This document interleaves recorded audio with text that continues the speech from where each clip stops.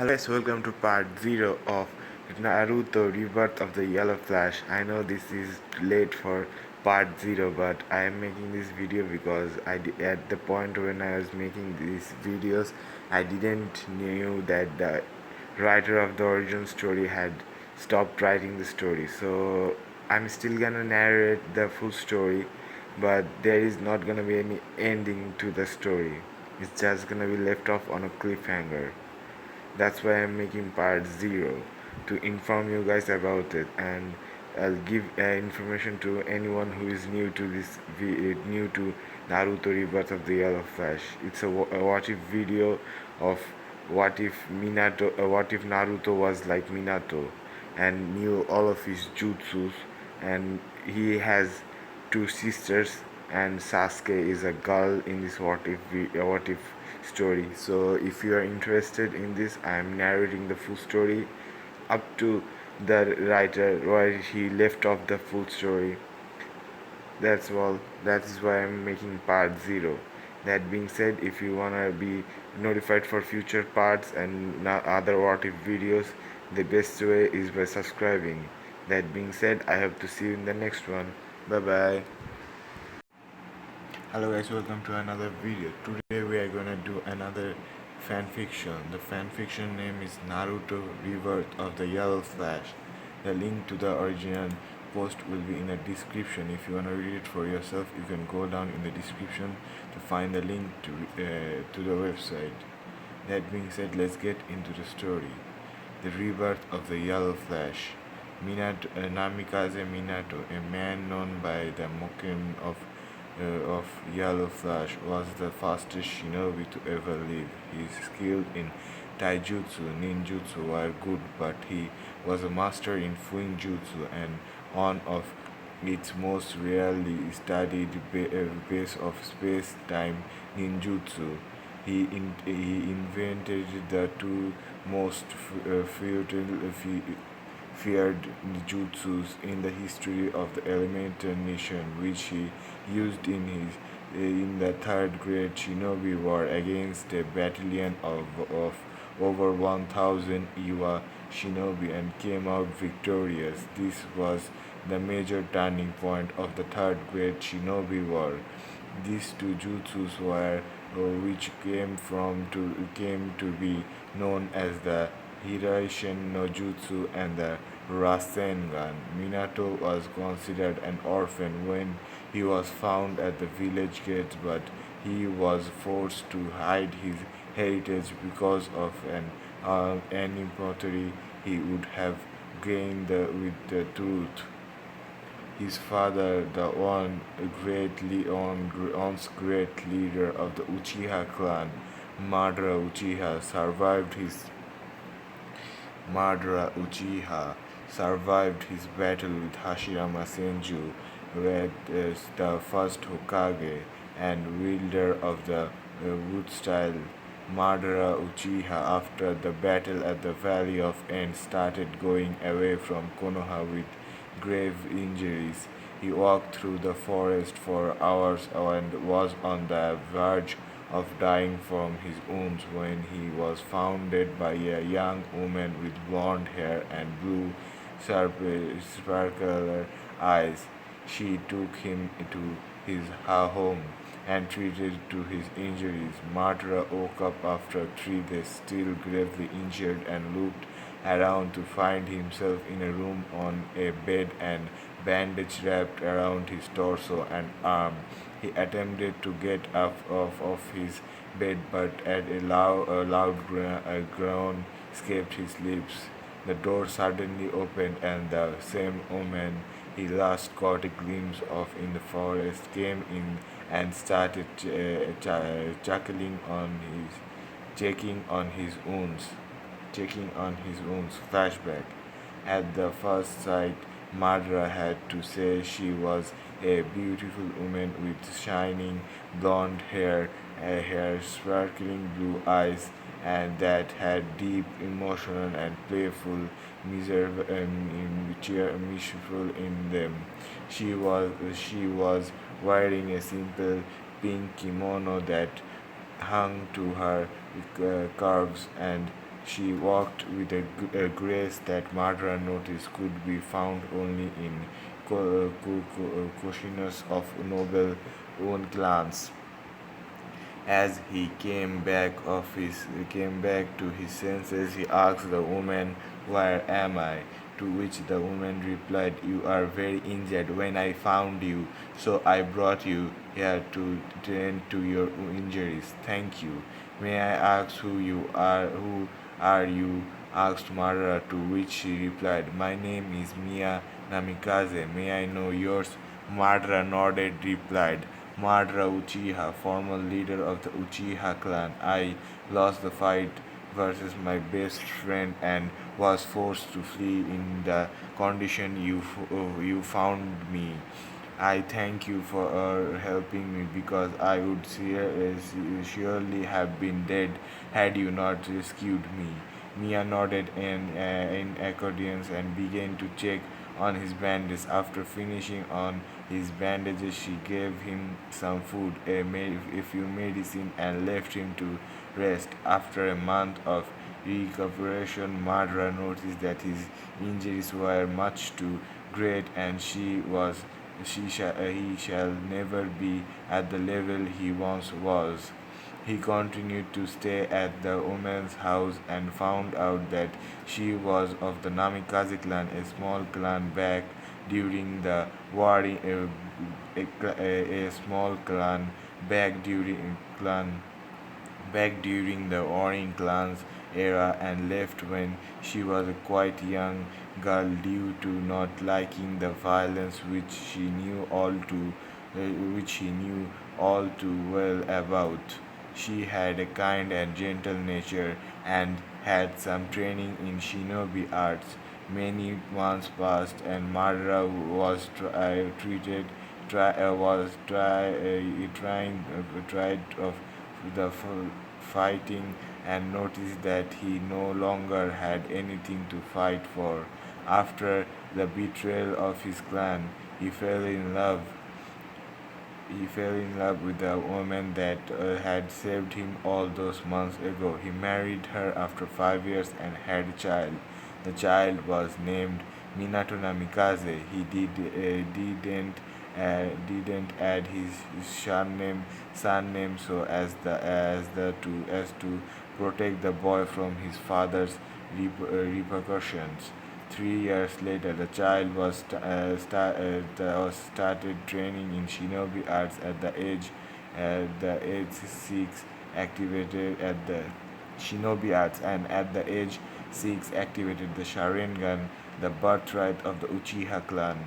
And somehow Kumonkoji caught whiff of the Madra's survival and his family. The Sandemon Raikage sent five Anbu five Anbu squads to kill the man and retrieve his son to obtain the Sharingan for Kumo. They ambushed the house while Madara was out and his wife died trying to protect her son, and Madara arrived at the home in her last moments and a battle ensued with an enraged Madara. He kicked the two Kuma shinobi out of the house and engaged them in battle. Though crippled, he was still a fearsome shinobi. The rest fled along Rang lightning attack while dodging. Madara started going through lightning fast handsil and yelled, "Fire style, great fireball jutsu." And arrows started of fire emerged from his mouth and suddenly exploded into a giant wall of inferno. Two squads were crushed immediately while the rest narrowly dodged. A shinobi suddenly came behind Madara and swiped his sword which grazed Madara. Madara narrowed his eye at the sword and noticed it was poisoned. He engaged him with a kunai, which was infused with the wind chakra and cut right through the Kumo shinobi's sword and ripped his arm off. The rest went through and sealed and yelled, lightning style, gale lightning. A lightning bolt launched out from the Kumo shinobi's hand and towards Madara, and with no way to dodge, Madara's Sharingan started spinning dangerously and began changing shape. Suddenly, intelligent skeleton bones started forming around Madara, and a purple being formed around him as Madara yelled, "Susano!" The attackers combined, and a huge burst was formed when the smoke cleared. Madara was on his knees, panting. The Susano is still standing strong. Madara realized that he wouldn't last long if the battle continued longer and needed to finish it in a single blow. He pushed more chakra into the Susano, and the Susano started forming four hands, a skull over all which an armor formed. The hands pulled out the sword over which Madara contracted his Sharingan, and the black flames of Amaterasu consumed them. He swiped the sword over the Kumo shinobi. Four shinobis were sliced in half while the rest were consumed by the flames. As the battle ended, Madara coughed up blood and started to walk towards his house. In the house, he saw that his wife was sitting against the wall in a pool of blood. He kneeled down beside her as tears escaped his eyes. His wife smiled softly at him and laid a hand on his cheek. He kissed her for her own last time as she told him to take care of their son and told him she loved him as the last breath escaped her lips and she closed her eyes. He screamed in agony and cried, asking the gods why. Why did he have to lose his brother for the clan only to be betrayed by his clan? And now the only girl he ever loved died. Why? He thought about fighting on and getting revenge, but immediately stopped at that chain of thought and decided to look for his son. Then he put his two fingers on the ground and extended his sensory abilities and found his son to be in a back house used for storage. He slid the door open and walked in and saw his son curled up in a ball sobbing. He walked toward him and embraced his son in a hug as he sobbed uncontrollably.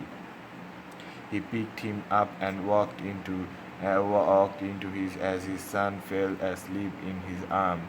He put him to bed and started writing a letter. The letter was addressed to his friend first, to his friend Tobirama Senju, and explained to him the whole situation. Madara knew that Tobirama was an intelligent and unbased individual and wouldn't hesitate to help his son. After half an hour, he finished it and rolled it up the scroll. Into another scroll, he started sealing some money, clothes, basic ninja tools such as kunai, shuriken, and ninja wire, and the various jutsu scrolls he possessed. As he finished, his son walked in, and Madara told him to get ready to leave. Both father and son started burying their wife/mother, started jumping through the trees towards Konohara no Sato.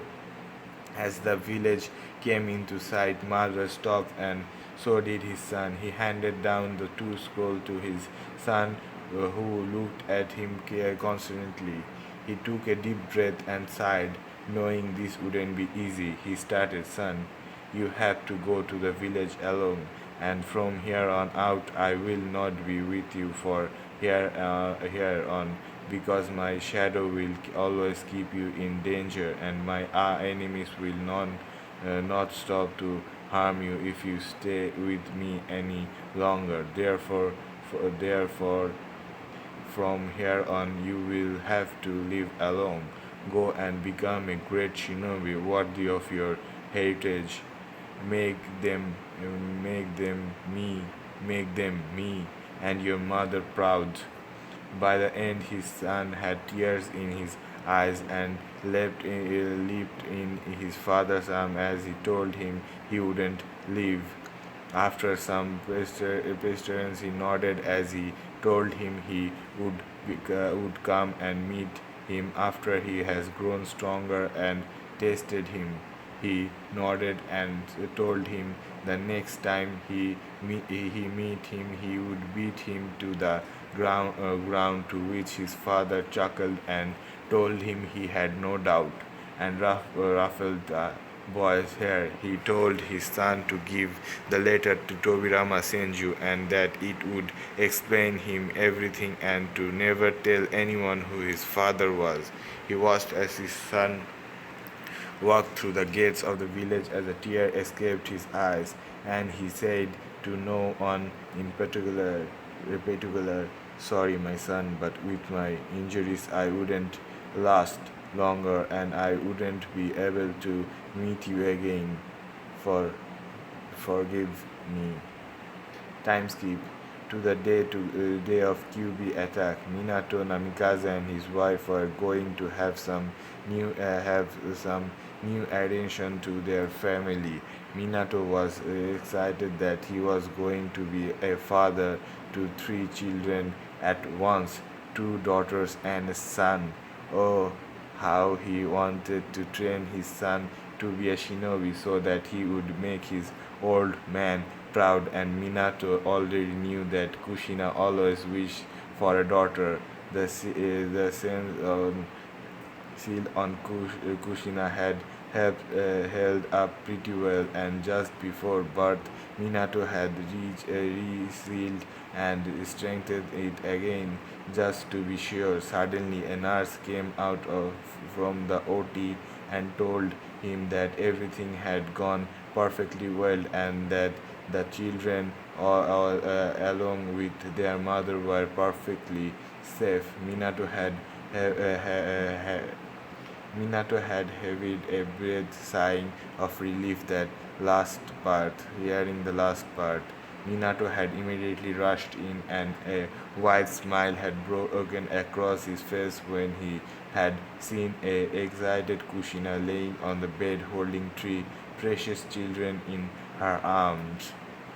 He had Ginji taken in the two identical-looking daughters from her arms, and had observed that the girls had retained their mother retained retained their mother's red hair and violent eyes. Minato had handed them back to Kushina after a moment's deliberation, and he had went on to take his son into his arms, smiling year to year.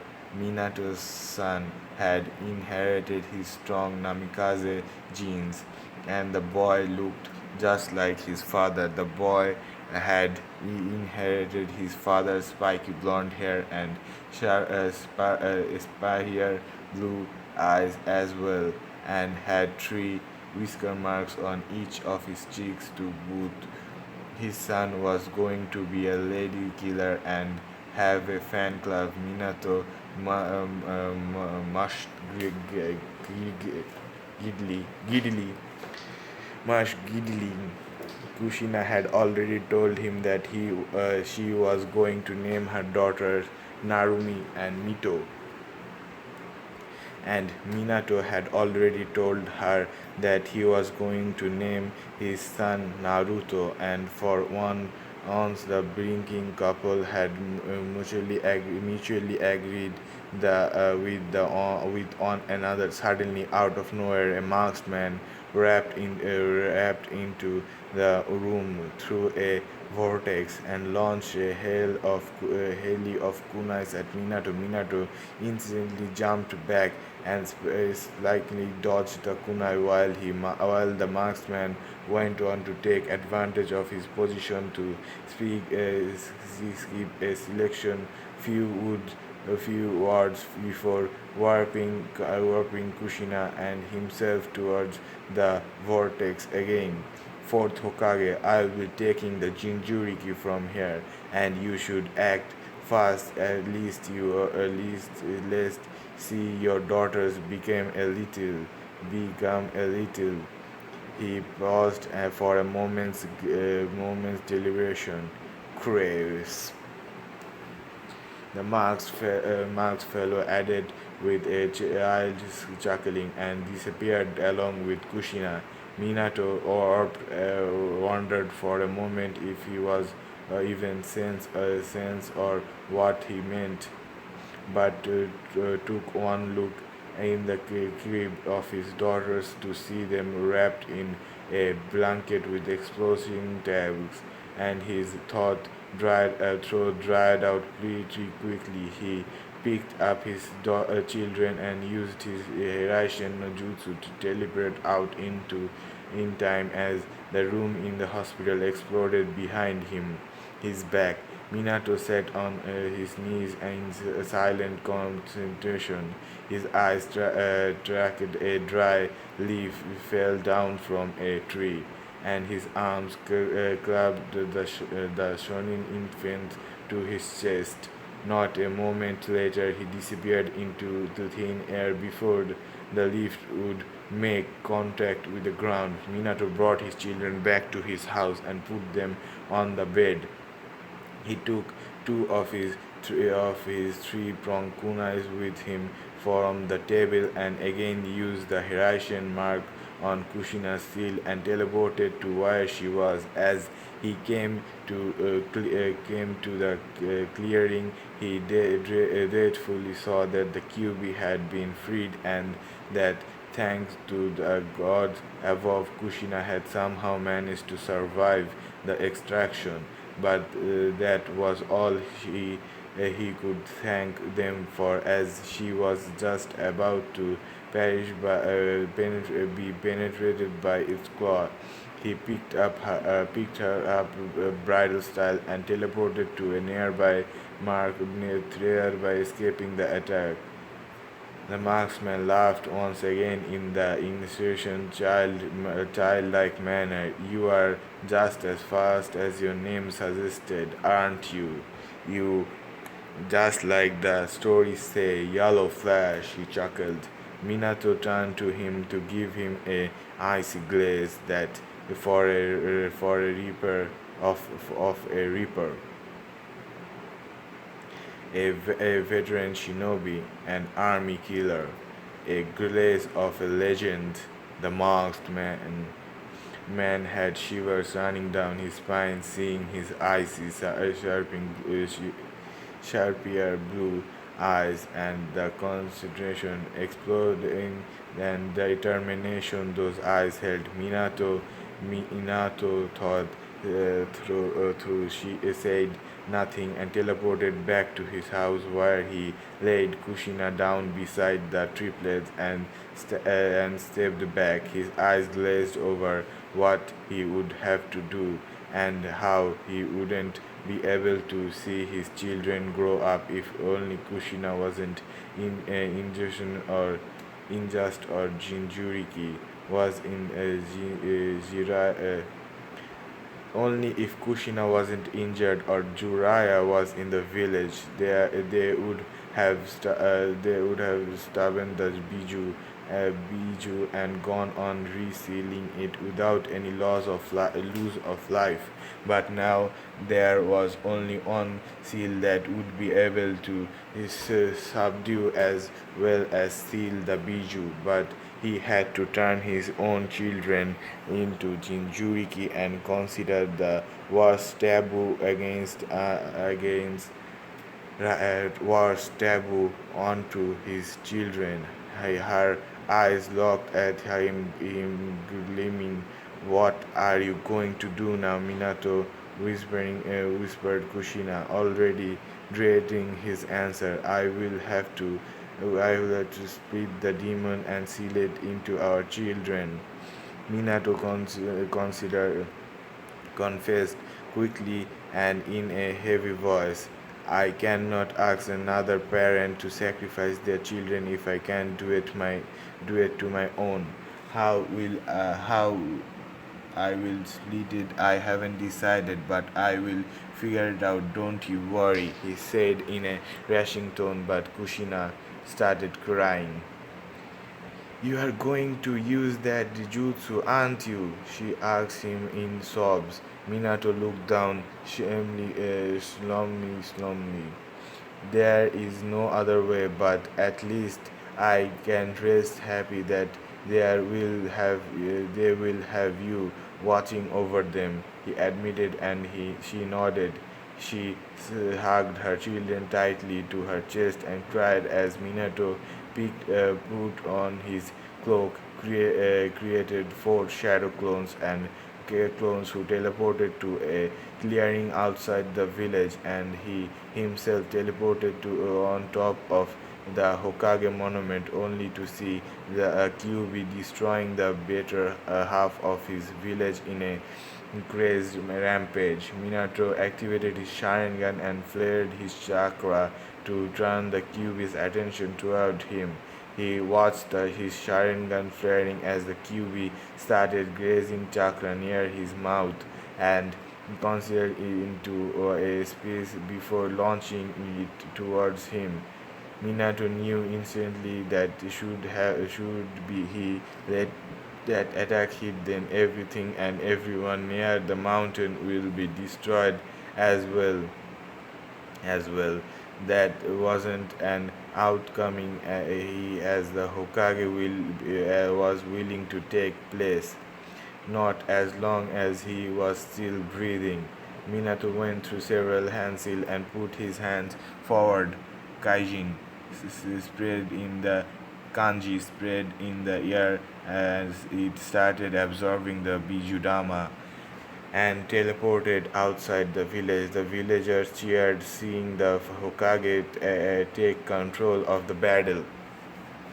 Though the hoods and the chairs, Minato felt his inside screaming danger as he felt a presence behind him. Switching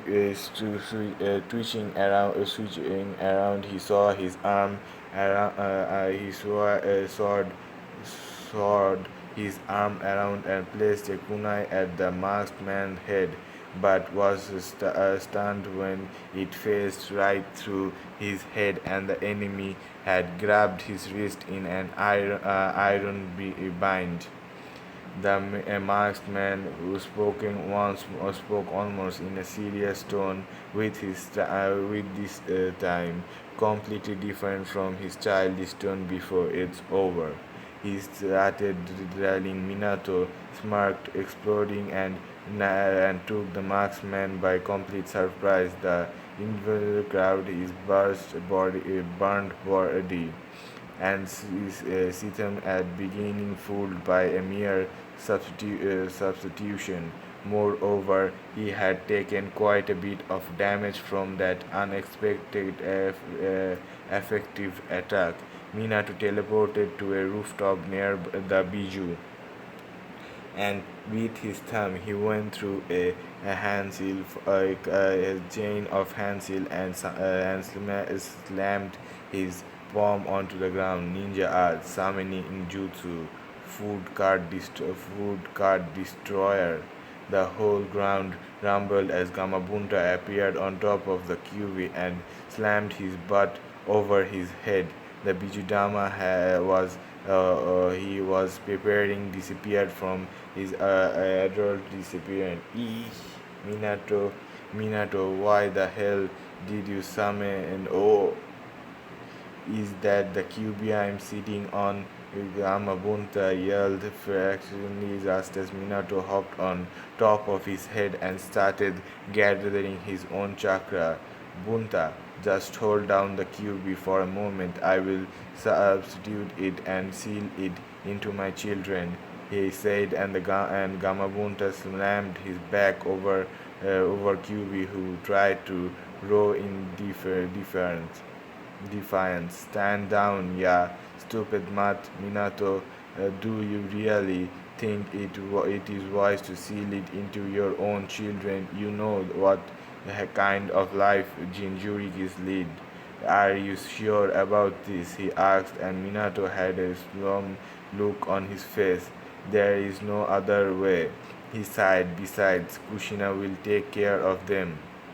The only regret I have is that I wouldn't be able to make my son into the shinobi I want him to be with my own hands, and watch my daughters grow up into the fine women I know they will be, he admitted, and Gamabonta nodded with a sad smile. Minato finished gathering his chakra and teleported them outside the village in the clearing where his clones had already set up a barrier. Minato, I wouldn't be able to hold it down for long. Summon Pa and Ma for help, yelled Gamabunta. Minato nodded nodded, bit his thumb and started going through Hansel before smashing his palm on the ground. Ninja arts, summoning jutsu, two small but very ancient looking toads surfaced in action. Minato-chan, what is going on here? Why is Gamabunta sitting on the QB? And why is it free? What happened to you? What have you called us for here? What have you called us here for? Asked Pa in a frenzy. Ma turned her glance to Minato as both came to an knot, feeling the dread coil in their heart upon understanding the situation. Pa, Ma, I am going to split the QB and seal it into my children. Minato confessed his worries, confirmed their worries. Please, I need your help.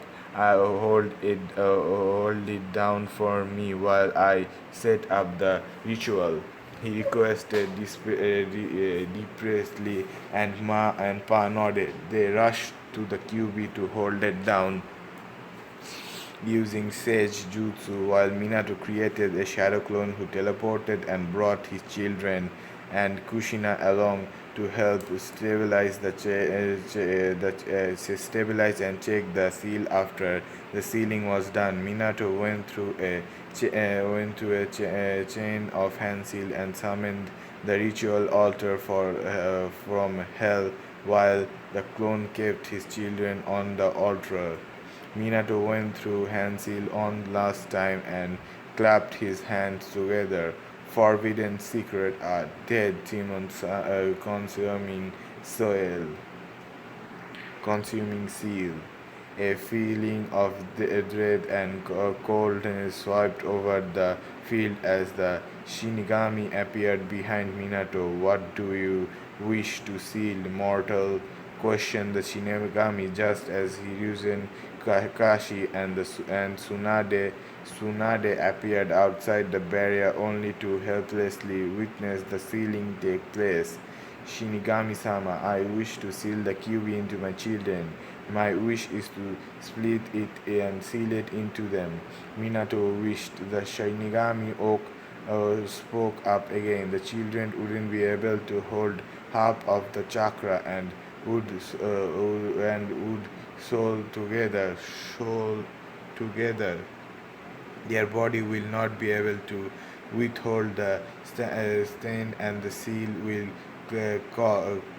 clash. I must split it in yang chakra and split them for its consideration and body consuming and body to seal it separately. Choose, mortal, which child will hold what. Shinigami started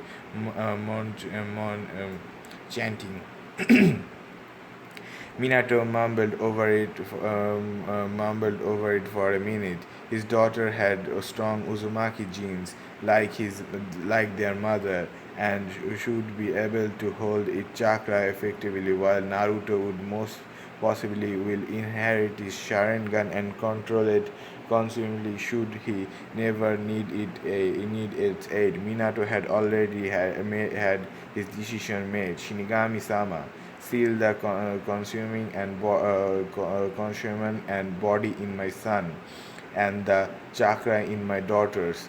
He confessed. The Shinigami said nothing, warping to plain his hand through Minato's chest and sealed the chakra after splitting them into his daughters while he sealed the consciousness and body into his son.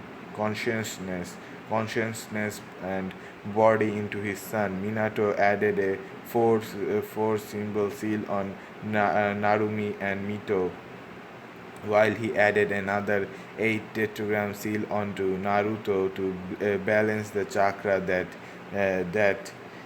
the Kyuubi might recover over the years and lack it into and leak it onto the boys, which coils slowly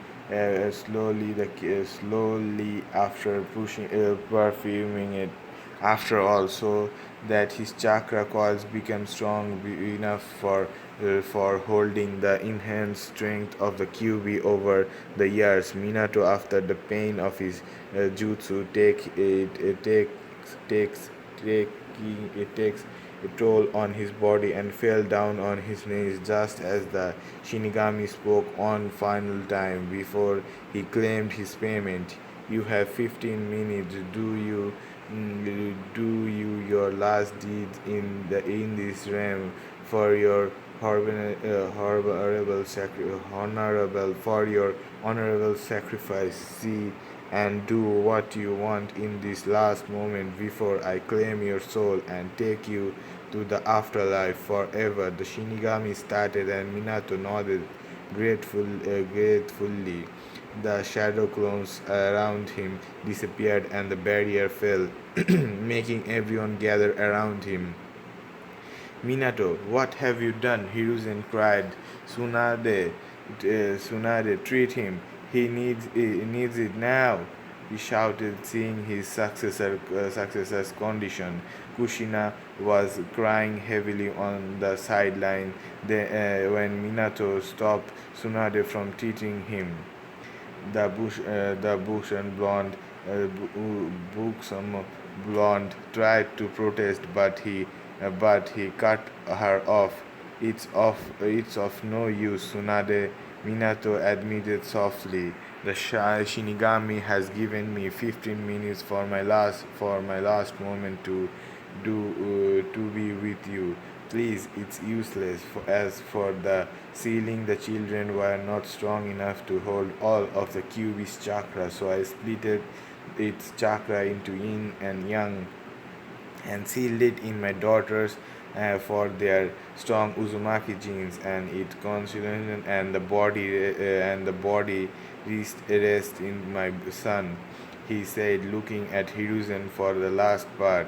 Everyone looked on in sadness at the sacrifice Minato had made for the village, all of them unable to do anything to help him. Kushina stopped crying for a moment and hugged him, sobbing thickly in his chest.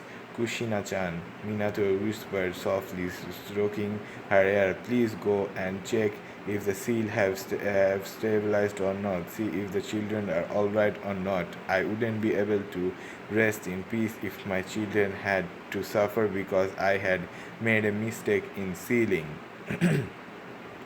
He said with a winch, and she got her humble with nod to the children at the altar.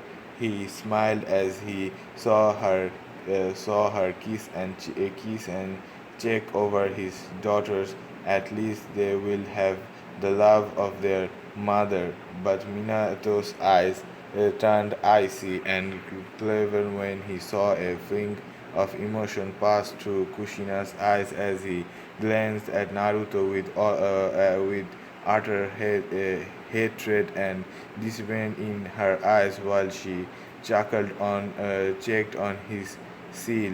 Suspicion and seniority started playing in Minato's mind, and seeing this, he decided to take confirmation just in case. And so Minato turned to Hiruzen with veteran shinobi eyes. Hiruzen instantly came near him, seeing that look, and listened to him carefully.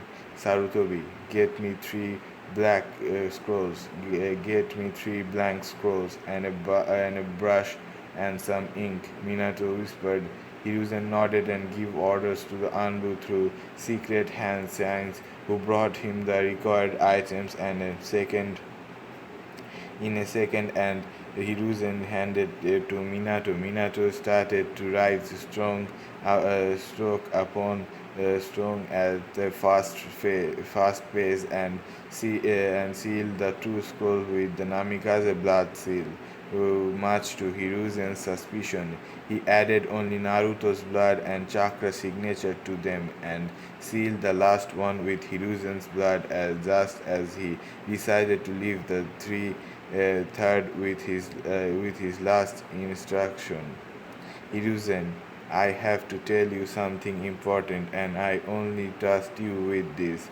Minato whispered, pressing the scroll on Sarutobi's chest. Hiruzen nodded wordlessly, hearing the gravity of his voice. The two scrolls with the Namikaze seals are my will and a letter to Naruto, both of which you shall give him at the time of his graduation. The entire Namikaze fortune shall be sealed until the time he graduated from the academy, as enough explanation and motion to claim them as his and his alone. I trust you judgment with its timing. The scroll with your blood seal is a letter that you must only open if Kushina ever decided to harm or abandon Naruto. Under no circumstance are you to let anything happen to him. Have him seen as the hero of the village he is. Naruto shall be named the Namikaze clan heir due to his strong Namikaze genes, while Narumi and Minato will inherit the Uzumaki fort. I trust you to take care of Naruto if my suspicion come true. Can't I, Sarutobi? Hiruzen clasped his snake's hand and nodded tearfully, and reverse summoned Ma and Pa at the time you reverse his heritage, reveal his and reverse summon Ma and Pa at the time you reveal his heritage. He must have the toad contract I have left them. There will be some instruction with them too. Minato coughed thickly, and while Hiruzen looked confused and stunned. But Minato, Kushina would never do such a thing. Why are you? He stopped pausing just as Minato asked him in a cold voice, do I have your word, Hiruzen Sarutobi? Minato asked coldly, and Hiruzen looked at him with determined eyes and nodded. Minato didn't want to believe it too, but he wasn't going to leave it in the fate of his child helpless if his fears did in fact come true. Yes, you have it. Naruto will be taken care of like a prince, and will get the positions you have left it your fear to in fact come true. I give you my word. Hiruzen promised. Minato smiled, nodding. He coughed up even more blood, and seeing the sand of his hand, he realized he didn't have much time left. Hiruzen, bring me my children. I want to see them. I want to hold them on last time. Minato whispered. Hiruzen went and brought him his children and Kushina along with him, as he handed him the children, while Minato looked at them lovingly. Live your lives as you want. Minato kissed their cheeks. You are all special. Don't let anyone let you tell otherwise. You must face some difficulties in your lives, but never fault. And now that I am always watching over you, and your daddy loves you loves you three with all his heart. Minato sniffs, handing them to Hiruzen, who took them carefully in his arm. Minato, you can hold them more, some more. Hiruzen tailed off as he saw Minato's eyes drop close and his hand dropped. A smile was painting on Minato's face, and some final tears rolled down his cheek. Kushina fainted from exhaustion and shocked while everyone dropped their head in respect at the man's sacrifice. As the strongest of all Hokages left this world. Don't worry, my friend, Hiruzen whispered. I will honor every wish of yours and look after Naruto as if he was my own child. He mumbled. Naruto cried and Hiruzen tried to calm him down with a rock of his arm. After a few moments, Naruto fell asleep as Hiruzen took the children to the hospital along with his mother. Time skip 2 hours. Konoha Hospital. Hiruzen was standing in the hospital room after Hiruzen was standing in the hospital room after having his wound treated and was waiting for Kushina to wake up while he was to take care of the children. In the meantime, he had postponed the council meeting for the time being. The council members had protested but had shut up and left smiling after he had told them that he would retake his position as Hokage. Well, everyone except Danzo, who was happy, but that had been pretty obvious. Hiruzen from the start. Tsunade had left the lift after Minato's death, saying she was going to live at Senju property in the fire capital along with Shizune as she couldn't live in the village after everyone she trusted had already died in this cursed village. She didn't want to see anyone dead, any more deaths. She had even left him the Shandami's first Hokage's necklace, saying it was cursed as Minato was the last person she had given it to, and he too had died.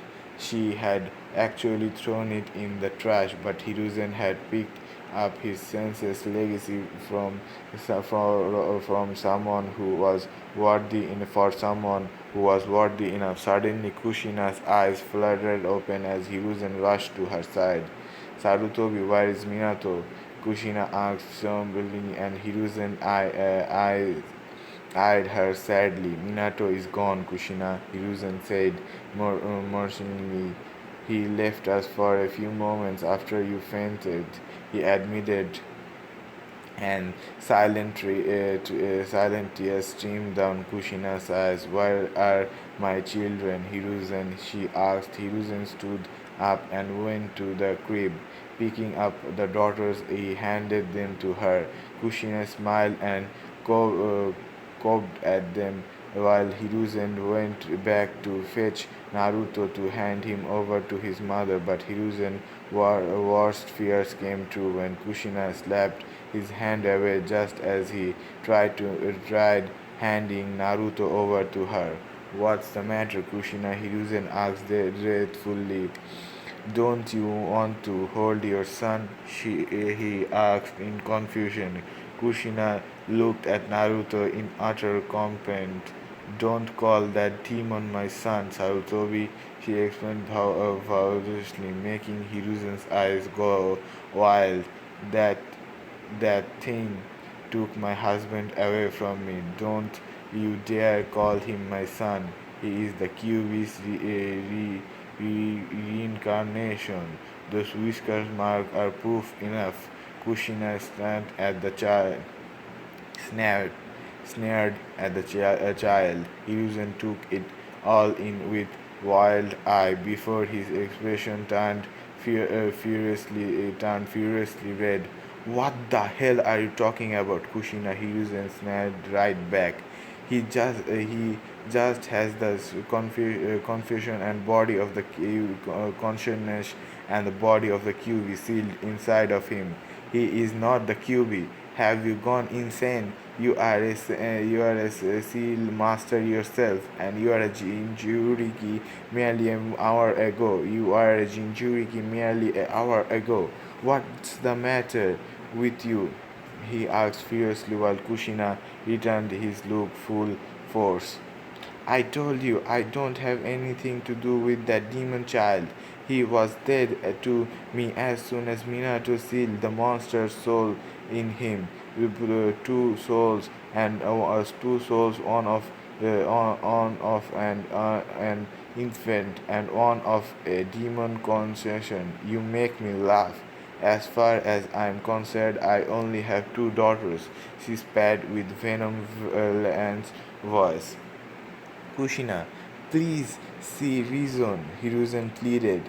You have been blinded by the loss and pain of Minato. Please see him. He is an innocent child indeed, in need of a mother, nothing more.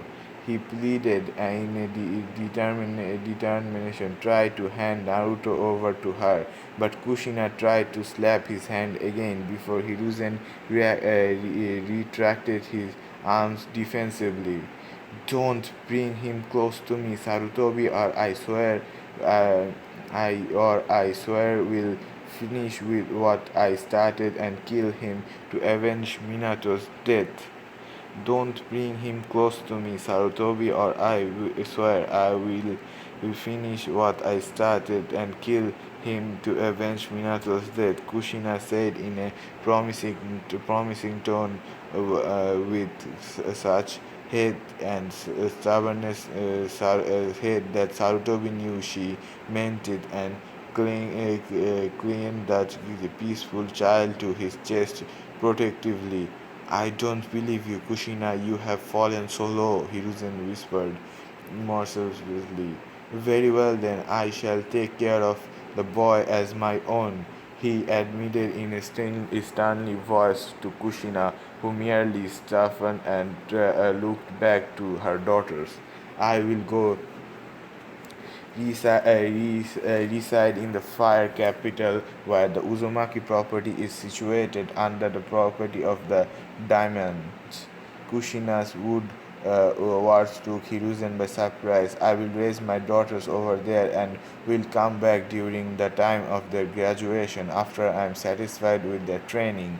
She promised, and Hiruzen nodded wordlessly. Minato, you truly were a genius in every sense of the word. I never believed Kushina would do such a thing for her own son until now, thing to her own son until now. But you saw right through her, even in the face of death, and took precautions. Don't worry, old friend. I will protect Naruto from every danger, whatever it be from outside the village or the inside. I will honor your every wish and give him his inheritance after he is ready and protect him until then. Hiruzen thought in his mind, I shall take some scroll and things from Namikaze compound too before I leave. Kushina broke his train of thought and know that I disown him from both and know that I disown him from both the Uzumaki and the Namikaze clans, she said as Hiruzen started his eyes and spoke in an even tone. I am sorry, Kushina, but Minato left significant information with me in case something like this happened after his death. He declared Naruto as his clan's heir in his dying moments and sealed off the Namikaze fortune until Naruto is and sealed off the Namikaze fortune until Naruto is ready to claim it. Until that time comes, no one shall touch a speck of grass on the Namikaze family fortune or their scrolls.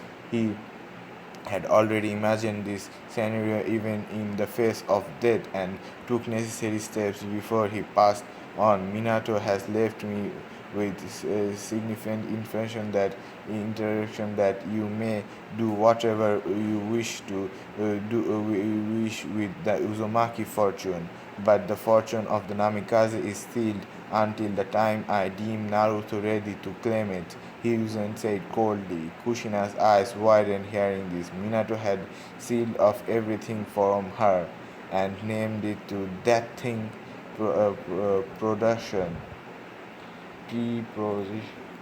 pre-possession. You can't do that to me, Kushina proceeded. I am his wife. The fortune is mine and our daughter's. Minato would never do such a thing to me. The Namikaze fortune belongs to me and my daughters alone, not to that thing. She spat in utter confusion. That thing, as you so call, is the last child to inherit the strong Namikaze traits, and Minato has named him as his heir in the last moment. You do what you want with the Uzumaki fortune, but you will have no say in the Namikaze clan affairs from now on. I am the legal guardian to him until Naruto claims it. I am the legal guardian to it until Naruto claims it. And now I will take my leave. I have a council meeting to attend to. You can leave the village anytime you wish. The sooner the better. Hiruzen said as left her in the room and stomped his way out. Hokage Tower, Council Cambion. Hiruzen walked into the sector, scrambling to see all the clan heads already sitting on the right side of the civilian council on the left. The eldest seat directly in front of his seat. He took his seat with a soft snoring Naruto sleeping peacefully in his arm. Two Anbu stood guard behind him. Hiruzen brushed his whisker marks just as Naruto snugged in his chest, making Hiruzen smile. Hiruzen brushed his whisker marks just as Naruto snuggled in his chest, making Hiruzen smile. Homura cleared his throat. Hiruzen, all of us would like to know what became of the QB. He asked the thought of everyone's mind, and everyone looked at him expectantly. The QB has been defeated and the threat has been passed. Minato used a forbidden jutsu to split and seal the QB. Hiruzen said as everyone sighed in relief, but Shukaku spoke up. Hokage-sama, Shukaku cut him off. You said he split and sealed the QB. What did he seal it into? He questioned. Everyone looked at Hiruzen while he cursed under his breath. Damn those Naras and their intelligence. I can't reveal Naruto's heritage to them. I can't reveal Naruto's heritage to them. He already have enough to deal with from external enemies after I reveal to them the truth of his burden. If his heritage is also known to, then we might have to deal with many assassins and kidnappers from the inside. Iowa and Kumo might even wish to abduct or eliminate the last true Namikaze heir. I will keep it to myself until I reveal it. Naruto, Hiruzen decided inwardly. I will just say Minato sealed it in his daughters and that Naruto is an orphan with no ties to his parents. So many people died tonight, so no one will ever suspect a thing. But I will have him seen as the hero hero he is. Minato, he thought with a smile. Well, Minato split the cube into three parts. He sealed the yin and yang part of its chakra into the newborn twin daughters Narumi and Mito, seeing that they had their mother's strong Uzumaki genes and had a good chance at controlling it, but he had to seal its body and soul into a separate entity, for which he chose young Naruto. His parents died tonight during the attack, and Minato made it his last wish for Naruto to be seen as a hero, and I have full faith in his abilities in his sealing, and so should you. He spoke pointedly, but that was all he said before all hell broke loose from the civilian part of the council. They started from the demon to be they shouted for the demon to be killed and their families to be avenged. The Hiruzen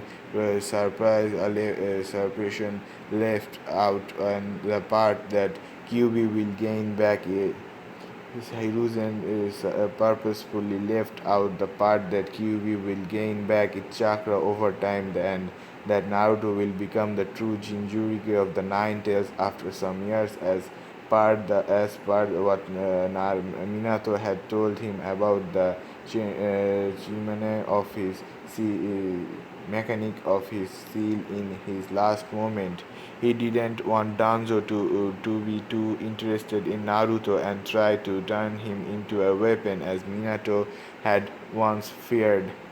Hiruzen wanted to keep his burden a secret, but he knew if it came out later, then it might even cause a civil war, as everyone would be after one Naruto's head. He suddenly let out his ki, and every last one of them shut up. Naruto whimpered in his sleep, making Hiruzen tone it down a bit. He rocked him left and right before Naruto fell in deep sleep slumber again. If you fools kill Naruto, then the Kyuubi will be free, and then what? It will regain his chakra in a few years and return to finish what it started. And this time we will not have Minato to stop it. Hiruzen snapped.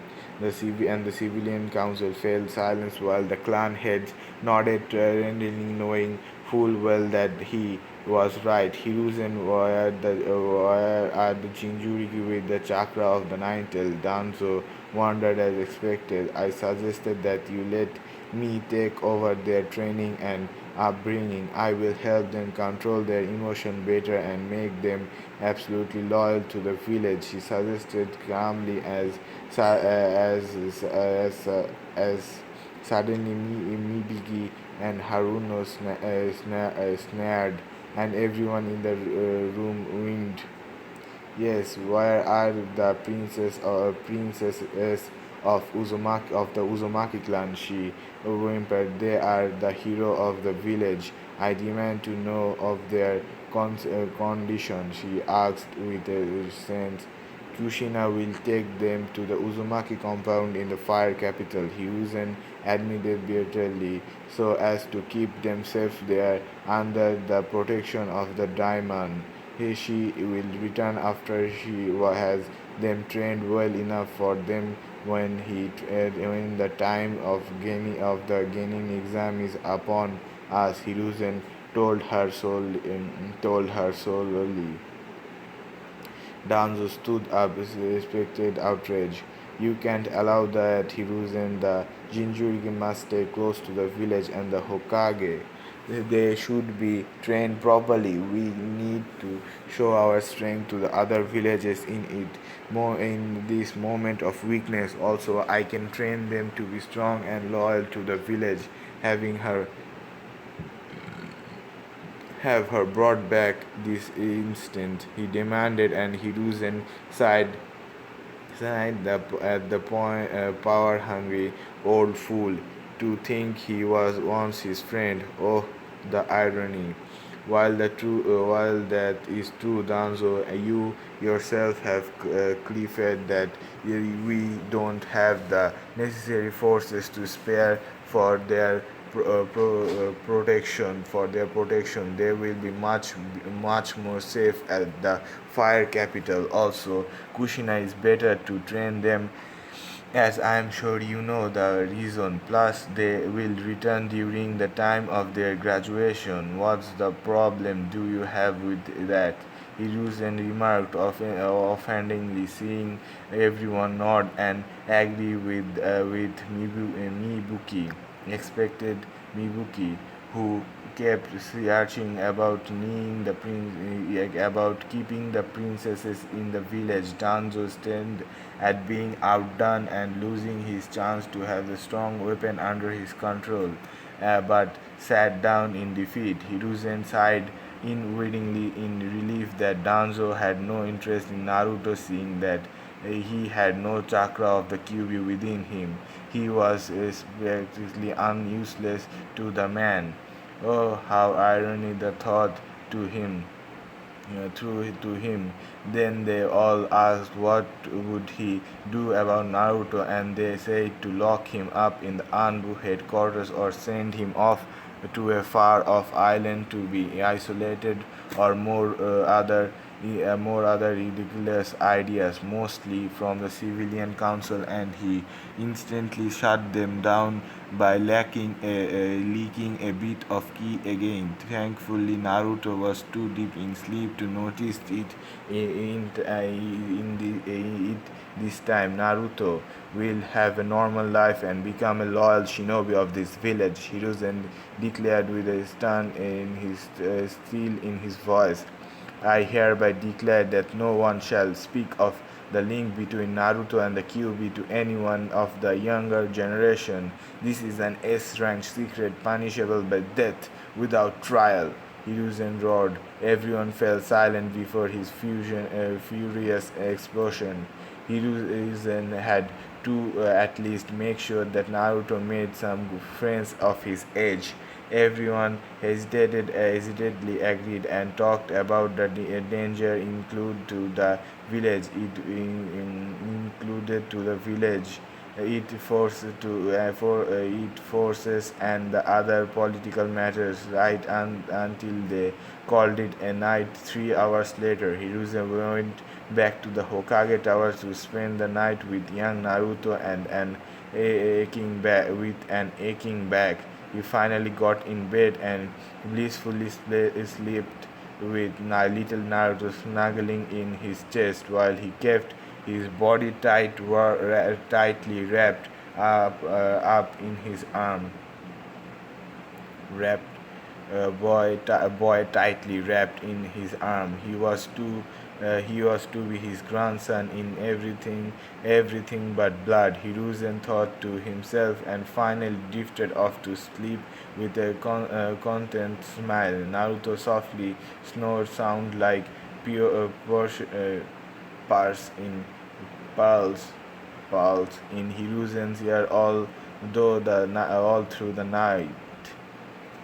That's all for the first chapter. I know the first chapter is very long, and the second chapter will be released tomorrow or the day after.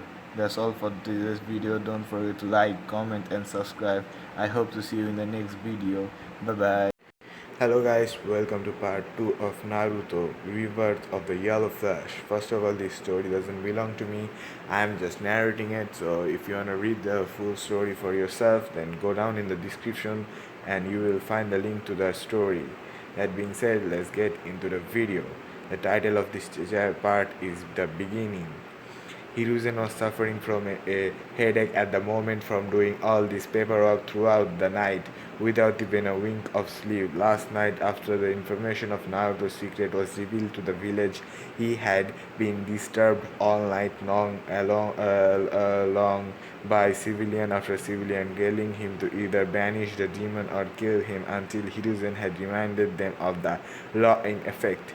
Every single one of them had planned and ran off when Sarutobi pulled out a glimmering kunai and threatened them to implement his law then and there. Today, Hiruzen was patiently awaiting the arrival of his student Jiraiya alongside Kakashi Hatake, who Hiruzen had called through his thought summoning to tell him of Naruto's condition and to see if any one of them would like to keep Naruto's custody. Speaking of Naruto, Hiruzen speaking of Naruto, Hiruzen had just had Anko take care of him and fed him. He was glad to see that the hyperactive Konoichi looked so good with children. Plus, she was the only one he would ever trust with Naruto's care. Anyways, she knew the burden of carrying a curse and respect the fourth Hokage above all else. As for now, Naruto was sleeping peacefully. The sight made Hiruzen smile, and he had told Anko that she could leave and go rest for a few hours until he had called for her aid again. Instead of being gloom, she seemed charmed at the chance of spending some more time cuddling baby Naruto. Seeing Naruto snooping away in those bosoms mountain of heaven, Hiruzen had been envious of the boy for reasons he would rather not admit. After she would have left, Hiruzen had opened up the letter that Minato left in his care to read if certain conditions were met, and sadly, with all of those conditions had been made just as Minato had once feared. Dear Hiruzen, if you are reading this letter, then I am afraid my fears have come true, as I have already told you of the two skulls that I left for Naruto. This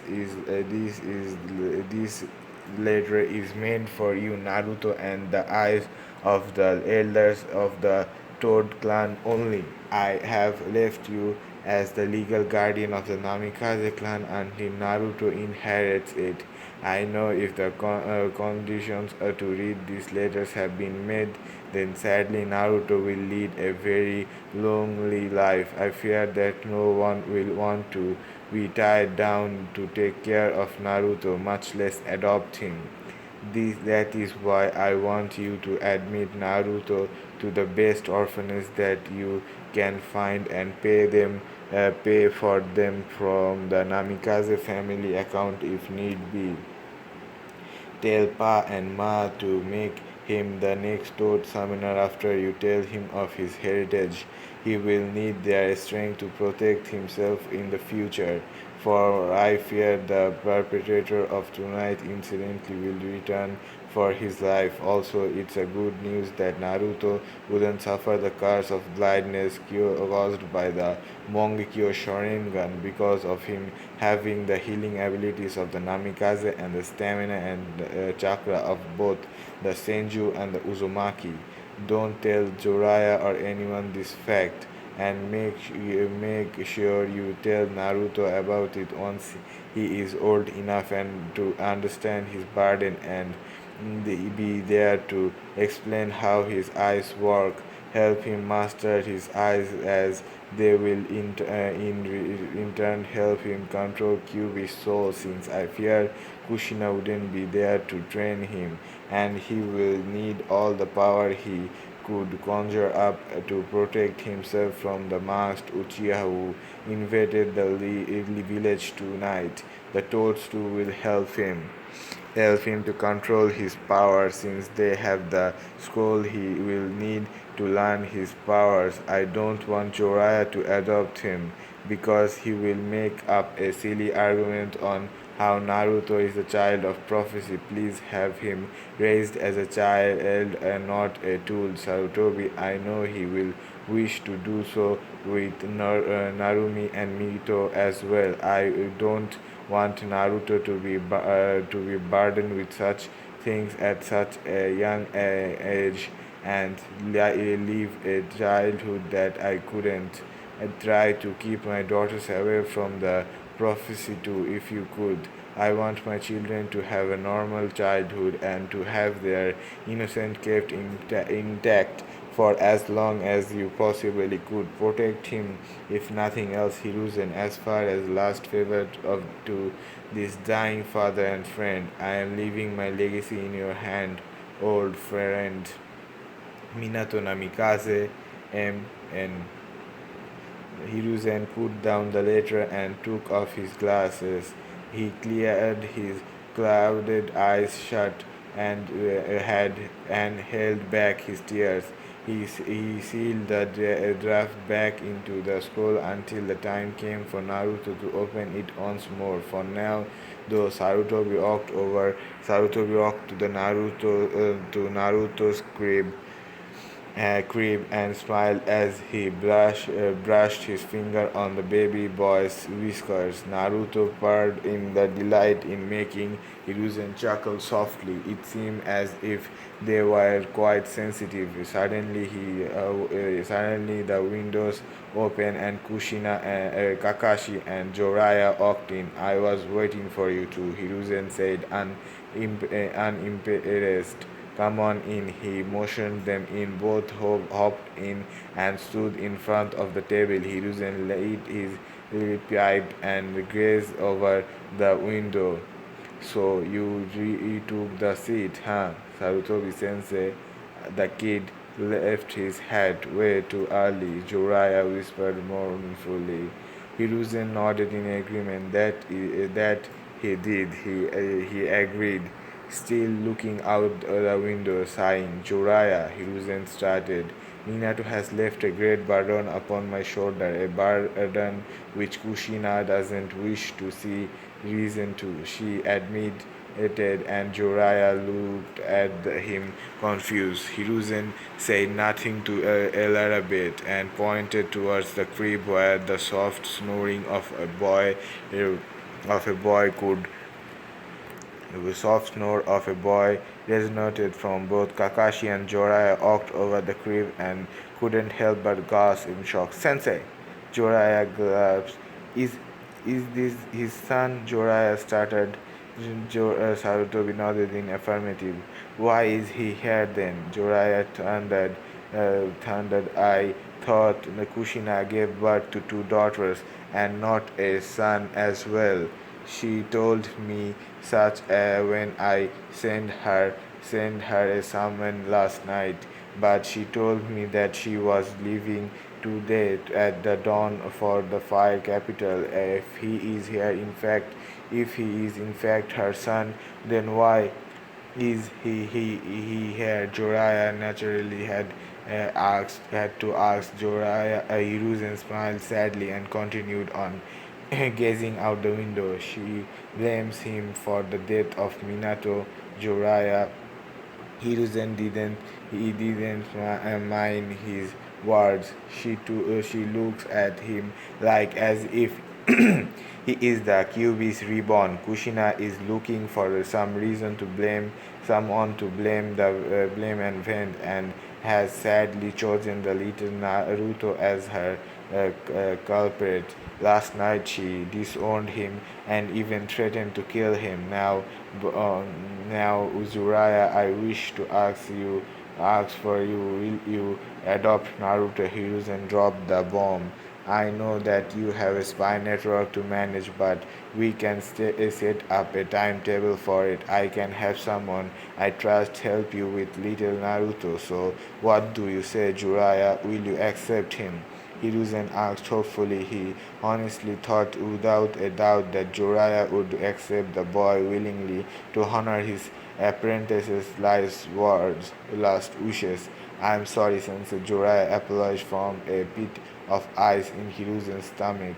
The village needs my spy network more than ever now, and I am not extremely father material. You know, I like to travel to research and write my books. Plus, the great Toad says has given a new prophecy. Pa and Ma told me that just last night. It says the powerful sprouting born from two strong leaves shall lead the world to peace, and its enemies shall fear the look of his red eyes as he gazed upon them to protect what he is precious to him. And I know for a fact that it has to be either Narumi or Mito. They fit the description perfectly, and they will even have the red eyes once they channel the fox's chakra, just like Kushina did. I will have to put all my time into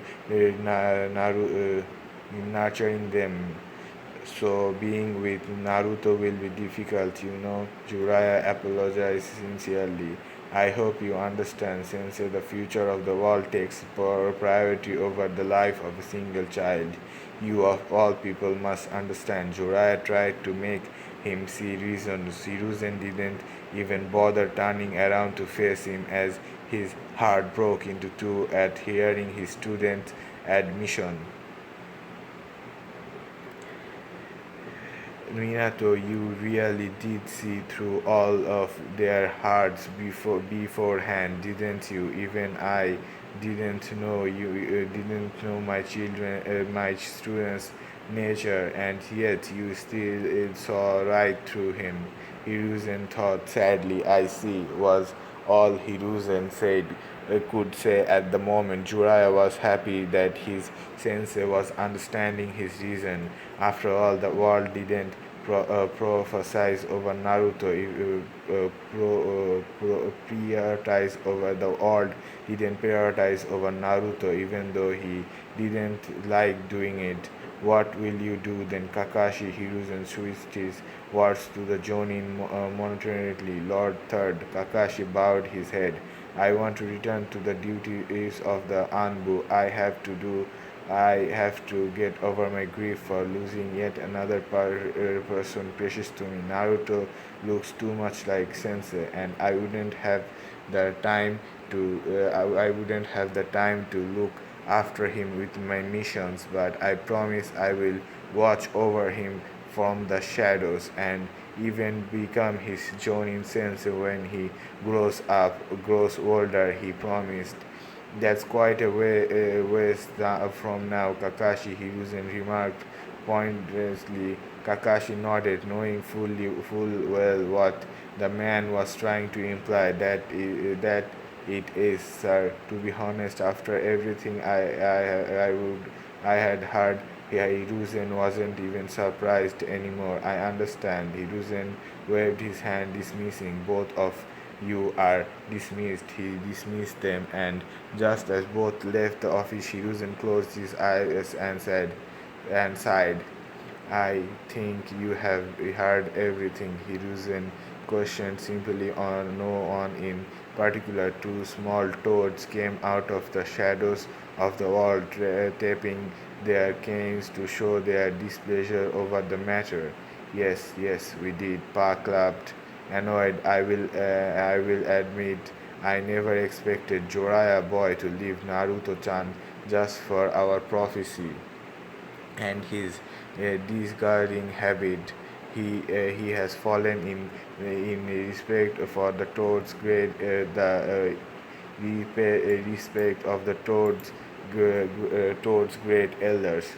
We came up to check on young Naruto-chan, but I never imagined that Kakashi would forsake her own but I never imagined that Kushina-chan would ever forsake her own children, even if it is grief that that has it is griefful that has clouded her eyes. Ma admitted somberly.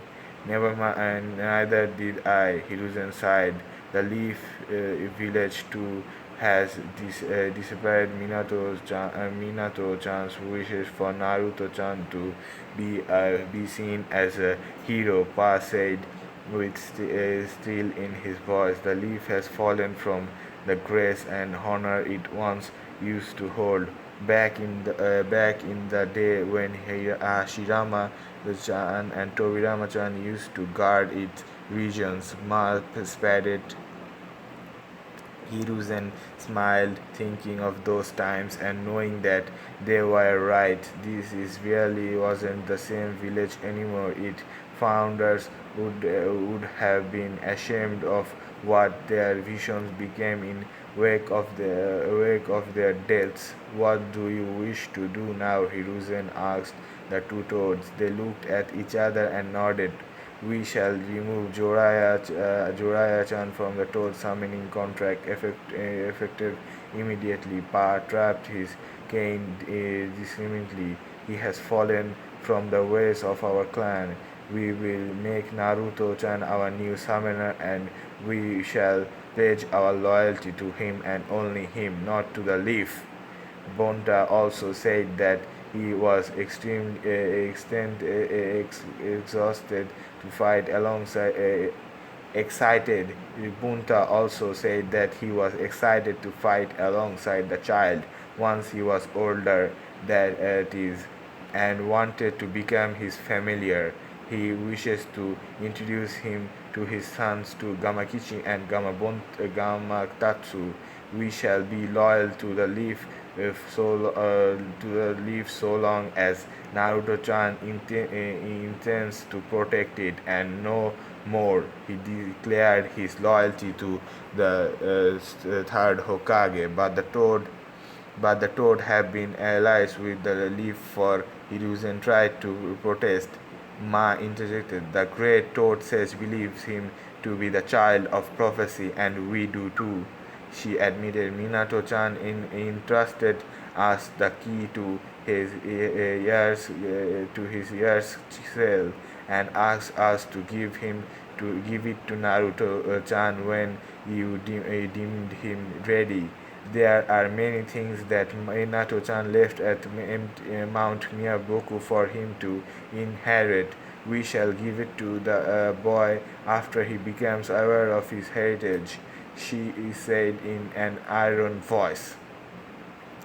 Pa and Hiruzen nodded in agreement to her words, but Hiruzen couldn't help but worry a little. The leaf had taken yet another lesson. The leaf had taken yet another loss, several loss in power by almost losing the only powerful battle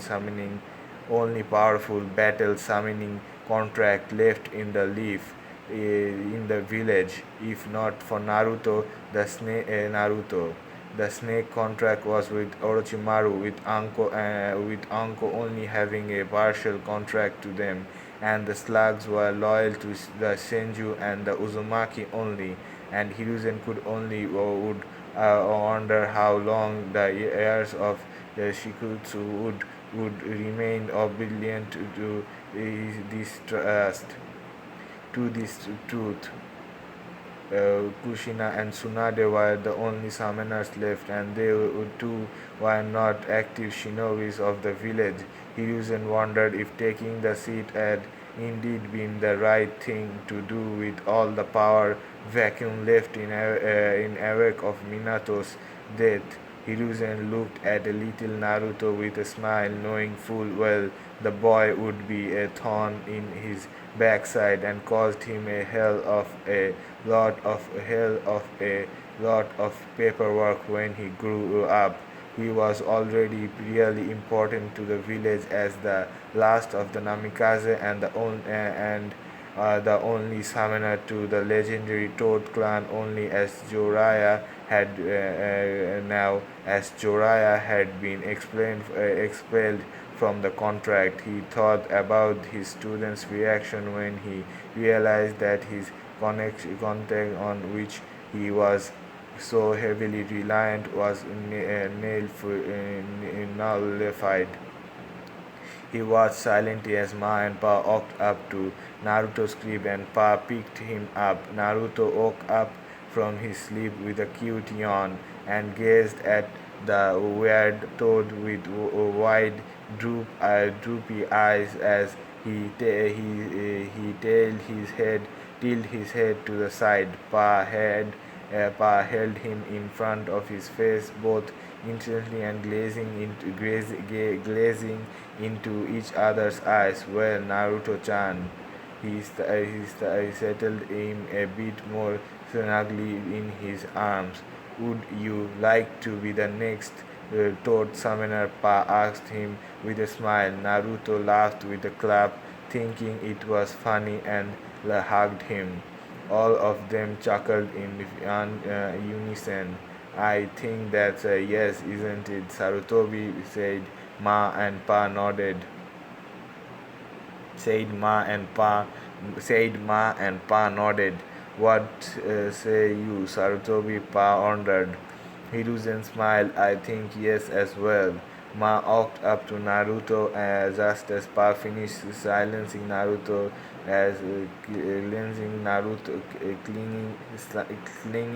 Naruto's little thumb a little, forcing it to bleed, and started writing his name, Naruto Namikaze, on the summoning scroll. He slapped a handprint over his scroll and roughly slammed the print on the paper to make sure it was done right. Naruto sniffed a little from getting his thumb cut, and as if on Queen Ma blasted Pa on his high head while he yelled, "Oi!" Impatiently. "You idiot!" she thundered. "You cut too deep. Look, you made him cry," she roared when Naruto sniffed again, and Ma chuckled, plucked him up from the ground and rocked and called him. "Oh, Naruto-chan is a brave boy, isn't he? Isn't he?" She scolded the boy. The boy giggled emotionally, forgetting his pain while his thumb healed almost instantly. Hiruzen was wide-eyed at the speed with which it healed, as was Pa. It seemed that the QB gave him a healing factor. Pa had come to the same conclusion as Hiruzen had, and was equally shocked as well. He wished to ask what will become of little Naruto and who will look after him from here on out. However, what are you going to do about young Naruto's nurturing? Sarutobi Pa wondered. Where will he live? Hiruzen sighed and plumped down on his chair, feeling well beyond his years. I want to keep him with my eyes, yes, but I have way too many duties now. Seeing their disapproval look, and even if I did want to keep him, the council would raise hell over it. They decided last night that none of the clans would adopt him in fear of them raising the QB to gain power, and none of the civilians will adopt him for obvious reasons, so that leaves only the orphanage. Hiruzen added, to save his face. What of his accommodations? Ma asked. I will try and find him the best orphanage there is, and even pay them some extra money to keep him safe and well treated. I will have Kakashi and my other Anbu check up on him from time to time. I made a law for our people not to tell the young generation of his burden, so that he may be able to make friends. I will visit him as often as I could, but it will be difficult to take out any more time after he is 6. After he is 6, I will have him entered into the academy, after which he will graduate at the recommended age of 12. That is what I have planned for him. His father made sure he would have the money to live well. His father made sure he would have the money to live well, and I will give it to him monthly as a speed until he claims his fortune, in order to keep his identity under tight trap. Hiruzen explained, and Ma and Pa nodded satisfied. We too will check up on him regularly, they told Sarutobi, but we shall not reveal ourselves to him until the time is optimal. I wish you luck, Sarutobi, and we trust that you will take care of our summoner. They asked him, and Hiruzen smiled. I will do what I can, Hiruzen promised. Pa nodded and tapped his cane as both he and Ma left in a puff of smoke. Hiruzen began checking through the files and various records of the orphanage in the village to try to find one with the best comforts for him to offer. But that issue was only secondary for now.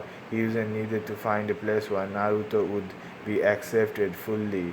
He began going through files after files, rummaging through them, and eventually finding none that would fit his requirement completely. Sarutobi groaned. This was going to be a long day. Time skip 4 years. It was the 10th of October, the day the QB festival, and the whole village was filled with decoration, and the moral was running his Memorial was running him. Is in the street. A small blond-haired boy with light blue eyes and whisker marks on his face was walking through in the slide the festival had to offer. The boy is our hero, Naruto. Naruto was running out the streets in joys. He came up to several stalls, played games, and ate several delicious things.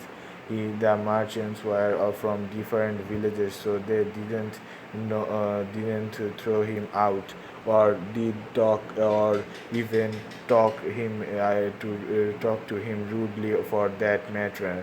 Many of the villagers were glaring loudly at him, but the boy was too happy to notice. He was walking through the crowd when he was suddenly pushed into an alley, and Naruto looked up to see three men with straight white eyes looking at him, probably blind, while Naruto got up and dusted himself off.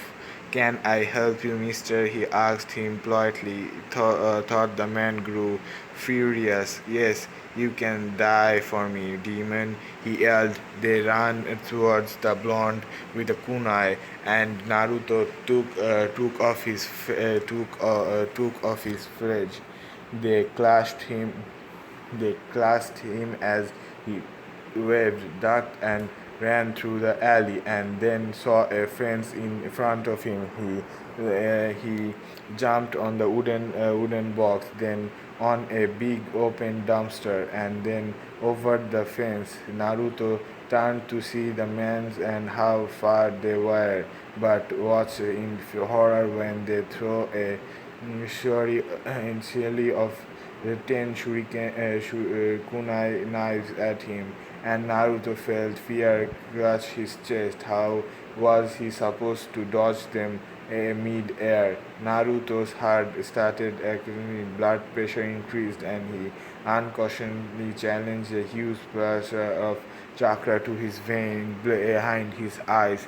As soon as his eyes were flooded with enough chakra, the world around him grew sharper. He could even make out where the wings of insects flying in the air, and saw that the kunai knives that were too fast for him to grasp now appeared to be about to be moving towards him in slow motion. Confused, Naruto grabbed onto one of them mid-air and started deflecting the rest of them. He managed to deflect 7 of them, but wasn't able to finish the last one, even though he could agree anger that they were a lot slower than he was. One of them, which lorded itself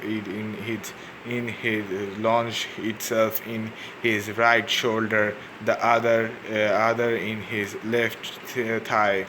Naruto howled in pain and fell down the cloud back into the corner of the dead end and the alley and brought his knees to his chest defensively.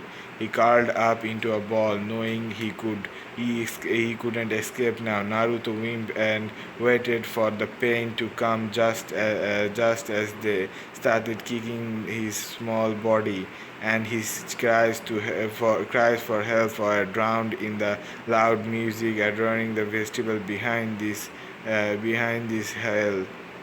Did you see his eyes on of them? Explained as he launched another kick. Yes, seems as if he has the Sharingan. Is he an Uchiha? The other one asked. No one has activated the Sharingan at so young an age. The demon must have stolen them from a corpse. Sever him right. Serves him right that we are here to witness its true color. The third on devised, and they started kicking him even more vigorously. Naruto couldn't do anything but take it all. It hurt so much, but why were they hitting him? He wasn't a demon. Was he? His mind closed in on itself as he numbed out of the pain and fell unconscious, but they continued beating him, not badly by his poor state in the slightest. Bothered by his poor state in the slightest, they wanted to kill him slowly and worriedly became the sight his line and will become the silent heroes of the village that avenged their savior on the night of his noble sacrifice. Avenged their savior on the night of his noble sacrifice.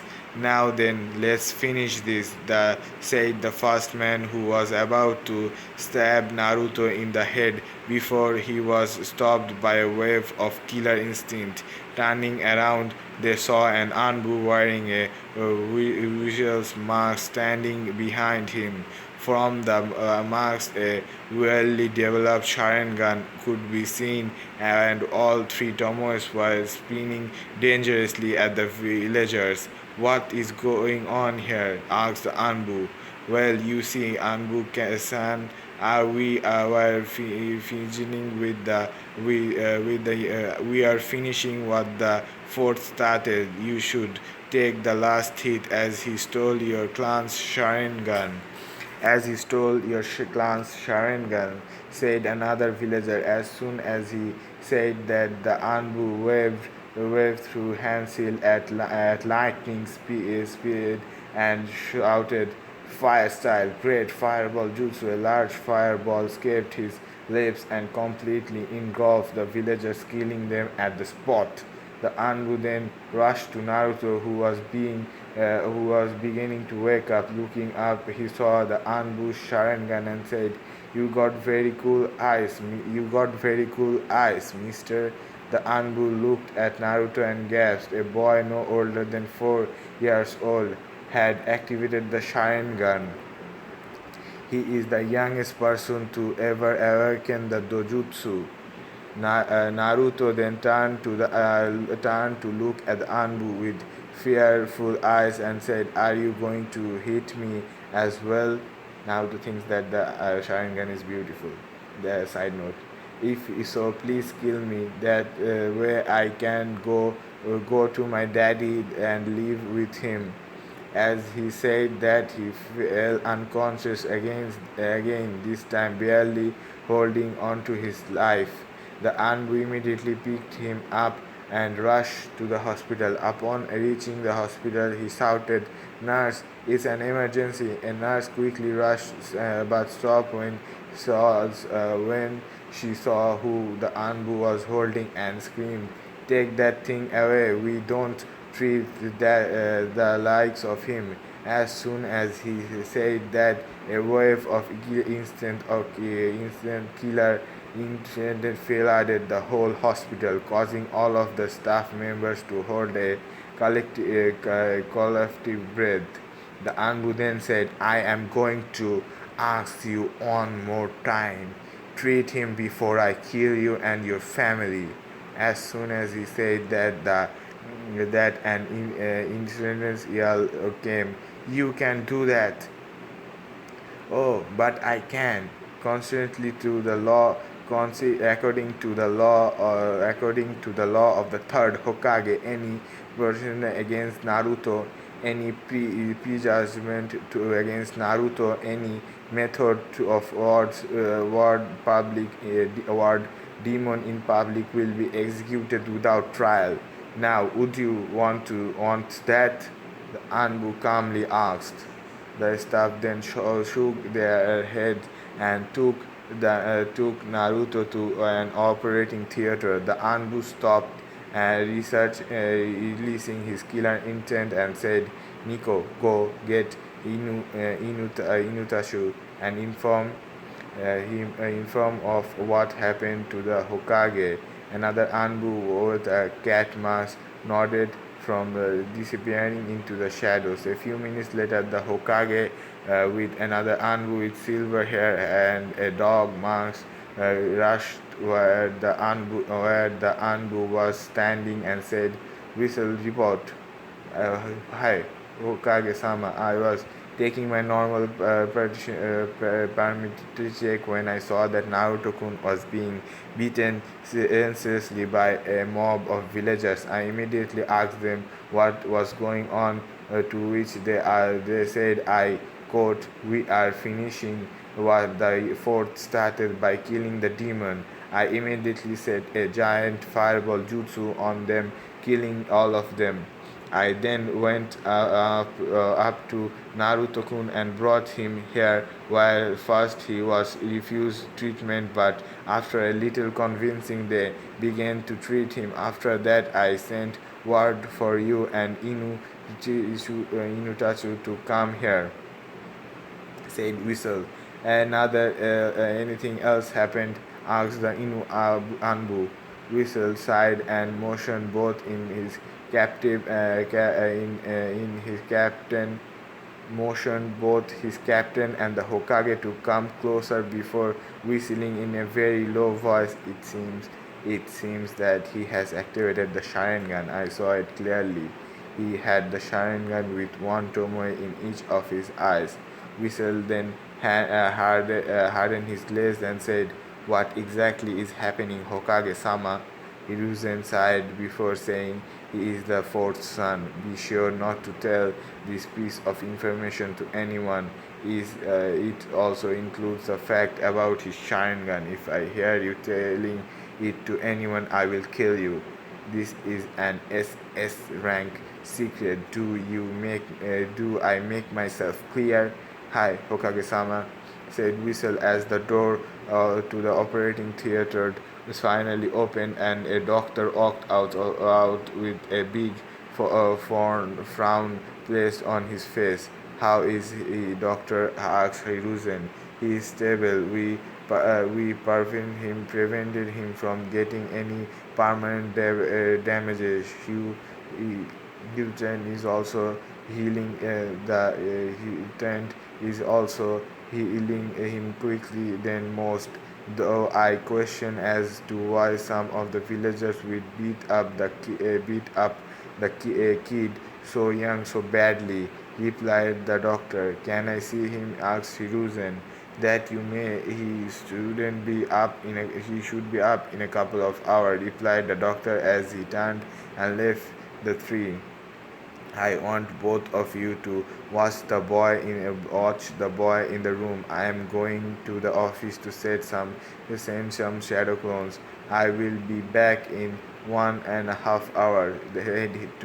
Said Hiruzen to the both of the Anbu, who wordlessly nodded and disappeared into the shadows. 2 hours later, hospital room. Naruto's eyes fluttered open and he sat up and yawned before looking to the side and spotting on Hiruzen Sarutobi looking at him with worries and sadness. How are you feeling, my boy? Does it hurt anywhere? Asked Hiruzen as he moved and sat beside Naruto. I am feeling fine, old man. Just a bit sore. By the way, can you tell me why do the villagers hate me so much? Asked Naruto. I don't know, Naruto said Hughes, and it hurt him a lot to see the blonde ball of sunshine so quiet. It seemed as if a part of his innocence had left him completely. Old man, am I a demon or a monster? Asked Naruto in voice barely above whisper. Naruto looked at him. Naruto, look at me. You are in no way a monster. You understand me? I am the Hokage, the most knowledgeable person in the village. If I say you are not a monster, then you are not a monster, said Hiruzen, to which Naruto smiled a genuine smile and said, thank you, old man. Could you please ask Mr. Anbu to come out when I want come out? I want to thank him for rescuing me, said Naruto as he looked down shyly. Naruto, how do you know he is here? Asked Sarutobi with a shocked expression. I don't really know. I just felt him here, and I recognized his presence from back when he saved me, said Naruto with a shrug. Unbelievable. He's a natural born sensor. He really is your son, Minato, thought Sarutobi. You can come out, whistle, said Hyuzen, and Max Anbu came out and said, hello, Naruto-kun, thank you for helping me, Anbu. Son, you are the best after Gigi, said Naruto. The whistle Anbu only nodded his head before disappearing in a puff of smoke. Old man, during that beating for a few moments, I noticed things slowing down, like I could see their movement as if it was moving in slow motion. Asked Naruto with cute light on his head or to lift. You called cute, asked Naruto with cute tilt of his head to the left. Hiruzen couldn't help but smile. It seemed that the boy had not lost all of his innocence. Then he said that my boy was your Kikegenkai. That my boy was your Kekigenkai that you inherited from your dad and awakened it with another title for his head. Naruto said, what is a Kekkei Genkai, old man? Chuckling, Hiruzen said, it's what is Kikia Genkai, old man? Chuckling, Hiruzen said, it's Kekkei Genkai, Naruto. They are basically ability that a person inherits from his parents. You got yourself from your father. Immediately as he said that, inwardly cursed, he said he had he dug him into a difficult position. Old man, you knew my father. Can you tell me who he was? Did he love me? Naruto asked in a choral fashion. Hiruzen could hear the discretion in Naruto's voice. The people had treated the boy so badly that he thought no one loved him. Yes, Naruto, I knew who your father was. He was one of the Leaf's greatest hero ever. I can tell you about him right now, as he had countless enemies who will leave it at nothing to harm you. And yes, Naruto, he loved you dearly. I hadn't seen any father to be so excellent about exact. I hadn't seen any father to be so exact about raising his son. You should have seen him, said Hiruzen with a smile, hoping that Naruto wouldn't push farther. All right, old man, but you will tell me everything, wouldn't you? Asked Naruto. Of course I will, Naruto said. Don't you want to be a ninja? That way you will be following the footsteps of your father and the fourth, said Hiruzen. Yes, I want to be a ninja. I will surpass the fourth and make my father proud of me. Then I will take your hat and become the strongest of all Hokages, said Naruto with a foxy grin. I am sure you will, Naruto. Now get some rest. I will take you back to the orphanage tomorrow, said Hiruzen. Immediately he saw Naruto's smile turn into a frown, and once again he had a feeling of dread built up in his stomach. But Gigi, the orphanage kicked me out a week ago. They said that now that I am old enough, I can live alone, said Naruto. Hiruzen sighed tiredly at that and said, "It's okay, Naruto. You should get to bed. We will figure something out about your accommodation and training tomorrow. Good night," he said as Naruto smiled and nodded before rolling over and sleeping. Once outside the room, Hiruzen said, "Inu, go visit the orphanage and get all the worried wardens. Inu, go visit the orphanage, get all the wardens to Ibiki and have him question them. If anyone is even remotely involved in hunting Naruto, execute them without trial." "Hi, hi, Hokage-sama," said Inu as he disappeared in a puff of smoke. "I am getting old for this shit," said Hiruzen as he sighed and made way to his house. Wow, that was a really sad chapter. I almost cried in a few times. But that's all for this video. Don't forget to like, comment, and subscribe. If you wanna be notified for the next part, then the best way is by subscribing and turning on notifications. Then you will be the first to be notified when I release the next part. Bye bye. Hello guys, welcome to part 3 of Naruto Rebirth of the Yellow Flash. First of all, this story doesn't belong to me. I'm just narrating it. If you want to read the original story for yourself, the link to the original story will be in the description, so you can feel free to go and read the story after watching the video. That being said, let's get into the video. What it means to be a ninja. The next day, after being discharged from the hospital, Naruto made his way to the Hokage office. On the way, he felt people glaring at him and once again wondered what did he do to deserve this treatment. Was he really a monster? Quickly shaking his head, he remembered what his old man said and was sure that he wasn't a demon. Reaching the Hokage building, he entered and made his way towards the Hokage office. On his way, he stopped to greet the Hokage's secretary, who he saw as an older sister figure.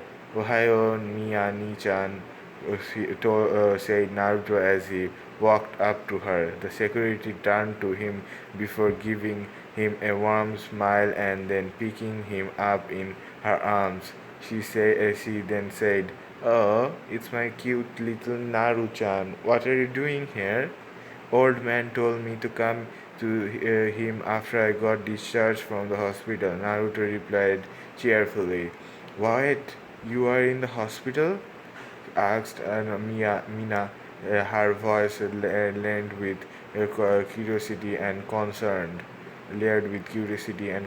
Naruto then recounted all of the events that had occurred over the past week. When he was finished, Mia merely nodded and set him down before saying, "Well, Naru-chan, you should get going to the Hokage. After all, today is the day you will be beginning your training to be a ninja." "Of course I am, and I will surpass the fourth Hokage and make my dad proud," Tadabai said Naruto as he thrust his small fist into the air.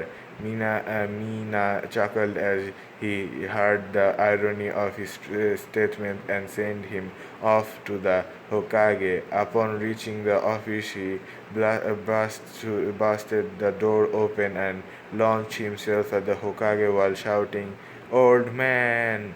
Hiruzen was surprised by the sudden dynamic entry of the small blonde of sunshine. Not soon less opened his arms and hugged him.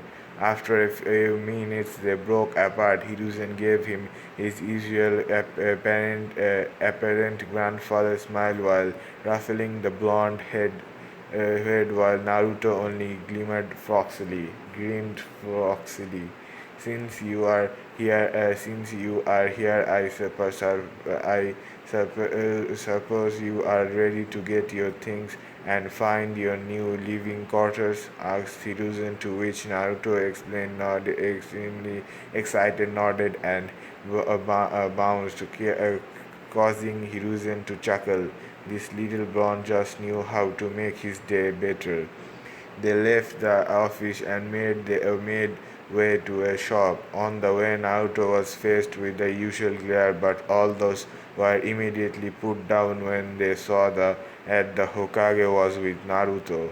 And finally, reaching a store named Dragon Iron, Hiruzen led Naruto in and said, "Well, Naruto-kun, go see what you like.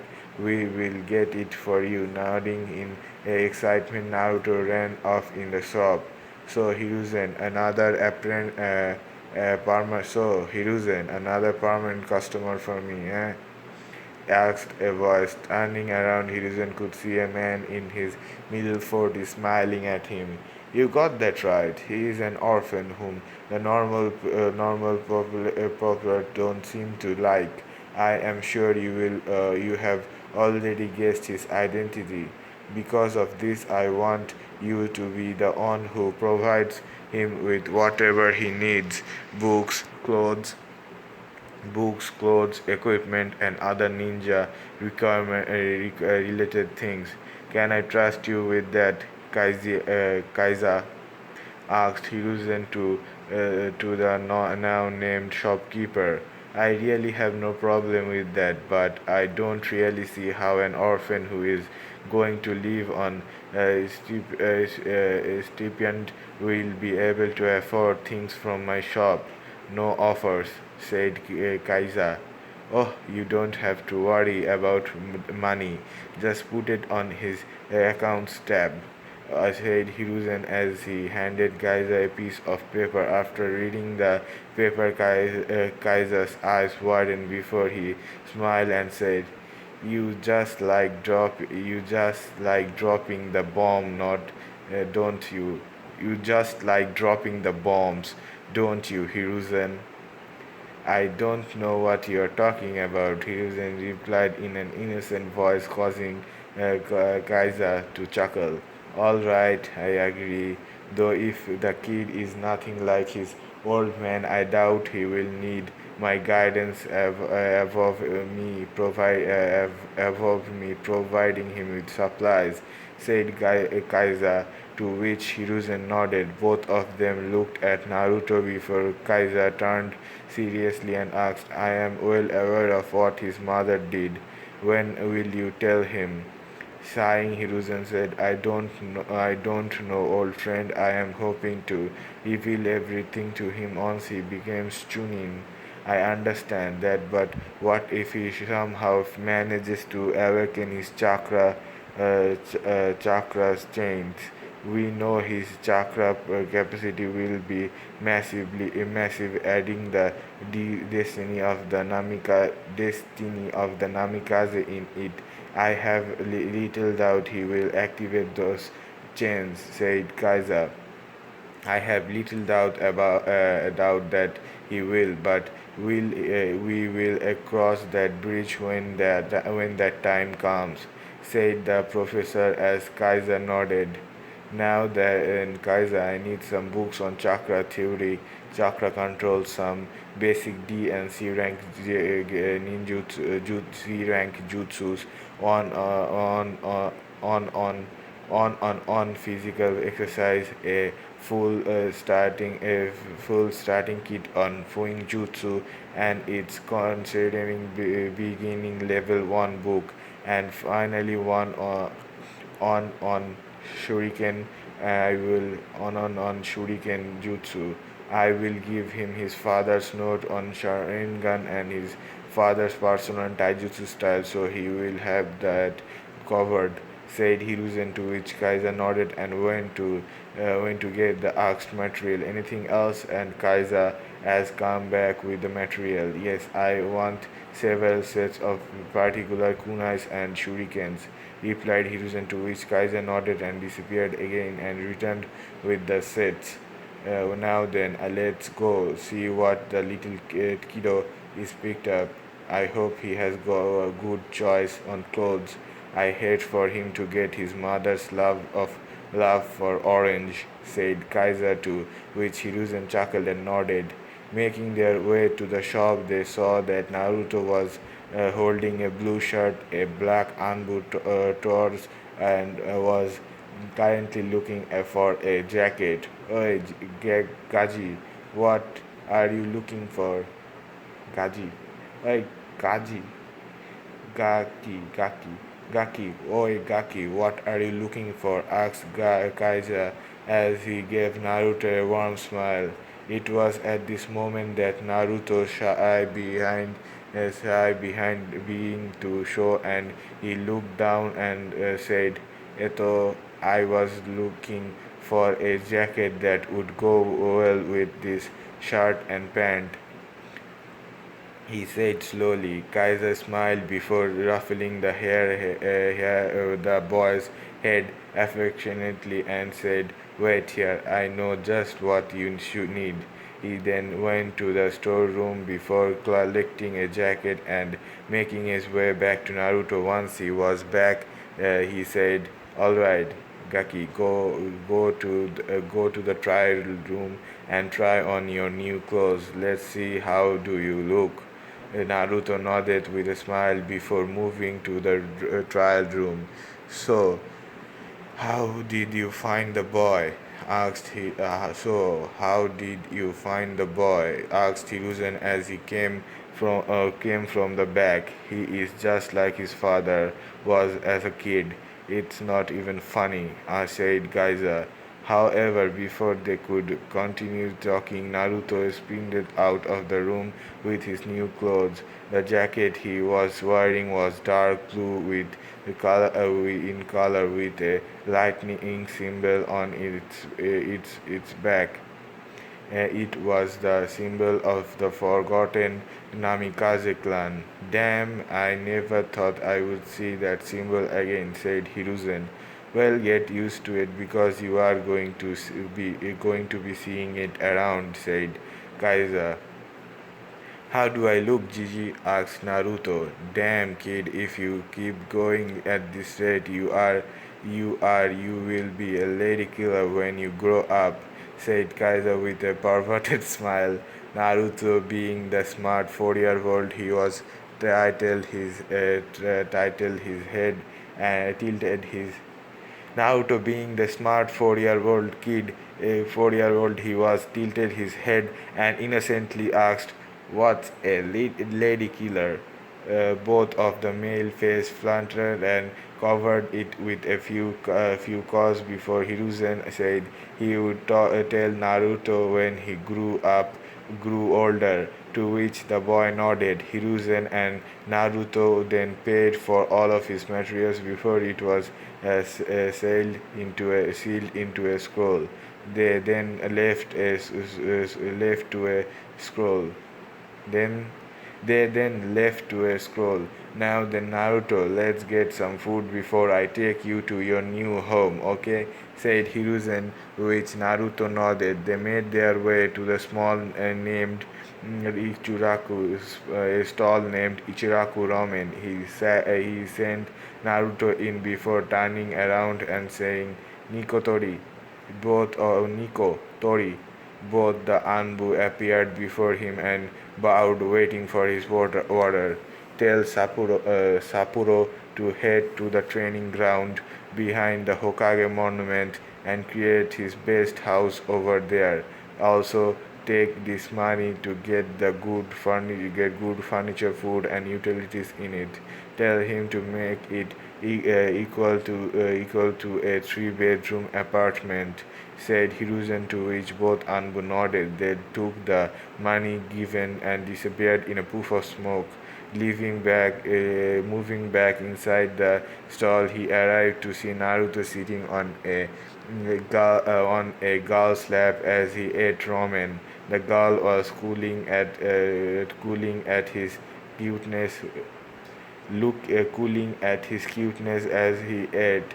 He sweat dropped at the side before saying, "Hey, Suchi."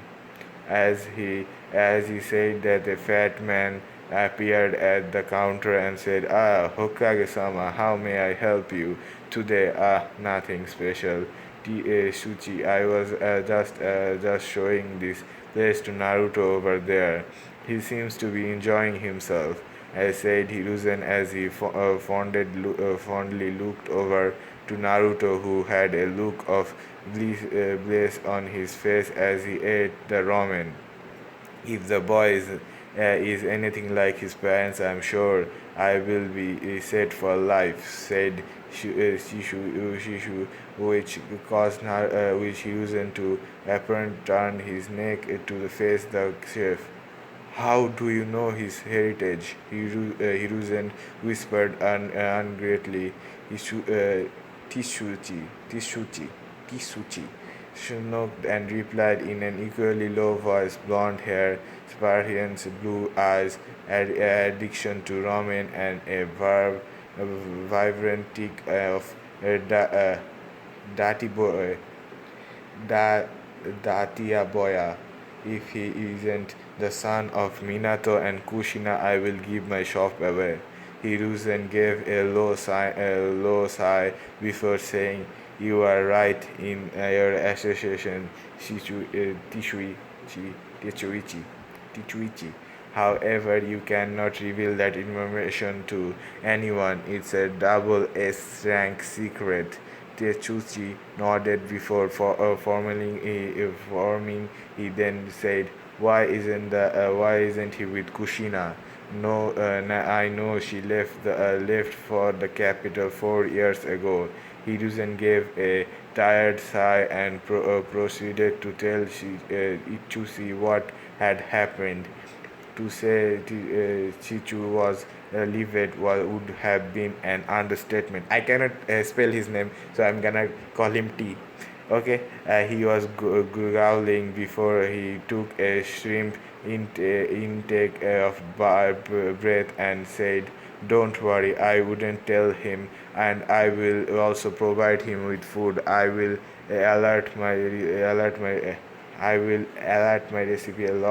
alter my recipe a lot so as to give him the proper nutrition he needs, since I doubt he will be allowed to eat anywhere else." Hiruzen nodded at that and both turned to Naruto, who was currently eating his fifth bowl of miso ramen. Wow, he's a nice guy. After paying and believing the binding the father-daughter duo goodbye, they were making their way to the Hokage mountain when Naruto stopped the library, pulling on Hiruzen's robe, and he said, "Ni Jiji, what's that?" As he pointed to the library. That Naruto is a place where books are kept for public to read. Konoha Library is one of the best in the elemental nation, having a large variety of books on topics.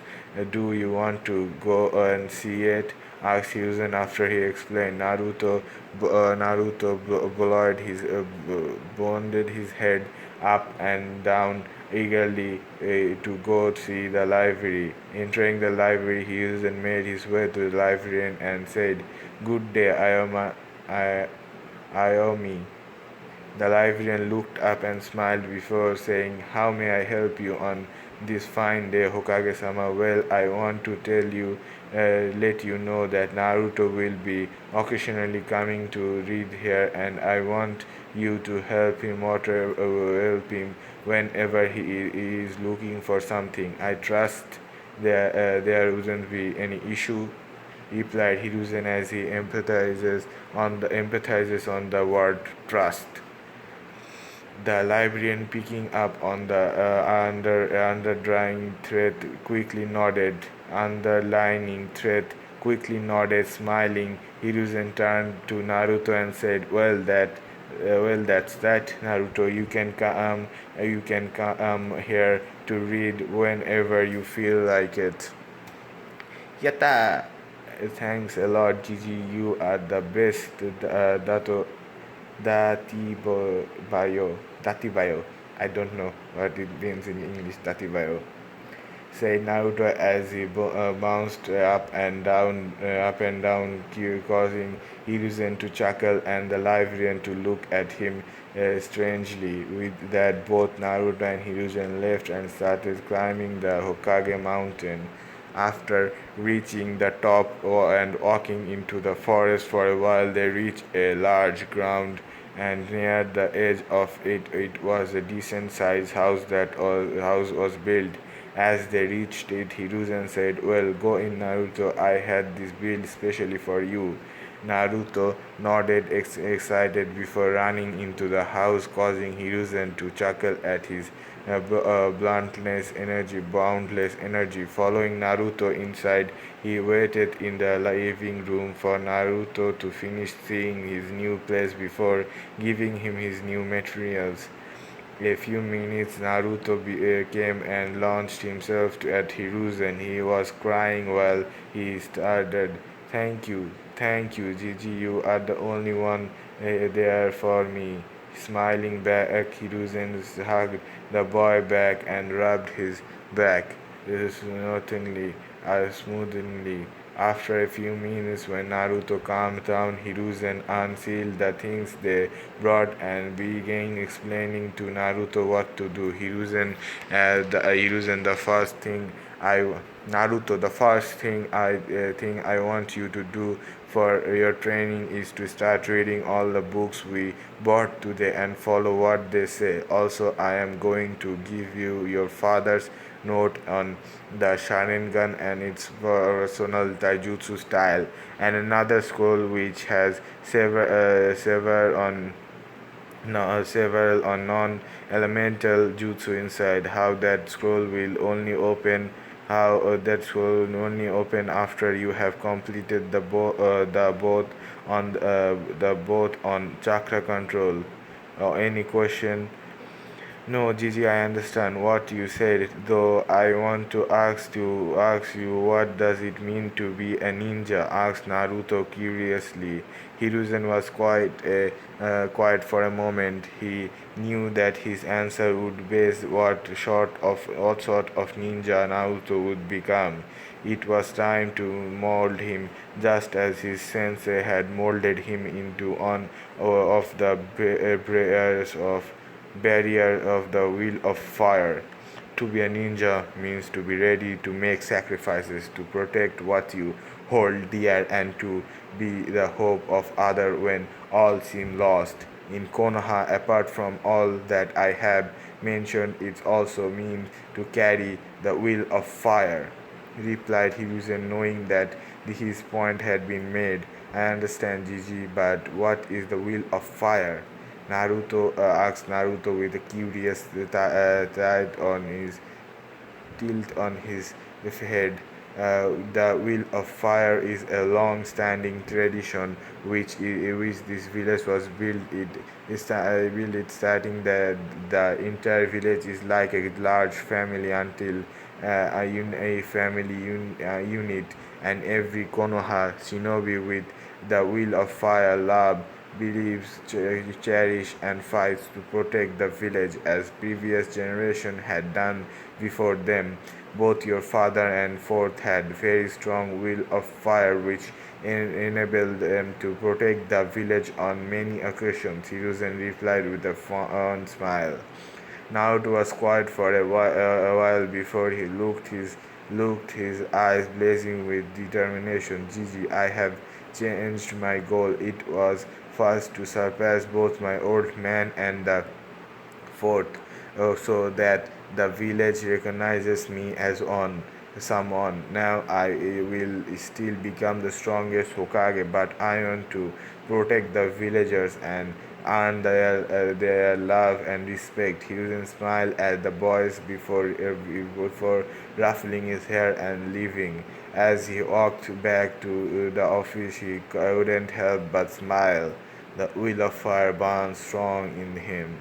He will indeed become the best one day, thought Hiruzen as he disappeared into the air. That's all for part 3. I hope you liked the video. If you wanna be notified when I release part 4, then you have to subscribe. I release a video every day, so if you don't mind, please subscribe. That being said, that this is all for the video. Don't forget to like, comment, and subscribe.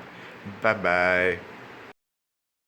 Hello guys, welcome to part 4 of Naruto, Rebirth of the Yellow Flash. First of all, I wanna say that the part 4 is a bit messed up. It has an assault story in it mixed with. So if you are sensitive to stories of assault, then you should skip this part and watch part 5 when I release it. In part 5, I will give a short summary of what happened without all of that. So if you are sensitive, I am warning. This is a warning. You shouldn't watch this part, and the link to the original post will be in the description. So if you wanna read it, so you can read it.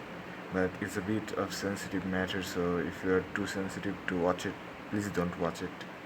Okay. That being said, let's get into the video. Time skip 1 year. It had been a whole year since Naruto began his training. During the year, he had gotten the leaf balancing exercise down completely and was halfway through the rock balance exercise. He had worked through the basic offensive kata of the Hime but taijutsu style and had managed to reach 2 tomoe of his Sharingan. He had reached the level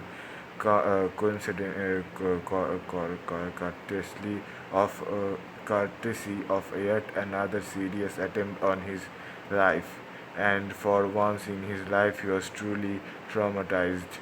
Flashback no jutsu. He was walking down the streets after the sun had set and was going to his apartment while ignoring the glares they shot his way. Suddenly, out of nowhere, Naruto was pulled into an alley and he fell down on his back. Regaining his bearing, Naruto saw 3 people donning the leaf 4 headband protector and flak jacket surrounding his way out of the alley. Naruto's stomach dropped in dirt when they pulled out kunai knives at him, and their smiles were downright evil. He had severe shivers running down his spine in fright at the vulnerable situation he found himself in. Naruto got up and dashed through an opening, zipping his way down the alleyway while the 3 men followed hot on his tail. Naruto knew they could have catch him by now if they so desired, being trained shinobi and all.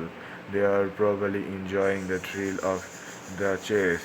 They were giving him some time at the very least. Naruto tried to run even quicker when the man chuckled right behind him, apparently measured from his limb attempted at escaping them. Apparently amused from his lame attempt at escape amused them. Naruto suddenly came to an abrupt stop when he saw the alley come to an end.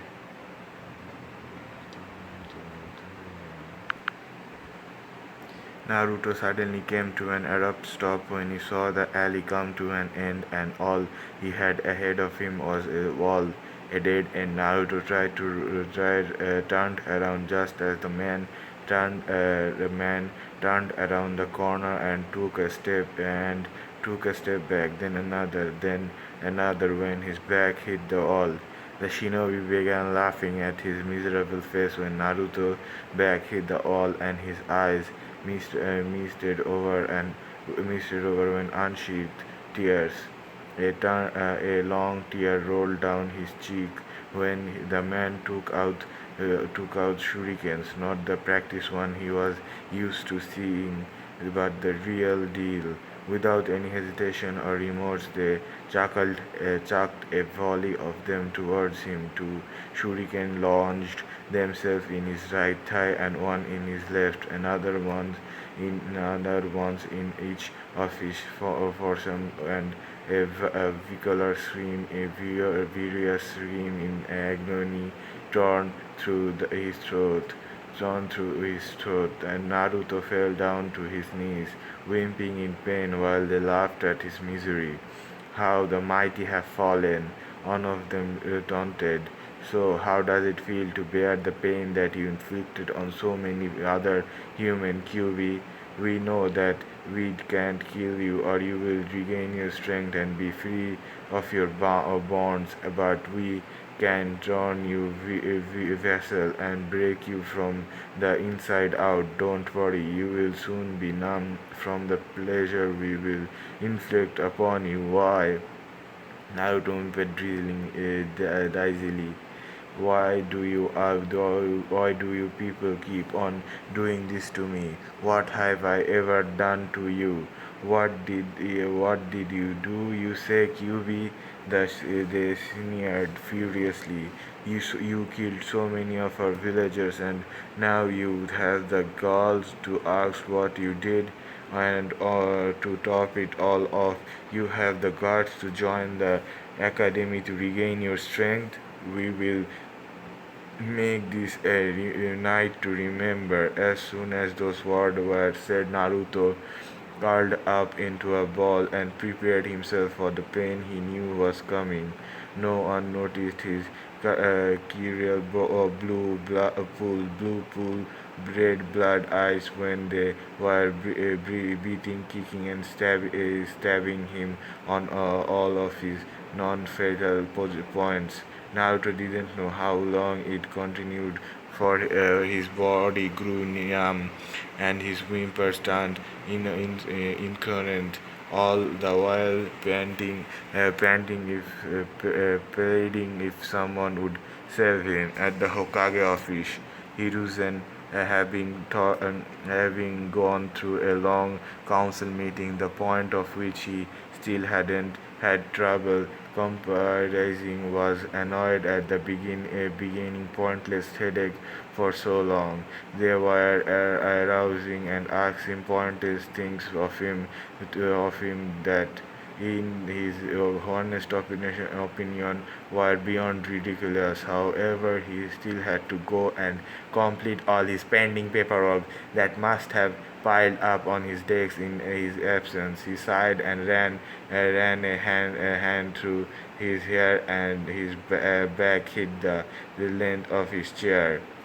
He inked his brush and started scribbling away at the stack of folders. He must have been at it for hours since the sun was beginning to set in the horizon. Hiruzen realized tidily the thought of not being able to see Naruto for congratulating the boy on making the cut for the academy saddened him, but he promised himself that tomorrow at Ichiraku's he would treat the boy and listen to all his babble for the entire evening. Hiruzen had just about finished on his train of thought when Kakashi came startling in the door, an act that made Hiruzen grow a bit concerned. Mission complete, Hokage-sama. Kakashi sighed lazily. For future confirmations, Sarutobi. Further confirmation, Sarutobi. What mission is that, Kakashi? He questioned as if the masked Jonin had grown a second head. I don't remember assigning you any mission. Weren't you supposed to be watching over Naruto tonight? He asked with a hint of worry when Kakashi looked at him perplexed. But Hokage-sama, the elder, sent to ambush, saying you were busy in a meeting. Hiruzen blinked, caught off guard. Plus, this mission required my immediate attention. They even told me that they had assigned someone else to watch over Naruto while I was away. Hiruzen gulped thoroughly. Kakashi, I never issued any mission for importance that might have needed of your special skill set today, he admitted with a dry throat, and as for the council meeting, it was a useless gathering of civilians that had really had no point in me attending. What was this mission you were on anyways? He asked dismally. I was told to watch a significant part of the village all. There had been a possibility for a breach of security, but it was mostly like a fluke, as everything was fine according to the barrier team. Consoling, concernedly, there was considering there was no point in me tending to the mission as well. Kakashi was father Hiruzen's worries. Hiruzen and Kakashi's mind simultaneously began connecting the dots at the useless council meeting summoned by the elders and the civilian council. Kakashi's mission, absolutely no breach in security. The Anbu detail. Hiruzen stood up. Kakashi, his voice turned disappointed. Please tell me that you made sure someone was assigned to protect Naruto while you were gone, didn't you? He asked uncertainly. Kakashi merely shook his head and his long eye widened as he too finished connecting the dots. Hurriedly, Hiruzen hurriedly, Hiruzen took out his crystal ball and desperately tried to locate Naruto. A few moments later, the crystal all locked onto his signature, and an image became clear. Hiruzen's blood ran cold. He stood up abruptly as three Anbu came in front of his desk, and Kakashi stood by their side, all four looking ready for the kill. Hiruzen vanished in a tempest of flames. Everyone else followed suit and rushed in the same direction with only one thought in mind: let us make it in time. Meanwhile, in the alleyway, it must have been at least 4 hours since his torture began, and the beating was still going on. 4 hours. Naruto's body had fallen completely numb a while ago, and the numbness kept increasing as the pain was finally being too much for him bear. But Naruto was being forced to remain conscious since the attack being inflicted on him weren't allowing him to fall unconscious. The attackers were now getting pretty tired and annoyed as well. Hey, one of them had his heart and everything but not broken, like we were ordered to. What should we do? One of them asked as another one of them smirked. I have an idea, he suggested. After this, the QB will have a hard time staying sane. Must less become a threat to the village, he promised.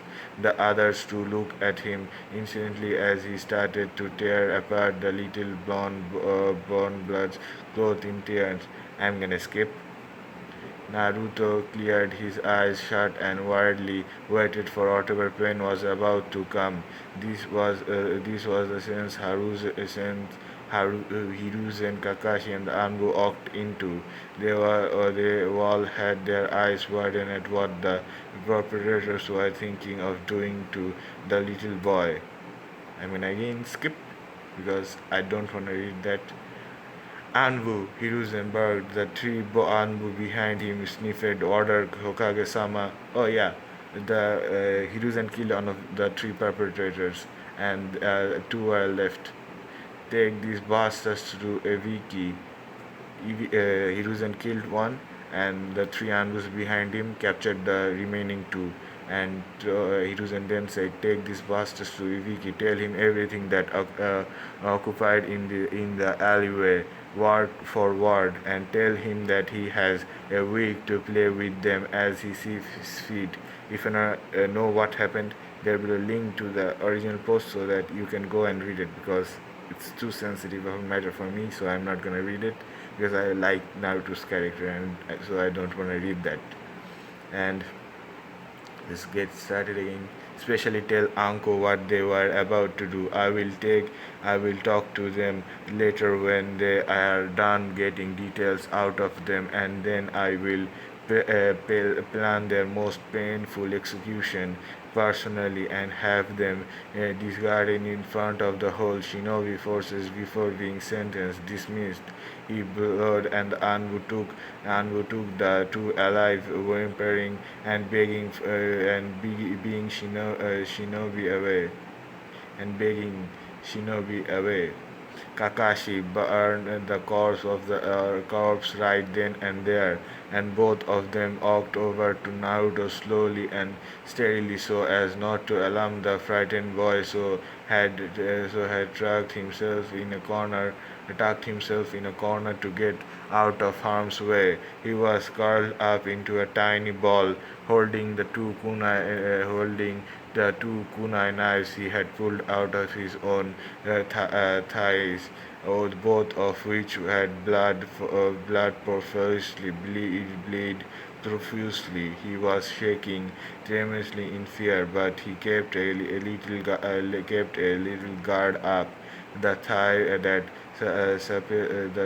the thing that surprised the thing that surprised Kakashi the most were Naruto's eyes. His usual deep blue coral purple, now red as two turmoils circled his right eye and a single on his left. Naruto barely managed to choke out some word. His body still trembling uncontrollably.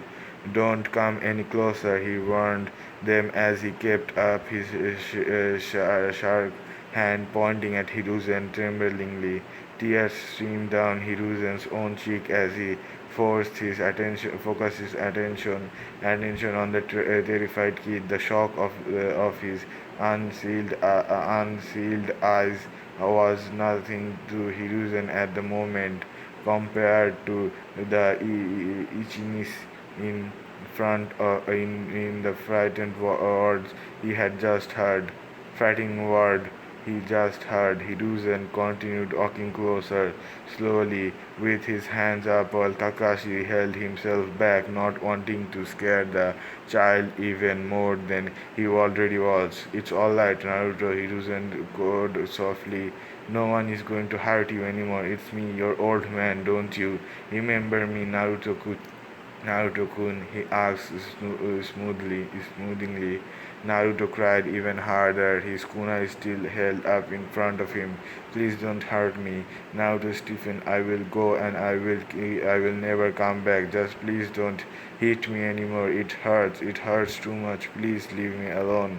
I wanna die and go see my father, the old man told me about.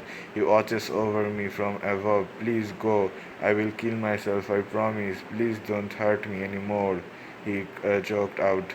Involuntarily, tears flowed through the adults' faces at the hearing what the boy had just admitted. It became too much for Hiruzen's heart, seeing the amount of trauma Naruto was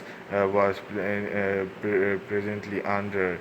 It was so much that he wasn't even recognizing him. Hiruzen moved like lightning when Naruto pulled the kunai to his throat and snatched it away in a single silk motion. The kunai was discarded aside, and Hiruzen wrapped his arms around the boy, who snuggled closely at first struggled profusely at first, but then hugged him back when Hiruzen's familiar welcoming scent hit his nose, and he cried in his chest. Hiruzen hushed the boy. It's alright, Naruto, you are fine. I will take care of everything. You will be better in no time. Now calm down. He whimpered comfortably and smiled when the boy cry trickled down and he finally fell unconscious for sheer exhaustion. Hiruzen stood up with the boy in his arms. Turning to Kakashi, he nodded and both vanished in a leaf swirl. Flashback no jutsu end. Naruto had to stay in the hospital for 2 weeks before he was allowed to leave. Hiruzen had been worried about the Ace incident would affect Naruto and his loyalty to the village. However, his fears were unfounded when Naruto told him that he wouldn't be able to look his father in the eyes if he gave up so easily. You said it yourself, old man. I have inherited the will of fire from my dad.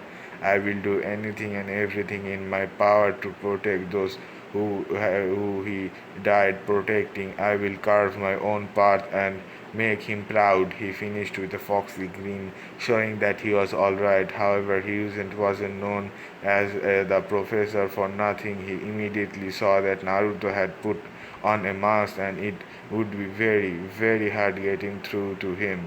Damn you, villagers! You have taken away the last bit of innocence from a child.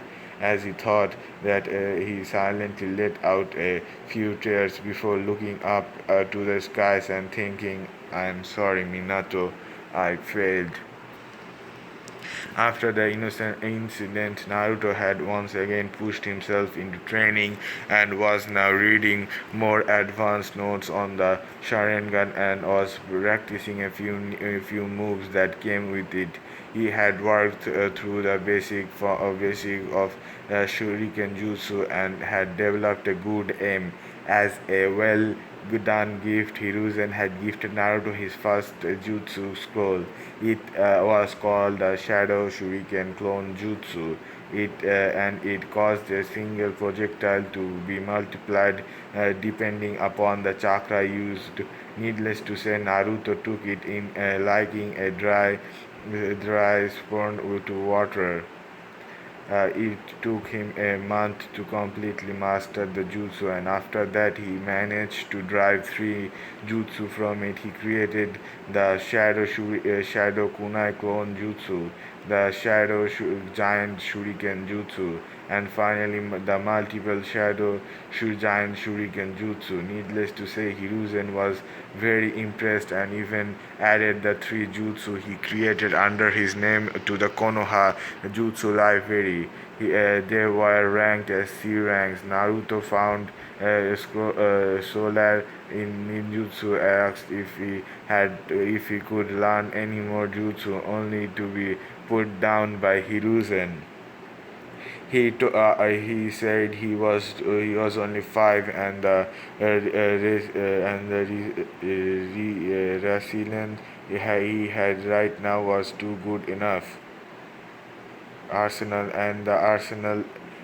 he was only 5 and the arsenal he had right now was good enough. Another thing happened was Naruto and Hiruzen decided to put a seal on Naruto's eyes that would allow him to use the Sharingan, but it would still show his eyes to be usual blue they were. Over the years, Naruto had developed a friendly relationship with the librarian who, after meeting the blonde several times, quickly saw that he was nowhere QB, but was a victim of his own circumstance.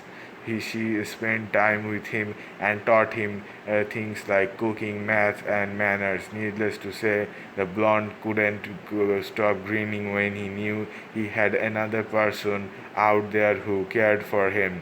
For his second year of training, he had decided to master the basic defensive stance of the taijutsu style, added his jutsu in it to make it more effective, to master the rock balancing exercise and also gain some ground in the tree walking exercise.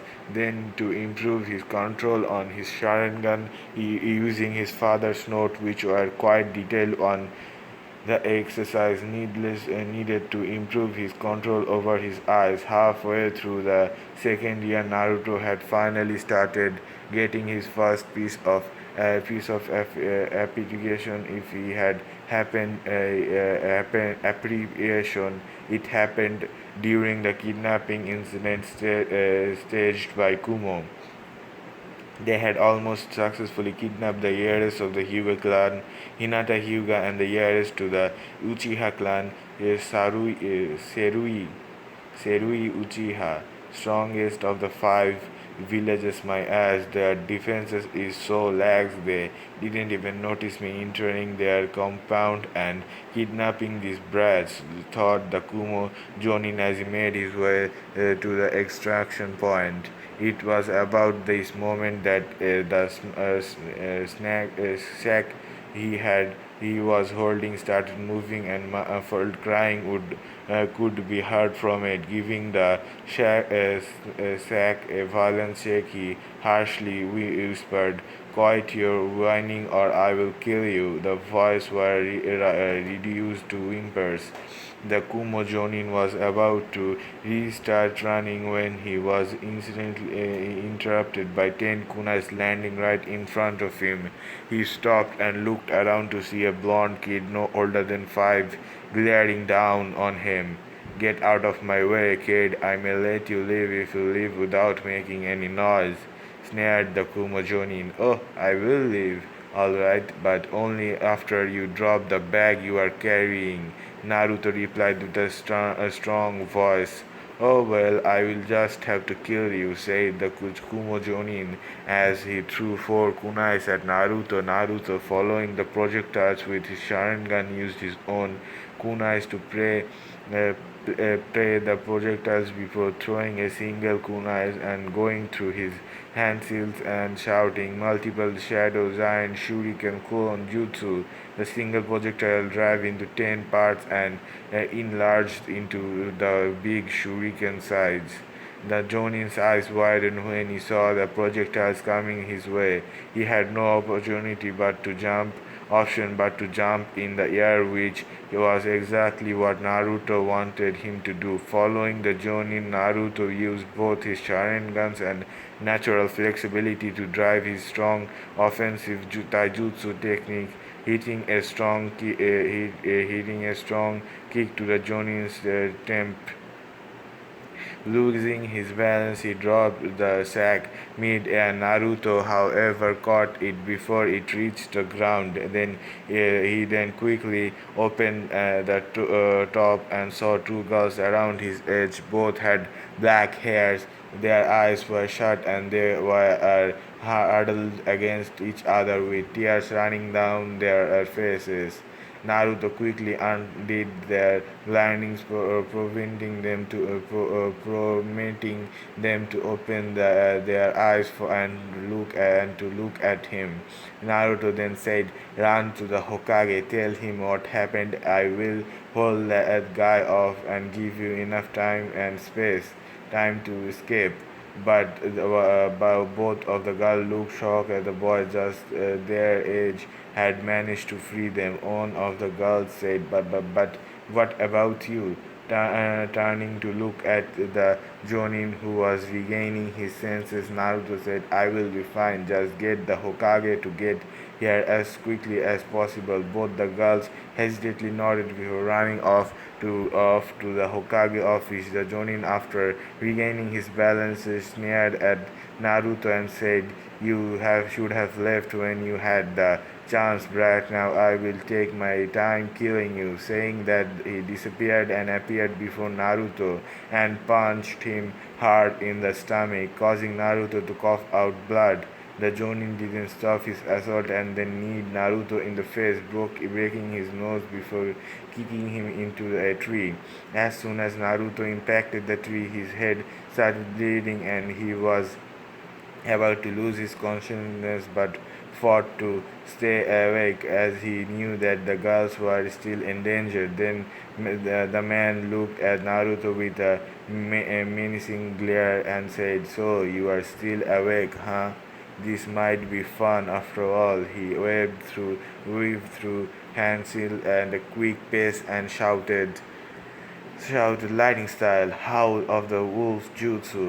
as he said that a 3 meter long wolf made of lightning escaped and rushed towards Naruto. Naruto closed his eyes, accepting the death. However, it was at this time his body glowed blue, and four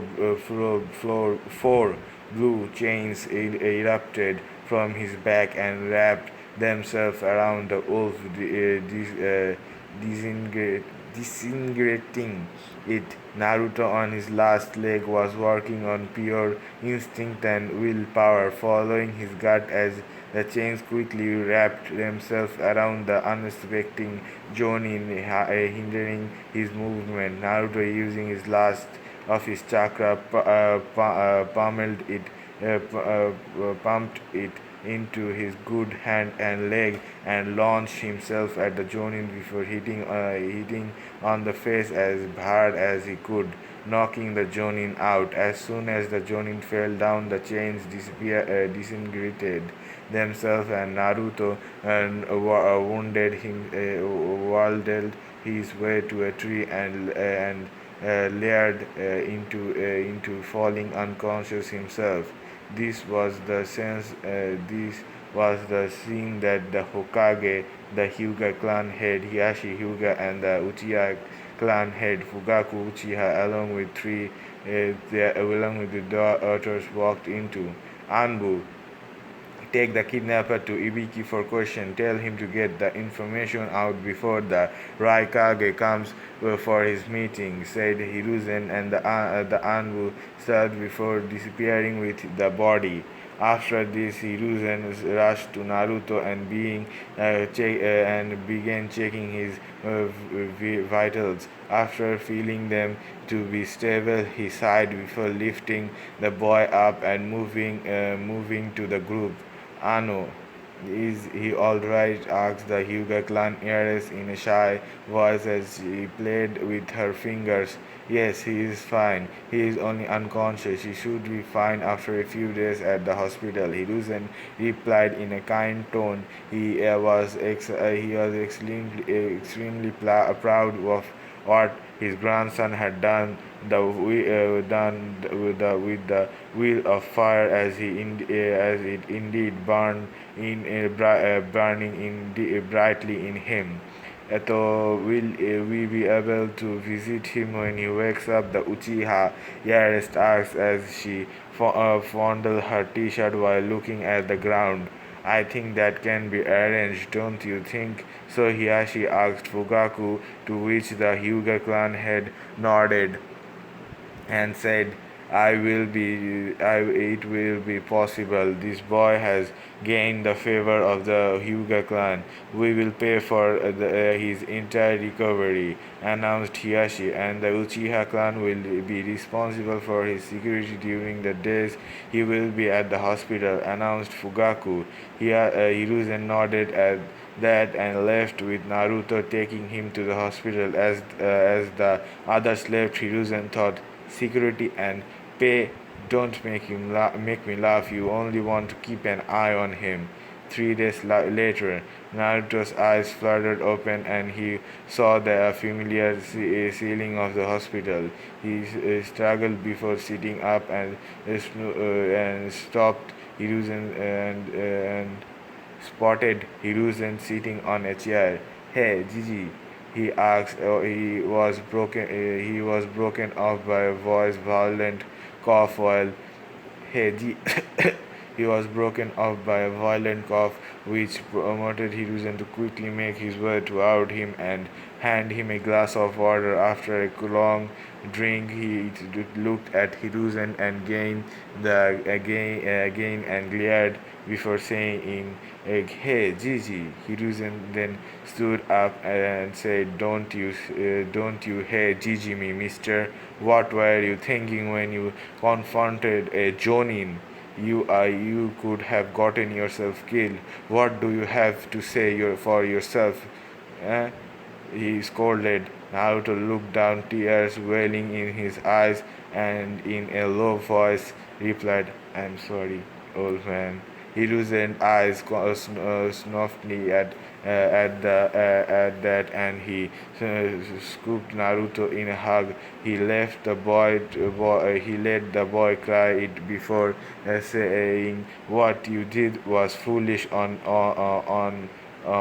hand, I am foolish. On the other hand, I am slightly angered that you put yourself in danger. But on the other hand, I am impressed, impatiently, immensely proud of you. You stood for your fellow villagers and become the light for them in the dark moment. You are a true carrier of the wheel of fire. I am proud of you." Naruto then looked up and smiled before asking, "Gigi, how long was I out? And are both of those girls okay? You were out for 3 days. Don't worry, I informed the academy for your absence. You can go there from tomorrow." And yes, both of them are fine. They visited you while you were out. "Now get some sleep. You have school tomorrow," said Hiruzen. "Alright, Gigi, good night. See you tomorrow," said Naruto as he rolled over and fall asleep. That's all for this video. Don't forget to like, comment, and subscribe. And this part has been removed from the site I usually post. It has been uploaded into another site. I will link the uh, link to that site. Okay, and if you wanna read it for yourself, the link will be in the description. And nothing else. This is all for the video. Don't forget to like, comment, and subscribe. The next part will be uploaded at the same time tomorrow, or I might release another part of Legacy. Who knows? I will see. Bye bye. Hello guys, welcome to part 5 of Naruto Rebirth of the Yellow Flash. First of all, this story doesn't belong to me, so if you want to read the full story for yourself, the link to the original story will be down in the description so you can read it for yourself. That being said, let's get into the video. Part 5, Friends and Inheritance. Making his way to the academy, Naruto couldn't help but think about the talk he had with Hiruzen regarding his chains. It was a big reveal and he was having mixed feeling about it. Shaking his head to clear his thought, he made his way to the academy with a smile, hoping to make friends just like his dad asked him to. Flashback no jutsu. Say, Gigi, during the fight with that Kumo Jonin, I was suddenly able to materialize some chains. They were really strong and stopped a really strong lightning of coming towards me. Did I inherit that from my dad as well? Asked Naruto. Hiruzen cursed under his breath. He was hoping that Naruto wouldn't remember the chains. It was going to be a distance. He knew it. Distress. He knew it. "No, Naruto, those chains are called adamantine chains, and you got them from your mother," he replied. Hiruzen and carefully waited for Naruto's response. "Wait, you knew my mother? What happened to her?" asked Naruto in an excited voice. "I don't know, Naruto, but I can show you her photo," said Hiruzen as he took out a photo of Kushina standing with Minato and handing it to Naruto. What he didn't realize was that the picture in question was when Kushina was pregnant. An eerie silence followed after he handed the picture to Naruto. Sensing something to go wrong, Hiruzen quickly activated his privacy seal and waited for speak. Naruto to speak. "So the fourth is my father?" asked Naruto in a howl tone. Flinching at his tone, Hiruzen replied, "Yes, he was." "Naruto, before you react, hear me out. I will tell you everything. Why the village seemed to hate you. Hear me, he seemed to hate you. And why did I hide this fact from you? After my explanation is complete, I will give you everything your father left for you. But don't interrupt me until I finish." "Agreed," Naruto only replied with a small nod. Taking in a deep breath, Hiruzen began and said, "As you know, as you now know, 6 years ago, the nine-tailed fox attacked Konoha and was killed by the fourth, correct?" Naruto only nodded before Hiruzen continued and said, "It was wrong. The Kyuubi is a monster made of chakra. It cannot be killed." Knowing that, the fourth sealed the Kyuubi into his children. He took its chakra and sealed it into his daughters, whereas he took the beast's soul and sealed it into you. Wait, I have sisters? Where and how are they? Naruto asked with a little hope. Naruto, there isn't a way to sugarcoat this, so I will be blunt. I don't want to tell you this until you are older, but the situation deems it necessary. For some reason, your mother thought that you were the demon reincarnation and left you taking her daughters with her. She also removed you from the Uzumaki clan. However, your father already suspected something and made you his sole heir for all his money and all his jutsu. You will become the Namikaze clan head when you become older and stronger, said Hiruzen. Naruto looked down. Hiruzen was weighing heavy on his little shoulder. He looked up and whimpered, "Am I a demon? Did my dad really love me, or did he leave me everything just because of my bloodline?" Naruto, he loved you very much, so much that you can't even imagine it. He was a true genius and saw through everyone's intention before making sure your future was secure. Now, here, take these two scrolls and read them. You will find all your answers in them. Hiruzen said it in a soft and a kind voice before handing Naruto two scrolls.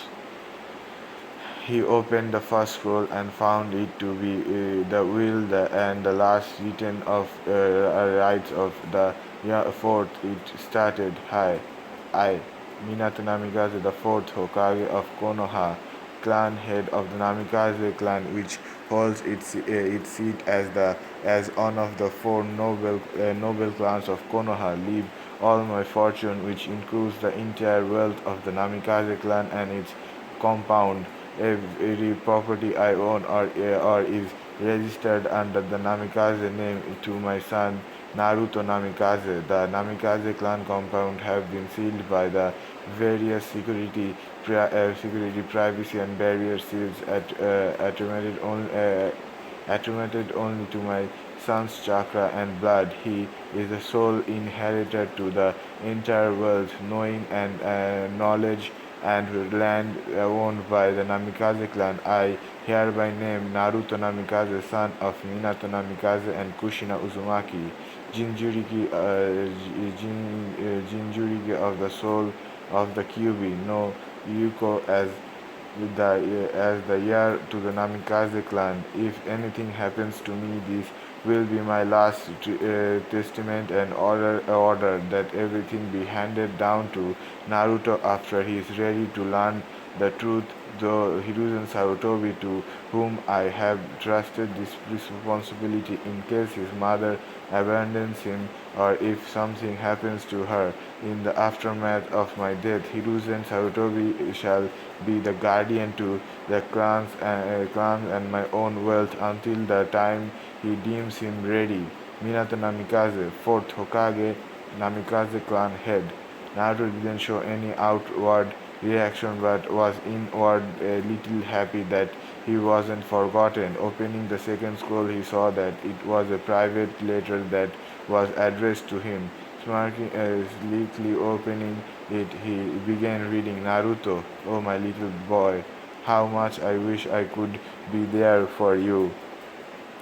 There are just so many things I wish to tell you, talk to you about, teach you, pass on my will, everything to you. Now, where to start? I never really was that good at this last word, but I guess these are really the last, Get it? Oh well, get it? Oh well, I really wish the scroll I left with the old monkey doesn't come to use, but if it has, and trust me, I pray it doesn't, then you have lead a life full of loneliness. I have taken measures for your safety and all your basic amenities you will ever need growing up. Hiruzen has probably taken a very good care of you, and if he hasn't, then trust me, he and I will have some words soon. He and I will have some words soon. He doesn't really have much time left anyways. I don't get how he stays so fit in that age. Must be his thing. You will probably be owning a lot of money and power by the time you open this letter. I hope and I am watching you that you don't become arrogant or turn foolish with all the wealth and fortune that at such a young an age. But I know you are my son. I trust you enough that you wouldn't be like that. Seeing how much you look like me, I can proudly say you will be just as awesome as your old man. Well, now let's let some parental instinct kick in. Do not, I mean, really, absolutely not, turn into a pervert like Joraya Sensei. Do not, I mean, really, absolutely not, turn into a pervert like Joraya Sensei if he ever makes contact with you or tries to turn you into his corrupt ways, or I swear he will regret ever dying after me I meet in the afterlife and I meet in the afterlife. Make friends. I know it will be a bit difficult for you seeing the burden I have put on your tiny shoulders, but try to make some friends. You don't need a whole lot of them, but just a few would be enough that you could trust completely. And that brings me to the next point, girls. Now, no need to be embarrassed about hearing this from me. Every parent has to tell their children about this, and this will be the least embarrassing in your case. When you will get the letter, you will be a young man, and it is only natural to take an interest in girls. But try and find a nice girl, a girl who loves you with all her heart, and one you could trust your life with. Love, and I can't explain it to you. Love. Now I can't explain it to you. You will know when it happens. Both of you will stay and wait for each other even if you are so far apart. It doesn't look like you will be together again. It doesn't look like you will be together again. Other if you are both of you will stay and wait for each other even if you are so far apart. It doesn't look like you will be together again. Your heart stay connected even though that when you feel so strong about someone, then you can say you are in true love with each other. I wish you find your partner and hope she is very kind and pretty. After all, I need a cute girl to see with my little boy. From up here, no alcohol or sake until you are of age, and even then only a little. It's all right to drink a little on occasion, but it harms you if you take it excessively, so try and stay away from it. Be careful about the handling of money matters. All right, try and help as many people as you can with the money you have. That is the best use it could have. All right, now moving on from my don'ts of life. I hope you did well at the time at the academy, even if you didn't get the D spirit. Sometimes, even if you didn't Even. All right, now moving on from my don'ts of life. I hope you did well at the academy. Even if you didn't, don't get depressed. Sometimes it takes time, but I am sure you will get it right. After all, it's a parent's duty to trust in their children, right? Remember that everyone has strengths and weaknesses. Find your strengths and earns them. Weed out your weaknesses through hard work and prevail, and I'm sure you will make me proud. Blood split. Naruto, looks like my time is getting up. Now listen and remember this carefully. There was an orange marksman with long Sharingan in his right eye behind the attack of the Nine Tails tonight. He will be back for you and your sisters, I'm sure of it. Get strong enough to protect them and yourself. Make allies who would stand up next to you and watch your back and gain enough strength to deal with him when you finally have to face him. Blood splatter. Naruto, from now on you are going to face a lot of pain and hardship. Be true to yourself, have a dream and have the confidence to make that dream come true. I have left you with the scroll of my personal technique, the Rasengan, the Hiraition and the space time absolute barrier. I hope they help you when the time comes. Oh, and Naruto, there are so many more that I want to pass on to you. I wish I could stay with you longer. I love you. Tears were streaming down Naruto's face as he read the letter and then hugged the letter to his chest. Hugged the letter to his chest. Wait a second. To his chest and slickly said, "He loved me. I was wanted." Hiruzen chose his moment to get up and hug Naruto and let him clear his chest away. After Naruto had calmed down, Hiruzen said, "Naruto, you do understand that I can't reveal your heritage right now, don't you?" Naruto nodded with a small smile and said, "Yeah, I understand, Gigi. I read that Torch had many enemies. That Torch had many enemies who would stop at nothing to attack until I get stronger. I wouldn't reveal my heritage. Now I know I can't live in my clan compound, but I do. You think you could give me my dad's notes on his jutsu?"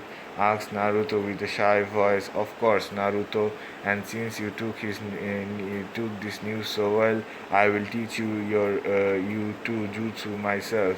Though I want to ask you, are you okay? The news of your own mother abandoning you must have hit you hard," Hiruzen said in a tender voice. "Yeah, it was hard.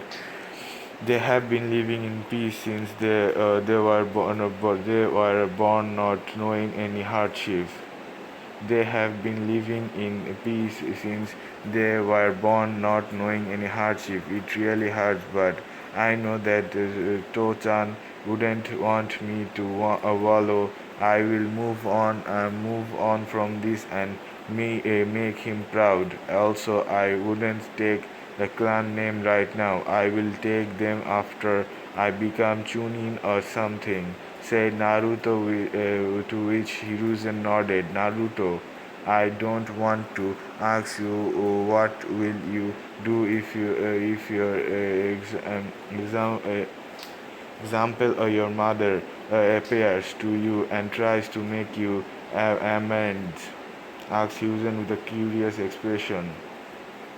Nothing at all. I will let Uzumaki-sama know that I want nothing to do with them, but I will show them apparent respect that is given to the fellow shinobi," said Naruto, to which Hiruzen nodded, meaning he's not gonna show any emotion to his mother.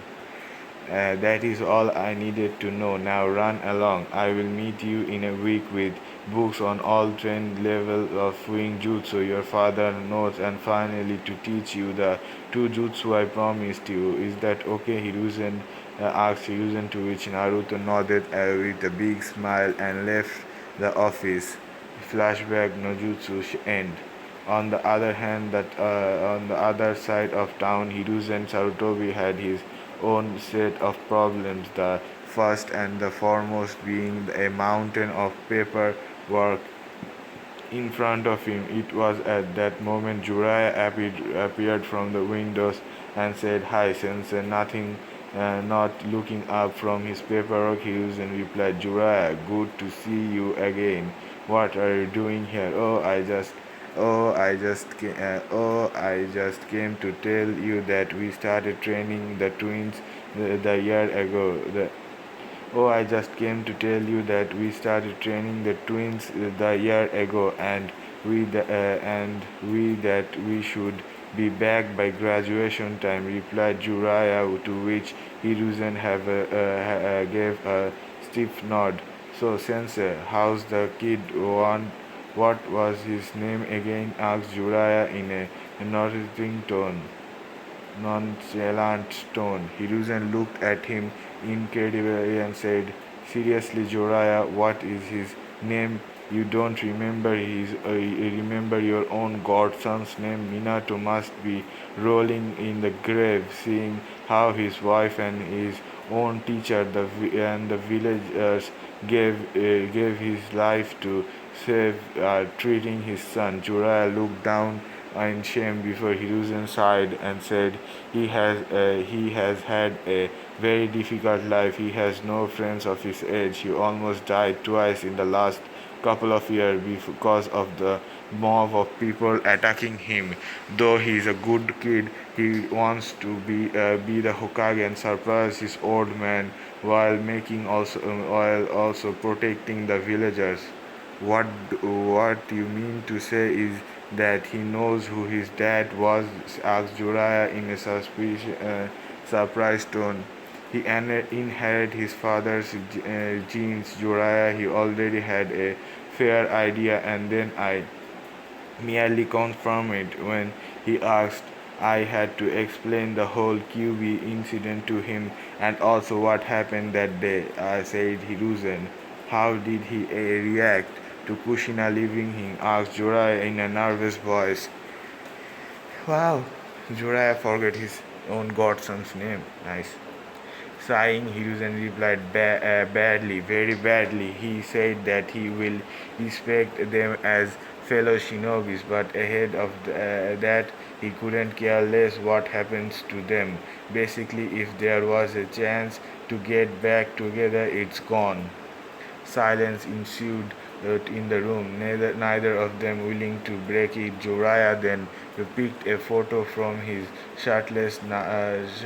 of a shirtless Naruto being cuddled on by Hiruzen. His eyes went on the seal and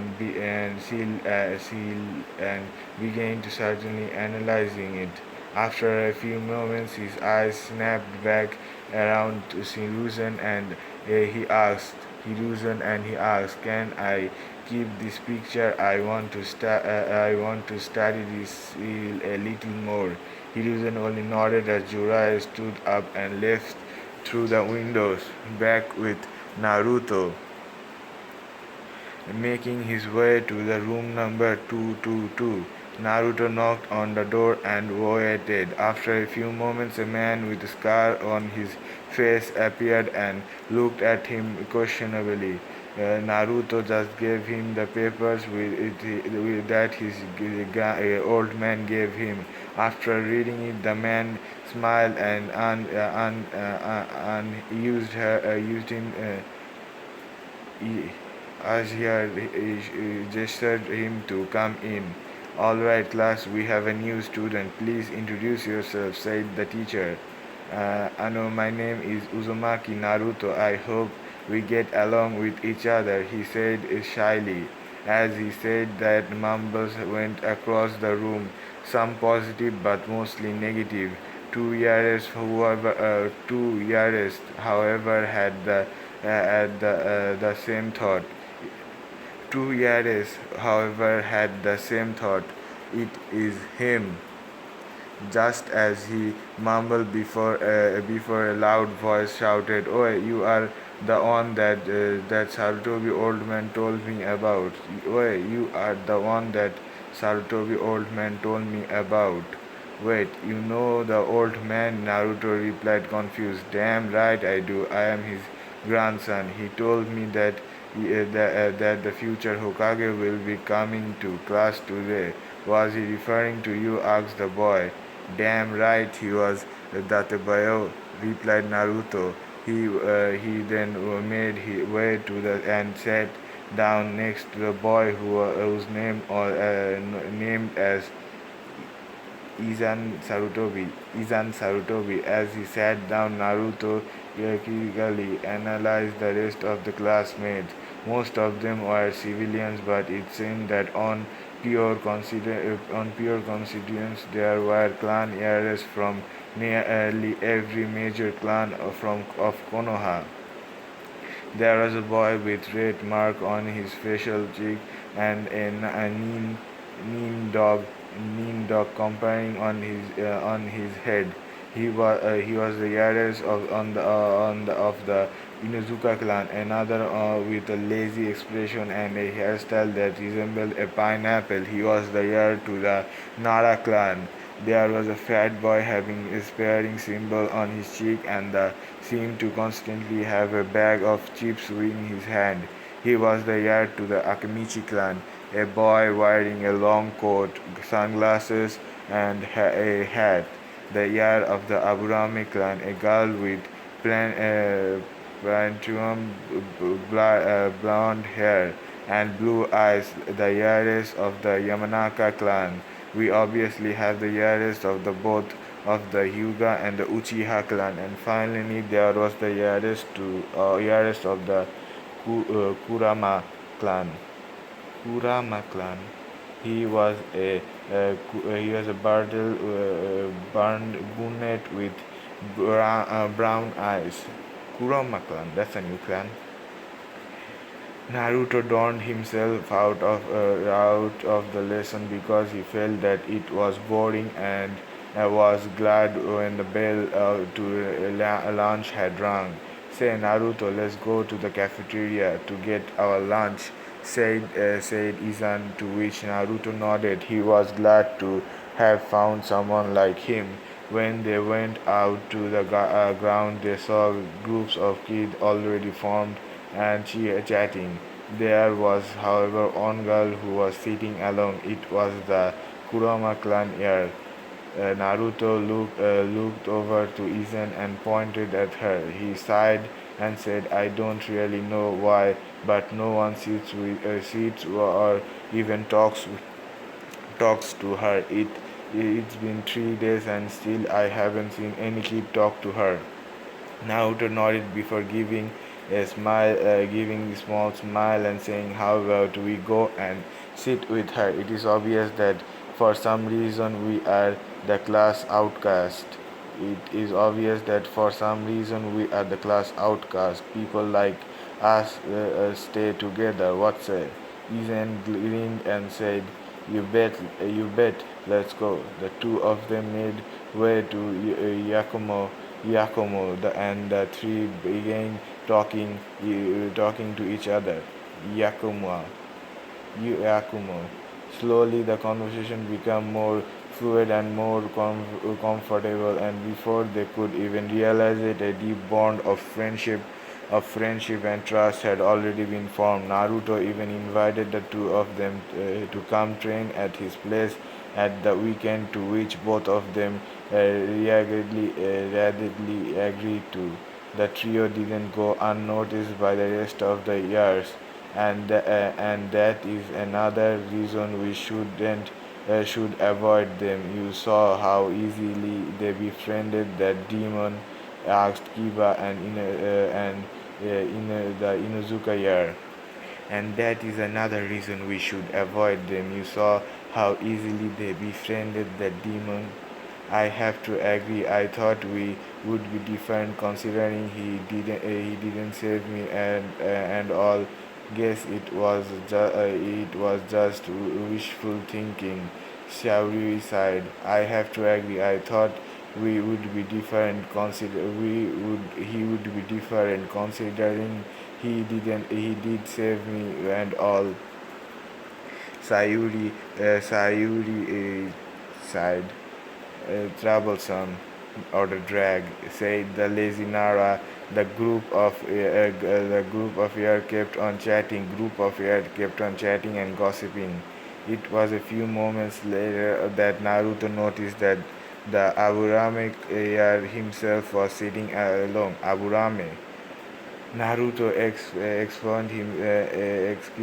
excused himself from his group and made way to him and said, "Hi, my name is Uzumaki Naruto. What's your?"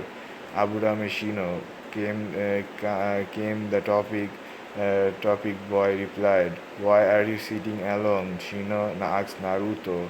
"No one invited me." "Why?" "Because my clan nobody invited me." "Why?" "Because my clan is generally treated to be an outcast because of our relationship with bugs. Shino replied stockily. "Bugs? What relationship do you have with them?" asked Naruto. "Our clan houses colonies of bugs inside our bodies and uses them for ninja arts." Shino replied, already expecting Naruto to grow distant and leave. "Wow, that's so cool. What type of bugs do you usually use?" asked Naruto. His interest grew by the minute. "We normally use Kikachu. They are bugs which suck chakra," replied Shino. He was surprised by Naruto's interest and was inwardly glad to have not been completely shunned. Shunned. Cool, cool, ni Shino. Come with me to my group. Yes, I said Naruto. He then pulled Shino along with him and introduced him to the rest of the group. After a few minutes, Shino was accepted as part of the group. Naruto felt that the group was complete. They had a loud mouth in Izan, a shy one in Ayokomo, a tossing on in Toshi on Shino, and the genius in Naruto. It felt amazing belonging somewhere. Looking around, Naruto just knew that now finally he could call the village his home. In his office, Hiruzen was smiling warmly at the sight. In front of him was Shibi Aburame and Yumiko Kurama. Yumiko Kurama. Shibi had a small, barely noticeable smile. This was something considered to be big. Where some Yamako was fully crying happy tears. "So what do you think of Naruto?" asked Hiruzen. Looking at him, it's logical that he is no demon. Why? No demon would make attempt at making others feel better. He replied Shibi, with Yamako only nodding along with him. "So, do you approve of this friendship?" I am asking because for what I have heard from and Kasumi and Itachi is that both Hiyashi and Fugaku have interested their daughters to stay instructed their to stay away from Naruto, asked Hiruzen. "Oh, Naruto saved them both, and now they backstab him. Wow, wow, wow. I approve. He is a good kid and has a strong will of fire in him," said Yamiko, with Shibi giving a small nod. "Well, it looks like we have found the next big team. Who knows? They could become Konoha's Yamano in the Yani Yonin, Yonin in the future," said Hiruzen with a chuckle. Sanin, It caused Yamako to let out a laugh and Shibi to smile. Time skip at the weekend. Ni, Gigi. So what jutsu are we going to learn? Asked Naruto excited. Well, well, the first one is Kagebushun. Bushon. It's a B rank Kenjutsu. I want to teach it to you because of your large chakra reserve. Now follow this hand style, he said as he crossed his fingers, making a T shape. As Hiruzen said that a poof and a second Hiruzen appeared. Now then Naruto, you try, said Hiruzen. Naruto nodded and crossed his fingers before shouting, Kakebusha no Jutsu, Shadowclone Jutsu. A few puffs went out, a few semi-solid clones appeared. Not bad, Naruto. Keep trying, and when you are done, we will move to the next jutsu," said Hiruzen, nodding. Naruto continued to try it, and after 2 hours, much to Hiruzen's shock, Naruto had managed to produce 50 complete solid clones. Gleamed foxily at Hiruzen, who would feel smugness coming from of Naruto in waves. His Shakaman uh, shaken out of his Shooken out of his stupor. He looked at Naruto, who wasn't even winded. Gleaming wind emerged. Hiruzen said, "Now, Naruto, the Kagebushan is a Kenjutsu because it uses a large amount of chakra. I don't want you to use more than 50 at a time. Am I understood?" Hiruzen finished in a stern tone. Naruto nodded, after which Hiruzen said, "This technique will help you in training as well, as Kagebushan are connected by nerves. Everything they experience will be sent back to the original as if they did the task themselves." Naruto's eyes widened before he giggled. Stopping after a while, he said, "I presume they don't affect the physical training, right? They don't affect the physical training, right?" Hiruzen nodded. Naruto then turned to his 50 clones, said, "Alright, people, I want 10 of you on chakra control exercise, 15 of you to practice the next curtain for cuts of human bird, and the last 25 get moving on fuming jutsu, read the books Gigi brought, and practice calligraphy." The clones nodded and distributed themselves accordingly. Now then, Naruto, your father left a summoning contract with the Toads. They are among the strongest summoning in the world. They took as their summoner. They took you as their summoner when you were just a baby. Now then, I will teach you the hand signs for the summoning jutsu. It will take you long time before you can summon a battle toad. Now look at me. Look at these hand seals: boar, dog, bird, monkey, ram. Now practice these hand seals, and then I will tell you how to summon," I said Hiruzen, to which Naruto nodded and tried practicing. After a couple of hours, Naruto had frequently got the signs down and was awaiting further instruction. "Now then, Naruto, repeat after me," said Hiruzen. He then beat his thumb before making his making the hand sign, and finally placing his hand on the ground, and then shouting summoning jutsu. As he said that, a puff of smoke was seen, and a small monkey appeared before looking and disappearing in a poof.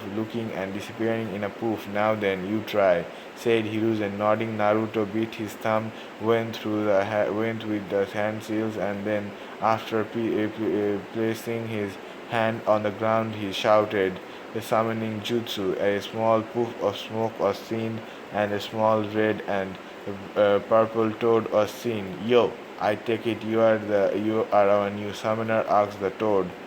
"Yup, that's me," Naruto chippered. "Cool. Do you have any snacks?" asked the toad.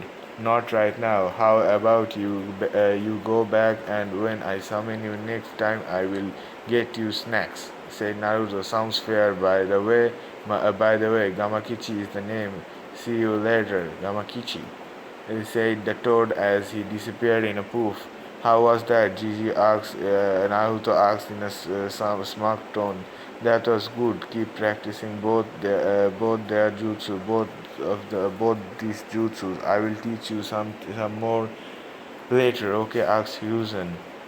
You got it, old man sensei, Naruto said in an excited tone. Old man sensei, Gigi sensei, asked Hiruzen, slightly confused. Yep, you are my old man slash Gigi, even if you aren't related by blood, and you taught me two jutsu with good moves with promise for more. So sensei, combine the two, it becomes Gigi sensei. Naruto chippered, causing Hiruzen to chuckle and then rub Naruto's head affectionately. Say, Gigi sensei, can I tell my friends about you? Know everything about you. Know everything. Asked Naruto in a worried voice, coughing down in front of him. Hiruzen placed a hand on his shoulder and said, "Listen, Naruto, they are your secrets to tell. However, I want you to wait until you trust them with your life and they trust you with theirs. I mean, both of them could die for each other. That also, your relationship has just started. Let it grow before testing it." Naruto nodded and hugged him before saying thank you. Hiruzen then decided to ask Naruto about the training plan. Say, Naruto, what about the plan to do with your dad's technique, and when will you learn them? He asked. Well, Gigi, I am thinking of spending the next 3 years working on my chakra control, Fuin Jutsu, Taijutsu, and the jutsu you will teach me. When my control and knowledge on Fuin Jutsu will reach level 6, then I will start learning all the three of my dad's jutsu, and hopefully I will be able to use them when I become a Genin, said Naruto, to which Hiruzen nodded with a proud smile. I am proud of you, Naruto. You really are something. Always remember to train but not to get power hungry. You should always add your Keke Genkai training in your schedule. Keke Genkai, nice one. Sharingan, said Hiruzen. I almost forgot about that, said Naruto while he slapped his forehead, causing Hiruzen to sweat drop at his action. Only Naruto would forget that he possesses two very strong Kekigenkai. He truly is a mixture of both his mom and dad. He thought Hiruzen. Alright, Naruto,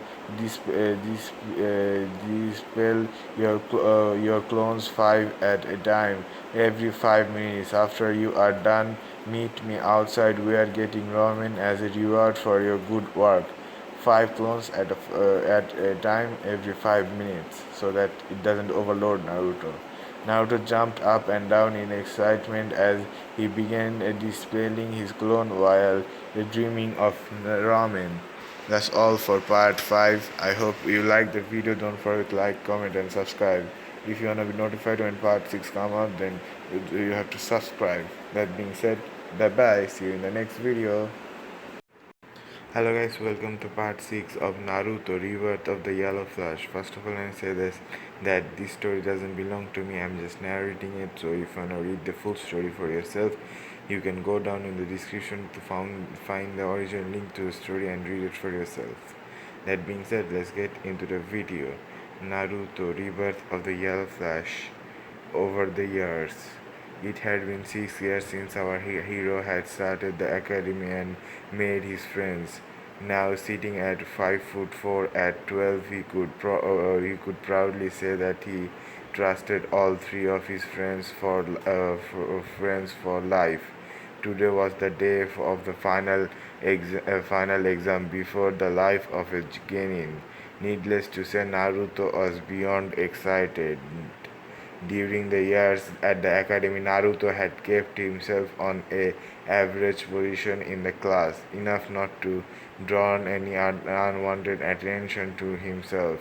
Over the years, thanks to the uses of shadow clones, he had grown massively in all of his shinobi branches.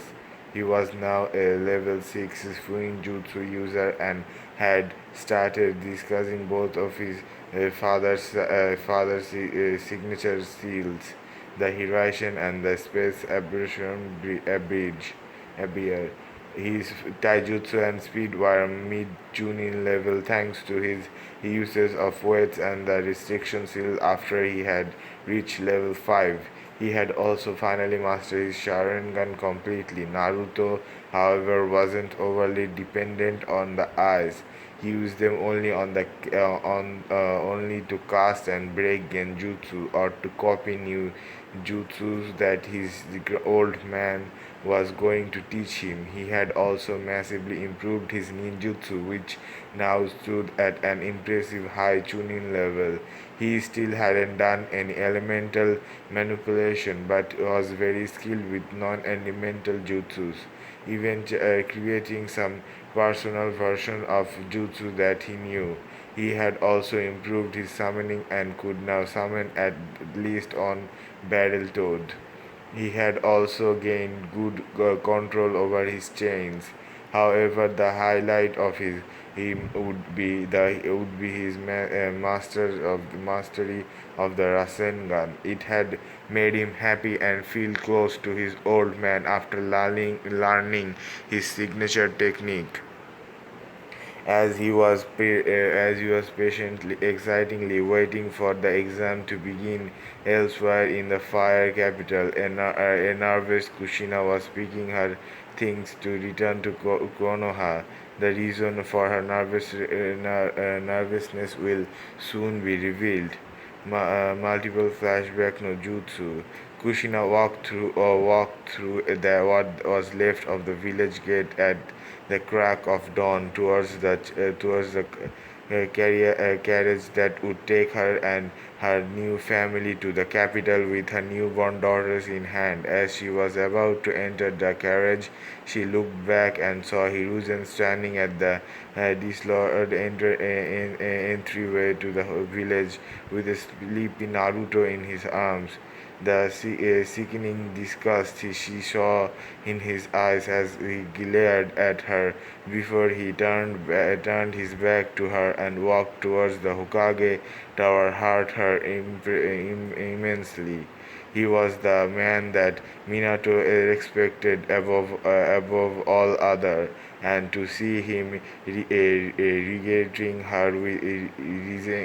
her with such awful disappointment. She could only hope that he would see the truth behind her words one day. She forgot her pain as she gazed longingly upon the two red-headed infantile girls that were fast asleep in her arms, neither of them having a care in the world.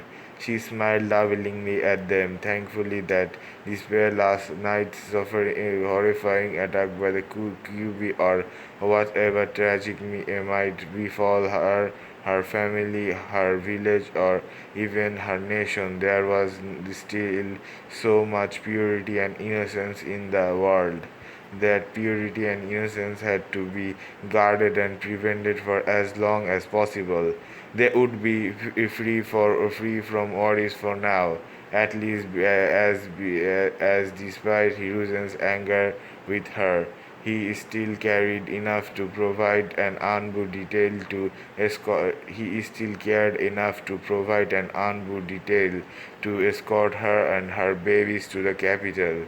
The trip took two full days at the slow pace the carriage moved at. During that time, the Anbu didn't spoke with her, and neither had she bothered to speak with any of them, guessing that they likely felt the same way about her that Hiruzen did. She couldn't fault them for that. They didn't know any better after all. When they had arrived at the capital and they had stopped at the corridor of the Daimano's place, she thanked her escorts who merely disappeared without so much as a word of acknowledgement and exited the carriage. To her suspicion, the daimyo himself was there to greet her and welcome her personally. Feeling honored by the daimyo, the honored by personally greet her. She Honored by the daimyo's personal greeting, she thanked her feudal lord and allowed him to lead her to the Uzumaki estate's ground within the capital proper. There was still quite an impressive staff of caretakers tending the grounds and the house, many of them whom Kushina had even known as a young girl, and all of whom greeted her and welcomed her home warmly. All of them glazed over the two baby girls in her arms, commenting on how beautiful they were and expressing their statement over how proud Kushina must be of them. She entered the main house, putting the girls down in the double crib that had been prepared for them, and went to settle down in the living room. She allowed herself a smile despite her sadness about Minato's passing and Hiruzen's disappointment. All that mattered at the moment was that she and her girls were home, safe and sound, and they would have a happy life and childhood here. The twins' first birthday came and went much quicker than Kushina would have thought possible. Kushina had made the day with mixed feeling. The day would forever be bittersweet to her, and while she could remember the loss of her dearly departed husband and the death of her son by Cubi's possession, she was also very happy to celebrate the beginning of the girl's second year of life. She and the girls were very concerned and comfortable with the luxurious, safe life that they were able to enjoy in the fire capital. She had written to Hiruzen giving him the annual report she promised she would give to him every year, detailing her health and the health of other girls. And when she began training them, she would let him know how that was progressing too. The letter she wrote to him was forgettable for the most part, though she did ask whether she had dealt with the he had dealt with the demon and avenged Minato's death yet, or whatever he would want her to do, whether he would want her to do it herself.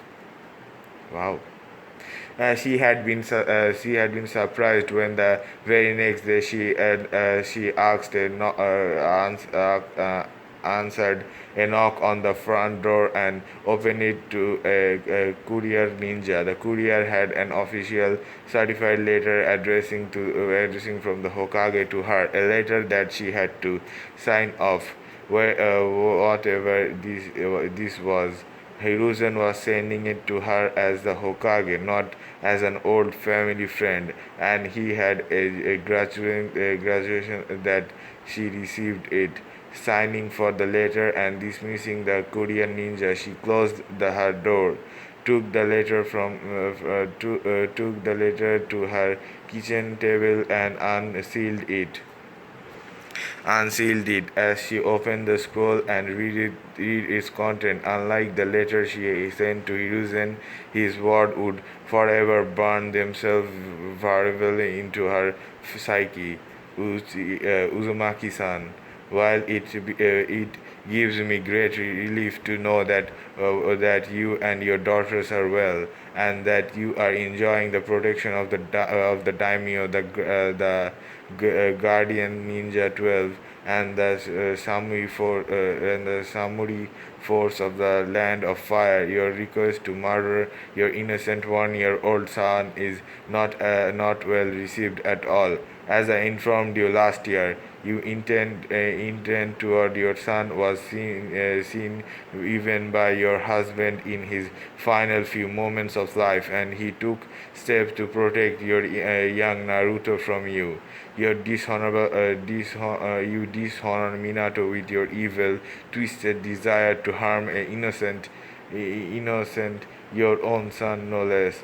He must be rolling in his grave with disgust and fury at how far you have fallen, and I have no doubt at all that he would spit in your face if he were to see you now. I myself am thoroughly ashamed and disgusted that I once thought of you as a daughter. No longer. From this day forward, you are my subordinate, and I am your Hokage, nothing more. As Hokage, I hereby prohibit you from returning to Konoha before your son and daughter's anticipated date of the graduation from the Shinobi Academy, except for exception to this expulsion order will be as follow. If I summon you back, you are to answer my summon and come to Konoha immediately, where you will be escorted definitely to my office upon your arrival at the gate. At no time during your visit you will be permitted to walk the village ground without an escort. At the council of your business from which I summon you, you will be immediately be escorted back to the gates and sent on your way. Once again prohibited from village entry. If you send me advance notice by official communication of your intention to come to the village and the date you expect to arrive, you may come to Konoha gates, but you will be detained at the gate situation until an envoy can escort you to my office so that you can conduct whatever business you will need to conduct with me before once again being escorted back to the gates and back and sent on your way. Once more being prohibited entry without either an official summon or me or from me or advance notice from your for your arrival.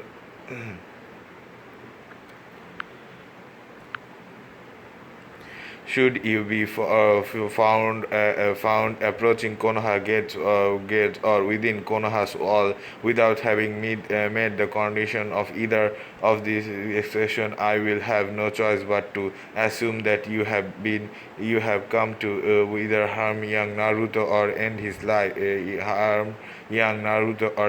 life, and I will have you executed on the site for charges for treason against to commit murder of the Namika for committing murder of the Namikaze clan heir. After your execution, your daughter will be brought back. After your execution, your daughters will be brought back to Konoha and be placed in an orphanage while allowing them to be raised and trained to be shinobis of Konoha. Also, beforehand, Uzumaki-san, any attempt by you to harm or murder Minato's son, though indirect meddling such as assassination, will also result in execution and remanding of your daughters to Konoha's orphanage system. As is stand portal, this execution order has been officially stamped with the seal of the Hokage and submitted to the daimyo for his record and perusal. Ordered by Hiruzen Sarutobi, the third Hokage of Konoha. Kushina was stunned beyond belief at what she had just been sent. To think that the professor that was always so kind to her had written such cold heart what shocked her. What was worse, he had not only only written this as a letter to inform her that she was no longer considered as a friend to him, but also as an execution order from the Hokage that had to be obeyed by, or she would suffer legal and perhaps corporal reformation. He had even used her last name instead of her first name to address her in the letter. She knew that the ground for which he stand for punishment being immediate execution were clearly mentioned, Biju Chakra or no. The demon that fit Naruto's description was classified as Jinchuriki under the letter of the law, and to top it off, she was also the legal heir to the Namikaze heir, and even she couldn't legally defend herself against charges for treason and conspiracy against a clan heir. Despite the rightfulness of her feelings and the just of her path, her hands were tied. And as much as she hated that demon wearing her son's skin, she loved her daughters that much more. She getting her teeth in the session. A few tears escaped her eyes before she was able to focus on them back down, force them back down. She panned respond back, stating to her intent to visit Konoha tomorrow to speak with him directly. Once completed, she informed the nearest maid that she had business in the capital and asked her to tend to her daughters until her return. It was 3 hours later that she received an official acknowledgement from Hokage by message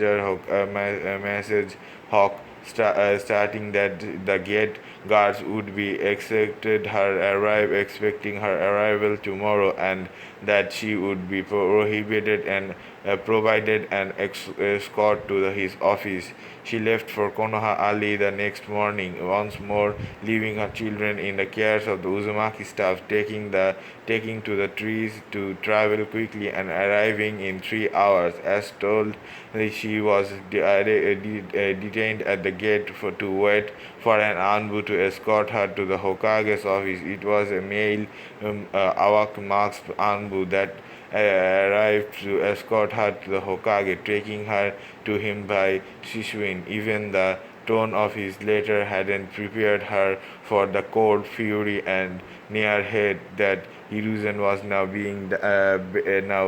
bearing down upon her. The meeting was quick, and the point drove home that she would receive no special favor of any kind from the Hokage due to the feeling of past kindship. He had told her in no uncertain terms that while he couldn't officially declare her an enemy of Konoha, he now personally regarded her as one. Obviously, he's gonna make her an enemy of him. She was escorted back to the gates and then left the village very unsatisfied. A week later, found Juraya at her door, having been stricken from the Toad contract. He now had to manage his spy network directly by traveling and meeting with connection himself. Good. Himself, he had left Konoha to do this, and he had informed Kushina that a visit to her and the daughters would be pleasant stop along the way. Of course, he needed to travel around the world and do his research, which he also informed her for without any of her without any shame, preventing her to pummel him into the ground. It was during this visit that he noticed that Kushina wasn't herself. Kushina wasn't herself. Kushina, what's the matter? You acting like yourself. You haven't been acting like yourself. Since I got here. He explained with concern. With a sigh, Kushina answered, the third has forbidden me from returning to Konoha before it is time for the girls to become genin, unless I am either summoned by him or else I have business there that I have to inform him to beforehand. He continued sadly. He is basically ended our friendship and says that he now regards me as his enemies because of that demon. I see, Joraya offered with a sigh of his word. Well, that's not something I am about to get involved in. I know how you both feel about the situation, so I will just leave it alone. Thank you. Thank you, Joraya. I really appreciate that. Constantly during the 3 days into Joraya's visit, Tsunade and Shizune also came by the Uzumaki state. Sarutobi had informed Tsunade of Kushina's relocation for the time being, so she decided to stop in for a visit to her three godchildren. Kushina was about to speak up about Naruto not being her godson anymore, but Jiraiya stopped her with a firm grasp on her shoulder and a stern glare while he shook his head in negative situation. So I have seen the girls, but where's Naruto? Tsunade asked happily. Well, Tsunade, answered. Sensei wanted the boy to remain in the village so that he could bond with it the same way his old man did. It was Minato's dying wish. While confused at such an expression, Tsunade chose to accept it such as it was, and didn't begin to matter up any further. After all of them simply enjoyed spending time together and bonding with Kushina's redhead toddlers, who surprised them all by taking their first steps in their presence. Another week had passed, and Joraya, Tsunade, and Shizune all prepared to leave. Joraya to his business, and Tsunade and Shizune to theirs. Zuraya had promised Kushina he would return by the girl's fifth birthday so that he could start training them with her start training with her them with him. A few minutes after. Wait a few minutes, Jiraiya. What about Naruto's training? Tsunade asked, innocently not noticing the darkening of Kushina's eyes or nor the icy forward on her face. Don't worry about that boy, Jiraiya reported with his usual blast. He got the old man to look out for him and train him. He will be all right. He wouldn't need me. Tsunade, once again confused as the attitude Jiraiya was taking towards Naruto, which was so different from his attitude toward the girls, just nodded, but she narrowed her eyes in suspicion at him being taking Shizune and going on her way. Once he was out of sight, Jiraiya turned to Kushina, all version gone. I only lied to her so that I could help you save face. Help you save face. Kushina, you don't realize that Tsunade would cut any and all ties with you, just like Sarutobi Sensei did if she were to learn the truth about your abandoning the boy. Don't you? That demon isn't Naruto. He's the QB. She shouted at him in frustration. Do you really think she would buy that? I don't. And I can tell you for a fact that she wouldn't either. I don't, and for a fact she wouldn't either. Now I wouldn't cover for you again. Bear that in mind, Kushina. Kushina simply blustered in anger, but no choice to say. Jiraiya pulled his scroll onto his back and gave his goodbyes. I will see you in 4 years.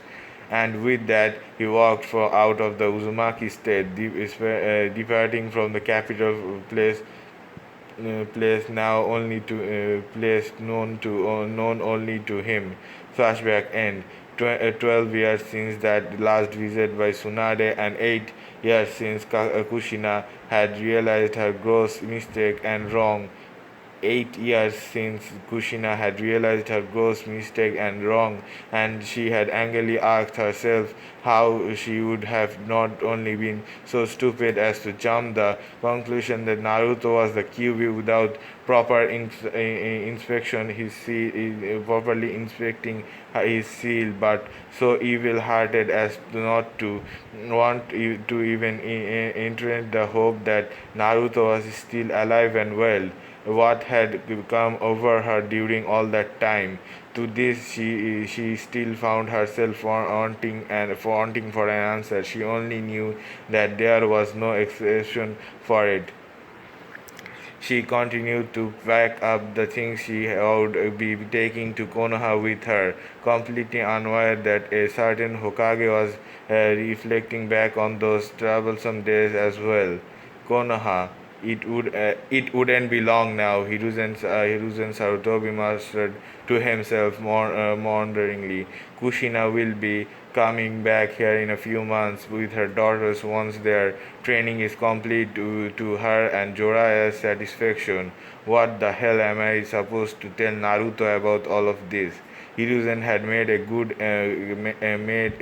many mistakes and questionable judgment calls regarding Naruto, judgment calls and mistakes over what to tell him, what not to tell him, how to handle the knowledge that he would be knowing for Naruto all of these years, all of his own safety, and to keep him as stable as possible could, given the poor boy's circumstance. Thinking of Kushina made him think back to the day that she gave Jiraiya the photo. Thinking back to that day, he gave Jiraiya the photo of the boy with his seal exposed. The day which would mark the beginning of his own mistake regarding the boys and his mother. Flashback. Hiruzen was in his office going through the usual paperwork he deal with. It was a month before Naruto's 5th birthday, and he was still working to fit in time to celebrate it with him. His training of although was inspired as Jiraiya come in through the window. Sarutobi quickly looked at him and nodded, not even cracking so much as a smile. He could tell that Jiraiya was prefixed after all. He usually smile at seeing his former student, but just couldn't bring himself to do so after his last disappointment encounter with him on the night of Naruto's birth. Of course, he knew that Jiraiya would also likely attract it to be pleasure. He must be under the work of the village, but the truth was that Hiruzen had lost almost all respect for his student and eventually came to the realization that while he had trained the three great shinobi, they were loose people. Of the three of them, Jiraiya was only one that had continued to do Hiruzen give Hiruzen any hope, and that hope was discarded on the night of his successor's children's birth. Now he regretted all three of them as nothing more than failures and disappointment. Hey, old man, how is it going? Jiraiya asked joyfully. I'm doing fine, Jiraiya. He responded in a narrow motion and asked, "How are you?" Without even bothering to look up from his paperwork, not noticing Jiraiya's glare. I'm doing great. My research is coming along well, and I am expected to train the twins after their birthday. When I return to Kushina, unfortunately, I wouldn't make it back to the party in time, and I will miss all those beautiful, noble women. He whined, to which Hiruzen sighed and just shook his head in negation. Jorah hadn't changed at all over the years. Hey, how's the kid? What was his name? He asked with a finger on his chin. Hiruzen stood up, stopped moving his calligraphic brush at the time with what he was annoyed and disappointed, glaring at him. He slowly looked up at Jorah and responded in a quiet, dissatisfaction. Seriously, Jorah, what was his name? Do you seriously mean to tell me that you let your students' family mean so little? Students' family means so little to you that you can't even remember the name of your own godson. Juraya responded cluelessly before responding with negation. What do you mean? I don't care of. I do not. I do care of Minato's family. I have always made sure to keep tabs on Mito and Narumi. Really now? And if they didn't tie you into your almighty prophecy, if they didn't tie into your almighty prophecy, would you still care as much? Rounded darkly and asked in a low tone, and just what is that supposed to mean, Sensei? Unfazed, Hiruzen's fond to rebuke his student. Joraya, you let student's family mean far less to you than this prophecy does, which has given you an overwhelming sense of self-importance. The only reason you even remember Mito and Narumi's name is because you are convinced that they are the child of this prophecy, and I only know that because training them and their relation to the prophecy is all to you even talk about. Hiruzen then added scarfully, Minato must be looking toward you from the afterlife with such pride, especially with how much you care for his son. What was his name, right?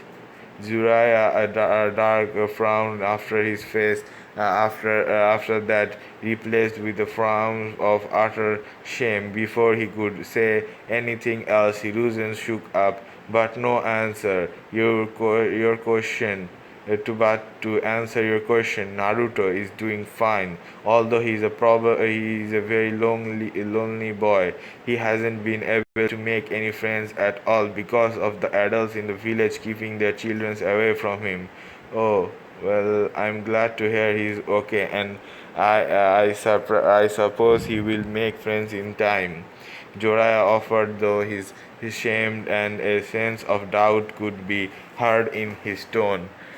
He takes after his father, Hiruzen told him, bringing Jorah's right to him a saddened expression. He is the spitting image of him, and not just in his looks, but in his inherent Minato's gaining level instruction as well, genius level intellect as well. In fact, I would dare say he's even greater genius than Minato was. If I could do so, I would take him as a student of my own.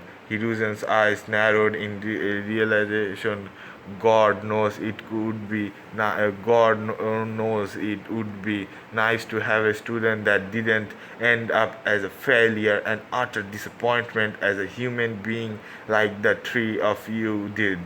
Juriah saddened became large with heart at Hiruzen's claim. He had seen that look of his senses before, though Hiruzen hadn't look on his he couldn't see he hadn't seen that look on his senses face before, though Hiruzen had all but given up on his former students. Juriah began to look around the room, looking for something to latch his sight and though on to he saw a picture of Naruto when he was a baby in Hiruzen's arm on his desk and picked it up. Naruto was in his diapers and the seal on his stomach was clearly visible.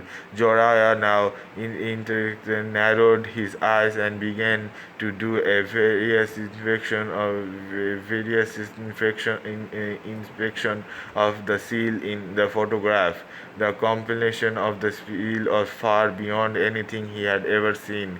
And Minato had outdone even the greatest of the Uzumaki seal masters by combining two such strong seal along with several minor ons perfectly and had synchronized them to perfection. In his last moment, Minato Namikaze had indeed created his masterpiece. Hey, old man, I am taking this picture. I would like to study the seal on Naruto. Do you mind?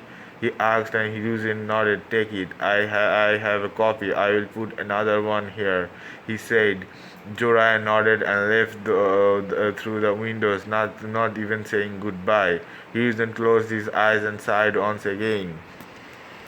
Only one word seemed to fit all of the people once connected to Minato Namikaze: disappointment. And these 20 years of his life and these 20 years of his life seemed to be filled with nothing but disappointment, with Naruto being the only bright spot in it. End of flashback. As much as Hiruzen hated paperwork, he was actually finding it a welcome distraction to the impending deadline that would blow in his face if he didn't take steps to start resolving it. Fire capital. Kushina had finished packing her bedroom and was now sealing up her kitchen goods. Her cast iron skillet was still as beautiful as and black as the day she had first acquired it. She would take very good care of it and used it to cook countless meals for herself and her girls. But with that, though, she began to think of all the meals he had never cooked for her son. It was when he was preparing this particular pan of use that horrible truth had been made known to her. Flashback. It had been a month since Kushina had thrown the twins' fifth birthday party, and she had started training them.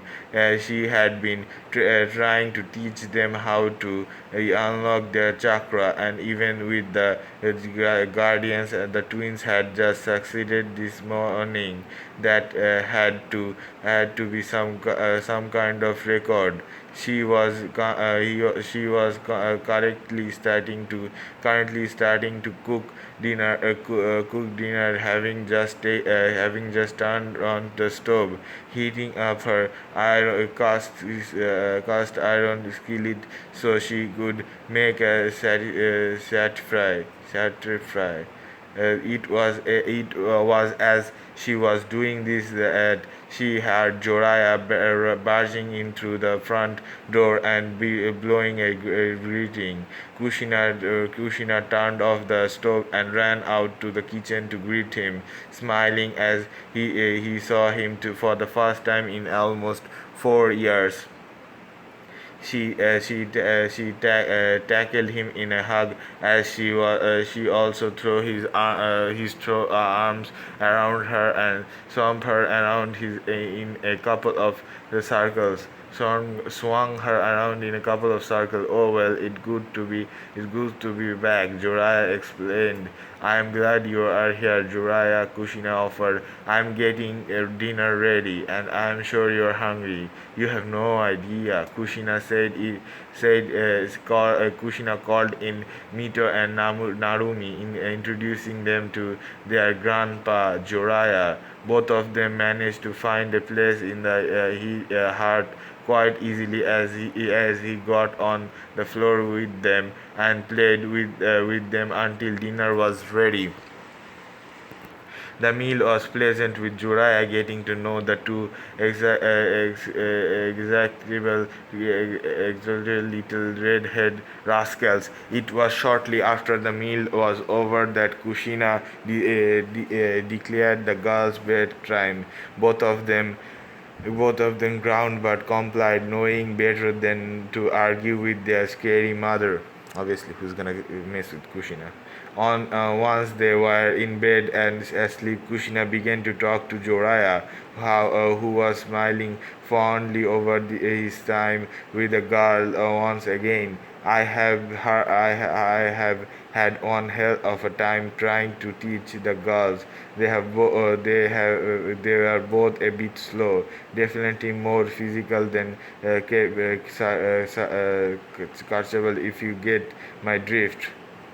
Jura smiled quickly, frowned upon hearing this. Replaced by a minuscule force, as thought she would be reminded of something painful. What's the matter? Kushina asked him, concerned.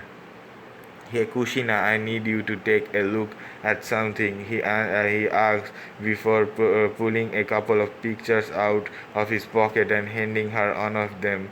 Kushina examined the picture she was given. It was a blown up picture of a very complex seal. She looked at it, not understanding what he wanted her to do. Study that seal carefully, Kushina. Joraya interested, and tell me what you see. She did as she was asked, studying the seal very carefully. It took her almost half an hour to determine the full capability of this seal. She even had to pull out some paper and a pen so that she could take some notes to keep from missing for some of the missing for some of the function. It wasn't just a seal, it was a magnificent work of art. Even the seal on the girl's stomach didn't compare to what she was looking at. It was far beyond anything she was capable of. She would dare say that no Uzumaki had ever made a seal so complex or so perfect.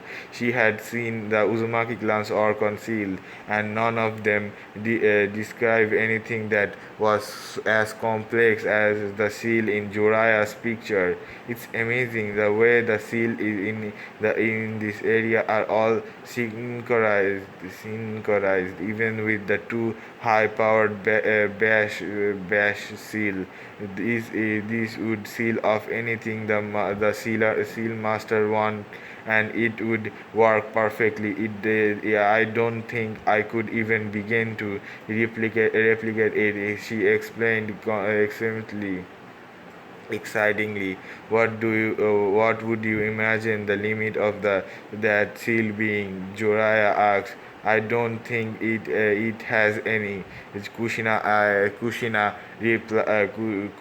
explained. Looking at it, I would imagine it to seal all nine of the bijus in one host and still have enough power for more.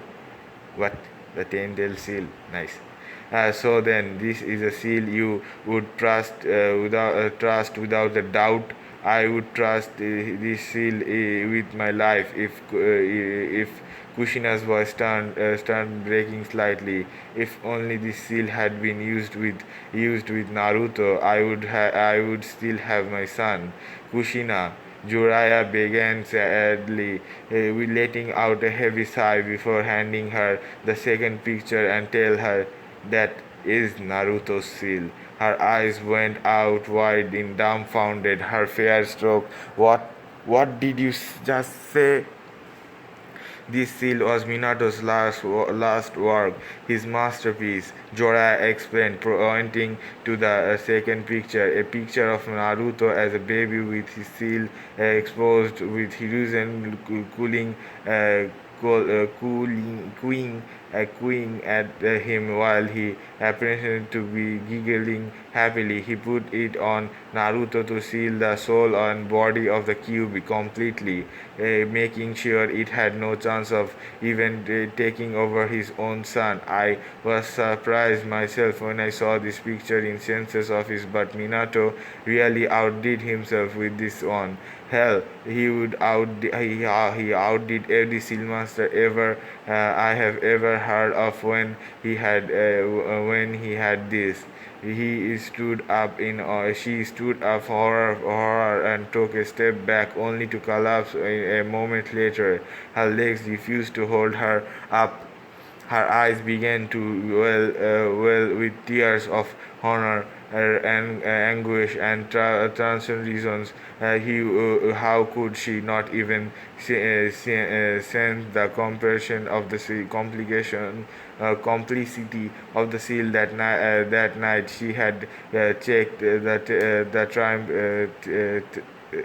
triplet.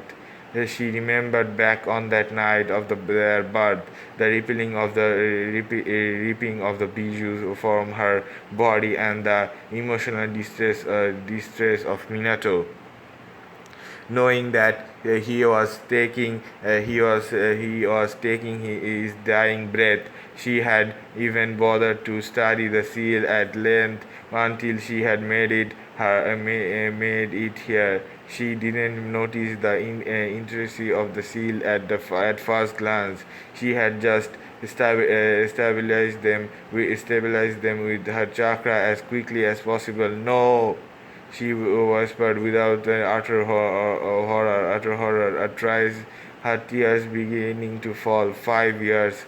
5 years where she could have had her son with her there.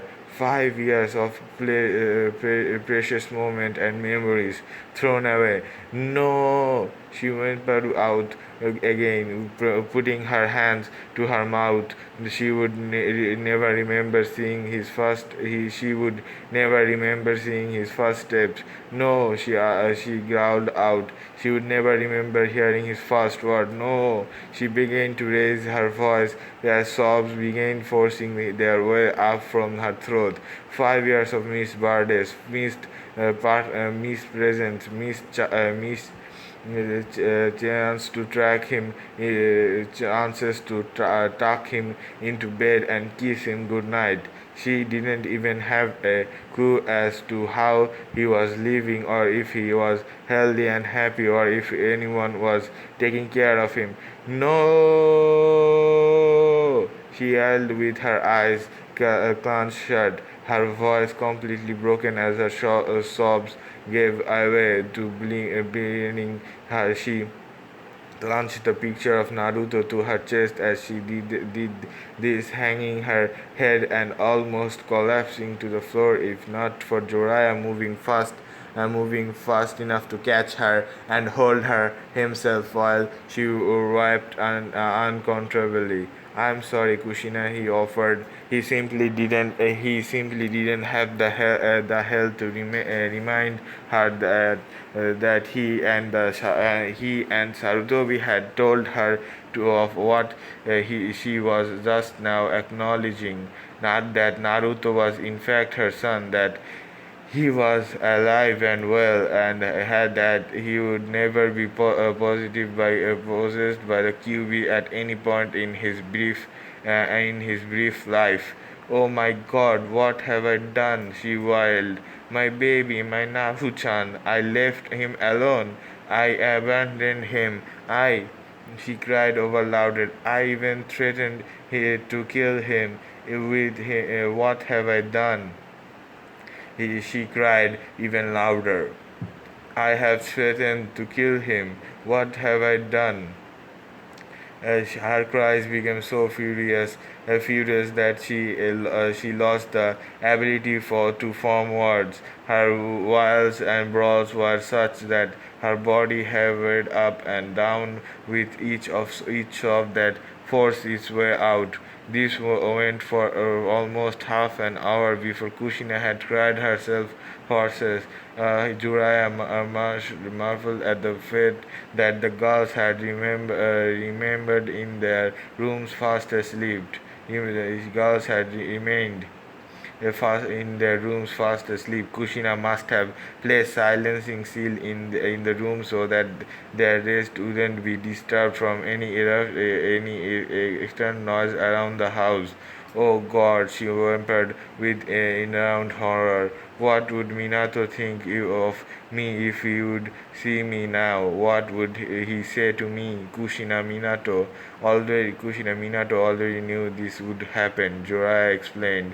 Sensei told me that Minato saw how you looked at Naruto and he took steps in case what he feared to be his worst happened. And Kushina sniffed, and it did. I did the worst thing imaginable. I abandoned his son. My son. In a sudden burst of determination, she whimpered away her tears and stood up, moving forward her door as Joraya watched her in confusion. "Where are you going, Kushina?" he asked. Without stopping, and she answered, "I need to send a message to Konoha by a messenger hawk. I am going to tell Third to expect me tomorrow morning." "You are going what?" I am bringing my baby boy home," she fired back, opening and closing the front door as she left through it. She was back a few minutes later, and Joraya had just waited for her return in the living room. "Kushina, are you sure you know what you are doing?" Joraya asked warningly. "It doesn't matter if I do or not. I'm bringing my Naruchan home. I'm going to apologize for not being there, and I am going to do whatever it takes to make it up to him. I wouldn't let him stay along anymore. As soon as I get the message, I am leaving for Konoha." Both of them stand up throughout the night. It was a couple of hours before the dawn that a messenger hawk delivered a response from Sarutobi starting the usual condolences. Kushina stood up and prepared to leave the house once again. "I am heading out. Jiraiya, take care of Narumi and Mito for me. I will be back as soon as I can." She left the house before he could say anything more, speeding her way to the Konoha as fast as her legs and the 3 foot allowed. The sun was just beginning to peek over the horizon as Kushina arrived at Konoha Gate. They looked a fair sight, better than they had even she came 4 years ago, and even dangerous caused by the caused by the kiwi that night was completely repaired without any tears of it even chance of it being there. She cast in the gate with it the gate guards who had indeed been expecting her arrival, though not quite so early, and waited there for an armed escort for that from the Hokage's office. She only waited a few moments later, surprised that Sarutobi was awake and at work this early. It had just passed 6 o'clock, and the village as a whole was still asleep. The Anbu took her shoulder, and with another used Shishuin to get himself and her to the Hokage office. Hokage-sama escorting Kushina-sama to their office as ordered, he said, and with a nod of acknowledgement from Hiruzen, the Anbu vanished. Hiruzen's eyes had hardened as they focused on Kushina. He asked coldly, "What business brings you here, Uzumaki-san?" "Hokage-sama." Kushina greeted him formally with a humble bow, surprising the man. "I have realized how badly I messed up when I abandoned my baby boy of all those years ago. I am asking." She got her knees and bent her hands bent her hands and began to and head to the floor. No, sir, I'm asking. No, sir, I'm begging you. Please let me see my Naruto-chan so I can bring him home. A growl from Sarutobi's throat caused Kushina to lift her head. Despite the tears that were beginning to fall down Kushina's face, the Hokage's eyes remained steadfast in their eyes. After what they pulled both after what you pulled both that night and the years afterward, you expect me to suddenly believe you have seen the light, and now what you want to make up for your mistakes. I understand your doubts, Hokage-sama. I don't blame you for having them. But Jiraiya showed me the seal Minato put on Naruto. He made me study it in depth, and I could see that there was no chance of the demon taking over.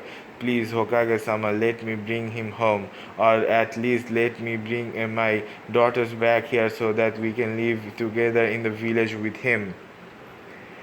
No, Uzumaki-san, I can't do that. No, more to the point, I don't want to do that, he said. She flinched at his tone, then became desperate.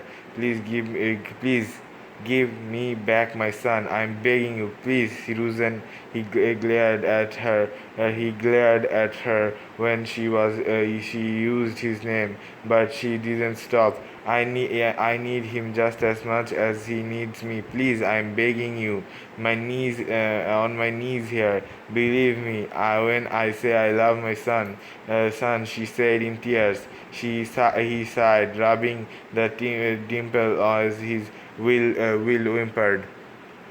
Even if I do believe you, Uzumaki-san, it cannot be that simple. He has experienced some rather traumatic incident in his life recently, and I can't, in good conscience, burden him with the truth of your abandonment. It would break him completely in the condition he is in right now.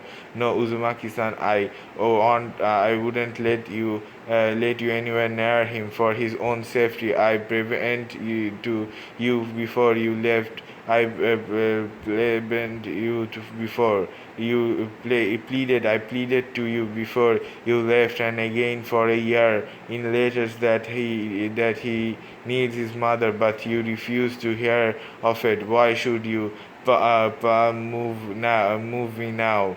The truth is that I'm not sure if I ever want to let him know your exist before it is time for him to reveal his heritage to him and be fulfill my promise to Minato. He said, and she looked at him, her tears falling even harder. What do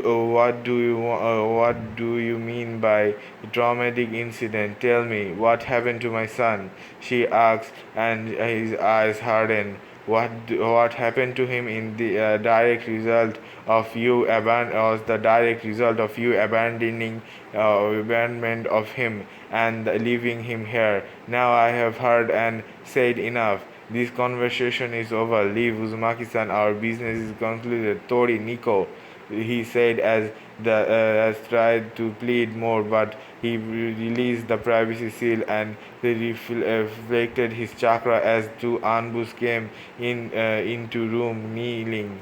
Escort Uzumaki-san to the gates and send her on her way, he ordered the two.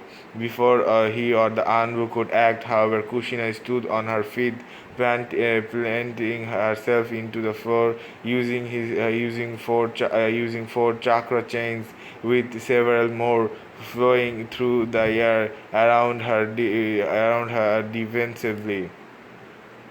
And flooded the room with extremely powerful killing intent, causing the Anbu to weather and even making the Hokage sweat a bit.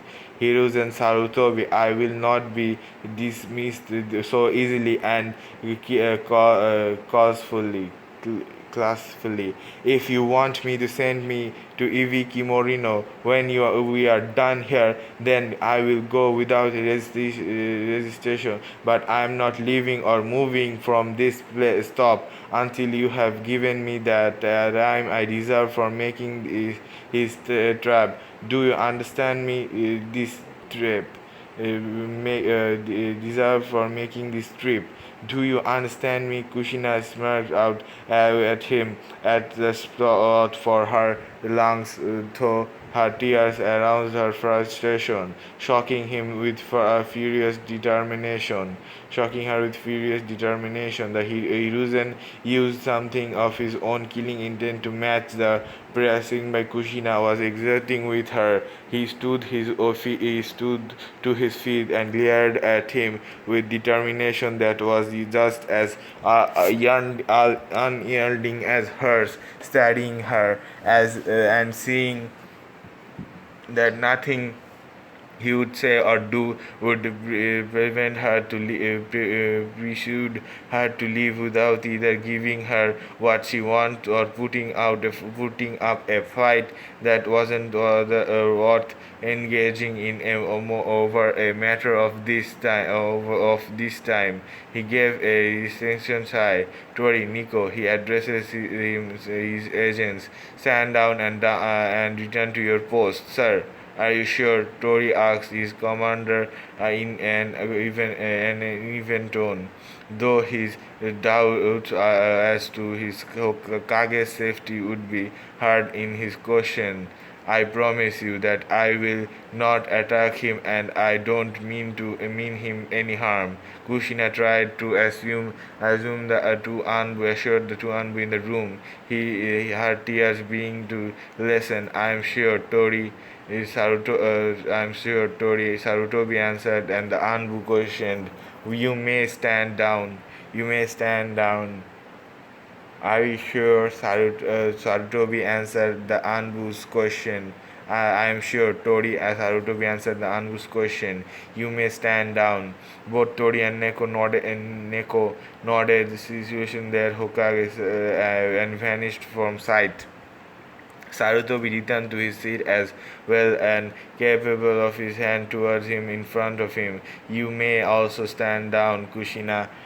She sniffed as she used her first name for the first time in 4 years. I will hear you out, but surely you must know that I cannot allow you to have Naruto have custody of Naruto. Kushina grit her teeth towards him anxiously, her tears beginning to renew themselves. She allowed her chakra chains to dissolve and descend back into her body. Descend back into her body. She once again fell to her knees and bowed her head on the floor. Please, please, Hiruzen, Kushina pleaded. Tell me what to do. I know you don't trust me. You think I am an evil monster, and you are more than justified to feel that way concerning all I have done, but tell me what I can do to earn back your trust. Tell me what I can do to show you that I have changed, that I truly do understand my sins and atoned, and that I want to atone for them and redeem myself. Please, Pale was yelled out as her voice trembled her sobs once again. Tell me what I have to do to get my son back, so that he could have suffer anymore, so doesn't have to suffer anymore. Despite the anger and animosity, Hiruzen fell towards the woman who was currently kneeling positively before him. Now he couldn't deny that she was genuine and sincere. In the details she explained, in the inspiration she explained, he maybe give her a few taste of sort. Could he not give her the benefit of the doubt right now? But at the same the same. Could he afford to, and how would this affect poor Naruto? Kushina, please lift your head. Hiruzen replied in a constantly tone. He when she had done so, she gracefully, with his head a palm face up, to get off her knees and stand before him. When she rose to her full height, Hiruzen began. Kushina, you are putting me in a very difficult position here. She nodded to show she understand as she as he continues. One that you don't have a simple easy answer. I'm sorry, sorry, but I cannot do and tell you nothing more that concerns Naruto. That's unacceptable. Kushina interrupted. I wouldn't leave this spot until I at least have more than I came here with. If you want me to gone, you have to give me something. And yeah, and why should I give you anything at all? Uzumaki-san, Hiruzen's determined denying. I get that you cannot allow me to take Naruto, and I know and understand why. But I can meet him at least, even if I don't reveal myself to him as his mother. Can I try to start building something, anything with him at least, even if it is only from a distance? Please, Hiruzen, give me a little hope here. Kushina asked with tears streaming down her face. Sighing, Hiruzen said, "Let's just say he has had two attempts on his life from within the village, and the fact that he fought off an enemy Jonin who was about to kidnap the Uchiha and Hyuga heirs. During the fight, he activated his chakra chains and managed to knock the Jonin out. Later on, precisely by consciousness, he learned the fact that you were his mother and about everything that happened on the day of the QB attack. Researching to this point, he stopped asking in favors for having a breathe. Kushina, as she heard Hiruzen speak, felt her heart sinking, and she waited a while before asking, "How did he react?" "Pretty much as you would expect him to. The look of pure determination in his eyes still haunts me. I have given him Minato's letter in which he explained the reason he did what he did." Naruto claimed calmed down a lot after that, and then for the very first time in his life smiled a genuine smile before he promised to me that he would make his old man proud by becoming Hokage himself. His idealism his father more than anything. He idolizes his father more than anything. Now what I'm going to say may hurt you. I asked him what he would do if you ever came apologizing. He simply said that he didn't care anymore about what others do. He said he would respect as a senior shinobi, but nothing more than that. "I'm sorry," said Hiruzen. Hearing that, Kushina felt her heart break even more. A whole new wave of self-loath and despair hit her. She had lost her son. After a few minutes, she slowly whimpered, "Can you tell me about him? Let's just say he is a sad boy with no friends. He tries his hardest to see the best in people. He is he's a natural born censor, not to mention that he is a literal carbon copy of Minato, not just in terms of look but also in terms of genius. Can you imagine that he learned how to read at 2? and by 4 he was already reading chakra theory and was practicing control using the theory in the book. Also, he seems to take both nin in and fyung jutsu in like a sponge. If I am not mistaken, he should already be halfway through first level. That's all you need to know, said Hiruzen. I understand. I can at least send him gifts and letters, Kushina asked as her voice cracked. No, that would create more problems for future. Though I would like to ask to give us your notes on the chains, your notes on the chains. He needs to train with them, said Hiruzen, to which Kushina immediately nodded. Can I see him? Kushina asked in a very stone tone. Only from a far away, said Hiruzen as he took out his lacrimin, and both of them watched as Naruto then went to sleep. Cooked and then went to sleep. After a few minutes, Kushina looked at Hiruzen with tears streaming down once again and said, "Please, Hiruzen, tell me, is there any way for me to get to get my baby back? I know I haven't been the best mother, but I really want to make amends. Only time will tell. Now I think you should return to the capital. It wouldn't be long before your daughters notice your absence," said Hiruzen as Kushina nodded and left with an anbu. Kushina stepped back sped back home, wishing she could have brought Naruto back with her, and grateful for what concern Hiruzen had made to her. The old man did as he had promised, allowing Kushina her first glimpse of her near 6-year-old son, and as it should have been on the night he was born, he immediately fall in love. She immediately fell in love, and as it should have been on the night he was born, she immediately fell in love. Just seeing him and watching him as he read, studied, and cooked for himself brought her to tears once more.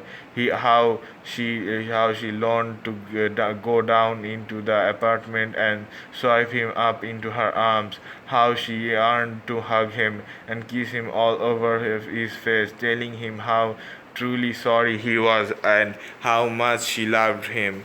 And she ashamed to bring him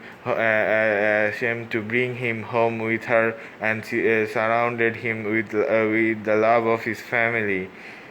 It wasn't. It wasn't to be. As Hiruzen brought her back down to reality by ending her time in Konoha and personally escorting her to the gates to see her off, she had returned to the fire capital by late afternoon and had now entered the Uzumaki state. As soon as she entered, Joraya came up to greet her, but saw a tear-stained face, and no little boy in hand, though she had a sad yet hopeful smile.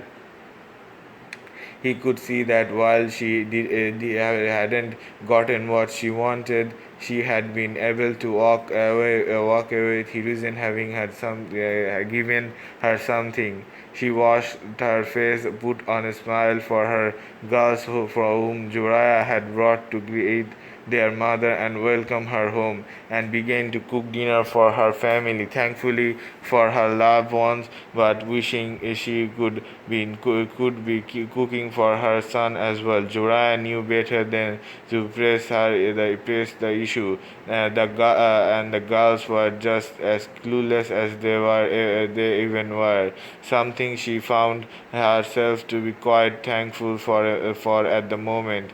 It was the next morning, before the girls were to be awakened for breakfast, that Joraya came to Kushina and asked about her meeting with Hokage.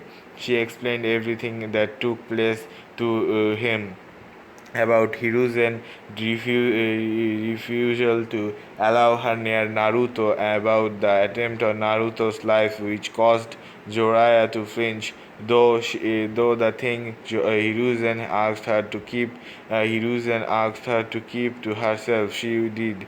She also told him about laying eyes on him for the first time since his birth, and what she was going to do for Naruto for that day forward.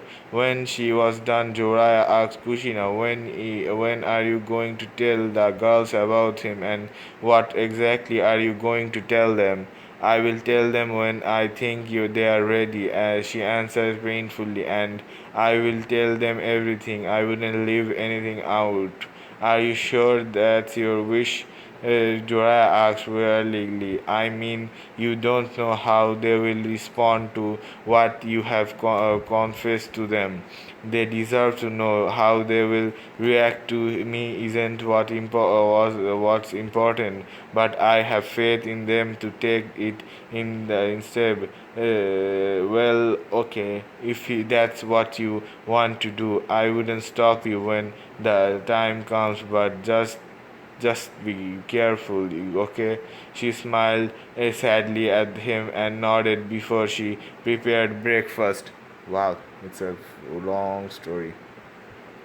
Sad flashback and Kushina continued packing the kitchen as she reminisced over her time spent there. Immense time where she missed Naruto's childhood, but smiling at the things she had learned from him through Hiruzen's continued cooperation. She thought about her fleeing frustration with the girls training over the years frustration with the girls training over the years, and she couldn't help but compare it to the spark of learning about the things she could teach to Naruto when she got the chance. Sadly, the joy she felt at the idea of teaching Naruto was something tainted by news of Naruto being attacked once again, especially only on his sixth birthday. Flashback: Fire Capital.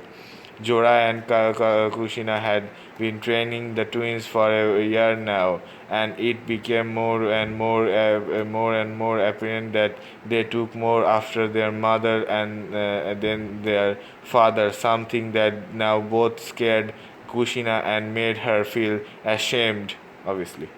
She began to fear that they would react to Naruto the same way she had, just following their impression and just talk the time to really think about think through. Her fears was compared by the fact that neither of the girls was neglected as she was, and they are also a good bit more impulsive, also a good bit more impulsive. She had tried to teach them about the battle strategies and deception in the shinobi world, but they lacked the attention span to learn such substance. They were both headstrong. Beat them up first and ask them later. Beat them up first and ask them later. Typical types like she used to be. They had also inherited her fiery temper and brush personality. Also, the dense chakra that she had. What while their chakra was quite dense, their chakra control was beyond a line she couldn't understand.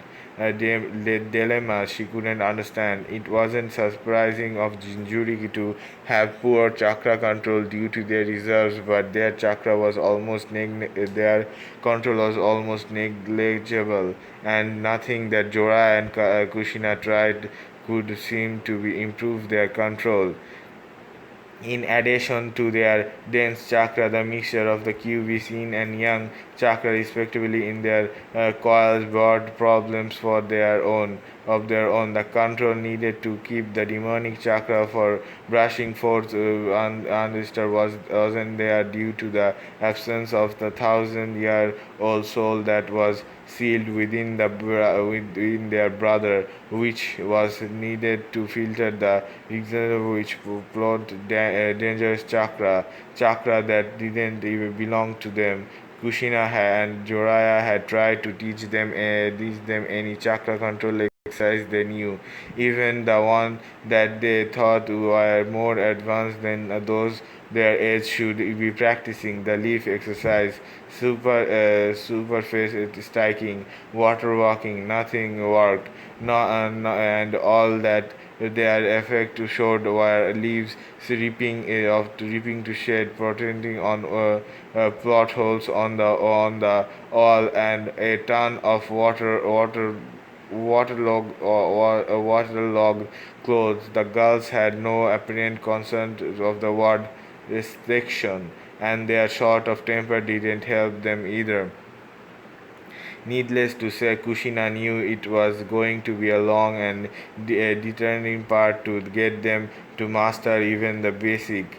She and Joraya began to take a different approach and started training them in their chain style taijutsu, the Uzumaki swinging fist, which relied on in the awareness of an opponent fist through the uses of seals and other long-range attacks such as water-style ninjutsus or Atamandian chains, and then going in for the kill. It had based on strength and focus. These tends to take down opponent by going on the offensive and landing fearsome strikes. The downward side was that the swinging fist had almost nothing in the way of defensive technique, which was the style greatest weakness. For most Uzumaki, however, this weakness was negligible, as their skills in sealing in what provided that defense was the needed, and thin layers of common problem. She had tried to teach the girls sailing, but it just didn't take. Neither of them had the practice potential needed to learn the suitable of the complex art, nor to develop the necessary skill in calligraphy. What was that neither of them had inherited the Uzumaki clan's natural talent of the art for that art. They didn't care. It was flashy. It wasn't flashy enough for their taste. Something that once again saddened Kushina to no end. She had tried to convince them how powerful seals were, and had showed them some, but the only ones that were interesting in were exposing tag and storage seals, and even these were difficult for them to follow understand. Kushina spent the days where she realized they couldn't process beyond those two basic in virtual motion. Juraya had started to teach them basic ninjutsu and was their personal taijutsu sparring partner. He himself had no particular taijutsu style, being a bit of a brawler himself. Aspect of the frog Kumate taught to him by the toads, which was now useless to him due to the eviction from the Toad clan and his loss of Sage mode. He had taken beat and speech from many of his styles. Hiruzen tried to teach him in his youngest day and crammed them all together in a style that worked for him. The only advantage he had was that he was very unpredictable, though many taijutsu masters would likely teach him the spud, and a user who had experience fighting his style would give him a very hard time.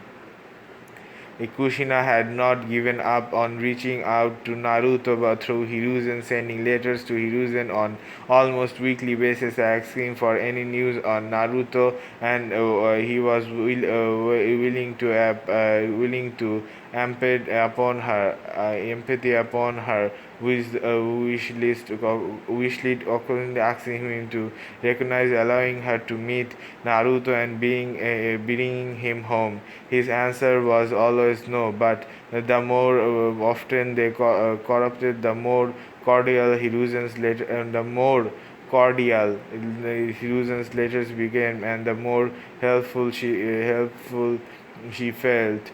She had learned that almost all of the clan of Konoha had attacked Naruto. Almost all the clans of Konoha had attacked Naruto at one point or another. Only the Uchiha hadn't.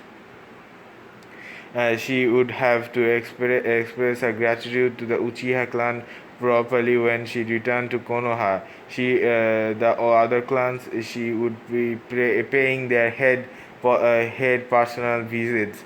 She would be paying their heads personal visits, and she left would be out of blood. She would be out for blood. The return of the latter was of such a positive nature. Naruto had interested seals recently. In encountered seals recently and was completely and utterly fascinated by them. Already he was practicing calligraphy, and he could even make working explosive tags and storage seals, and he was only 6 years old. He had inherited both hers and Minato's talent for sealings. Oh, how she would had waiting to be able to teach him everything she knew. She was also told of his first week at the academy. He was rough.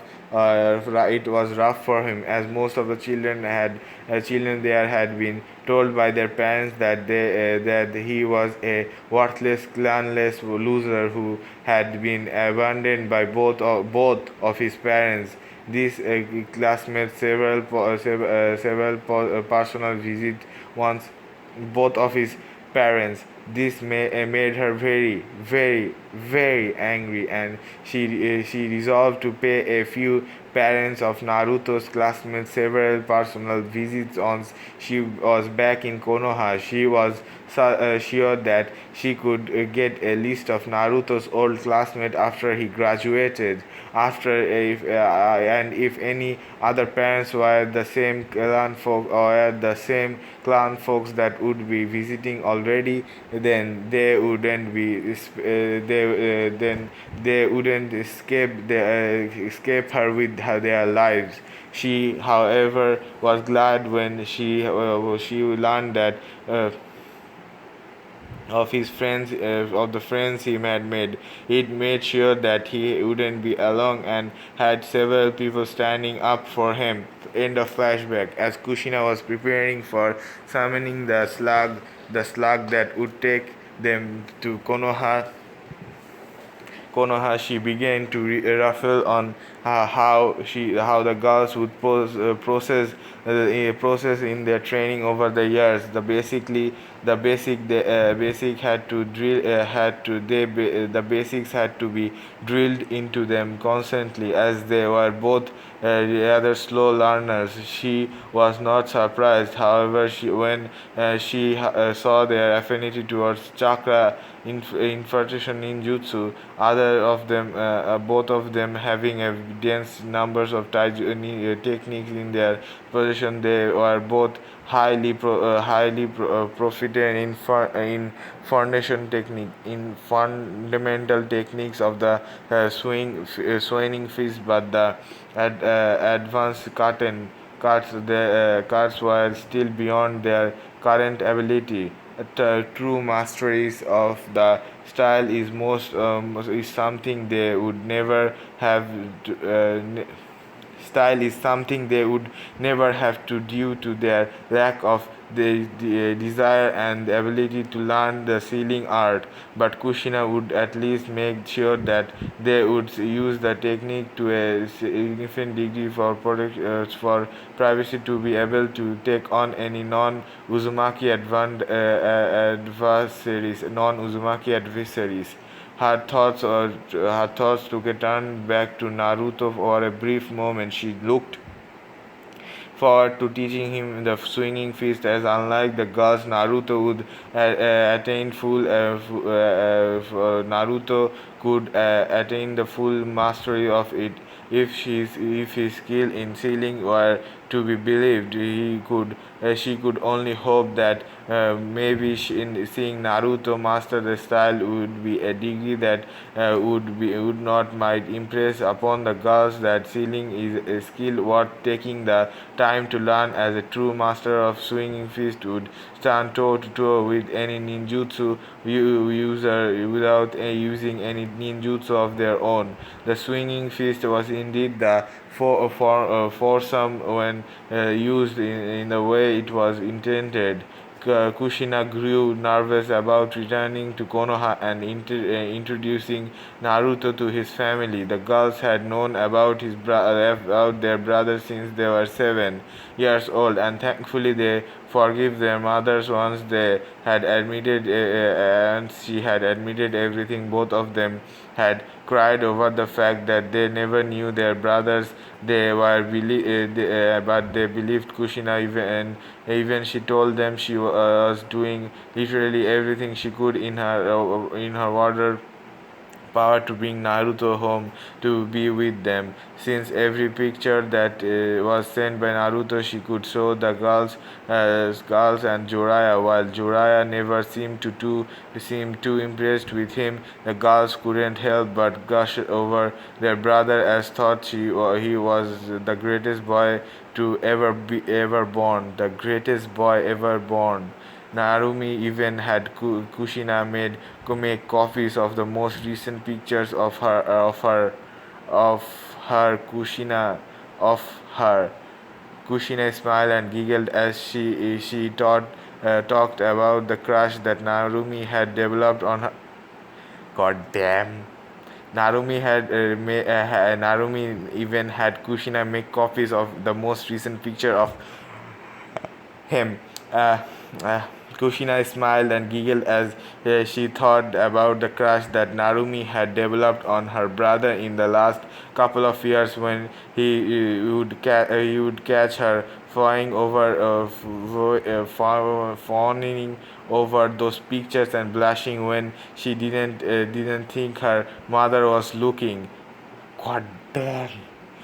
She didn't doubt their love for their brother, but what concerned her was their pride bordering on argue due to having everything handed to them freely. She knew that Naruto knew no such privileges, and should the girls say the wrong thing to him, it would have discussion, consequence, and possibly destroy their chances of building any kind of family connection with their brother. Naruto had suffered. He had suffered beyond any human being could ever have to suffer, and certainly more than anyone else ever had the right to inflict upon him. All the girls had ever really suffered as children were a bit bullying at the park. They were 7 years old. Kushina had brought the girls to the park, as she would typically do the reward for a week of training after she left their side after for a little while. Some older kid relative to the diamond had considered them in a situation part, backing them up against the tree, as all of them laughed at their terrible expressions.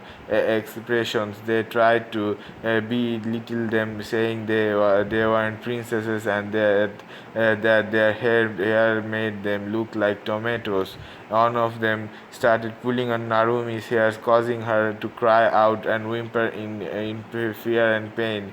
Mito stood up for her, but was trampled in fear, unable to get them to stop. When their mother came for them, all the boys ran off. Kushina held her girls to her as they cried into her chest. Suddenly, Narumi leaned that other than her mother, lump that other than her and Minto, she had no one to protect her if they weren't there, causing her to cry harder. But then Kushina told them that they had their brother to rely on back in the village, and that he was really strong. Narumi had stopped crying and smiled as she imagined her big brother saving her and her and gently leading her back home. Mito wasn't sure if her brother would even risk his life for them, and promised herself that she would get stronger to protect herself and Narumi if something like that ever happened. She too wished that her brother would save her, but wanted to be strong enough to not rely on anyone. And Narumi promised Kushina that she would get stronger to protect herself and her brother, that she was too strong. I saw her brother that she was too strong. Mito too was strong. Mito's strength and skill were high, and Narumi's and than Narumi's. Mito's strength and skill were higher than Narumi's, and they were the strongest in the capital in their age, which again had caused Mito to become quite arrogant, and Narumi only less so. Though she still regained her body personality, unlike Mito, who thought herself above everyone. Kushina could only hope that the girls would learn humility once soon enough, and that it wouldn't have to be painful lesson as it was often wouldn't to be. She left her thought drifting off as she lay down to sleep. Tomorrow would be a break day, and she couldn't see any ending that would be difficult or painful. So that they would all need all the energy. Wouldn't be difficult or painful, so they all needed all the energy they could. They had no idea the slugs which was moving at high speed. Kushina was going ahead to report in the preparation reason for their arrival. When they were a few miles out, Kushina and the girls stepped out of the dome of the slugs and took the road, moving at a normal, casual pace. So, Kasan, Narumi asked with a blush on her face, "What do you think Naruni-chan will be like? Do you think he will like me?" Kushina giggled at Narumi's limp question and thought she asked it fairly. "Narumi, I think Naru-chan is going to love a bubbly and pretty little sister like you. You too, Mito." Her face and voice became snobbier as she continued. It is how he will react to me that I wonder about. Mito tried to encourage her mother with a determined grin. "Don't worry, Kasan. Naruni-chan bound to forgive you. Bound to forgive you with how much you love him now. And if he doesn't, then I will beat him black and blue until he does." "Yeah, you're gonna beat him. You beat a goddamn Jonin." Kushina suddenly turned to Mito in anger, her hair rising and falling in nine tails of fury. "You will do no such thing. Do you understand me?" Both Mito and Narumi were quite taken aback at this. Really, the mother been angry with them, and never had it been to this degree. Kushina accepted herself. Girls, listen to me. Naruto has been through a lot in his life. He has suffered things that the two of you couldn't even begin to imagine understand. He has suffered all of his life. He hasn't been treated well by the village at all, which he is actually why I figured so hard to bring him home. Fighting that is why I have been fighting so hard to bring him home over the years. I don't expect him to welcome us warmly at all. In fact, I am preparing myself for the worst, and if he doesn't end up blowing up or even attacking me, I will not restrain or respond in a negative manner, and neither will you two. Understand, Mito, and don't you even joke about something like that ever again. Both of the girls just looked back and fought between their mother and each other, and not knowing what to say.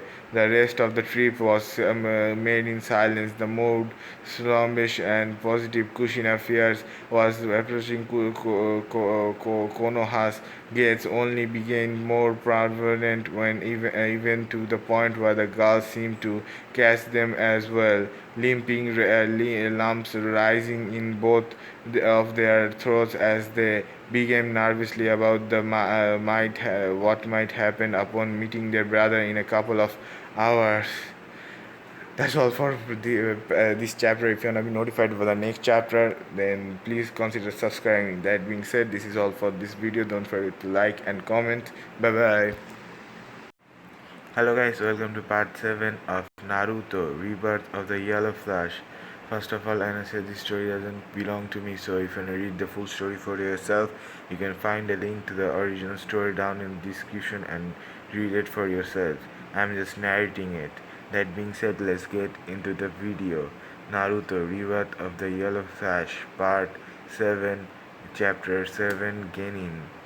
Soon the wait was over and Iruka entered the room along with Mizuki. After silencing the class, Iruka said, we will be having two more students joining us for the test today. Before any one of you complain about unfairness, they were trained outside the village and have returned to take part in the exams. His announcement caused mixed reaction. Goran from grounds from the years and looks of curiosity from the civilians. Naruto, though, kept an impassive face on. Iruka motioned to forward the door, and two red-headed girls with cute round faces entered the room and respectfully said, "Hello, my name is Mito / my name is Narumi Uzumaki. Pleased to meet you." Silence forward in the room. Naruto, however, began the Genin. He is connected the dot. Being Naruto, however, being the genius he is, connected the dot and understood that they were his sisters. He then remembered what his father had asked him to and vowed that he would protect them. Soon, however, the whole class bursted out laughing and Kiba shouted, "Ha ha ha ha ha ha ha! Who would have thought that our new classmate would be a pair of tomatoes?" Mito looked indirectly at the comparison, whereas Narumi looked downcast. However, all laughing caused to be when the room was filled with a very potent killer intent. Everyone, including the teachers and the new girls, were finding it hard to breathe.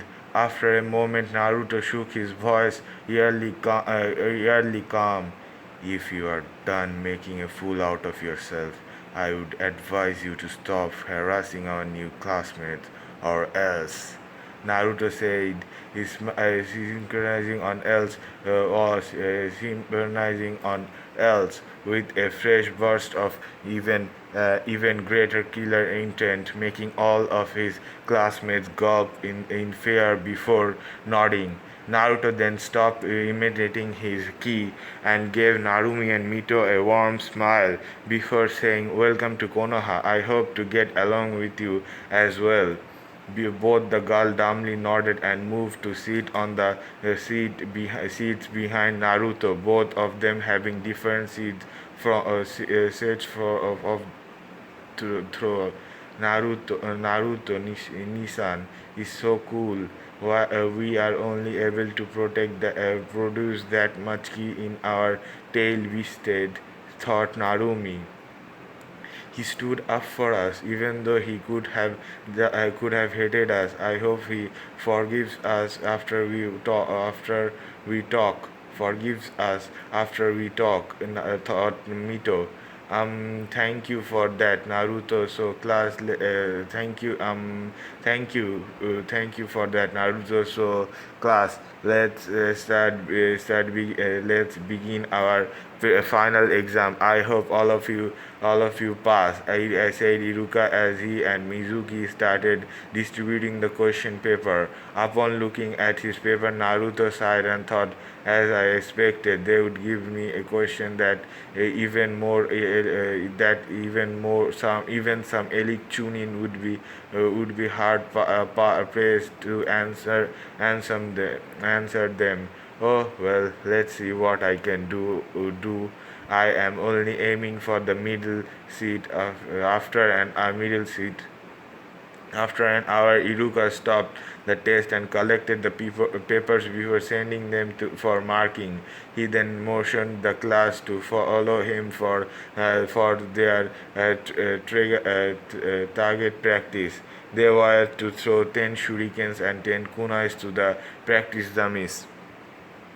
The passing mark were 4 out of 10 for Shuriken and 6 out of 10 for Kunai. Naruto, though, decided that he would go all out for this test. There was no way he was going to be underplay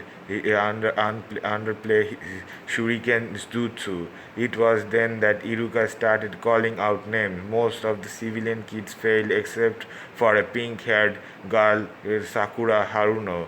The remainder of the year, including those from Naruto's groups, were a different story. Kiba, Sarui, Hinata all got 9 out of 10 in both kunais and shurikens, and all three wore smug faces.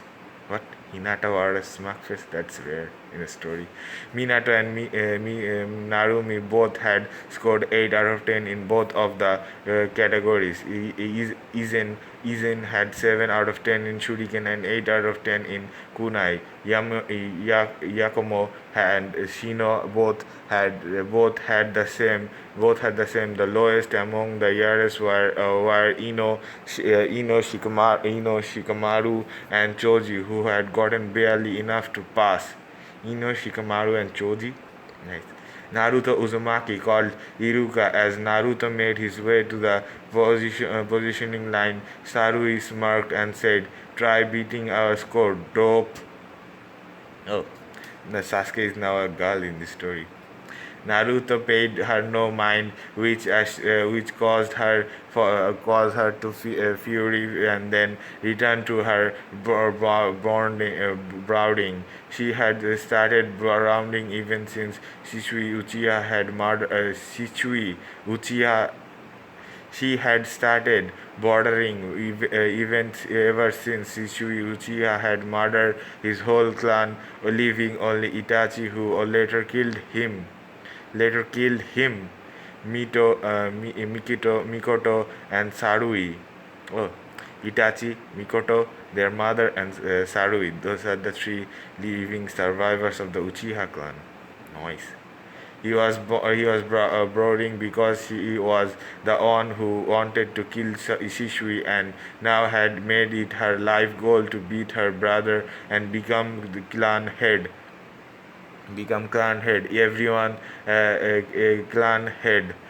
Standing on the line, Naruto looked at Iruka and said, "Sensei, I will be throwing both my shuriken and kunais together. Also, I will be using on of each for all 10 targets. 1, on for each of the target or 10 targets.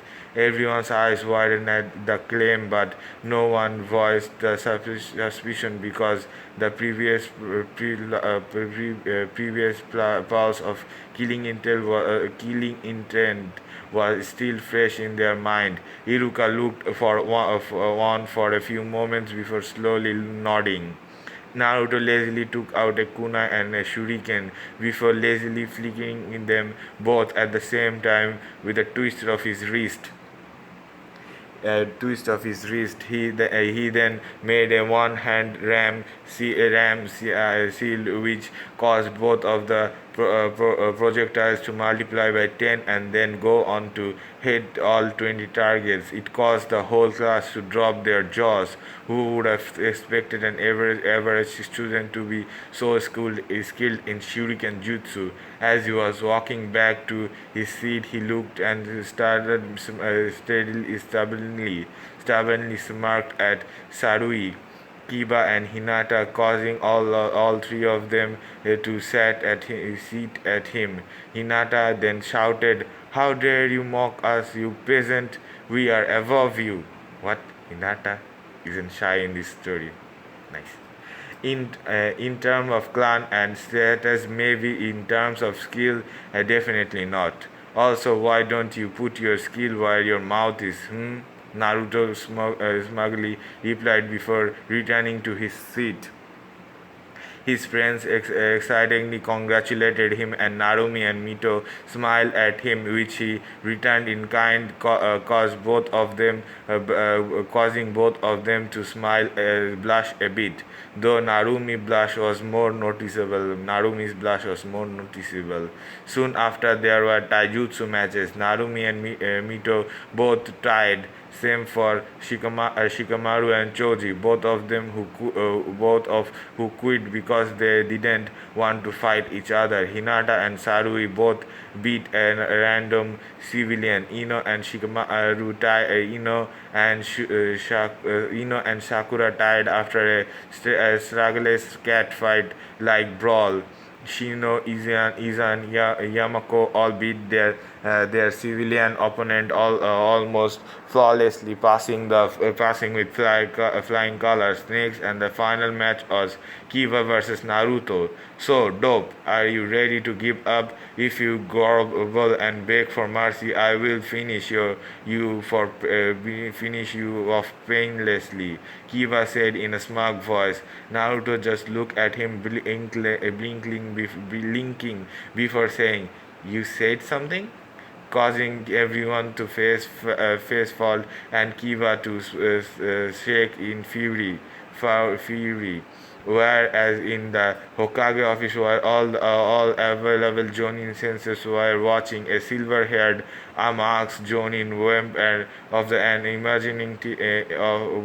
Jonin wiped an imaginary tear and said, "They grow up so fast."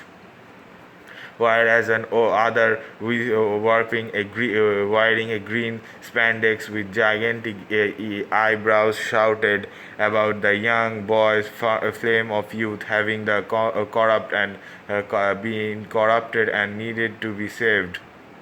Flames youth have been corrupted and needed to be saved, to which the silver-haired Jonin said, you say something, guy."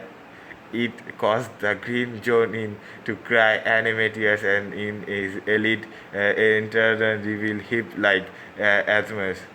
Yep, Naruto is more like Kakashi. Back to the fight, Kiba rushed in as soon as the fight was signaled to start. Naruto, however, just stood in his starting point, not even moving from it, all the while deflecting off Kiba's attack and getting in cautious blows. Kiba was getting increasingly frustrated as the fight went on. How was he the rookie of the year being outdone? How was he, the rookie of the year, being outdone by a clanless orphan? He then shouted as he went in for another attack, "Damn you, why can't I hit you?" As soon as he thrust his fist forward, Naruto caught before in his one swift motion, slamming Kiba out of the ring and signaling the end of the match. Naruto then answered, "That's because you are in the eye of the that was because you were in the eye of the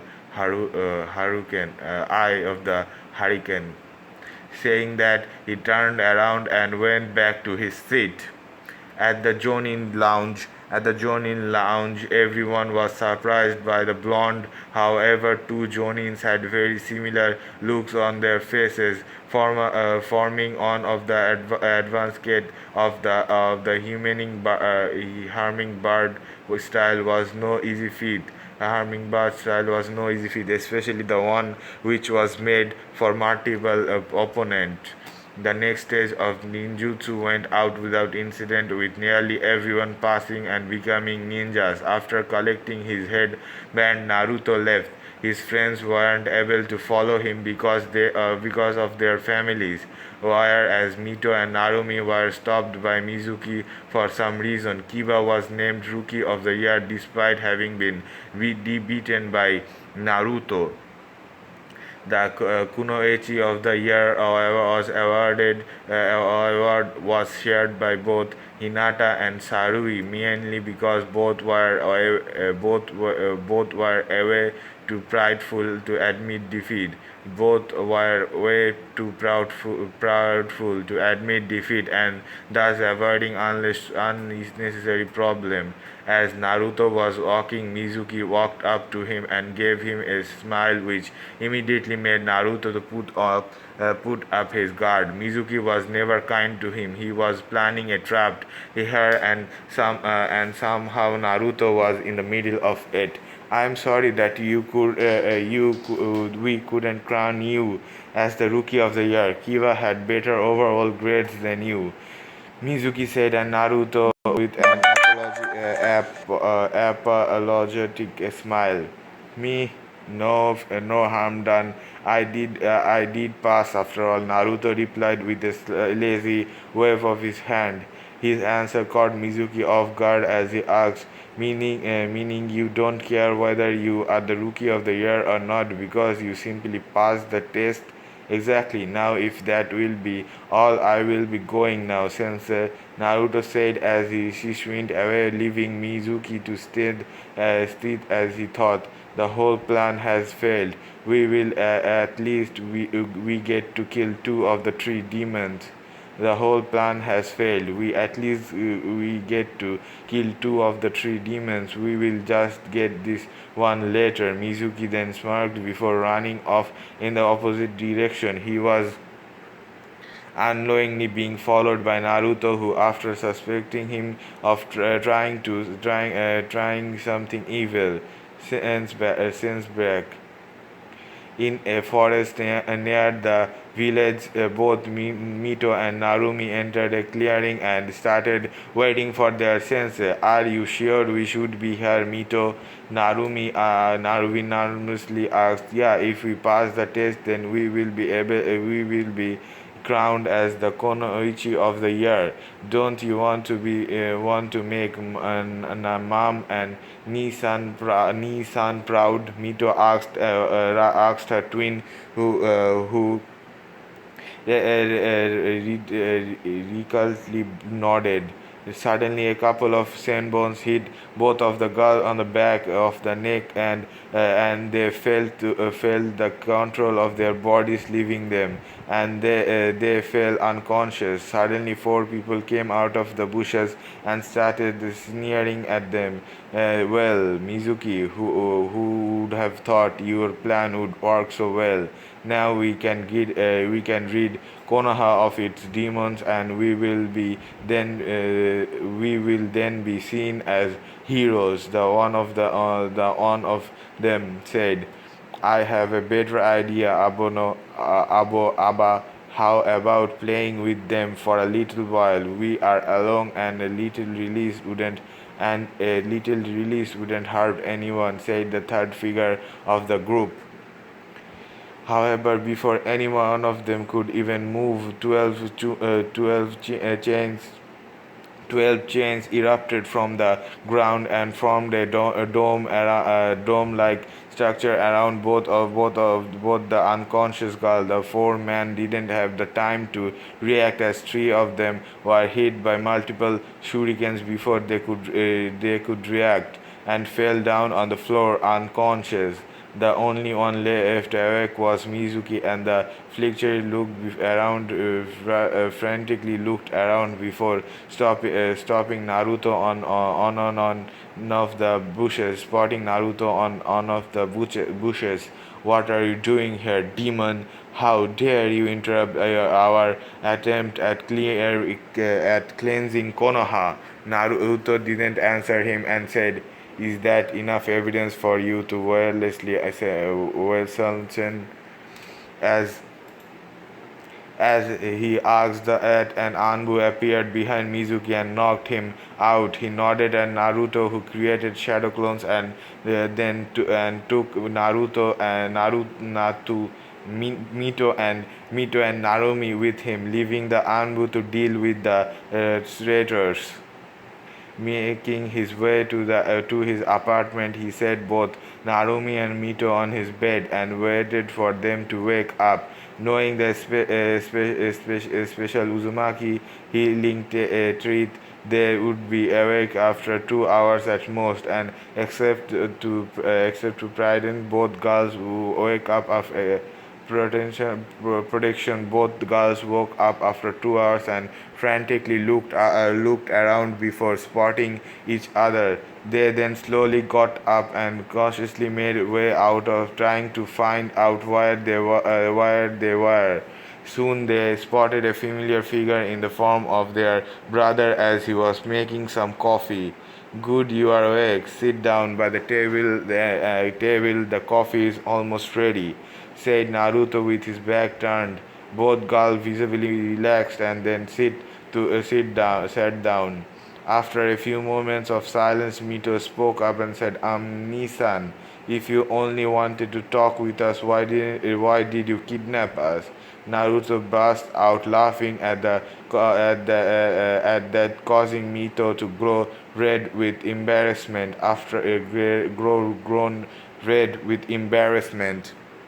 After Naruto stopped laughing, he handed both of the girls their coffees before apparently ruffling their heads and saying, "I didn't kidnap you guys. Those were just some bad guys who were jealous of you and wanted to harm you. But your Nissan took care of it and brought you to his place. Currently, you are attacked while being attackers. Currently, your attackers are being withheld by Anbu." Both of the girls connected the dots and understood that had Naruto not appeared when he had, the girls would have lost more than their lives. Both of them looked down, not meeting his eyes, sensing a despairing aura. He said, "Hey, what's with that long face? You finally meet your brother. You should tell me about your lives and your training." With a look of disbelief, both looked up and saw him smiling before they started relaying the tales of training. As they were talking, Naruto started cooking dinner, and soon they were eating. After they had finished talking, Naruto said, "I have already informed both the Hokage and Kushina-sama about what happened, and they are currently investigating the whole setup. You can stay here for tonight or go to your place. It is up to you." We would like to stay, Nissan," said Narumi with Mito nodding along. "Alright then, go take a shower and go to the room you got up in." go to the rooms you got up in. I will lend you some clothes for the night, said as he got up and left. Mom was right. Mito, Nissan, will save us. Mom was right. Mito Nissan will save us from trouble, said Narumi. Yeah, she was, but I was thinking if Nissan is saving us, then who will save Nissan? If Nissan is saving us, then who will save Nissan? Asked Mito. Leaving this though thought, both looked their showers and reached their rooms. Soon, however, they found themselves unable to sleep because of what happened earlier. Both made their way to Naruto's room and knocked on the door. Before entering, they saw Naruto sitting on his bed reading a book. Seeing them enter, he closed the book and looked at them before asking, scared of closing your eyes in fear of what happened today? Both of them nodded. Sighing, Naruto motioned them to come in his bed. Mito to his left and Narumi to his right. He then said, "Listen, I am here for you. I will protect you. Get some sleep. You have to go home tomorrow, okay?" Both nodded before Narumi asked, "Nisam, will you come with us?" Naruto shook his head and said, "Both of you are seen as heroes by the majority of the population here. Me, on the other hand, am the village praise. It would be better if we kept our distance. Today was an exception. Now get some sleep." He finished with a tone of fatality, causing both of the girls to nod and then slug into the depth to sleep. Naruto sighed to himself after spending time with his sister. He wanted nothing more than to be close to them. They had several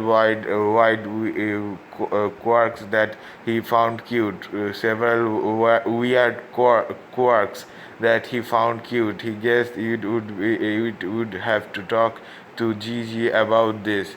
Smiling, Naruto picked up his book and started reading it again. Elsewhere, looking around a chamber where Hiruzen, Jiraiya, Kushina, Itachi, and Kakashi.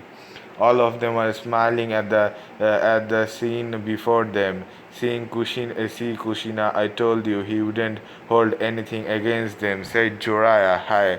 I'm really happy that my babies are finally connecting with each other after my horrible error, said Kushina with a sad smile. After my now we have to deal with who teaches Naruto. The council will make sure that he remains without a team because of the uneven gaining numbers. Remains without a team because of the uneven gaining numbers. They decided Kakashi to train the Uchiha and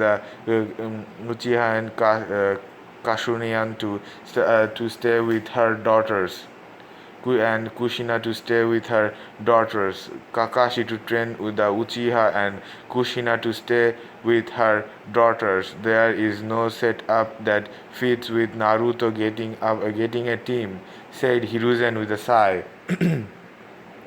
Before anyone could speak, Itachi coughed and said, "Hokage-sama, I would like to take Naruto as my apprentice. I have fulfilled all the requirements to be a Jonin. I am an S ranked. I have fulfilled all the requirements to be a Jonin, and I am S ranked. The council can't force me to do anything because I am the clan head, so there shouldn't be any problem." Hiruzen smiled and said, "You are planning for this, weren't you? You are planning for this, weren't you?" "I may have, or I may not have been," Itachi replied with a very small smile. "Very well then, Itachi. I will leave Naruto to you. Good luck," said Hiruzen as everyone exited except Kushina. Everyone except Kushina left. I know what you are thinking, Kushina. Give him some time to come into terms to everything. He has always wanted a family and he is entirely confused. Give him some time and be there if he ever needs you. Who knows? He goes part the request to and sees you like family again, said Hiruzen, to which Kushina nodded and left. The next day, after dropping both of them to the Uzumaki estate, he made his way to his Jizu's office to get his registration photo in. Making his way after having a friendly greeting with the security, Naruto entered the office by kicking the door open and shouting, "Gigi, I did it! I passed, and here is the photo of our the Shinobi registration." Hiruzen chuckled at the bond. It still surprised him how someone would be so serious when the situation demanded it, and on the next moment be as relaxed and carefree as android pile of on the football field. Spiral on the football field. Okay, Naruto, come here and show me the picture, said Hiruzen as Naruto handed him the picture. In the picture, he tried to pull on of the Minato's signature glares. Minato's signature glare, and he almost got it right as well. Soon, however, the door busted open. A small kid around the age of 5 ran into the room with a wooden kunai, shouting, "I have you now!" However, before he could throw the kunai, trembled over his own scarf and fell down. Looking up the floor, he pointed at Naruto and shouted, "You tripped me!"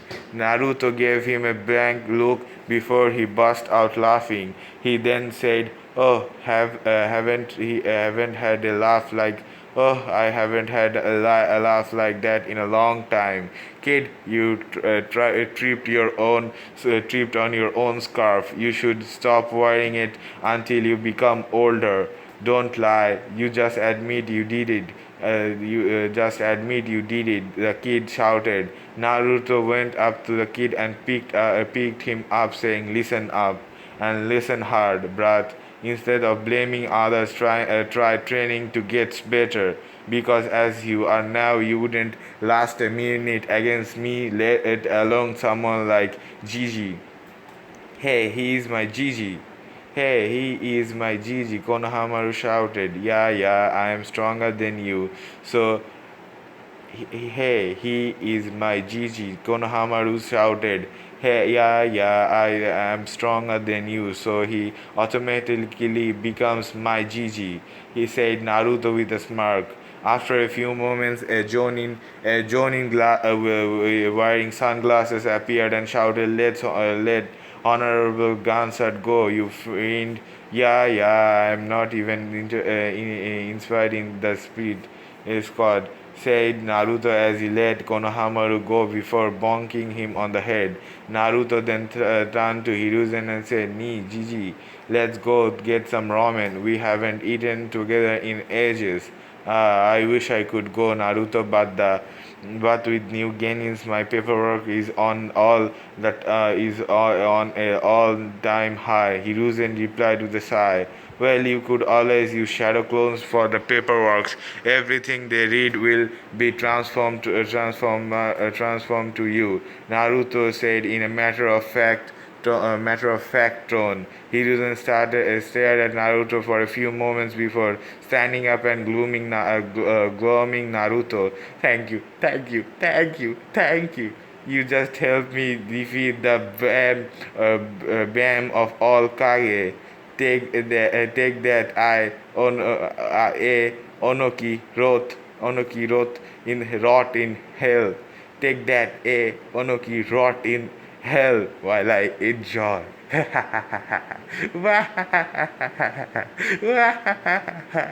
Hiruzen finished with a menacing laugh, causing Naruto and the others to sweat drop at the Sarutobi's act. elsewhere in the land of rock and the land of the lightning. Two Kage sneezed at the same time. Damn Hiruzen slash old monkey, you must have found the answer to paperwork. Damn him, I will ask him during the upcoming Chunin exams, thought both the Kages. Anyways, Gigi, let's go for some ramen today, okay? Said Naruto, to which Hiruzen nodded with a smile. Turning to Konohamaru, he said, "See ya later, Scott," before he disappeared in a leaf shishuin. "Nee, Gigi, who was that?" Turning to Konohamaru, he said, "See you later, Scott," before disappearing in a leaf shishuin. "Nee, Gigi, who was that?" Konohamaru asked. I think he is arguably the strongest genin in all of the elemental nations, Naruto," he said.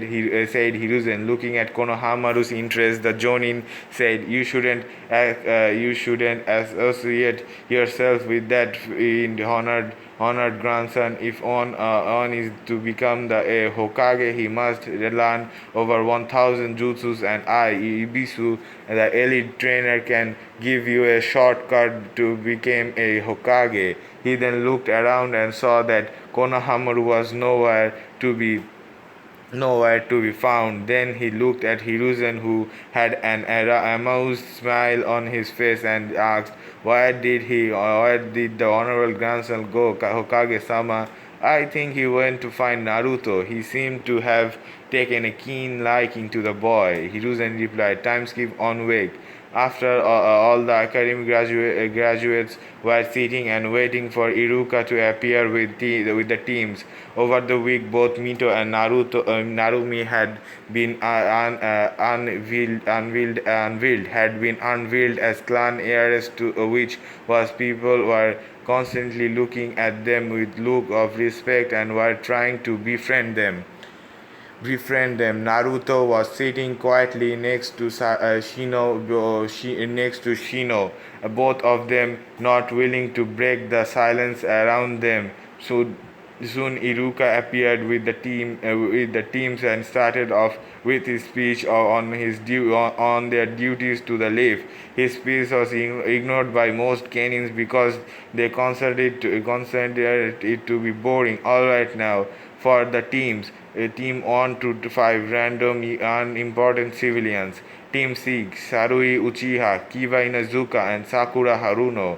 Ignoring the shout of love conquer all. Ignore the shout of love conquers all. Your Jonin sensei will be Kakashi Harake. Team 7, Narumi Uzumaki, Mito Uzumaki, and Hinata Hyuga. Your Jonin sensei will be Kushina Uzumaki. Nice. Team 8, Shino Aburame, Yamako Kurama, and Izu Sarutobi. Your Jonin sensei will be Kuranai Yuhi. Team 9 will be in calculation. Team 10, Shikamaru Nara, Choji Akimichi, and Ino Yamanaka. Your Jonin sensei will be Asuma Sarutobi. Team 11 will be a two-man cell, Naruto Uzumaki. Team 11 will be a two-man cell, Naruto Uzumaki. You will be apprentice of Itachi Uchiha. Naruto gave a real smile at being able to train with one of his precious people, whereas Shirui just glared in annoyance. Why would an Uchiha train a clanless loser? She thought.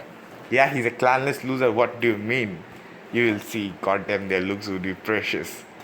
Your sensei will be here in an hour. You may do anything you like in said hour. Iruka finished before leaving. Naruto sighed before taking out a deck of cards. He looked around the class and said, "Anyone on a play?" An hour later, when all the senses, including Kakashi, who had been dragged by Kushina, arrived, they saw all the genins gambling. The genins gambling, and by the looks of it, Naruto was winning a lot. Obviously, he's gonna win. Oh, Genin is starting to gamble. Nice, Naruto. Take all the chances. Gah, you have to be cheating. Kiba shouted in frustration as he pointed a finger at Naruto. Naruto just inconstantly smiled at him and said, "You say something, Kiba," causing everyone to once again face fall and all the Jonins to snigger. It was then they decided to reveal themselves. Team 6, come with me, Kakashi ordered. Team 7, follow me to the training ground 7, Kushina started. Team 8, after me, please, said Kuranai. Team 10, to the restaurant, said Asuma. Once all of them were gone, Naruto waited for a while with his eyes closed before saying, "You can come out now, Nisan. It seems you are getting better with your sensing. You are able to sense me even though I was just masking half of my power," said Itachi as he stepped out of the shadows. "Ah, come on, Nissan. You know the ability is not completely mastered. The ability is not completely mastered. You should just cut your favorite sibling some slack. Cut your favorite sibling some slack," Naruto said with a port. Oh, and oh, oh, and what gives you the idea that you are my favorite sibling? Itachi asked an amused expression. Three reasons, actually. One, I have a completely developed Sharingan that I am not dependent on. I don't have a 7 foot stick up my ass unlike your other sibling. I don't have a 7 foot stick up my ass unlike your other sibling. I am just way too awesome to be not your favorite, Naruto replied with a foxy grin. Wow, Naruto, nice one. Itachi chuckled and ruffled Naruto's hair before saying, "You have got that right. Let's go." Naruto jumped up from his seat and followed Itachi as they left towards the Dango stand. After reaching the stand and ordering their favorite, Itachi sat down on a table and said, "Now I know all about your style and skill, Naruto-kun, so I wouldn't waste time in testing your ability. And I also have a fair idea of what to teach you, but I don't know if you plan on learning any apart what you are currently doing. Apart of what are you currently doing? If you are planning on learning anything after a part of what you are currently doing." Hi, Nissan. I was thinking of improving my taijutsu repertoire. I have the hummingbird, which involves speed and accuracy, but not that powerful attacks. I was thinking of adding a defensive style along with a direct style that uses powerful hits. After that, I think high time I started my elemental manipulation with gaining its only high level ones that I can learn. With genjutsu it's only high level ones with genjutsu it's only high level ones that I can learn. And finally I have mixed thoughts about starting kenjutsu. Fuinjutsu will be carry on in the place it is going, carrying on the place it is going, Naruto replied. That is indeed a very well thought out plan, Naruto-kun. I think it would be best that you get scroll for the Toad style because it is among the best defensive taijutsu style available for a direct one. I think Goken will suit you, or we could utilize your Sharingan and have you learn the interception feast. We will start elemental manipulation as I was already planning on it. I think Kenjutsu will be good for you considering the fact that your mother is currently the best Kenjutsu Kenjutsu uh, partici- partition in the world, said Itachi. She is not my mother, Nissan. I am in no way related to Lady Kushina. I agree with your other suggestions. So when do we begin? Naruto asked in a very soft tone. Itachi sighed inwardly said one of the reasons he had taken Naruto as his student was to get him to release the hold on his past brought nothing but sorrows. Past though brought nothing but sorrows, but it seems like he had his work cut out for him. He couldn't blame Naruto. Naruto endured both his incented both his mother and his mother, his grandfather, and not to mention the entire village where a few people. Haki Itachi. Hiki Itachi knew Itachi knew the only reason he had become a leaf shinobi was because of his heck. Itachi knew the only reason he had become a leaf shinobi was because of his father. He had his work cut out for him. We shall begin tomorrow morning in training ground 43. It is surrounded used by it is summoned sedum used by the used by others, and we would be able and would be a good area to let lose, said Itachi, to which Naruto nodded. Naruto soon developed a mischievous glint in his eyes, which immediately caused Itachi to go on the defensive. With a smirk on his face, Naruto says, "Oh, so, Nii-san, have you finally asked Ayame Nii-san to out, did you? Ha ha." This question caught Itachi off guard, and he started out refreshingly. Sighing, Naruto shook his head and said, "You know, Nissan, you should ask her out already. Nearly everyone in the village knows that you are infatuated with each other. You are infatuated with each other." Wow, Naruto, you're slick. And Itachi then sighed and said, "It's not that simple, you know. I may be an S-rank ninja with a monger of Konoha Raven summoning for the ravens, but I am still a love-stricken teenager. I get very shy just thinking about her. How am I supposed to ask her out?" "Well, Nissan, it seems like you need my help. After training tomorrow, we are going to be discussing you asking Michan out," said Naruto. And how will you help me?" asked Dachi. "You are looking at someone who has read nearly every romance novel in Konoha. I can offer a lot of advice," Naruto slowly said. Both nodded to each other and began eating in silence, making occasional small talk. I'm a bit thirsty, so wait a minute.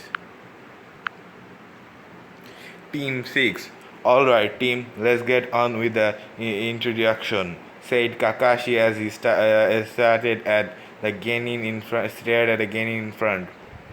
So in this story, Sasuke is a girl. Itachi is in love with Ayame. Nice. Why don't you go first?" said Sakura. Sighing, Kakashi said, "My name is Kakashi Hatake. I have many likes, some dislikes. My dreams for the future. You are way too young to know." "Now you, Pinky," said Kakashi. "My name is Sakura Haruno. I like blushing, looking at Kiba. My dreams are looking at Kiba again and with a slight nosebleed. With a slight nosebleed. My dislikes are Ino Pig and Naruto Baka. Idiot Naruto for what he did to Kiba-kun," said Sakura. "Great. Just what I wanted just what I think a fangirl," said Kakashi. Now you, dog breath, said Kakashi, pointing at Kiba. Grumbling at the nickname, Kiba said, "My name is Kiba Inuzuka. My likes include training with my partner Akamaru and learning new jutsus. My dislikes include girls who don't listen to my advice and that dope Naruto. My dreams for the future is to become the best Inuzuka clan head in history." That instant a part with a dense dream. Interested a pervert with a dream with a dense dream, thought Kakashi before pointing at Sarui and said, "Your turn, sunshine.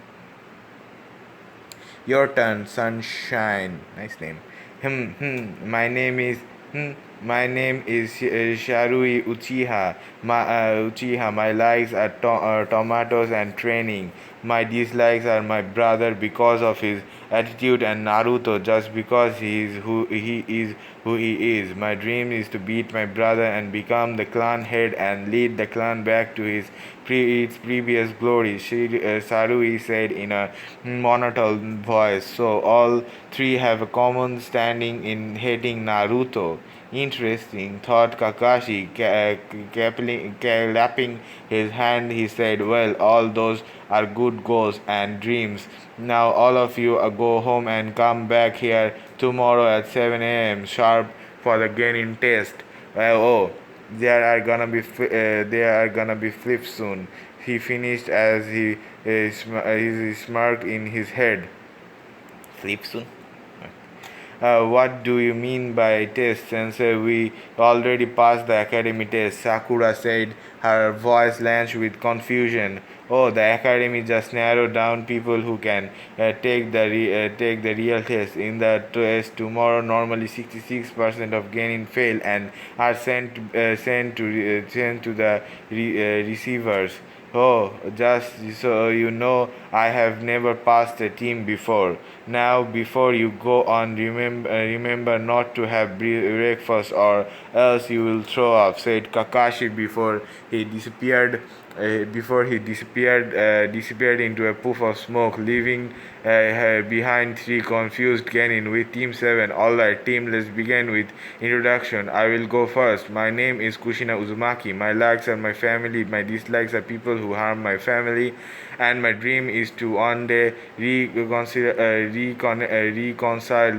reconcile with my son who I have wronged in the worst possible way.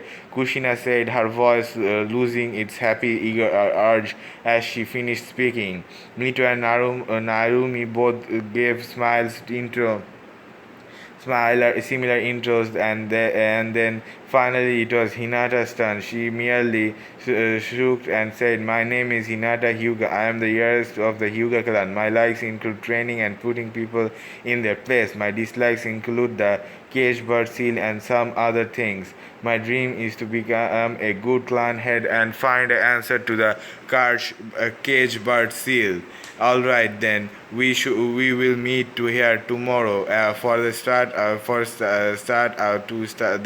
of our mission and training.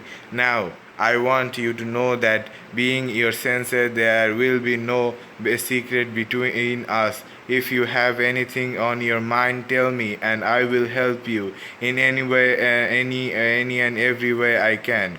Now off you go. I need to report to the Hokage," said Kushina before leaving the trio. Hinata wasted no time and left the red-haired twins. Both the sisters then dragged before deciding to visit Naruto. Canon for Team 8 and Team 10 about their test and what not. I am not gonna write about. That's the writer's note. Meaning Team 8 and Team 10's introduction and other things go pretty much similar to the canon side. Making their way through the village, both the girls received many greetings and look of respect. Honestly, they enjoyed basking in attention. Turning around the corner, they noticed Itachi casually walking and eating a pocky stick, eating a pocky stick. Running up to him, Mito shouted, "Itachi sensei, have you seen Naruto Nisan anywhere?"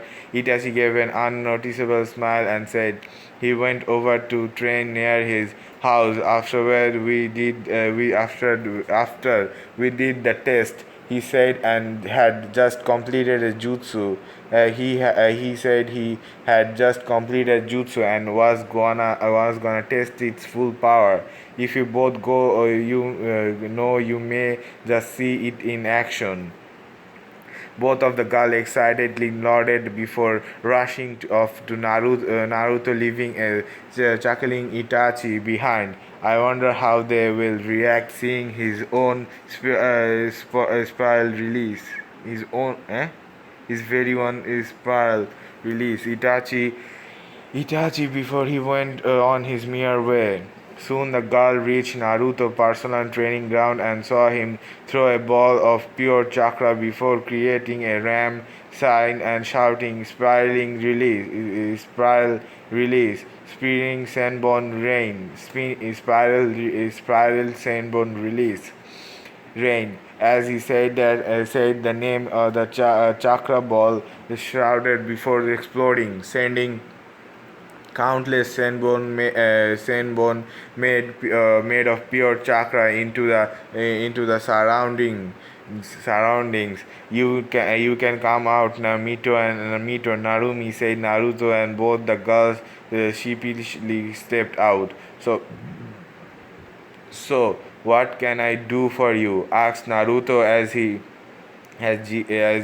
picked up his jacket and wore it. We came to see you, Nisan, but what was the jutsu? And why did you call it spiral release? Narumi asked with a tear of her head, tilt of her head. Chuckling, Naruto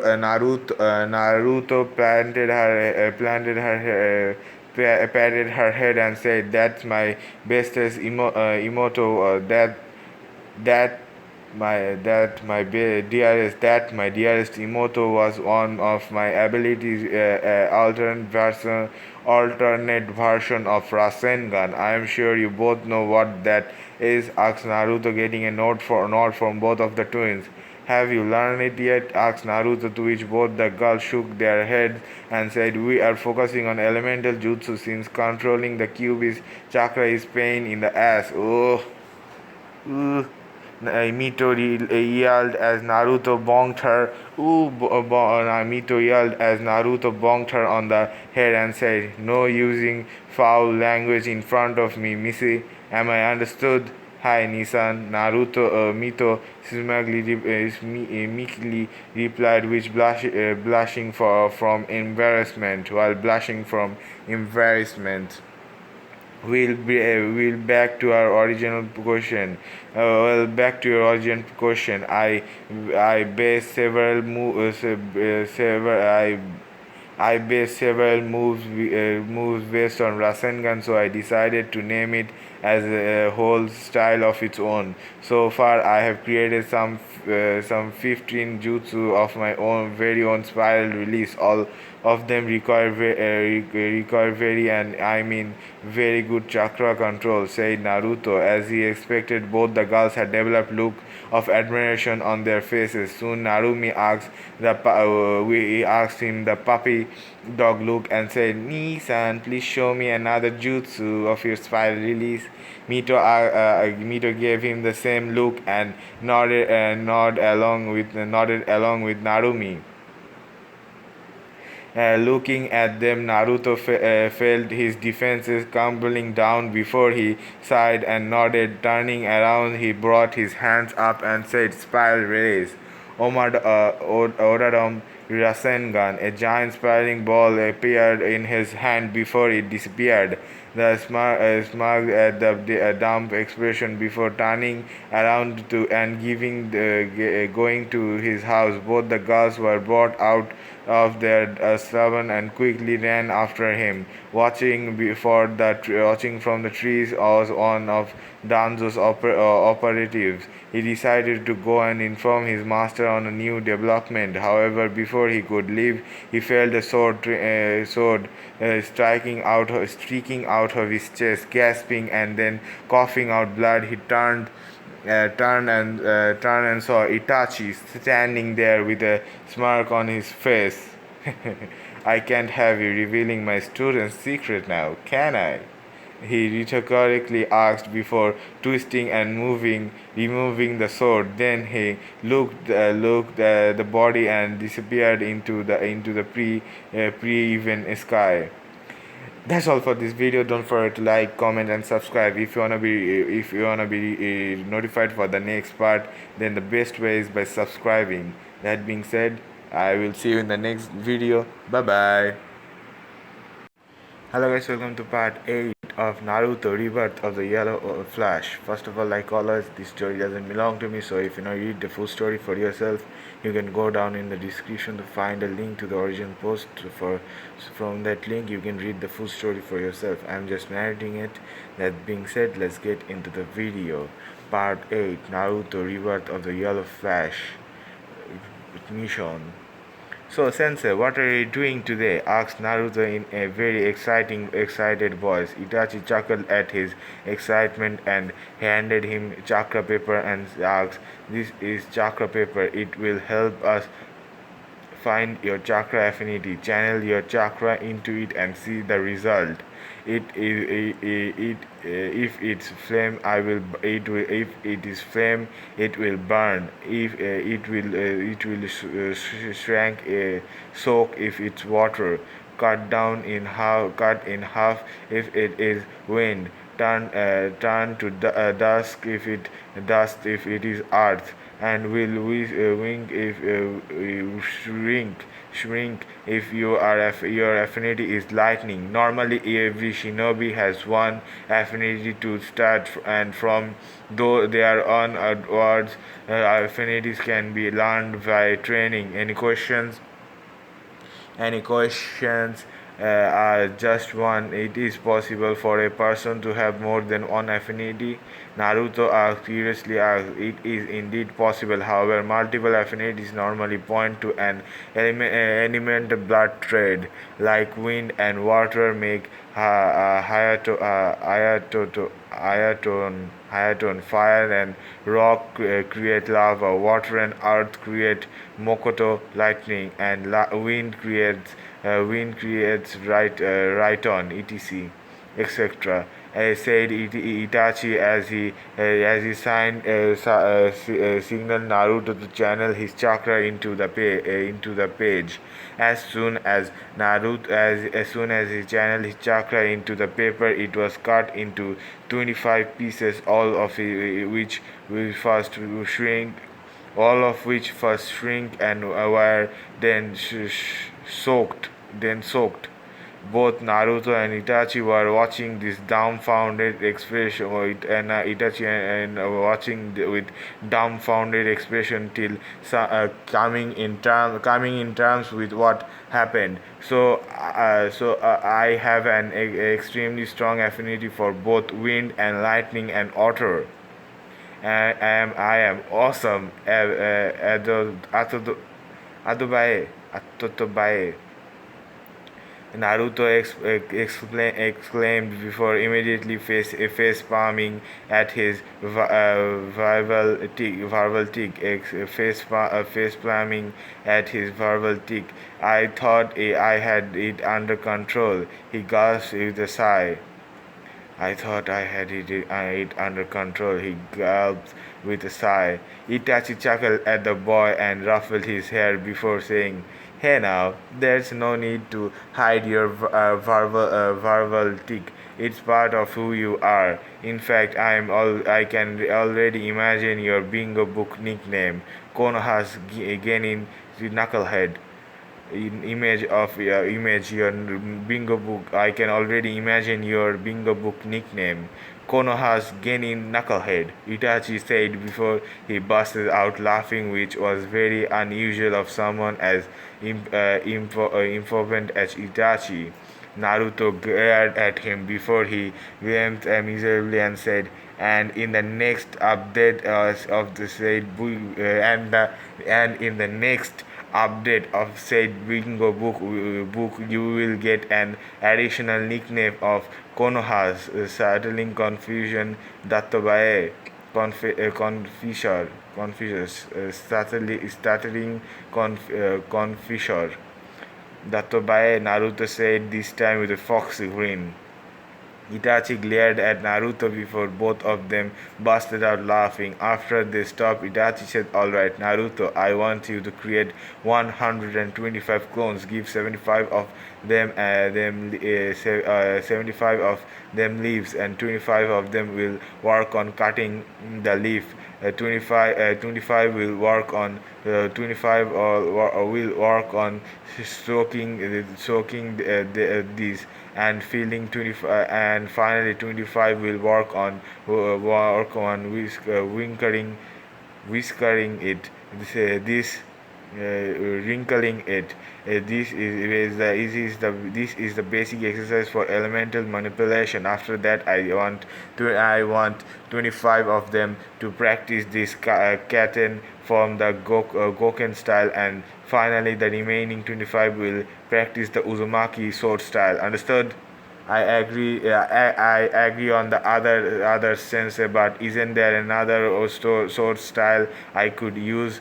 I don't want to use her style, Naruto stiffly said.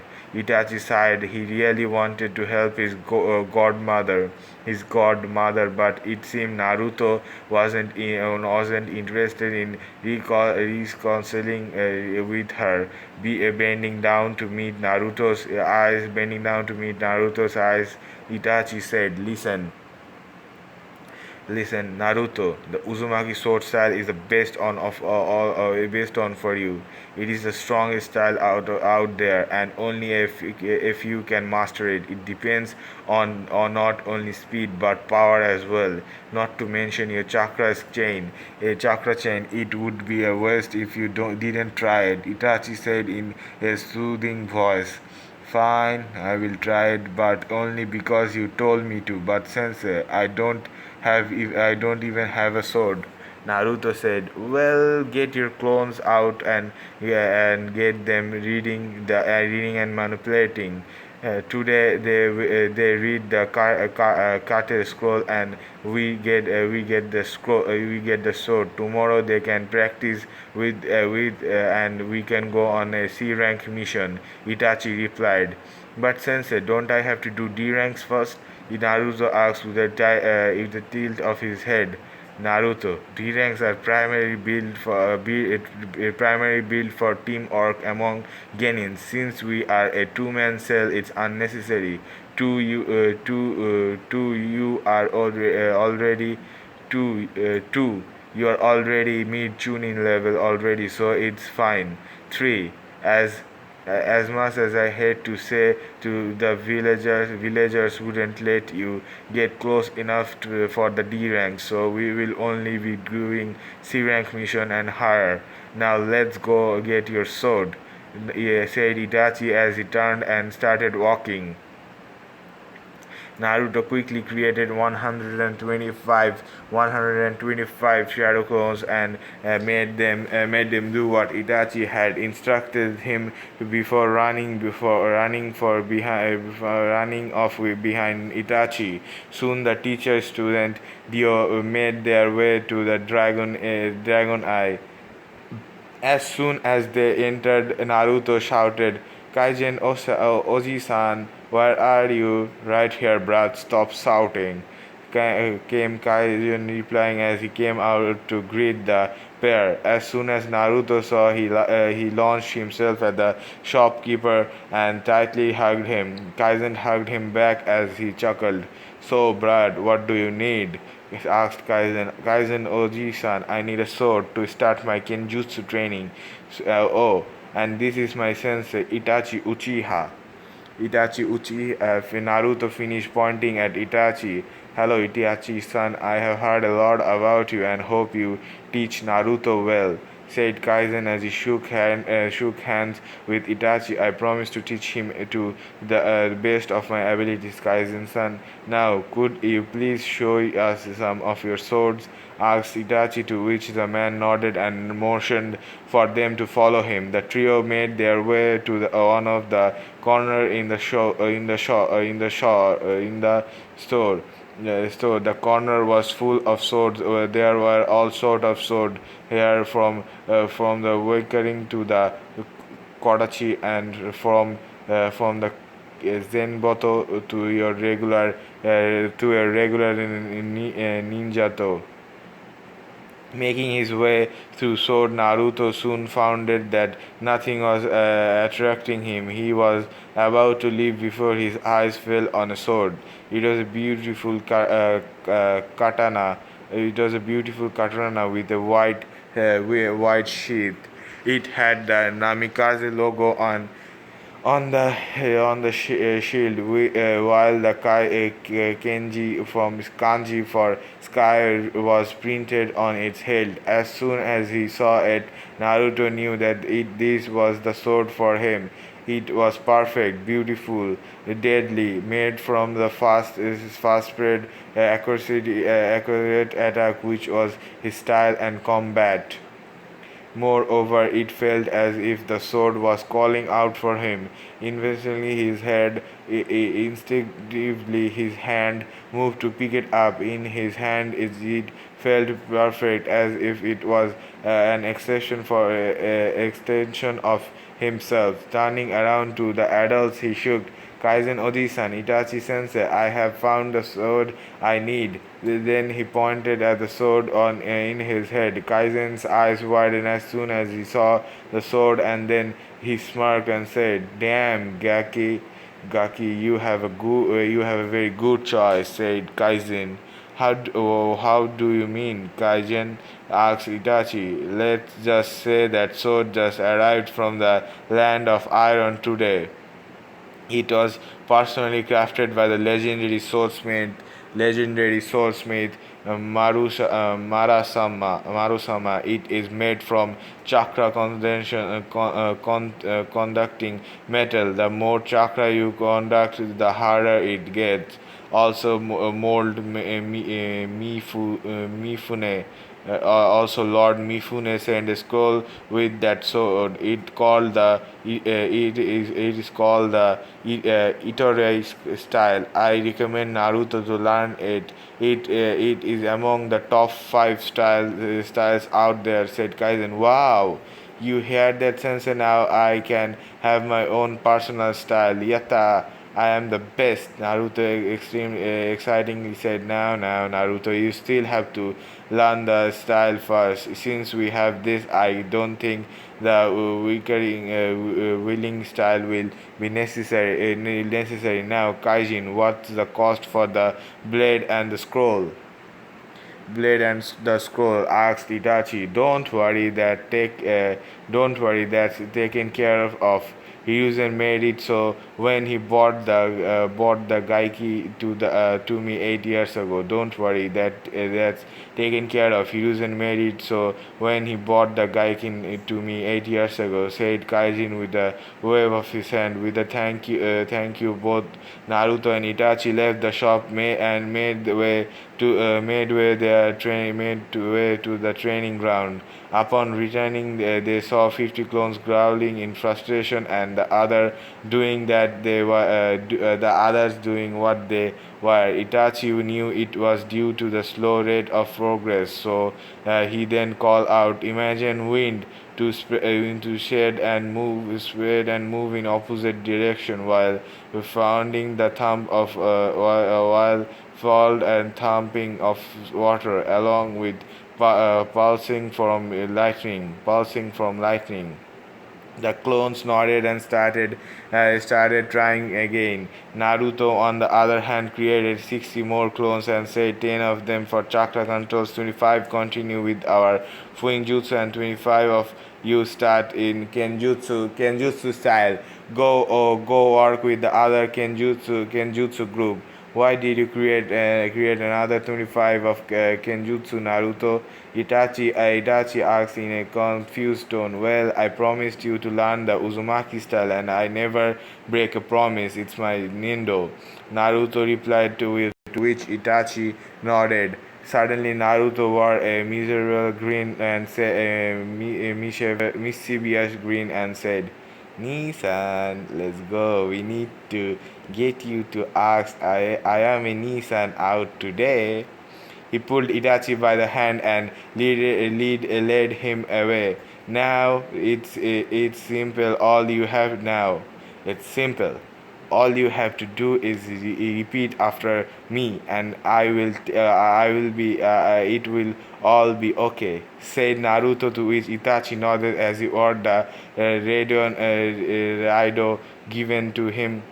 Raido given to him by Naruto. Making his way into the bar, Itachi sat down and said, "Good afternoon. I am a. How are you?" I am a blushed and looked at him before answering. I am okay. Can I get you something?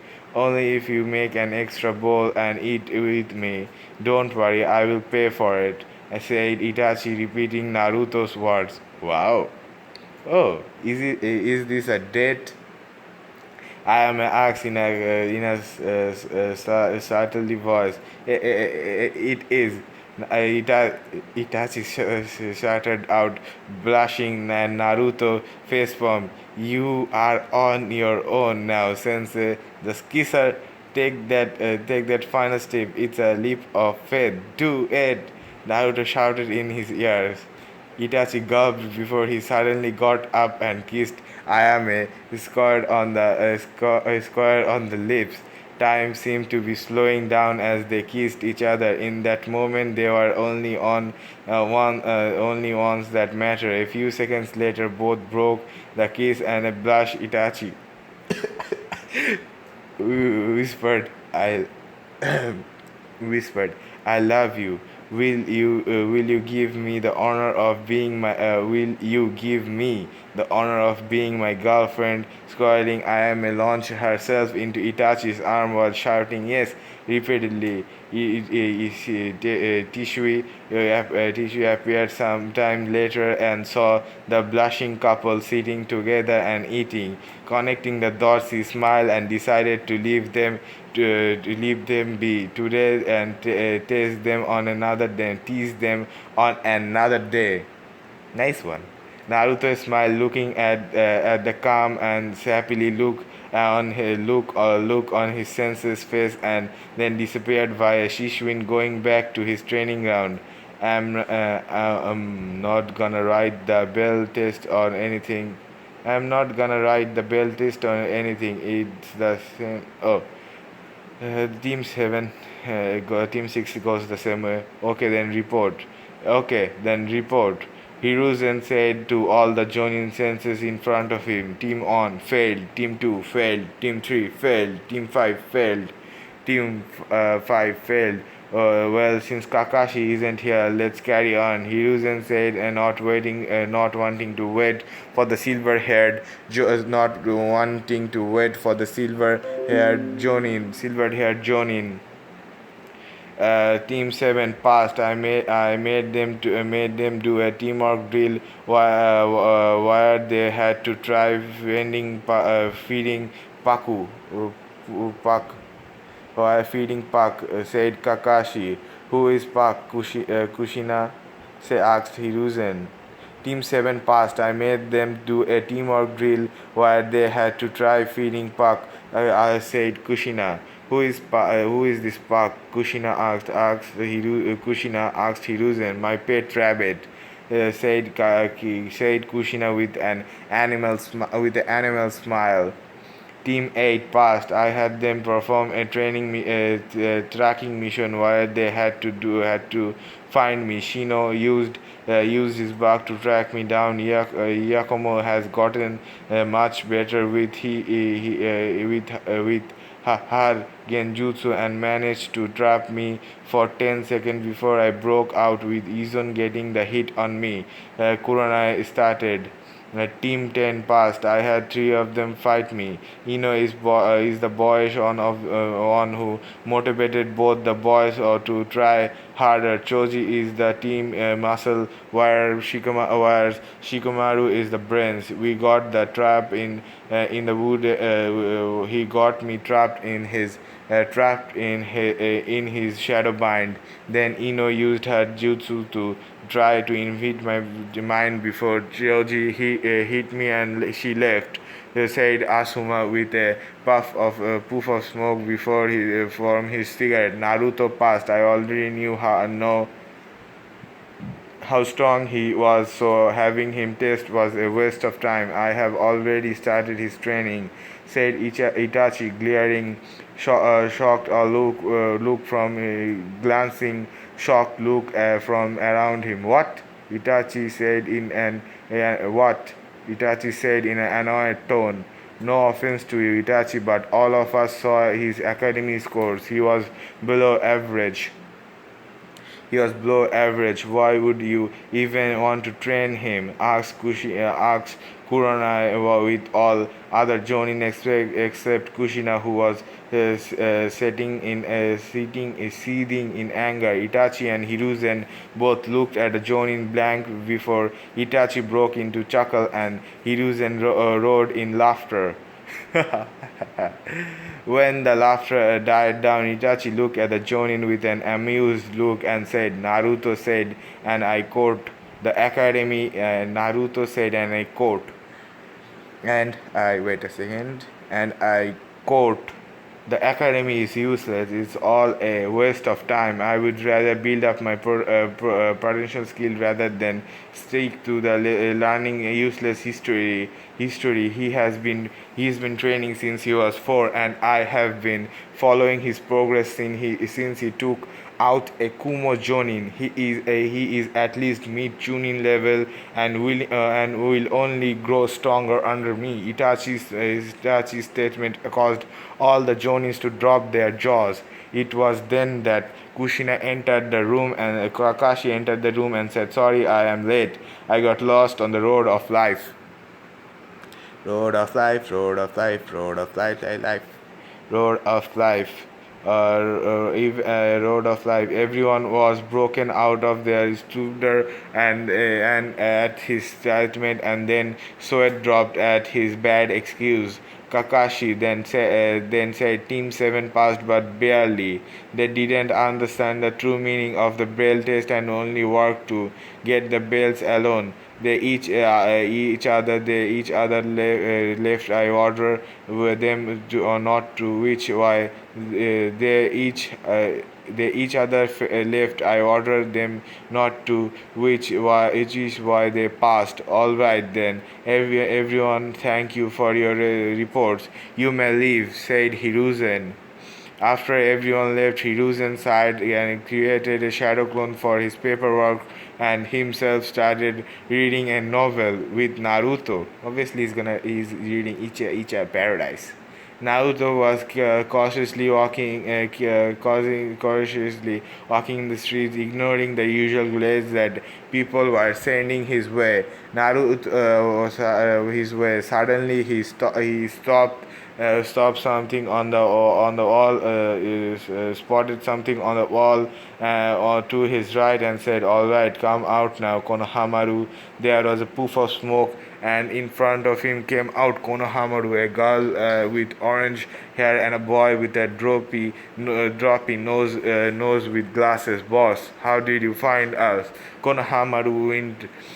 Chuckling, Naruto ruffled the boy's head and said, "Your scent is good. Your stench is good for an academy. Your stealth is good for an academy student, but not good enough for not good enough to hide from a real ninja. Now then, how are you two?" How are you two? Who are you two? I am Mogi and I am the beautiful girl. I am the most beautiful girl in the academy, the orange-haired girl said, and I am Udon. I like math, said the boy with the glasses. And we together at the Konohamaru Corps. Konohamaru Corps. The three academy students said together, clapping at the introduction. Naruto says, nice to meet you guys. It is good to see that you already recognize each other as team and team as a team. I have a little doubt. I have a little doubt that when you become ninja, you will be among the among the greatest ninja team Konoha has ever produced. Ah, boss, you are making us blush, said Mogi. Do you really mean it, boss? Asked Udon. Whiskey Konohamaru just burns with happiness at the revealing praise. I meant it, Udon. Now you three. Wouldn't be able to play ninja today, so how about I cook something for you? Asked Naruto, snapping his neck toward Naruto. Konohamaru said, "Boss, you know how to cook?" Yep, now follow me. We are going to my house. I may even show you a few of my jutsus, said Naruto as he turned and started walking towards his house. The three Genin eagerly following him. When they reached his house, he turned around and said, "So, what do you guys want? Request anything you want. I will cook it for you. If you insist, then I would like some curry and rice," said Mogi with a blush. I would like some steak. Udon said as he rubbed the back of his head. I could use some I could use some pasta, said Konohamaru as he tensed his cheek nervously. Got it. Go in the lounge, watch some TV or read any book. I will call you when the food is ready, said Naruto as he headed to the kitchen. The three shinobi hopefuls were amazed to see the amount of book and scrolls inside Naruto's home. They tried to open a few scrolls, but they were sealed by a blood seal, and hence dropped the attempt and kept them back. About 20 minutes later, Naruto called, "Oi, come in the kitchen. Food is ready." The three kids went to the kitchen and found 4 plates of steaming food on the counter. As they sat down, Naruto came in wearing an apron, wrapping his hand with a towel. Well, aren't you gonna eat? He asked with a foxy grin. "Itadakimasu," all four of them said together, and they began to eat. After the first bite, all three began shuffling down their foods at an abnormal pace. After they finished, all three spoke up and said, "Boss, why did you learn to cook like this?" Konohamaru asked gigglingly. "This is the best thing I have ever eaten," Udon said. "He cooks better than mom." Mogi mumbled with a blush. "I am glad you liked it. I also prepared some for you guys to take home with. Now I will show you a jutsu that I may or may not teach you when you graduate from the academy, and after that you will go home. Or agreed?" Naruto asked, to which all three of them nodded. Naruto then stood up and formed a perfect Rasengan in his arm and showed it to the kids. All three of them had eyes as wide as circles. It was then what Konohamaru asked, "Boss, what is that jutsu? It looks so strong." "It looks so strong," he said in his voice lunged with curiosity. That was young friend is one of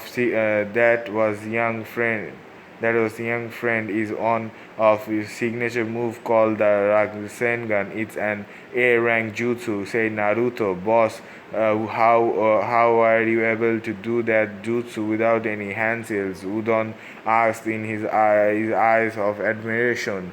That was because this move depends completely on chakra control and manipulation. You don't need to mold it to use it, said Naruto. Boss, can you teach it to us? Mogi asked. I can, but only after you graduate. Now promise me you will not talk about this jutsu with anyone. It's one of my trump cards, and I wish to keep it a secret for as long as possible. Am I clear? Naruto asked, and Naruto said and asked in a serious voice. Yep, yes, okay.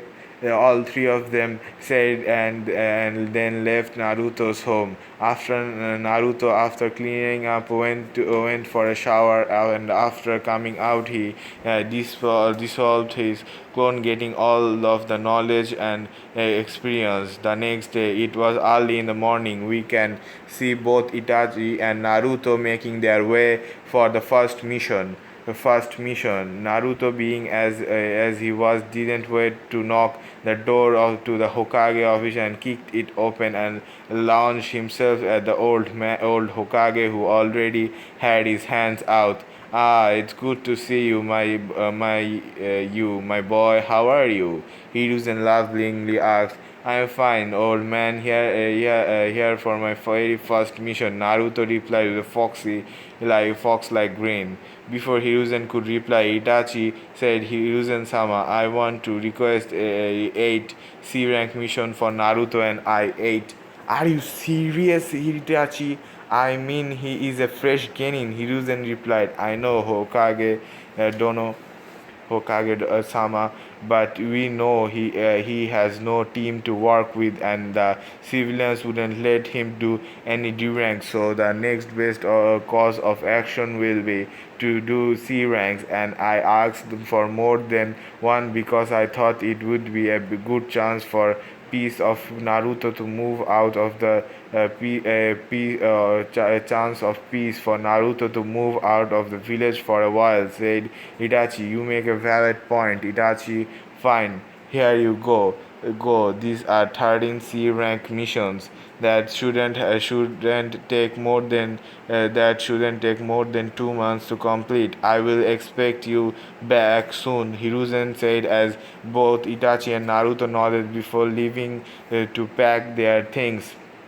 An hour later, both of them signed out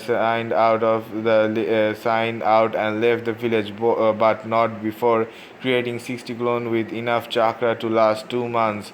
They were to continue working on the things they had started with Team 6. 4 hours later, yo, said Kakashi as he arrived in his training ground that was reserved for his team. You are late, all three Genis shouted.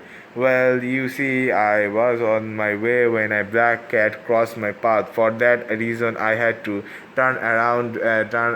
take the long way here.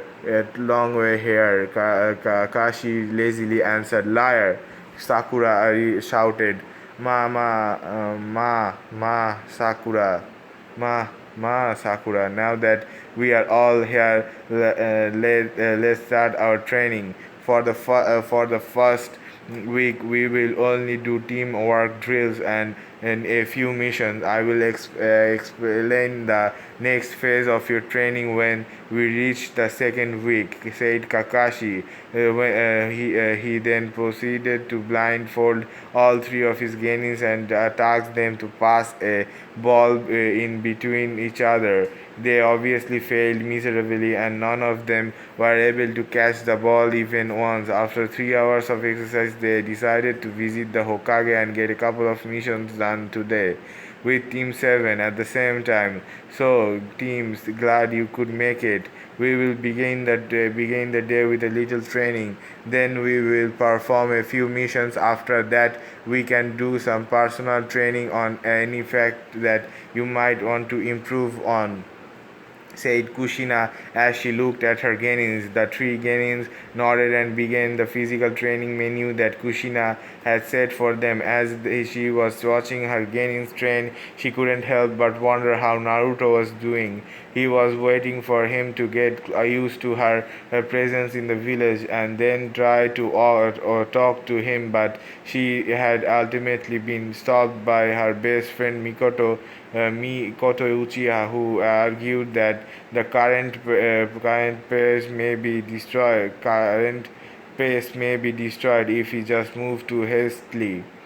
She continued observing her genins for 2 hours before signaling them to stop and then going to the Hokage Tower to get some fresh mission in.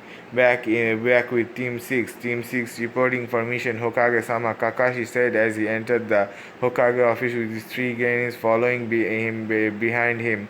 All three of them were buzzing in excitement for their first mission as ninjas. Alright then, let's see. We have a house that needs paint, a house that needs paint, a garden that needs weeding, a mission to catch Tora, and a few more that will you what will you take?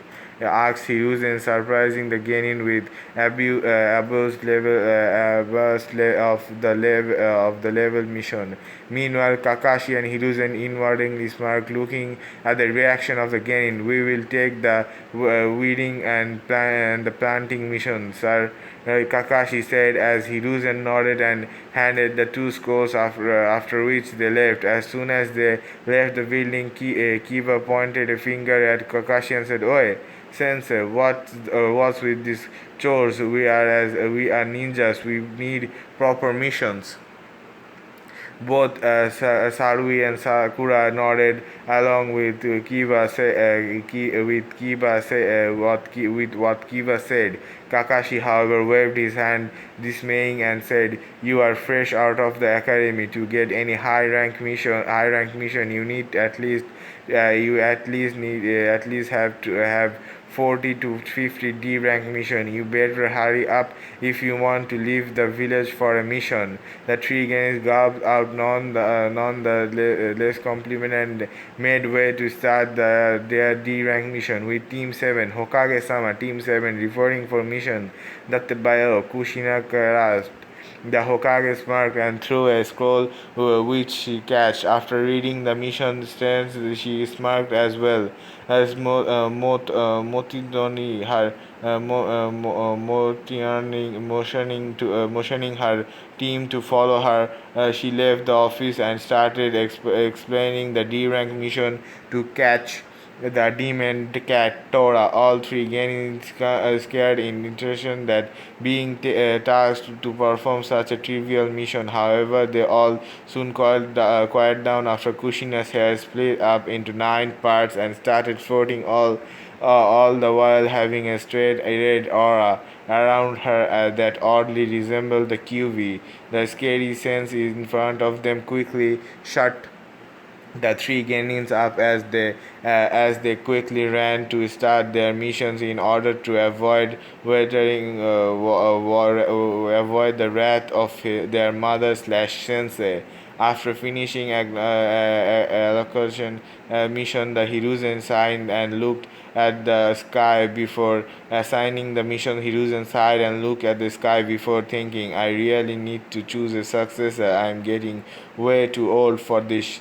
Back with our knuckle-headed genin. So, Sensei, what is our first course of action? Naruto curiously asked. Well, our first three missions are relatively simple, as all three are within the land of fire. We will first have to visit the fire temple to deliver a letter from the Hokage.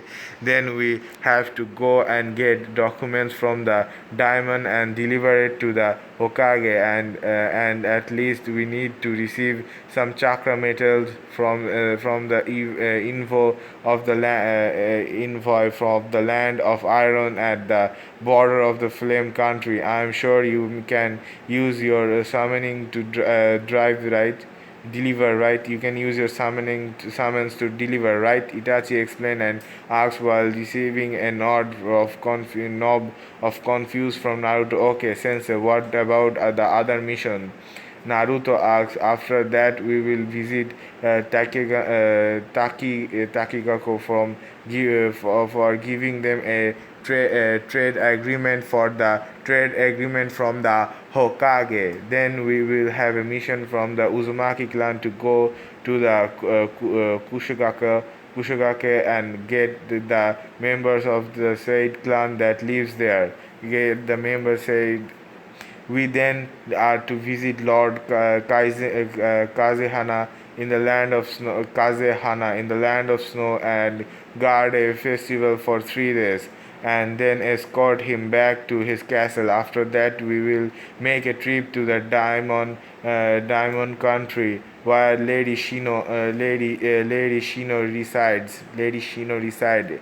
She has requested tea mission for us to escort her to a temple where she will perform a ritual. Our Diamond Killer Shino resides. Shino. Who has he? Oh shit, I don't remember. Our second mission with her will be to protect her during the ritual and finally to escort her back to her castle. Oh, the Naruto movies. If you haven't seen, go and watch them. They are really fun.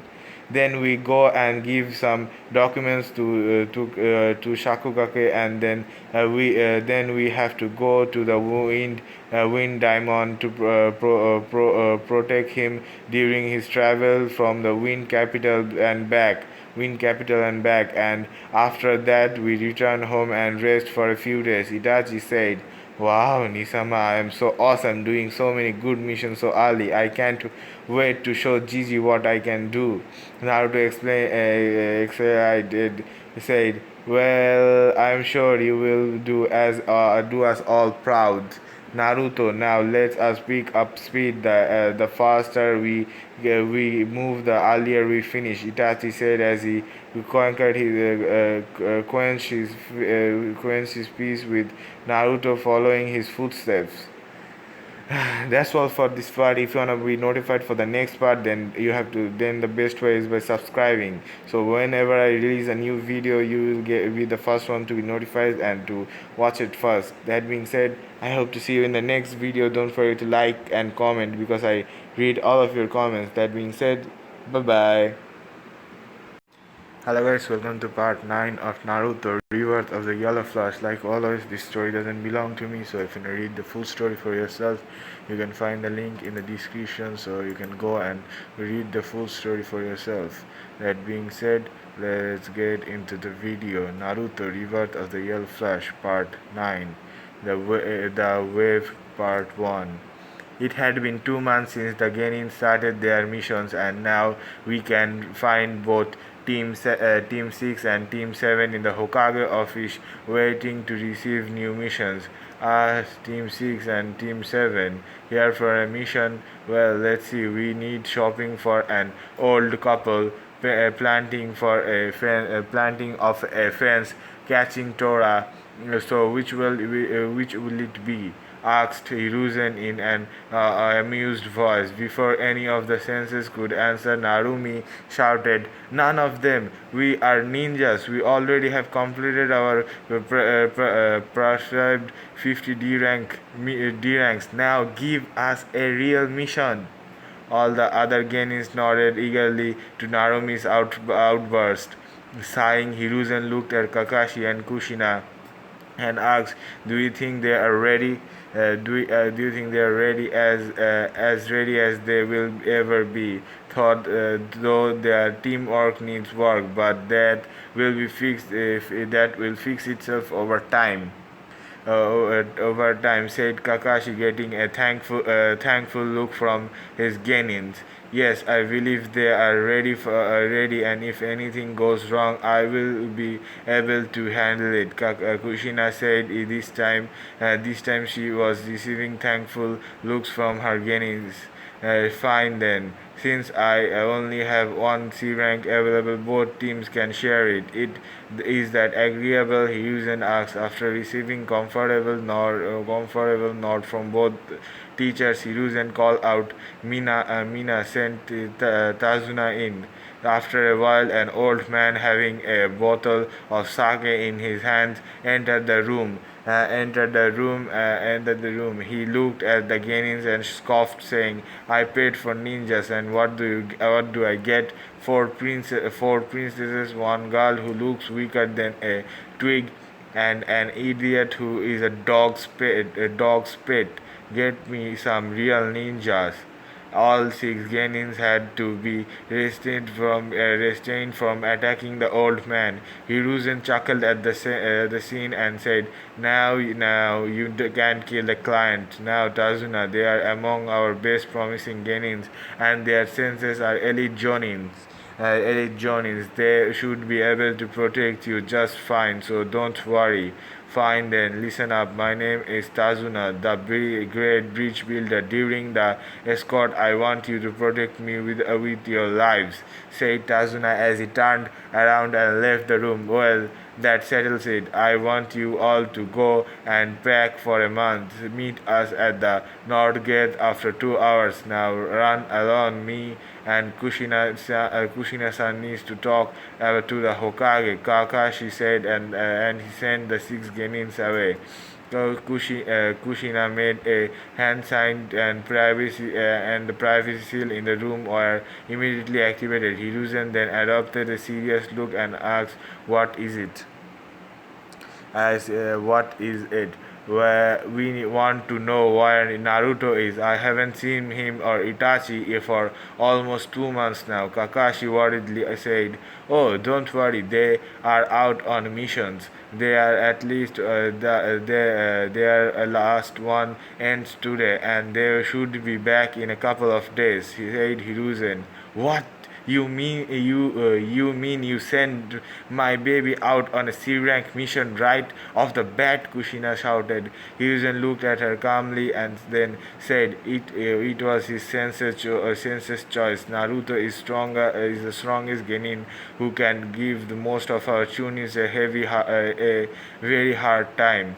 Apart from that, no one would want to be close enough to the demon brat, as he is called. He couldn't do D ranks, but he needed experience, which is why I gave him the next best thing, C ranks, and several of them, because I felt Naruto could use some time away from the head of the villagers. Kakashi slowly nodded and let a few tears escape. Kushina slowly nodded and let a few tears escape her eyes as she quietly said, "That doesn't mean I can't be worried about him. I already suffered the consequences of my mistake. I wouldn't be able to survive if something happens to him." As she finished her crying, turned into sobs. Hiruzen then gave her a grandfatherly hug and then let her loose. He knew that she was in turmoil, and she needed to relieve the pressure before it got to her. There. When Naruto gets back, I will try to talk to him. Everyone deserves a second chance, and I hope that he forgives you too. Hiruzen smoothly said to crying woman who in his hands. Kushina nodded before she broke the hug and left after thanking Hiruzen. I guess we really need to get Naruto to at least open up on the possibility of forgiving Kushina-sama. Kakashi solemnly said, "I know, Kakashi, I know. Trust me, truth be told, I view Kushina as my daughter. She was entrusted to me when Minato-sama died. I wasn't able to stop her, but then I really hope Naruto finds it in his heart to forgive her. I wouldn't make Naruto do anything. The poor boy has already suffered so much. That I will do is talk to him truly, and then leave it up to his judgment," said Hiruzen. Kakashi then nodded in agreement before starting and leaving the room. Damn you, Minato! Look at the mess you left me in. Why did you have to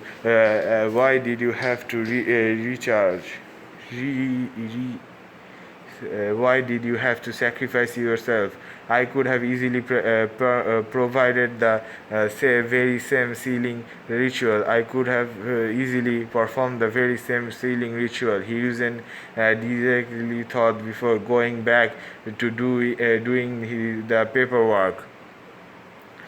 He didn't want to use shadow clones today because he needed a decent direction today. with Team 6 and 7. 2 hours later, all six Genins were seen in patiently waiting for their senses and client to arrive. What's taking them so long? Mito wouldn't get used to it. Kakashi Sensei is always late. Sakura gulped and said, I wonder what type of mission will this out to be. Hinata thought out loud. Hinata over the 2 months had warmed up to the twins and had actually removed the mark of ignorance that she wore. Marks of ignorance she wore. The twins soon learned that she was actually a very caring person who had to hide herself because of her clan and to show someone special that she was strong. Special that to show someone special that she was strong. Oh, the right is going on the same right path. Good, good. What do you mean? Narumi casually asked. I just wonder how our first mission will be played out. It's my first time leaving the village, so I'm a little nervous. Hinata replied. It's my first time as well, and I am really excited. I wonder if we got to fight out there. Sayuri said with a thoughtful look. There is no need to worry because if we are attacked, I will handle it and protect you. Kiba cockily said, trying to assert himself as the alpha of the group. Both Mito and Narumi bursted out laughing at his attempt, and Hinata said, "Seriously, you seriously." Seriously, you take the fact seriously. All of us here are around the same in the terms of strength. So put a sock in your dog breath. Before Kiba could answer, Kushina appeared, pulling both Kakashi and Tazuna by the collar. Okay, now that we all are here, let's begin this mission. And with that, all of them left the village. 2 hours later, Kakashi and Kushina noticed a puddle of water in the middle of the road. It hasn't rained in weeks. There shouldn't be any puddle unless it's again jutsu. Both the Jonins thought at the same time. They, however, decided to ignore it and see how things have played themselves out. As both Jonin crossed the puddle, two ninjas sprang out of it and used sharp wires to cut both Jonins into multiple pieces. Kachan slash Sensei, all the Genins shouted in shock. Two down, six to go.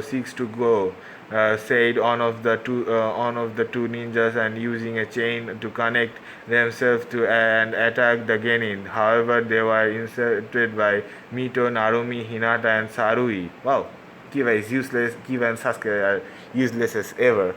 Mito and Narumi used the fast power-based attack of the swift fist, swirl fist attack of the Swirl Fist, and their teamwork and finally knocked one of the attacking ninjas out. On the other hand, Hinata used her gentle fist to temporarily paralyze their opponent before Saori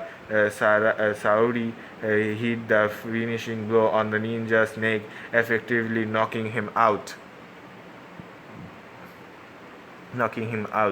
As they tried to unconscious ninjas, both the Jonis appeared out of the woods, and then Kakashi said, "Good team, or good work, teams.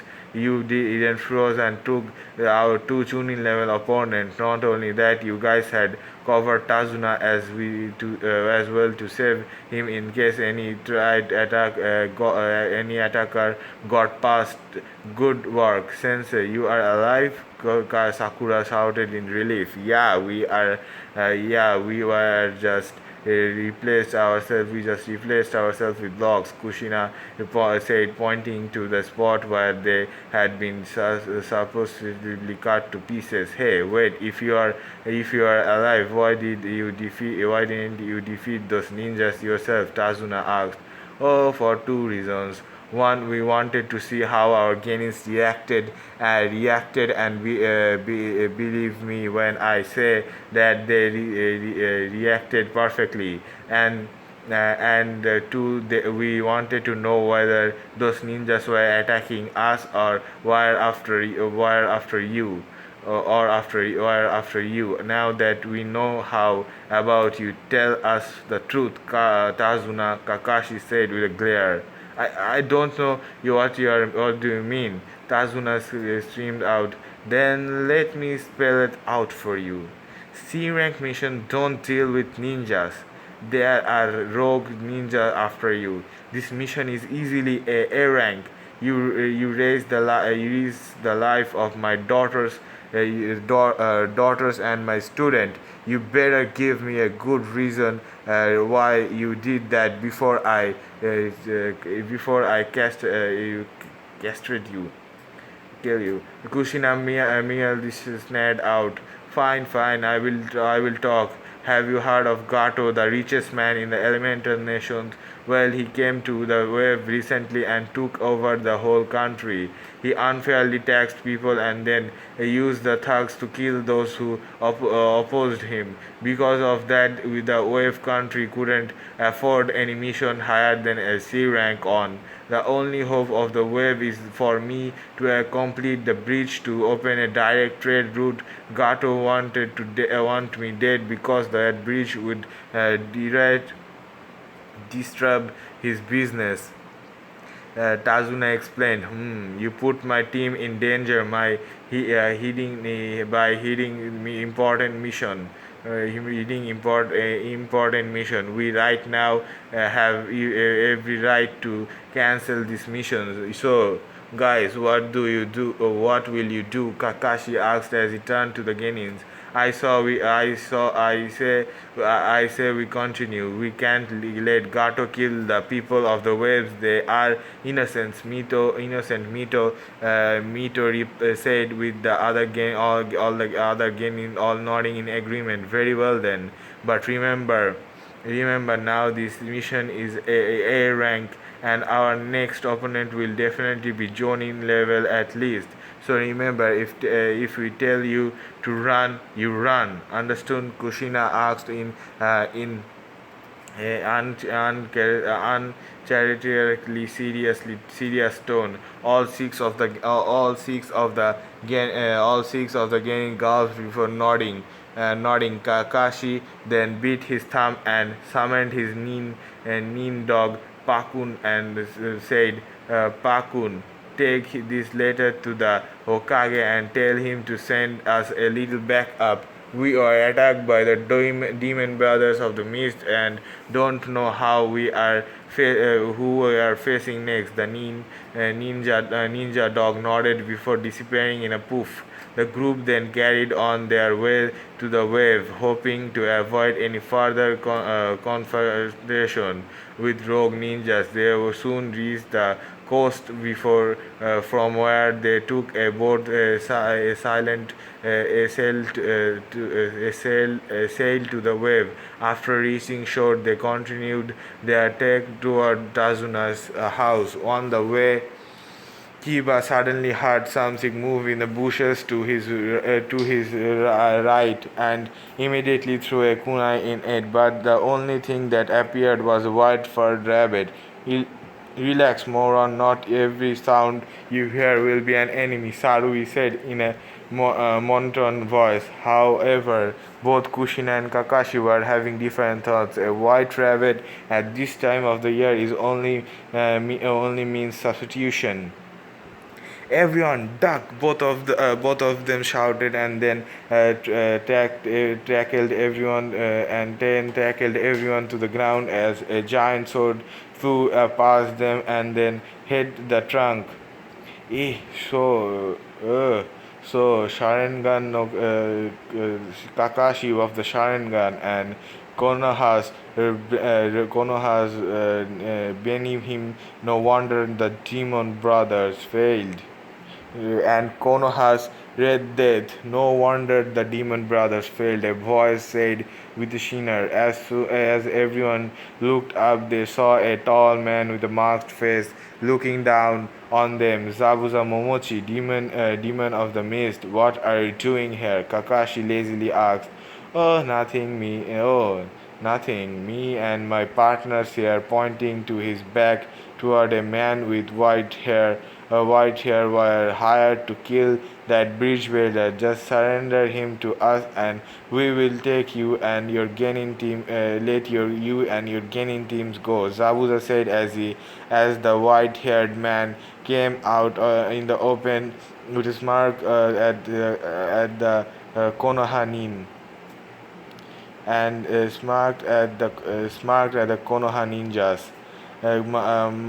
Makoto Hokuki, aka the White Death of the Mist, Makisoto Hozuki, aka the White Death of the Mist, said Kushina as stood aside and stared down on her opponent. So a fight is it, said Kakashi as unveiled his Sharingan and started a stare at Zabuza. Right from the get-go. Huh, I am so honored. Well then, let's start, shall we? Hidden Mace Jutsu. Zabuza called out. Suddenly, the entire area had been covered by a thick mist. The Konoha ninjas soon discovered that the dojutsu wouldn't work as the mist was laced with chakra that blocked all the view. Suddenly, the area flooded with a very potent killing intent, and both Zabuza and Nishinu's voice ran out. Eight vertical point they had. 8 vertical spot: heart, jugular, kidney, liver, subclavian artery, spine, labia, lungs. Now which will be our attack point?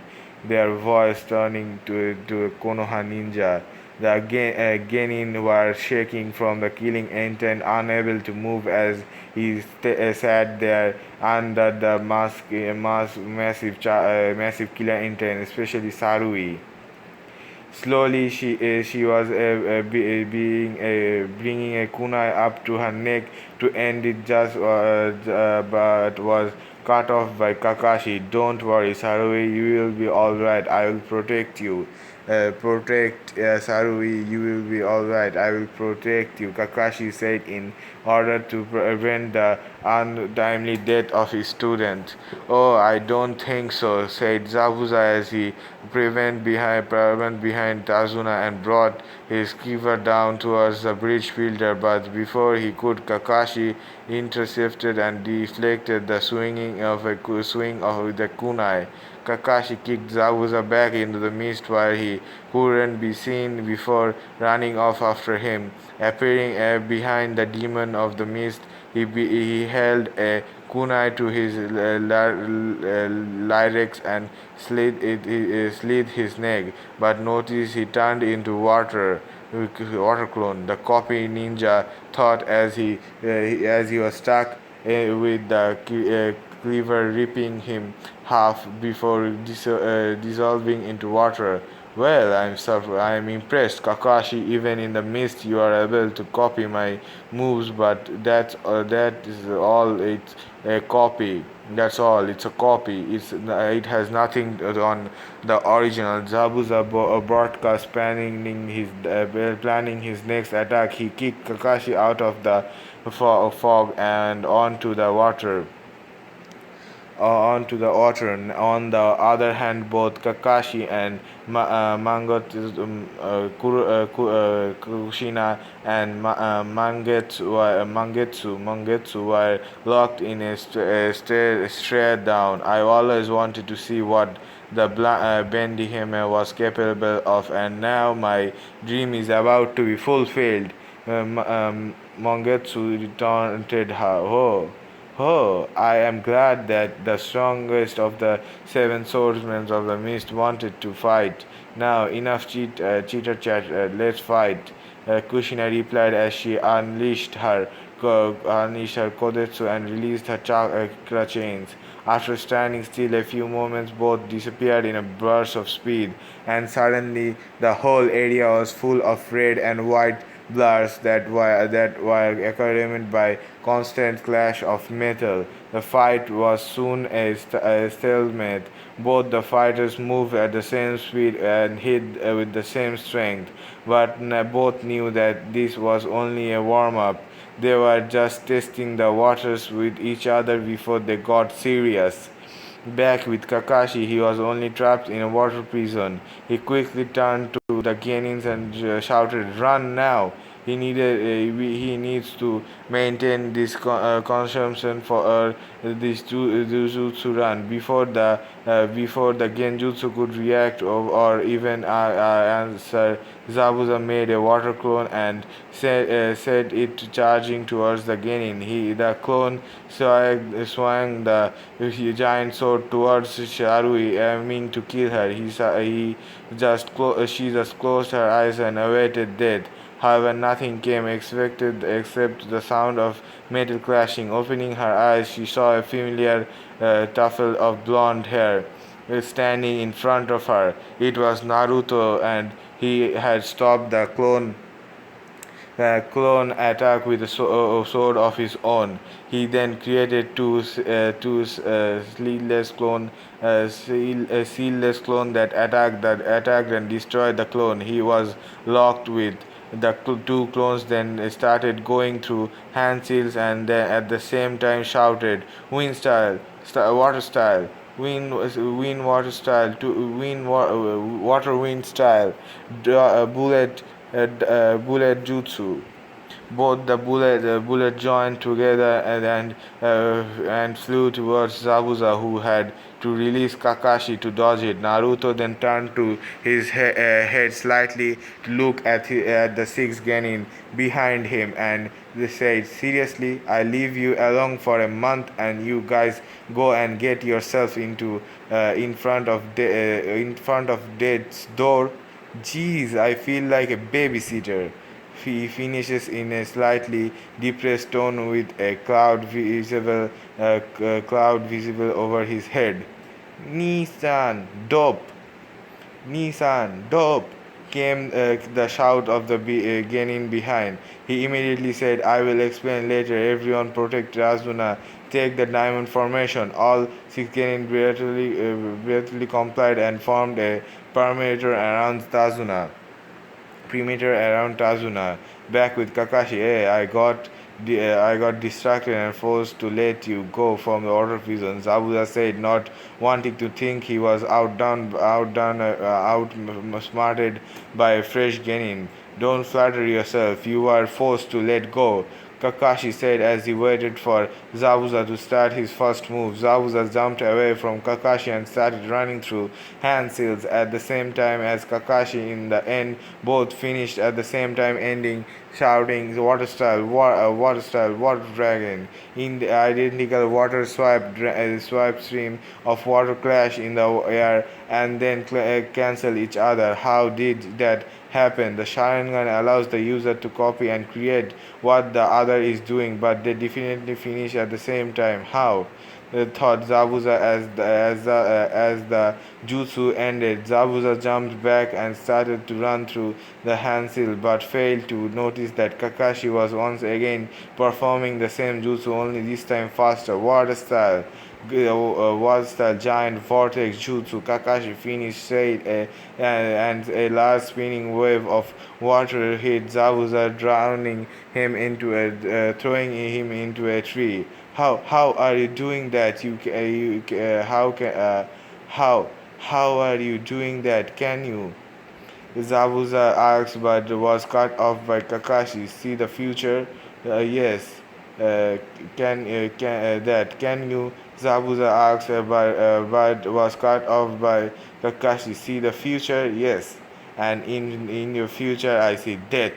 Kakashi finished off for Zabuza, but before he could deliver the killing blow, Senbon's needle shot out from a nearby trees and planted into Zabuza's neck, apparently killing him. Thank you for weakening my target. I have been chasing him for a long time. The masked hunter ninja said in a very low even tone. Allow me to take the body. Farewell, Leaf Ninja, the Masked Hunter said as he picked up the body and left with a Shishwin with Kushina. The stalemate ended with both fighters jumped back, creating some distance between each other. Before anyone could react, a black figure jumped into the air, and after going through the hand shield, the figure looked at the Mongetsu and shouted, "Fire-style, great fireball jutsu!" A giant fireball came out of the figure and mouth and flew towards Mongetsu and hit him head on. The force of the jutsu was enough to launch him back into a tree. However, before the figure could finish his attack, a hunter ninja with white hair appeared and said, "Thank you for weakening him. I will take him from here. We were chasing him for a while." The figure nodded and let the hunter ninja leave with Mongetsu's body. The figure turned around and said, "Lady Kushina, it's been a while." Itachi, Lady Kushi. The figure turned around and said, "Lady Kushina, it's been a while." Itachi, what are you doing here? Where is Naruto? She asked with the figure who turned out to be Itachi. He helped the other group, I think. They are done as well. Let's go get somewhere safe and we can explain the recent event that happened to each of our groups. Itachi replied, to which Kushina nodded and turned to look at the other group. Back with them, Naruto was carrying a tired Kakashi back to the group. He then looked up to Tazuna and said, "You must be the client. Client, could you lend us your home as you see our commander here needs rest." It was then that Kushinani and Itachi joined the group and they started making way for Tazuna's home. After walking for a while, the group reached Tazuna's home. He knocked on the door and said, "Tsunami, I am home." After a few moments, a beautiful brown-haired woman approached and hugged Tazuna, saying, "Dad, are back. Dad, you are back. You are not hurt, are you?" "No, I am fine.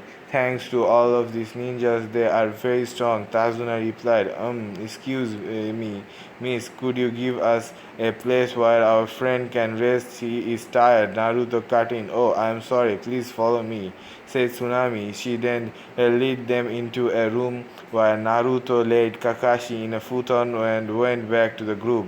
The twins were huddling together with Kushina obviously still shaken from the killing intent they had experienced earlier on in the day. As soon as Naruto arrived, both of them launched themselves at Naruto and cried. Naruto sighed before he started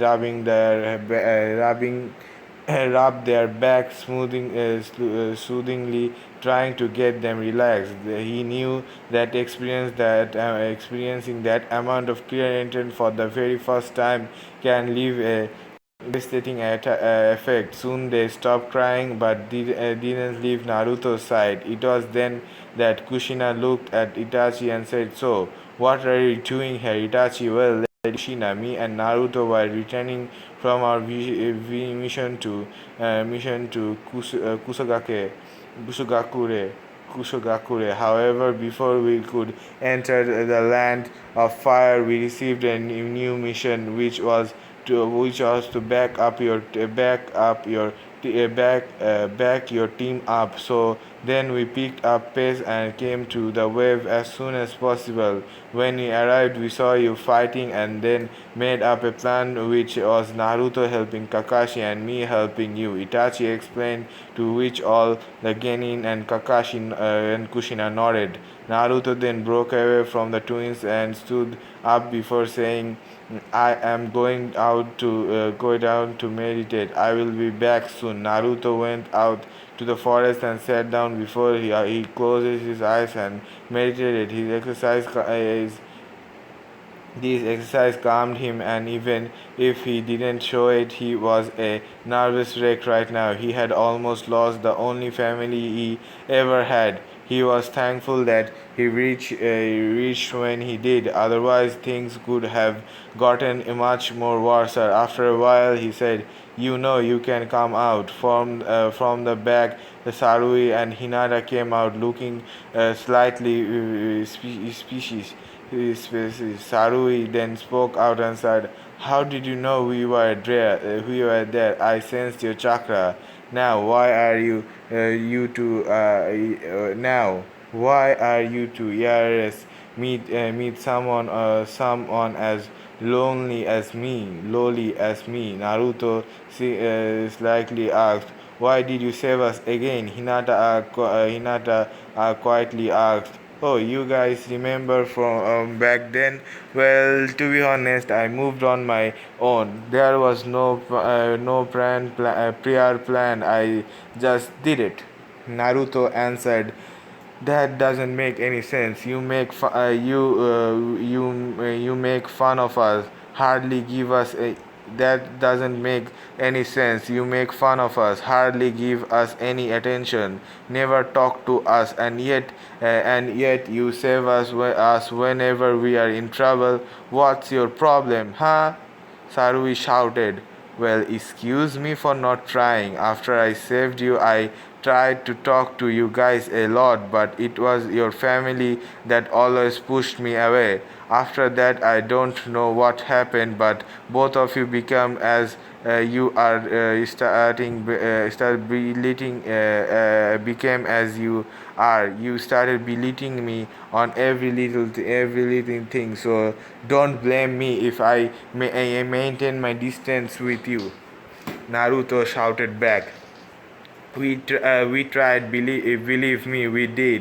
The only thing our dads allowed us to do was visit you in the hospital, and then it was over. Hinata said, "Don't make me laugh. Don't think I forget what both of you said about me when I met with Izan and Yokomo. Allow me to quote your words, Sarui. Well, I thought he would be different considering he saved me, but I guess it was just wishful thinking.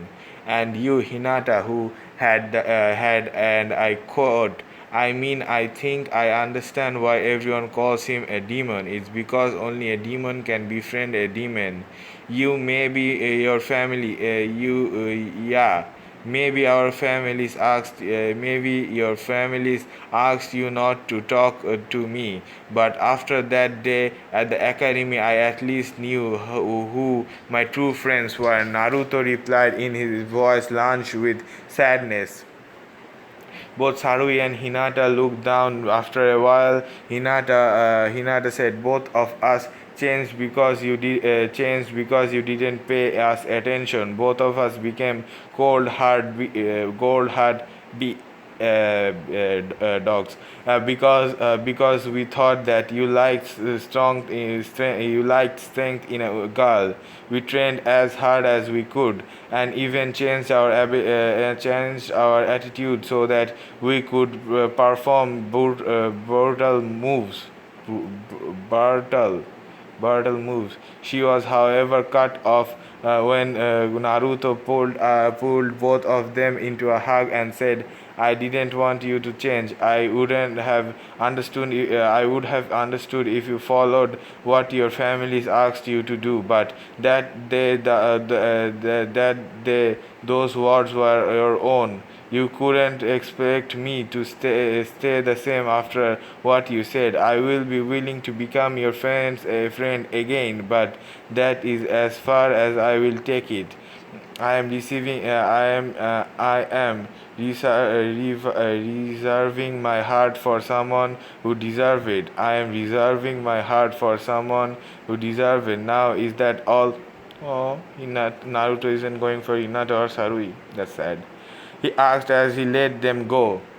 Both the girls nodded sadly and were about to leave when Naruto said, "Listen, don't let me hold you back. Your lives are your own. Go make your own future. I will support you along the way as a friend as long as you decide are just decisions are just." Both the girls nodded and then left. That went rather well, came Itachi's voice behind him. "I hope you didn't mind me being harsh on her. Naruto nervously said. "Not at all. She needed that. Hopefully she wakes up to become even better than she already is." Itachi acknowledging said, making Naruto smile. The next morning, all the Konoha ninjas were seen sitting and waiting for breakfast, all except Naruto, who was helping Tsunami in cooking. When all of them had eaten, Kakashi cleared his throat and said, "Guys, Zabuza and Mangetsu are alive." "What?" screamed Sakura. "How can they be alive?" Sensei, the hunter ninja, took them, Mito said as she shivered a little in fear. "And that's exactly why they will be back. Normally, hunter ninjas protocol is to cut the target and head as soon as cut the target's head as soon as possible and then burn the body. Since both the hunter ninja took Zabuza and Mongetsu away, it is safe to presume that they were fake and were working with the two ex-swordsmen of the mist. Naruto explained. "How do you know all that? Know all this dope?" Kiba asked with a smug look. "I read, Kibali," Naruto said with a smirk as everyone else sneered at the nickname. "Also, I am guessing that they will call for backup since me and Itachi Sensei showed up. I think you should train the others until the fight. Kakashi Nisan, Kushina-sama, me and Itachi Sensei will be able to protect Tazuna in the meantime." Yes, Naruto said, "Yeah, that's right. However, another question comes to mind. Itachi, and Kushina-sama will be able to deal with Mongetsu, Zabuza, and the backup they call. However, who will deal with their apprentices?" Kakashi asked. I will deal with them, Naruto said. "Are you sure you will be able to handle both of them? There will at least be a tuning level," Kakashi said with a worried look on her. Kushina said with a worried look on her face, "I will be able to hold off them until the three of you are done if I go all out," Naruto said. "What do you mean all out? Does that mean you have been holding back in the academy?" Asked Hinata. "Yeah, I didn't use my Kekkei Genkai at the academy," said Naruto. "You have a Kekkei Genkai?" Sarui asked indirectly. "Yes, it's called Adamantian Chains," Naruto said as he created four chains that came off his back. After a short pause, Kakashi clapped his hand and said, "Let's begin the training." That's all for this part. If you want to be notified for the next part, then consider subscribing and liking the video. Subscribing is the best way to be notified for the next part. That being said, I hope to see you in the next video. Don't forget to like, comment, and subscribe. I always read all of your comments, so if you have any kind of question or anything, you can leave them in the comment section and I will be sure to answer them. That being said, I hope to see you in the next video. Bye bye. Hello guys, welcome to part 10 of Naruto Rebirth of the Yellow Flash. First of all, I say this story doesn't belong to me, so if you want to read the full story for yourself, you can find the link to the original post down in the description. You can go and read the full story for yourself. I'm just narrating it. That being said, let's get into the video. Part 10, Naruto Rebirth of the Yellow Flash, Wave Part 2. Okay, since then Naruto will be guarding Tazuna, then three of us will be training you guys. Mito and Narumi, you will go with Kushina-sama. Sarui and Hinata, you will be under Itachi. And finally Kiba and Sakura, you will be under me. Hopefully the three of us will be able to protect Tazuna from any attack that may happen during the fight that will happen 1 week from now, said Kakashi as he explained his training plan to the genin. After that, all the genin left with their respective sensei to begin their training. With Kakashi, all right then, we will start with you, Sakura. Over the past 3 months, your physical conditioning and chakra reserves have extremely exponentially grown. Because of that, we will now be focusing mainly on technique. Here is a scroll that contains C to B rank genjutsus. I want you to learn them and be able to cast them quickly. After that, here is a scroll on some low rank medical ninjutsu. Practice them. They actually may be a difference in the fight that will take place 10 days from now, Kakashi said as he handed Sakura to scrolls. Turning to Kiba, he said, Kiba, I know that your family does not really use that many ninjutsu, but for surviving in this mission, it is a necessary evil. This scroll has several C-ranked Dotono jutsus. I want you to start practicing them until you can perform all of them without a break. There are 2 offensive jutsus in this scroll and 3 defensive ones. I want you to start practicing now. I will be leaving a shadow clone to supervise both of you. I will be going to the bridge to help the guard Tazuna, Kakashi said as he handed Kiba his scrolls. Both the genin nodded and started practicing as Kakashi left the clearing to head to the bridge with Itachi.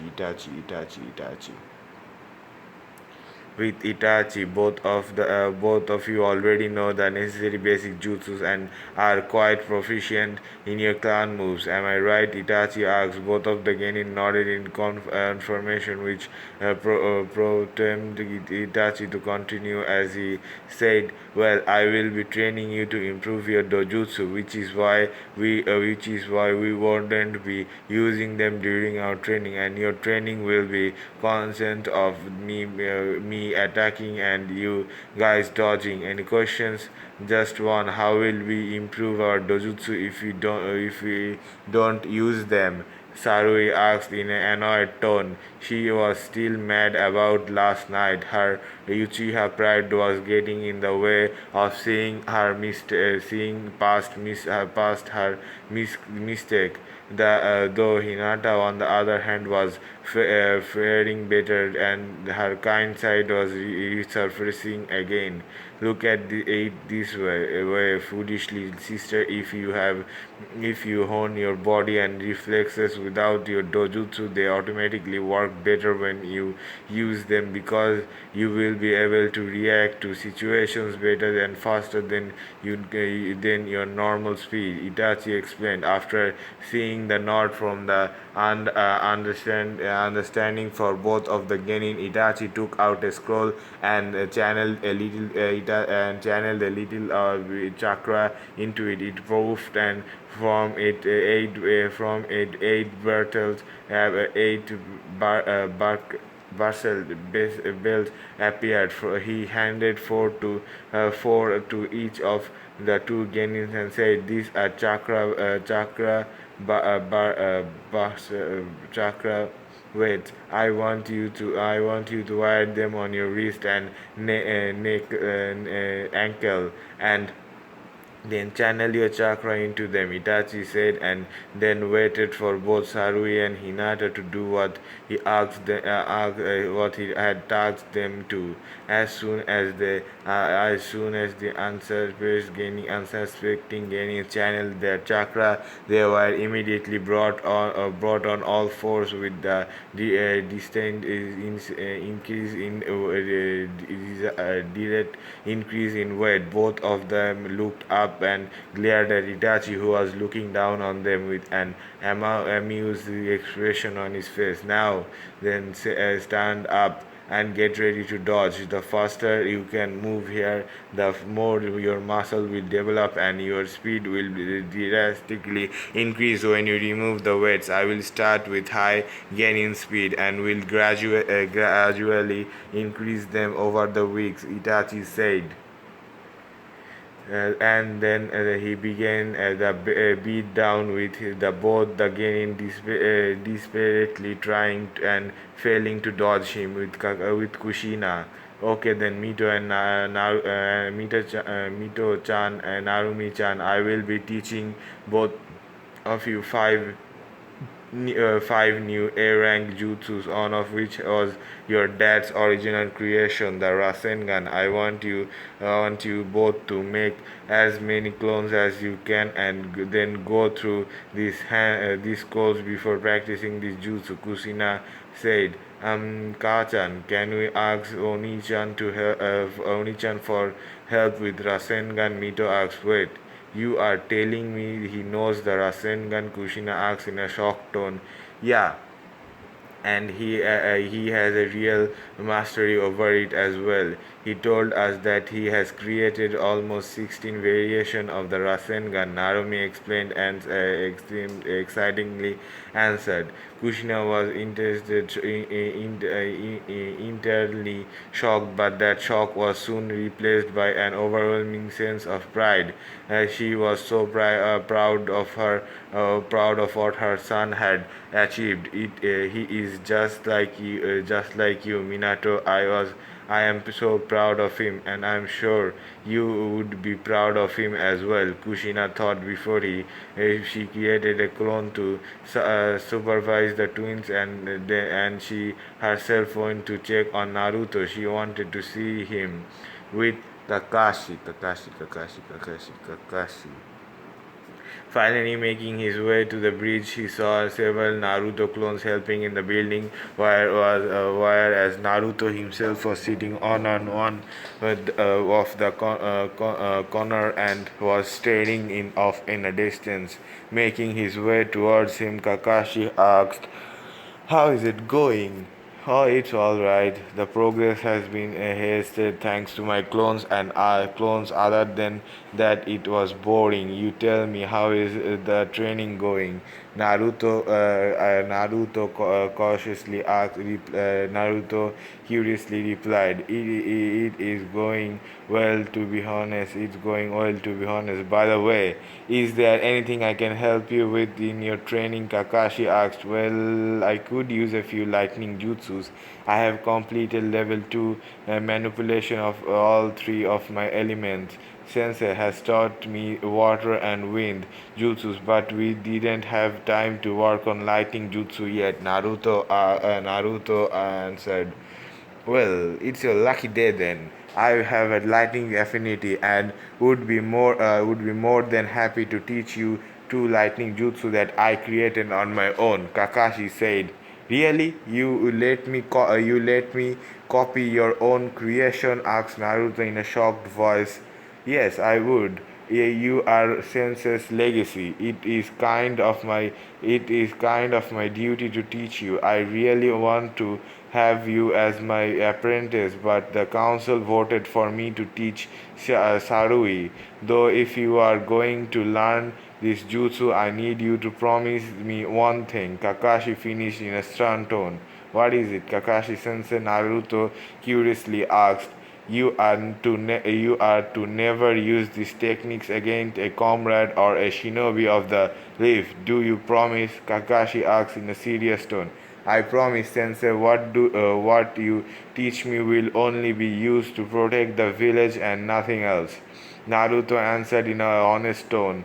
Kakashi's eyes smiled and said, "Now look carefully," said Kakashi as he went through the handles. Ox, rabbit, monkey. As he finished lighting, Chakra had suddenly concentrated on his palm. The sound of bird chirping could be heard. Naruto's eyes widened when he saw the complexity of that jutsu through his Sharingan. This is Chidori, an A rank assassination jutsu that is my personal creation. How do you like it? Kakashi asked, amused as he saw Naruto's dumbfounded expression. That's awesome, Kakashi sensei. It is like the Rasengan, Naruto excitingly said. That is right. I based this move on the Rasengan using the pure lightning manipulation. Now look carefully for the second jutsu, said Kakashi as he went through the same handle, but instead of normal Chidori, a sword made of pure chakra appeared. Naruto knew that this move was immensely more powerful than Chidori, and this is an S rank assassination jutsu Raikiri. Another one of my personal creation. Kakashi said, "Wow, Kakashi sensei, you are a genius.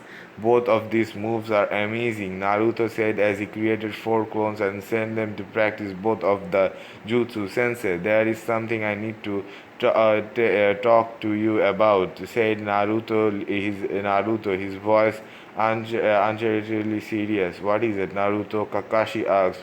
What do you do if your parents abandon you and then come back to you asking for forgiveness? Naruto asked. It's about your mother, right? Naruto, I think you should forgive her. She needs you, Naruto. I know she made a mistake when she left you. But Naruto, you need to see that she had just given birth, had a demon, a demon literally ripped out of her and lost her husband. She was mentally exhausted and was a human. Your reasoning is very much valid. She made a mistake, but she is trying very hard to repent.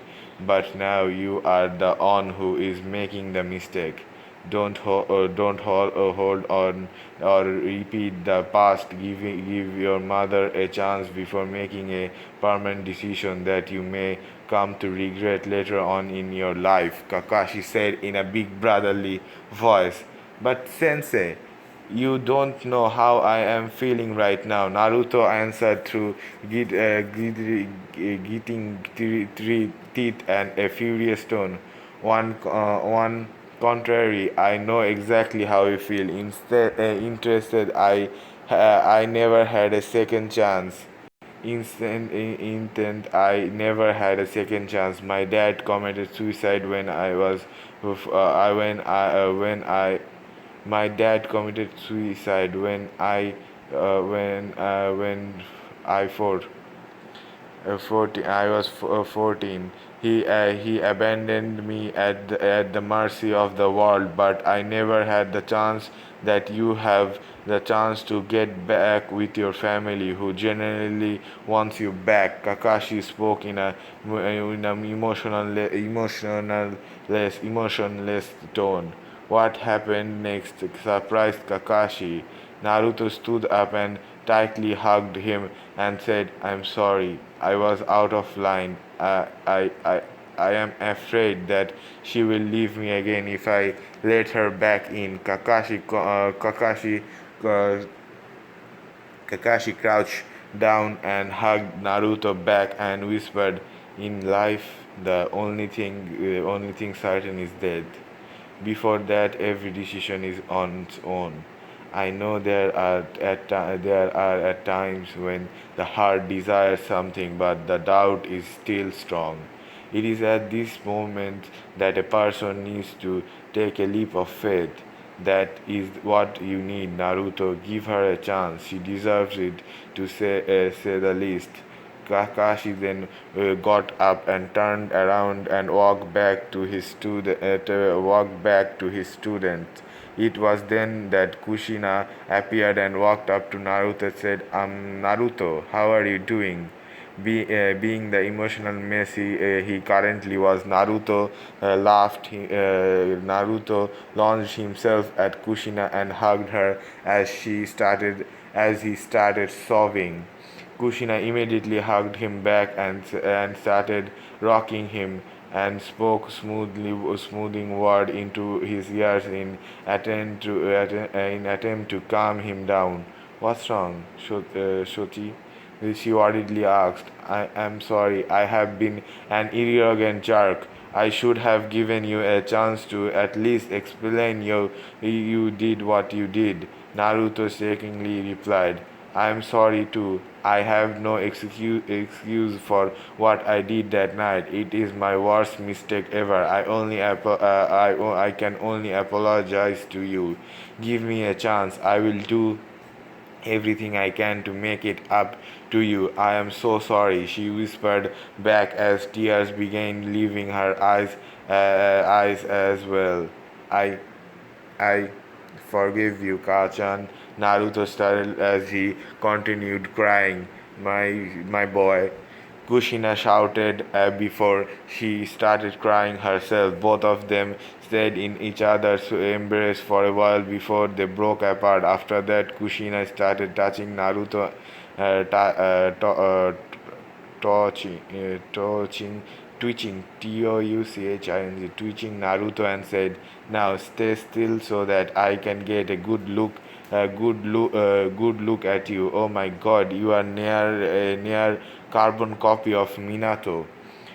Get a good, better be prepared for when you become older. You have countless girls coming after you. You have countless girls coming after you. Kachan, stop it! You are embarrassing me," Naruto said as he tried to fight back blush that was coming from his cheeks. Kushina chuckled at his embarrassment, and then they both then started talking. Naruto told her all about his life, how he was kicked out and beaten from the orphanage, how he beat the Kumo Jonin, all about his training, his Keke Genkai, and his own spiral release. Needless to say, Kushina was static when she learned that her son was halfway through level 6 at ceiling and had also started learning the whirlpool sword style. She immediately offered to teach him in both of these fields, to which he immediately accepted. It was a chance for both of them to gain ground in each other's life and then move on. They talked for a couple of hours, after which both of them, along with Tazuna, returned home. At home, all the Genins noticed a change in Naruto. His smile felt more real, and his eyes looked much brighter than their usual selves. The reason was soon revealed when Tsunami asked, "What would you guys like for breakfast tomorrow? What would you guys like for breakfast tomorrow?" Both Kushina and Naruto shouted at the same time, "Ramen!" Are you serious? Ramen isn't exactly a breakfast dish. Tsunami asked and almost instantly regretted it. Ramen is good food fit for the gods. Datebayo.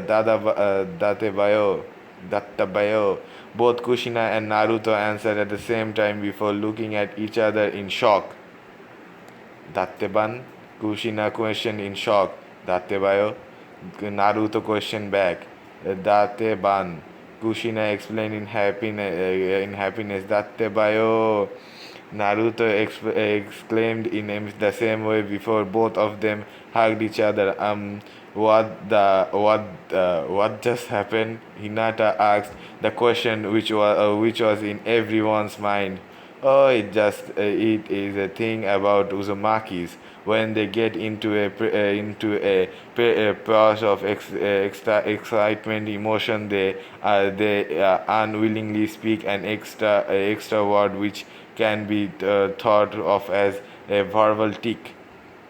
Itachi calmly explained, "Oh, it's a thing about Uzumakis.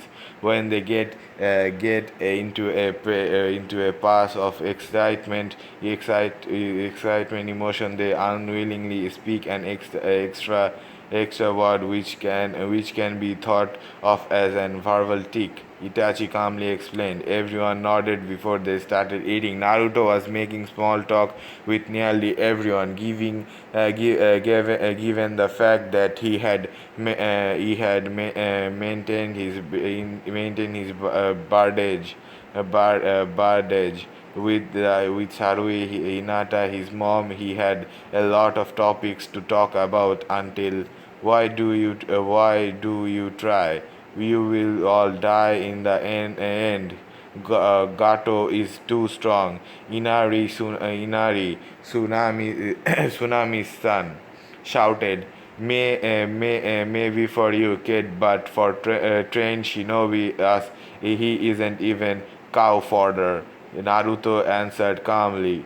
"What do you know about pain? I bet you have all lived sheltered life in the ninja village for of your you didn't know what suffering is." The young boy yelled back.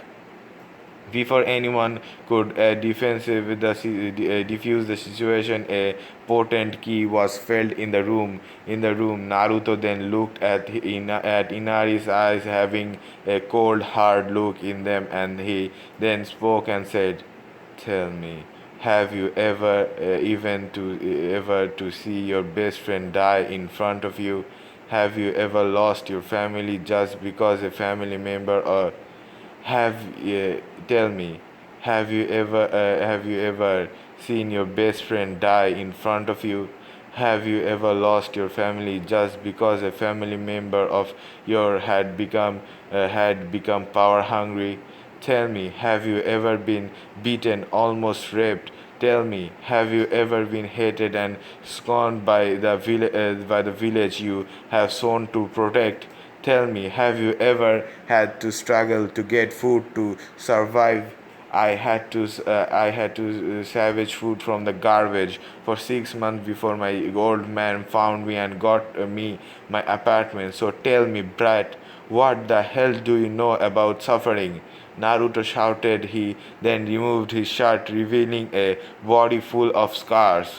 He then glared at the wide-eyed boy and said, "When you look like this, then you will have a right to complain about life. Until then, shut up and stop judging others."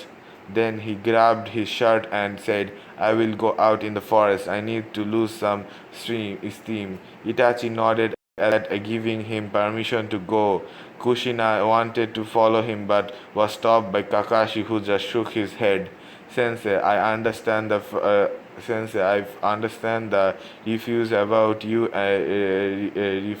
reference about you and Sarui-chan, but Naruto's life can't have been that bad, right? And those scars, they must have some, they must have come through training, right?" Sakura asked, her voice almost pending from them to agree with her. The twins and Hinata seemed close to tears, and Kushina was mentally planning torture scenes for all of those torture scenarios for all those who hurt Naruto. Yup, if he tortures them, I'll be happy. "You are right in a way, Sakura, but what Naruto told us was actually a you are right in a way, Sakura, but what Naruto told you was actually a sugar-coated version of what happened. Me and Itachi were there when he got his scars. Believe me, when I saw that It was the worst condition I had ever seen of someone who was only 4 years old. He was nearly dead before we rescued him. Rescued him, then something worse happened when he was 6. He attacks. His attacks didn't hit his vitals and beat him for the sole reason for breaking his mind. In this attack, he was almost raped before the Hokage killed his assailant, but the worst thing is that the second attack had been ordered by the council, and the one to carry it out had been the Hyuga. The ones to carry it out had been the Hyuga. He finished in a saddened tone, causing everyone to flinch. That poor kid, Tsunami Tsunami said as she brought her hands to her mouth. All the Galganians were now openly crying with tears streaming down their faces. Kiba felt bad for the way he treated Naruto when they were young. He realized that Naruto was the real alpha. He had never given up he had a never give up attitude and was immensely strong in Kiba's opinion. He had a mental vow to approach and make it up to Naruto as soon as possible. Kushina, for her part, felt even worse than before. She indirectly held herself responsible for what had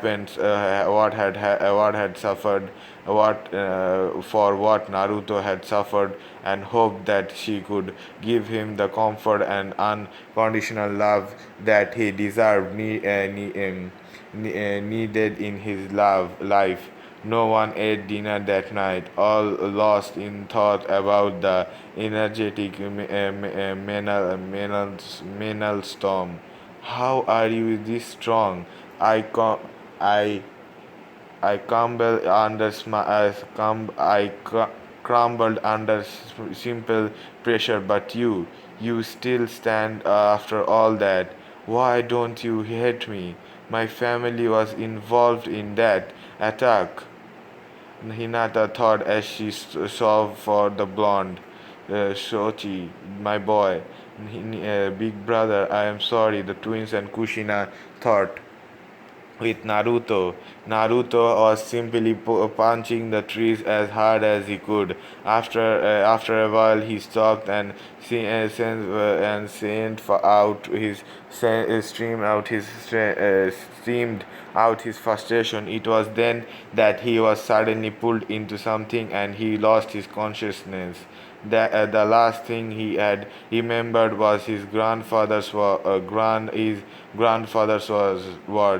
Rage is a dangerous emotion. If you let it take over you, you lose everything and may end up losing everything you have. Remember to always have a calm mind and to never be unjustly angry. After a while, he regained his consciousness and felt two unknown presence near him. He immediately opened his eyes to a boy and a girl around his age. The boy was wearing normal clothes and had white hair, blue eyes, and had a frail look on his face.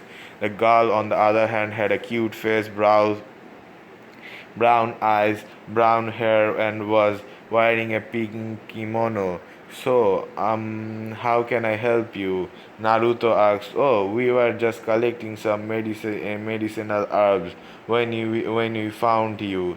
You shouldn't sleep outside. You may catch a cold. The girl said. Don't worry about me. I have never ever gotten a cold in my life. My name is Naruto. What's your? Naruto asked. My name is Haku, and he is Suigetsu. Are you a ninja? The girl asked. Yeah, I am. I kinda was training here before I fall asleep. How are Zabuza and Mongetsu? Naruto cautiously asked, saw that both of his acquaintances had verbal tense. Relax, I'm not going to tell anyone. I recognized your chakra signature from back then. Naruto said. The girl relaxed whereas the boy still had his guard up. Naruto then said, "So, what's a girl like you doing traveling with a ninja like Zabuza? Zabuza-sama saved me when I was a kid and raised me since then. So I owe him, yeah, I will owe it to him. And by the way, I am a boy," Haku said. Please, I call bullshit. There is no way you are a boy. Why? One, you are wearing pink. Two, you have a feminine figure and a cute face. And last but not least, I can see the bandages around your chest area. Naruto replied with a snuff. The girl blushed red and screamed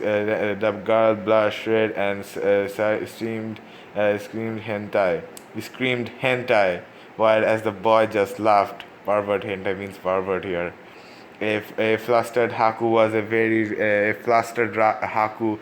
very rare event to see, and this blonde was capable of doing it quite easily. Naruto then stood up and said, "Well, I guess I will be going now. See you guys in 8 days. I hope that we can become friends after all this is over." Both Suigetsu and Haku nodded at that as they watched Naruto leave. That's all for this video. Don't forget to like, comment and subscribing. Subscribing is the best way to be notified for the next part. That being said, I hope to see you in the next part. Bye bye.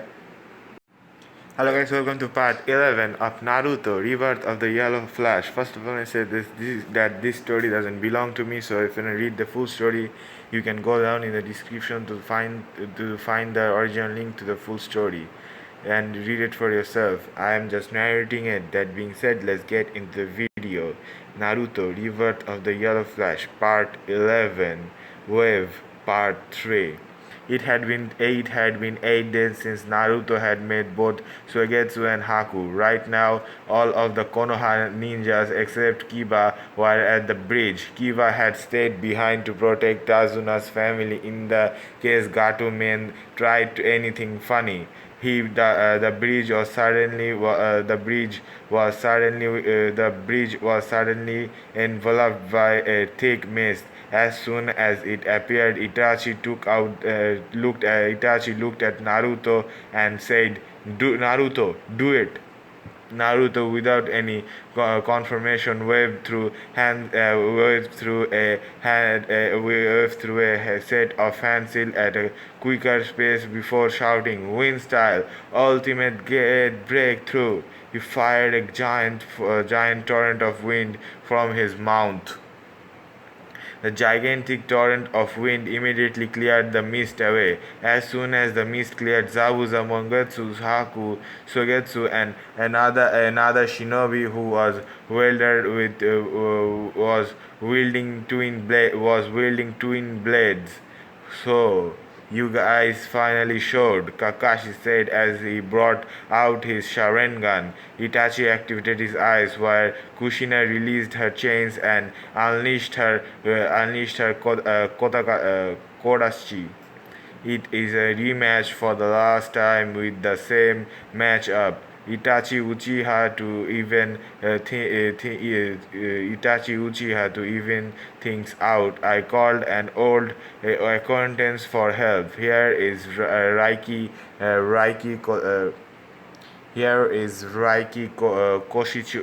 Koshichimaru. Also, this time our apprentices will be fighting. Zabuza sneered and said as he and his team got in stance. Before anyone could answer or move, Naruto clapped his hand and said, "Kai." He was then covered by seals that all broke. Naruto then channeled his neck and neck and looked at Haku and Suigetsu and said, "So, which one of you will be my opponent first?" Haku stepped forward, Haku stepped forward, pointing at pointing. Haku stepped forward, Haku stepped forward, pointing at a clearing at the right side of where they were standing, nodding but not removing his eyes from Haku. Both of them moved and began a stare off. Sogetsu was then confronted by Sarui and Hinata with the twins and Sakura guarding Tazuna. All the ninjas were standing at each other. The air was so tense that it could be cut by a knife.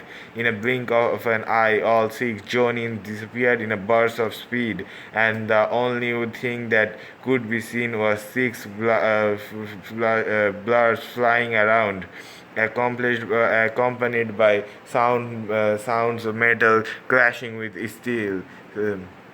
Kakashi versus Zabuza.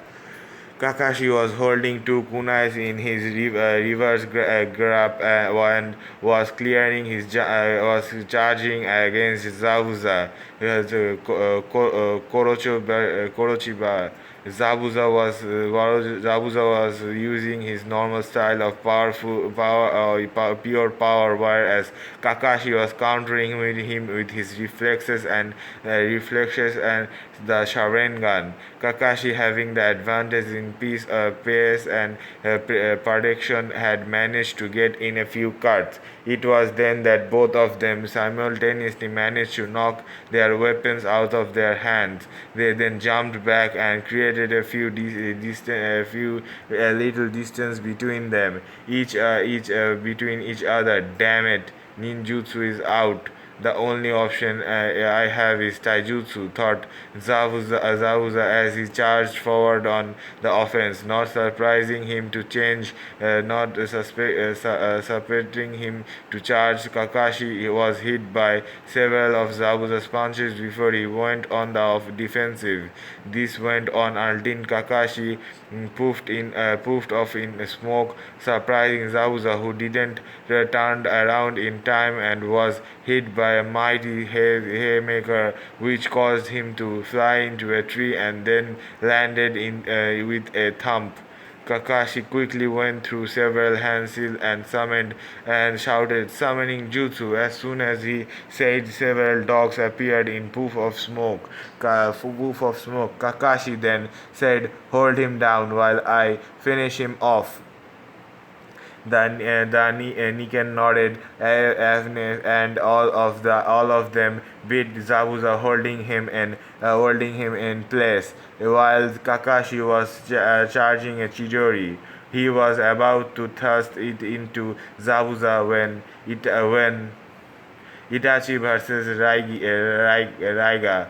Itachi and Raiga were clashing with swords. Raiga was using his twin Kiva blades, with Itachi countering the moves with his Tanto. Itachi then replaced himself with a clone and then went through several handseals at a lightning quick pace before shouting fire style, great fireball jutsu. The giant fireball from his mouth, which Raiga saw prominently dodge. He, however, failed to notice two clones sneak up on him. Both of the clones, in one swift motion, launched themselves on Raiga. As Raiga struggled to get free, Itachi made a ram sign and said, "Exploding clone jutsu." Both of the clones exploded, leaving him immediate victim smoking. Itachi, however, was forced to dodge a couple of lightning stared that came towards him. Turning his attention around, he saw Raiga still standing. His clothes were in tears. He had several burns and bleeding cuts. He was also breathing heavily, but he was still in fighting condition. I would advise you to stop and give up. No matter how strong of an A rank you are, you can defeat an S rank on your own, Itachi said in a monotone voice. Heh, I don't really get into fight like this anymore. It is way too interesting to give up now. Way too interesting to give up now. Raiga said as he crossed his blade at Itachi. I see. Then you leave me with no choice. Itachi said as his eyes emerged from the normal Sharingan into the Mangekyo Sharingan. Looking dead into Raiga's eyes, Itachi mumbled Tsukuyomi. After a few seconds, Raiga dropped down on the floor exhausted. Itachi sighed and turned his Sharingan off before he rubbed them to reduce the irritation in them. He was then about to kill Raiga when wow, what a jump cut. Kushina versus Mongetsu. Kushina and Mongetsu were both firing a wild variety of jutsus at each other, and while waiting for an opening to land a finishing, unannounced to Mongetsu, he was playing directly into Kushina's traps. Before they had started clashing, Kushina had created several sealless clones and had hinged them into different materials so that they could fit in with the surrounding. The clones were busy getting a seal area ready. As soon as it was ready, Kushina released her chains and deflected Mongetsu's incoming water dragon before immediately firing a water vortex jutsu at him. Being an S-rank ninja, Mongetsu easily dodged Kushina's attack but failed to see that the place he had landed was a ceiling area. Kushina smirked at that and brought up a one hand ram and said, Uzumaki style 7-point seal. Fuin. As soon as she said that Mongetsu was trapped, he wasn't able to move even an inch of his body. Sighing, Mongetsu looked at her and said, It's same you win, Beneheme. It was a good fight. Damn right it was, Datebayo. Kushina said with a wink, which caused Mongetsu to blush a little. Something Kushina was oblivious to notice. With Sugetsu Sarui, with Sarui and Hinata. Suigetsu charged forward and attacked both the girls at once. He made a downward swing with his sword, which was intercepted by two kunais countlessly from Sarui. She managed to keep Suigetsu locked in a place while Hinata got behind him and shouted, 8 tetragram, 32 palms. Hinata, in one quick motion, hit 32 of Suigetsu's chakra points, shutting them down and temporarily blocked them. He became paralyzed for a moment which Sarui fully utilized and immediately tied Suigetsu with a ninja wire. He sighed a little bit and said, "What a bummer." Sarui looked a little shocked and said, "Is killing a game for you?"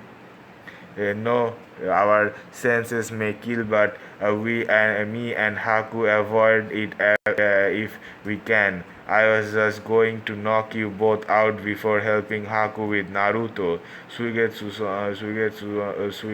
said, cuttingly replying. He then looked at Hinata and said, "You are really good. Good. What's your name?" I am Hinata Hyuga of the great Hyuga clan. She put up her act of arrogance. Hinata. That's a cute name. My name is Suigetsu, but you can call me Sui. Suikun, he said with a wink. Hinata blushed slightly before looking away while suggesting snark violently. Sarui just looked on a little confused. What was happening? What was happening here? She instantly thought. However, she thought were interrupted when Naruto versus Haku. What the hell is gonna happen? Every time when. What's gonna happen? Who knows? Let's see. Naruto versus Haku. You know when we should fight. We shouldn't fight. I know for a fact that Gato and his thugs will try to overwhelm us when all of us are weakened. Naruto said, "How do you know that Gato is coming? How do you know that Gato is coming?" Haku asked as she narrowed her eyes suspiciously. "I'm a sensor ninja. I sensed a large number of signatures coming from the direction you guys came from. That's how." Naruto cautiously replied, "How long until they get here?" Haku asked, "They should be here in 10 minutes. While we wait, don't you tell me about yourself. While we wait, why don't you why don't you tell me about yourself?" Naruto asked. "Very well. I was originally from Kiri. Suddenly they started something called a bloodline purge. Started something called a bloodline purge. The fourth Mizukage thought, and the Yandame Mizukage thought, and convinced most of the population that people with bloodlines were actually demons themselves. Hence, beginning the purge. When I was 5, I activated my Hayatoto bloodline. I was executed and exceeded and quickly showed it to my ex. I was excited and quickly showed it to my mother. She quickly told me to turn it off and never to tell anyone about it. However, my father saw it and killed my mother. He almost killed me, but I escaped. I stayed on the street for a year, after which Zabuza founded me and took me in. That's my life story. Would you like to share yours?" Haku said. "I guess I will. I am the Jinchuriki of the QV soul. Due to the lack of knowledge on seals, everyone thought that due to the knowledge on lack due to lack of knowledge on seals, everyone thought that I was a demon's reincarnation. Because of this, I became the village's price. These shopkeepers would overcharge me and sell me expired products. No one would even talk to me, and most of all, I was beaten to near death. Stayed nearly every year on my birthday. That was until Gigi found me and placed me in the academy and got me my own place. He also introduced me to several shopkeepers who didn't have a bias against me. I was happy. Then, when I graduated, I learned that I had a family, 2 sisters. They are those two adorable redheads guarding Tazuna. I grew even happier. Now I will say I am satisfied with my life." Naruto replied. Haku was about to reply when the sound of mercenaries was heard. All of the shinobis turned to look at the source, which was a small army of bandits, nearly 200, being led by Gato. "So you failed, huh? That good for nothing. I can kill all of you. Good for nothing. I can kill all of you at once. Men, kill them all." except the girls, they would be worth good money. They would be worth good money, especially the red-haired ones. They look delicious, Gato said with a perverted leer. All of the ninjas were now standing together to fight the bandits. Given the level they were on, they are on, five Jonins could easily take. Given the level they were on, five Jonins could easily take on and kill mere bandits, no matter what number. However, before either side could move, the whole area was engulfed in a very potent killer instinct. It froze all the bandits in place, caused all the Genins to collapse on their knees, while the Jonins remained unaffected. Turning around, they saw that Naruto was the one emanating the killing intent. Naruto removed the seal on his eyes and activated his Sharingan chakra chains and unsheathed his sword. His overall appearance could now be described as intimidating. Turning to the Jonins, he said, "I will take care of all this. Don't interfere. I will take care of this. Don't interfere." All of them nodded and stepped back. Gato laughed and said, "Kid, you must be a fool to think you can take on 200 alone." Naruto didn't answer. He had up his left headband. He held his left hand and did some hand seals, causing the area around the bandage to be covered with mist. This surprised the Genin and the rogue mist ninjas, but no one spoke at that moment. Oh, Naruto learned the hidden mist jutsu. Naruto then disappeared in a burst of speed, and as soon as area was filled with cries of pain, shout of mercies, and sound of blood splashing on the ground. Everyone waited with bated breath to see what was happening. Kakashi, Itachi, and Kushina were hoping that Naruto didn't kill anyone. As the number of kills would be too high the kills would be too high to handle for a 12-year-old. Obviously, 200 kills, that is too much for anyone.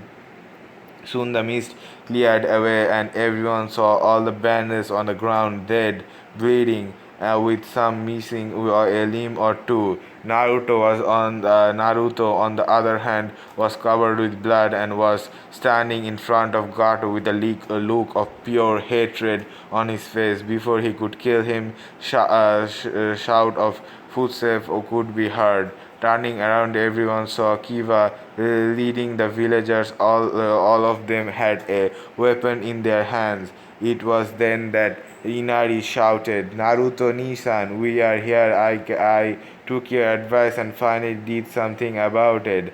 Naruto chuckled and whispered. He wrapped his chains around Gato, lifting him up in the air, and then tossing him right in front of the villagers and saying, "Do what you want with him." The villagers roared in apprehension before dragging Gato away. He was going to pay for all of his crimes today. When everyone left, Naruto looked around and pleaded. He was surrounded by dead bodies of people he killed. He ran to a bush and parked before he started hyperventilating. Seeing this, Kushina and the twins ran toward him. Kushina immediately wrapped him in a hug and was rocking him smoothly, with the girls looking on with a look of worry on their face. "That must have been rough on you, kid. Normally there is one kill at your first time, not 20." That must have been rough on you, kid. Normally there is one kill at your first time, not 200, Mongetsu said. I agree, it looks like the kid is having a panic attack, but you cannot deny he has skills.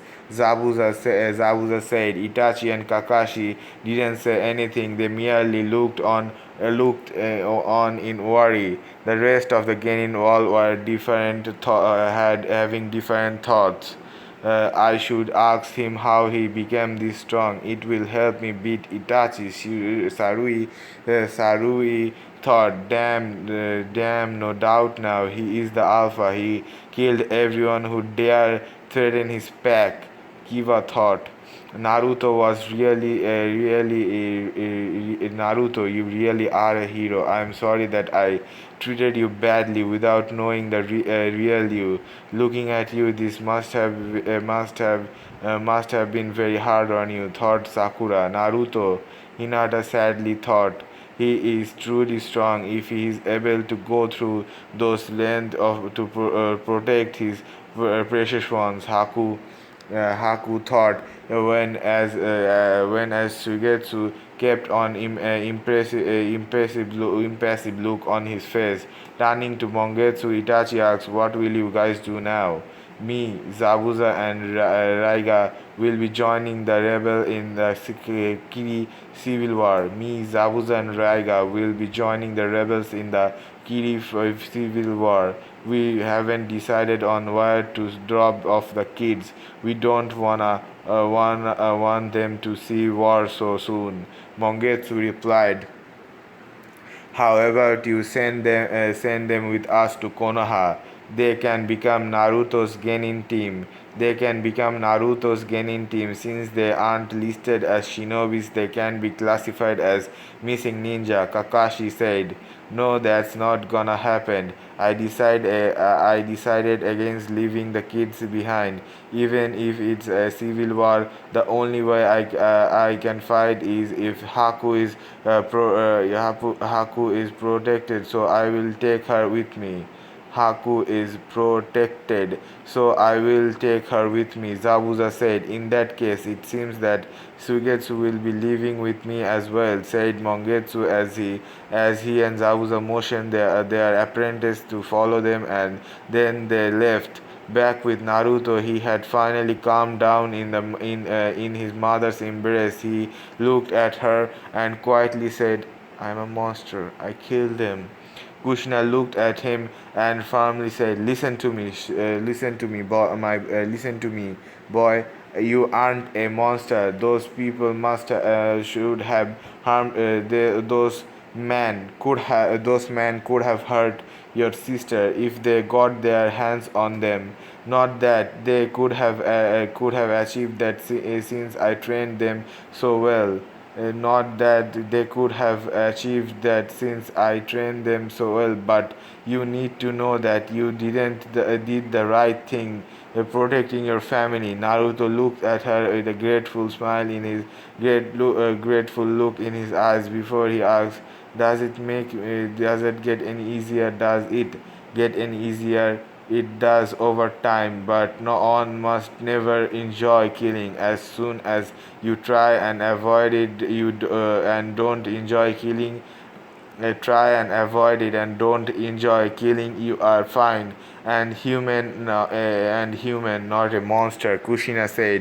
Naruto gave a thankful nod before he fell asleep in Kushina's motherly embrace. She picked him up, and the family of four started returning home. Kachan, is Nissan gonna be okay?" Mito asked worriedly.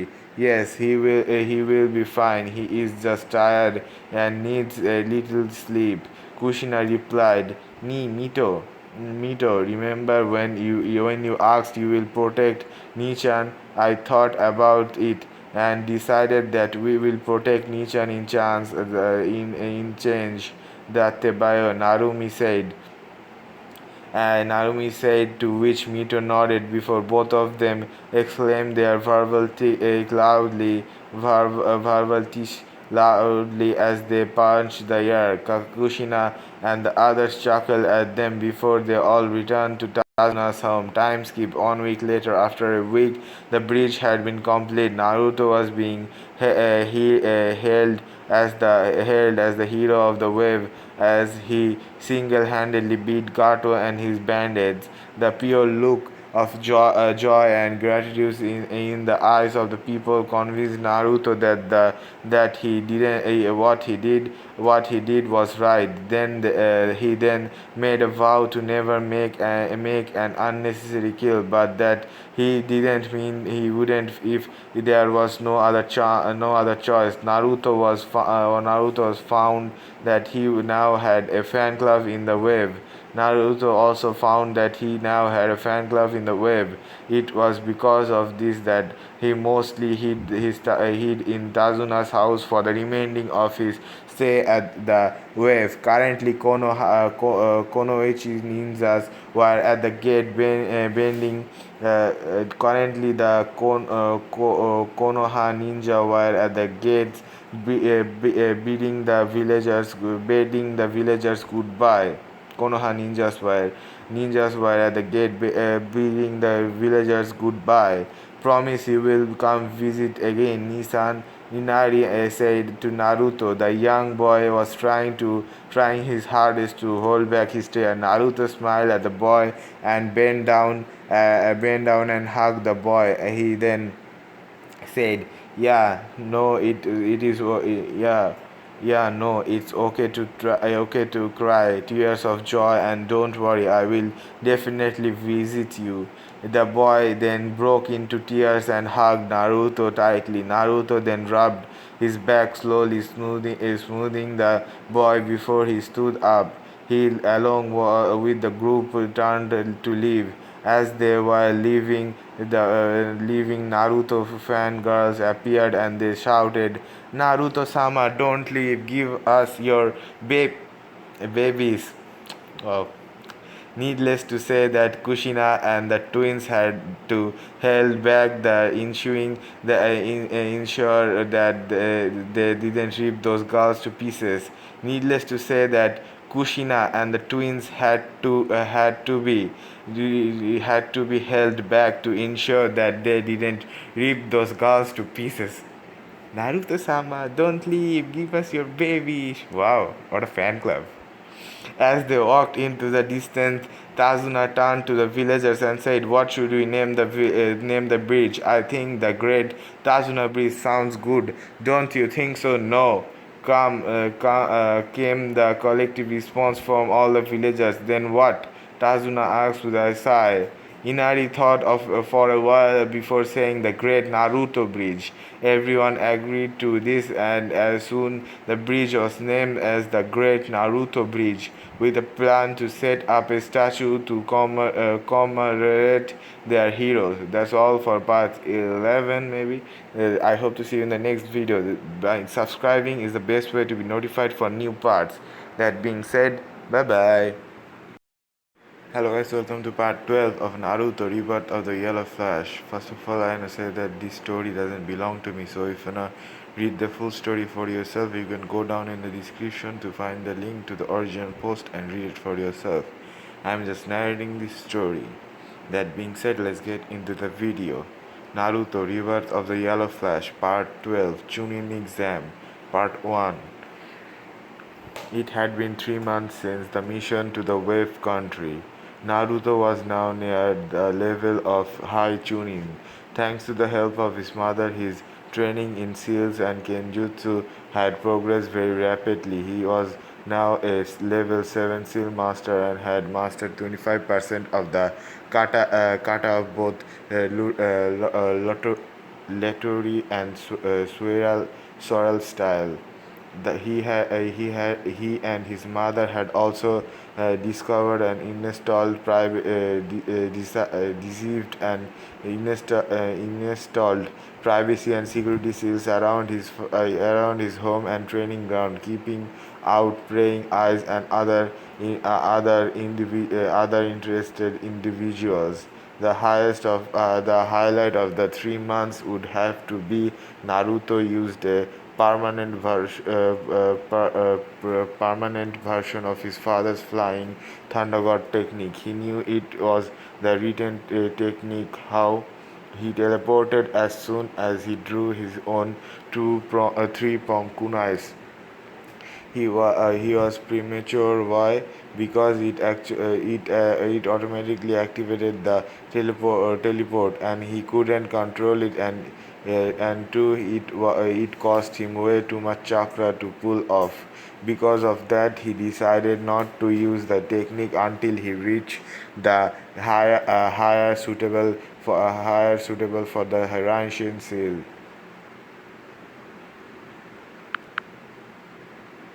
He had been working on it, and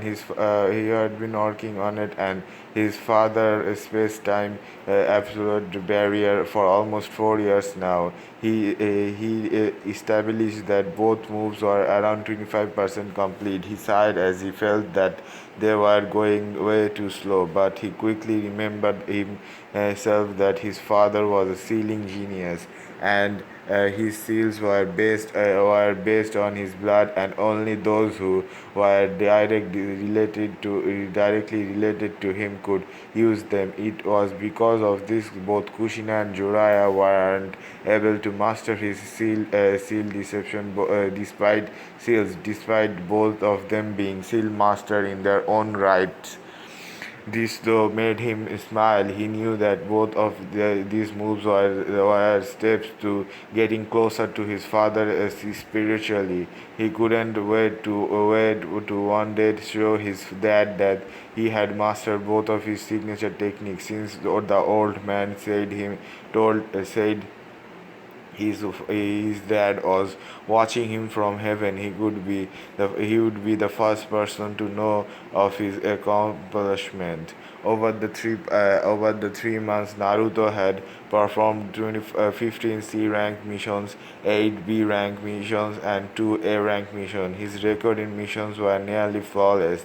The reports also put the thing in his favors, as they mentioned Naruto sticking to his superior's order and carrying out all the order he got with minimum work.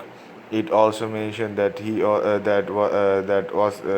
was capable of adapting and changing the plan on the field to ensure the success of the mission without risk of life. Both Mito and Kushina had been quick to repent Naruto and Itachi for being on A ranks. Both of them did the smart thing and shut up taking in all of the scolding. After both Mito and Kushina gasped at Naruto, saying that despite his recklessness, they were proud of him, and he was a great shinobi. Mito, Narumi, and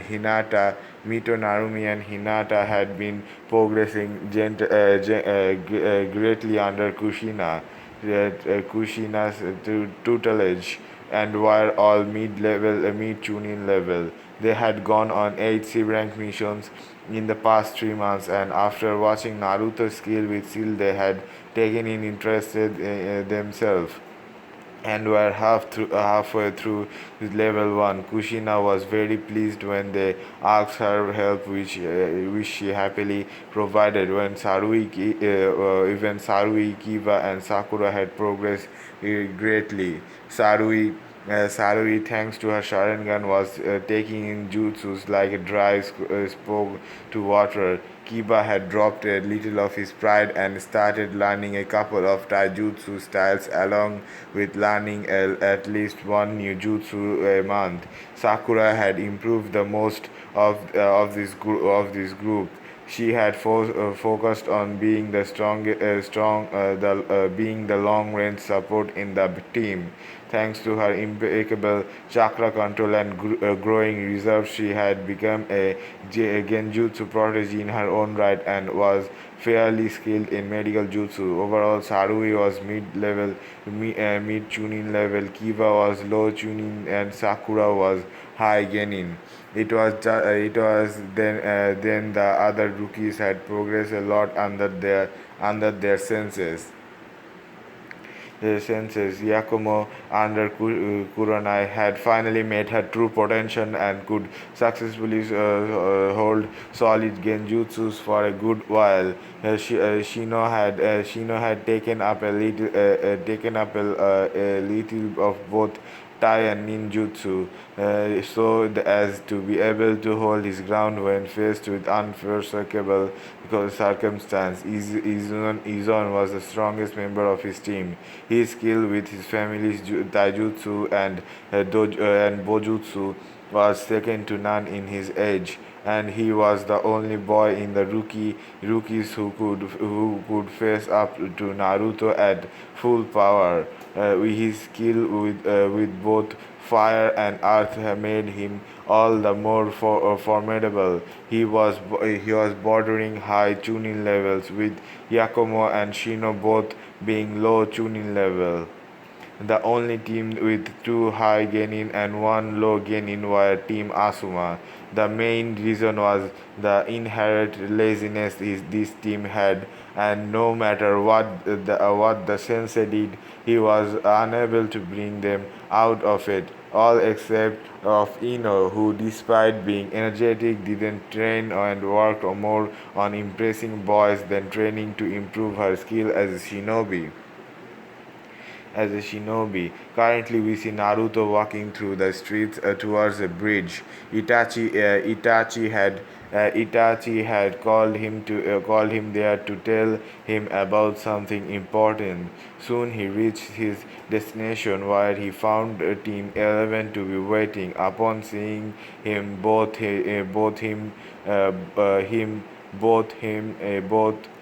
Upon seeing him, both his sisters barreled into him while shouting, "Oni-chan!" Oni, unable to contain the force, he fell back down with both of them on his side. He chuckled before hugging them and patting their heads. That was uncool. That was uncool. Oof, what an idiot! What an idiot! I wonder if a person could die like that, thought the three pairs of eyes as they looked onto the scene in front of them. They were far away, hoping not to be spotted. However, Naruto stood up and looked over in their direction with a serious look on his face. It only happened for a second before he turned away and put on a smile again. This electric surprise thought from the group of three again. He knows we are here. How did he spot us from over there? He is skilled much more than other we have seen here. That group of three thought. Soon, however, both Kushina and Itachi appeared.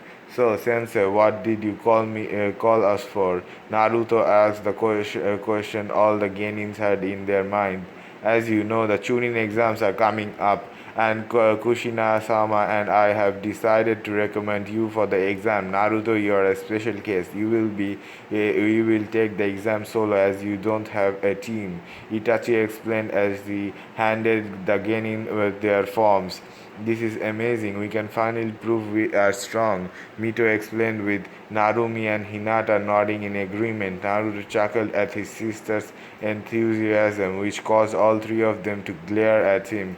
Ni-chan, what's so funny? Mito asked in a very sweet voice, sweating a little. Naruto quickly replied and said, "Oh, it was fun.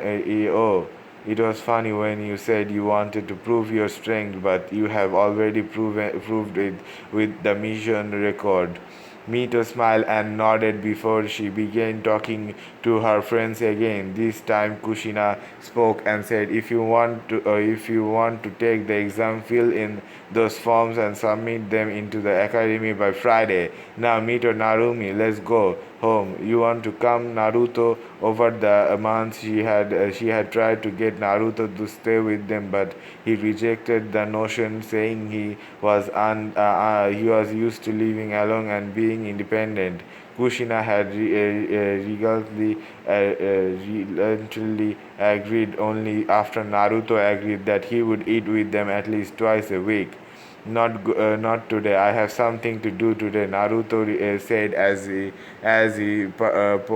he pocketed his form and left with three figures fast on his tail. As he was walking, he noticed a square rock with two particular shaped eye holes following him as he chuckled as he knew exactly who it was. He casted a sideway glance to the trio following him, letting them know that he was very much aware of their presence and wouldn't hesitate to retaliate if they tried anything. He turned around and said, all right, you three, that's enough. Come out now. That glare was for the three people who were following him, not for Konohamaru and his people, guys. Okay. The rock disappeared in a puff of smoke, and our very own Konohamaru corpse revealed themselves. Hey, boss, how are you? We haven't seen you in the village in months. Konohamaru said. Ah, sorry, little bro. I had to go on a mission, go on a lot of mission outside the village. In fact, I just got home from my last mission yesterday. Naruto said, "Boss, you are amazing. You are already performing mission outside the village. The village, despite being fresh out of the academy. Genin," Udon said with stars in his eyes.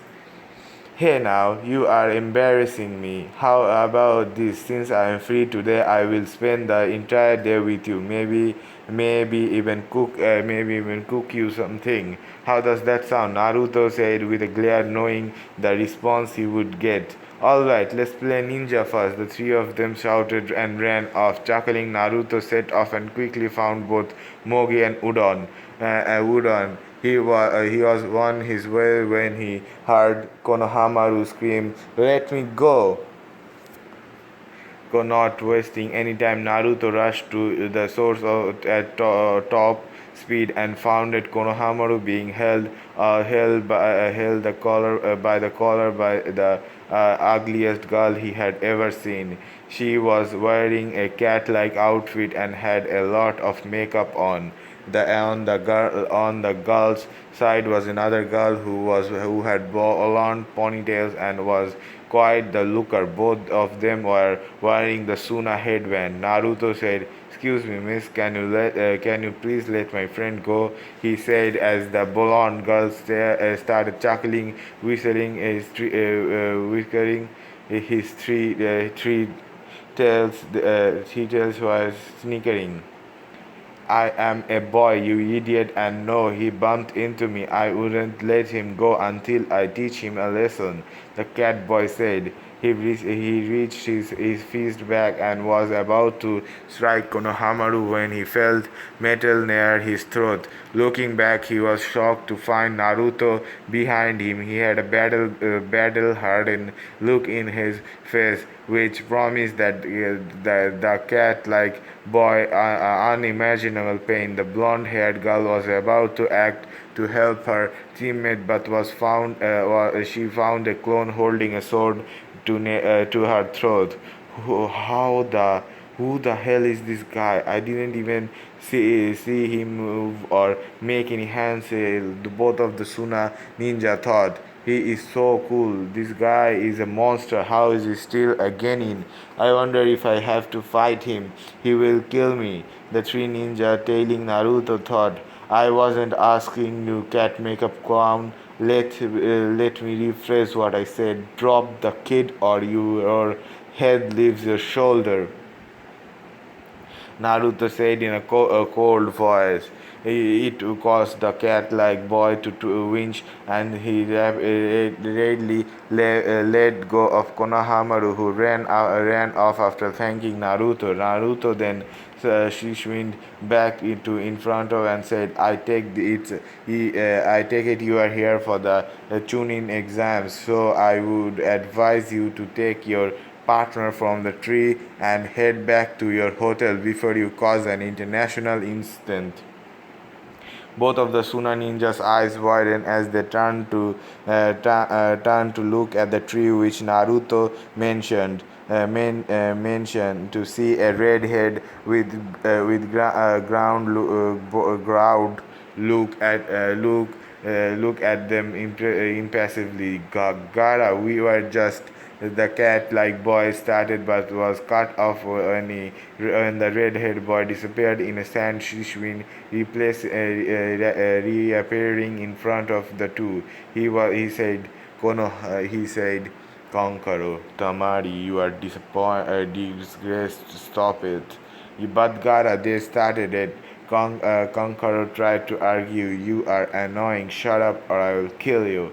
Gara said in a voice which promised death. Gara then turned and said to Naruto, forgive my teammates. I will ensure they stay in line. May I know your name? Naruto Uzumaki. Yours? Naruto asked back. Gara of the Sand. We shall meet in the Chunin exams. Naruto Uzumaki. Mother finds your blood interesting, Gara said as he turned around and led his team away. Naruto sighed before turning to his side and said, "So, how long do you three intend to play cat?" As soon as he said that, three figures jumped out and landed in front of him. One was a girl with tanned face. She had fairly red hair with earrings on her ears. She also had a sword strapped on her back. The next was a tan boy with white hair. He had a lollipop in his mouth and had a bored expression on his face. As soon as he saw the third figure, he felt his breath leaving him. Standing in front of him was the prettiest girl he had ever seen. She was blonde with mid-black length hair. She had beautiful bluish green eyes. She had a decent C-cup breast, which for her age was very developed. As much as he tried he couldn't stop himself from directly looking at her and saying beautiful. She herself was looking at Naruto and couldn't help but think handsome. The blonde-haired girl caught his look and what he said. She blushed slightly but didn't say anything. Naruto then shook his head and said, who are you guys? And why are you following me? We are here for the Chunin exams and you are the strongest combatant, so it is obvious we tried to gain information on our opponent. The red-haired girl answered. That sounds fair. What are your names? Mine's Naruto Uzumaki. Mine's Naruto Uzumaki. Samui, the blonde-haired girl answered. Karui, the red-haired answered. Omui, the white-haired answered. Wow, your names totally rhyme. So what are you guys up to? Naruto asked, well, we decided to explore the village but got lost, and then we saw you and decided to spy on you. Now that we have admitted you will report us to the authorities. They will arrest us, and then the Raikage will be forced to pay our ransom. Because of this mistake, we will be stripped from our shinobi license and be banished. Omoi said as he entered on before he got hit on the head by Karui, who shouted, "Shut up, you idiot!" Karui, don't take out your anger. Don't take out your anger on being a flat chested on me. Omoi retorted back. After which Karui punched him in the ground. Punched him into the ground. Naruto saw it drop at the scene, and then he turned to Samui and asked, "Are they always like this?" "Pretty much," she replied with a nod. You wanna go eat somewhere?" he asked, hoping she would agree. "No, we will return to our hotel. Goodbye," said Samui. She was she signaled her teammates to follow her. She was so pretty. He was so cute, thought Naruto and Samui repeatedly as they moved back towards the lodging. Time skip, day of the exams. Naruto was walking towards the academy for the first part of the exam. As he turned the last corner, he saw Team 7 entering the building. He shrugged and entered. After climbing the first two flights of stairs, he saw several candidates were attempting to get past the door but were being stopped.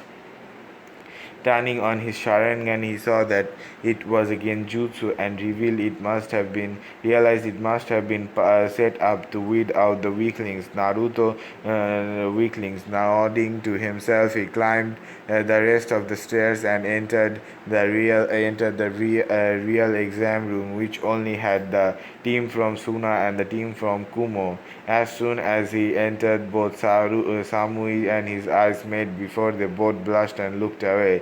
Going into one of the corners, he leaned back on the wall and closed his eyes. There were still 2 hours left for the test to begin. He, however, was wondering why his sisters weren't here. They could easily have seen through a genjutsu thanks to the Byakugan. He then realized that they must have been waiting for Team 6.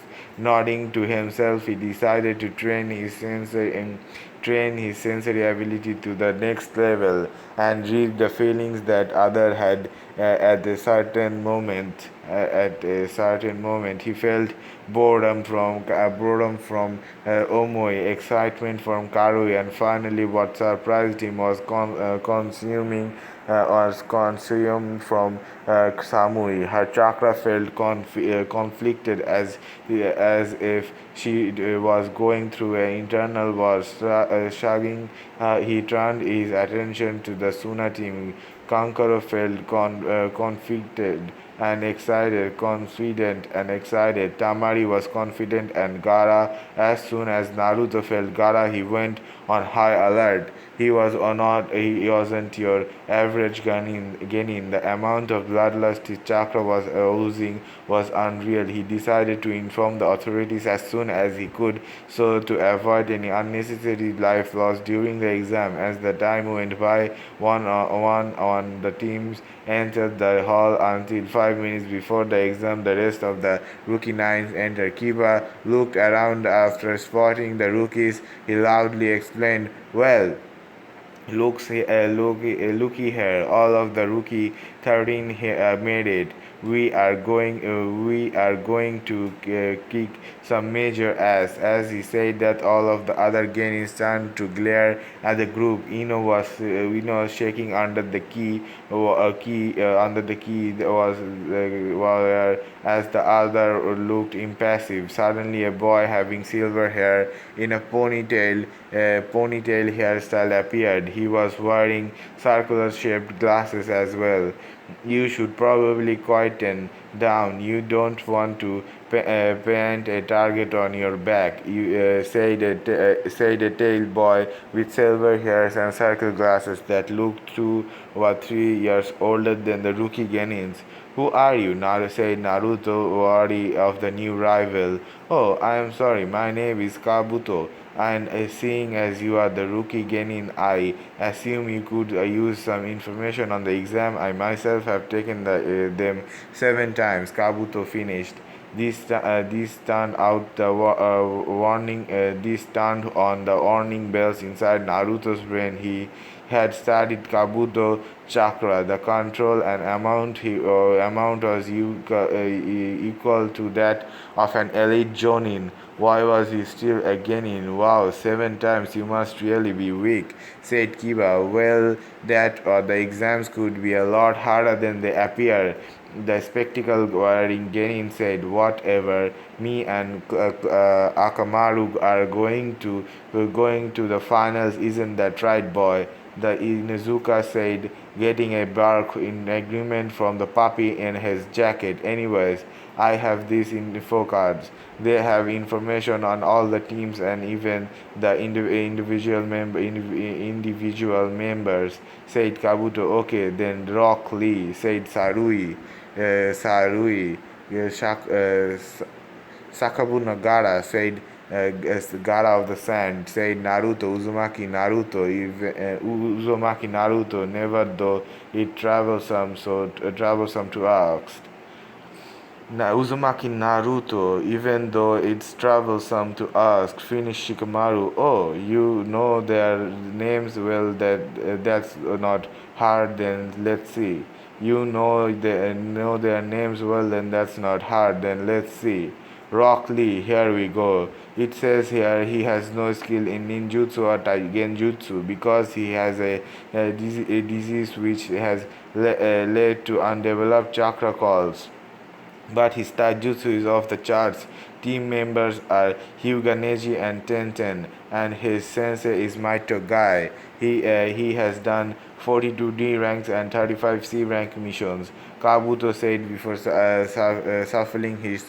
shuffling his cards. Okay, next is Gara of the Sand. Well, this is a shocker. I have really little on him. All I can tell you is he has done 12 D rank missions, 52 C rank, and 1 B rank mission, and has never been injured. The silver haired ninja informed the Konoha rookies. This shocked several of the rookies at though of going on all those missions and never picking up a single scar. Now, Uzumaki Naruto. Well, these stats are off the charts. He has performed 0 D ranks, 27 C ranks, 8 27 C ranks, 8 ranks, and 3 A ranks. There's a mistake here. He is experience in Fuinjutsu, Ninjutsu, and Taijutsu. His chakra control is so good. It is said that he has created 16 plus jutsus based on his chakra control and alone. Wow.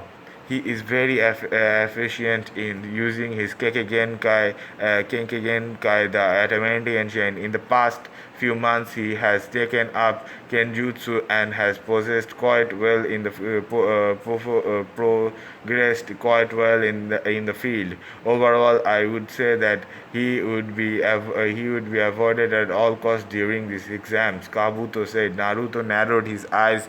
The information that Kabuto was only accessible to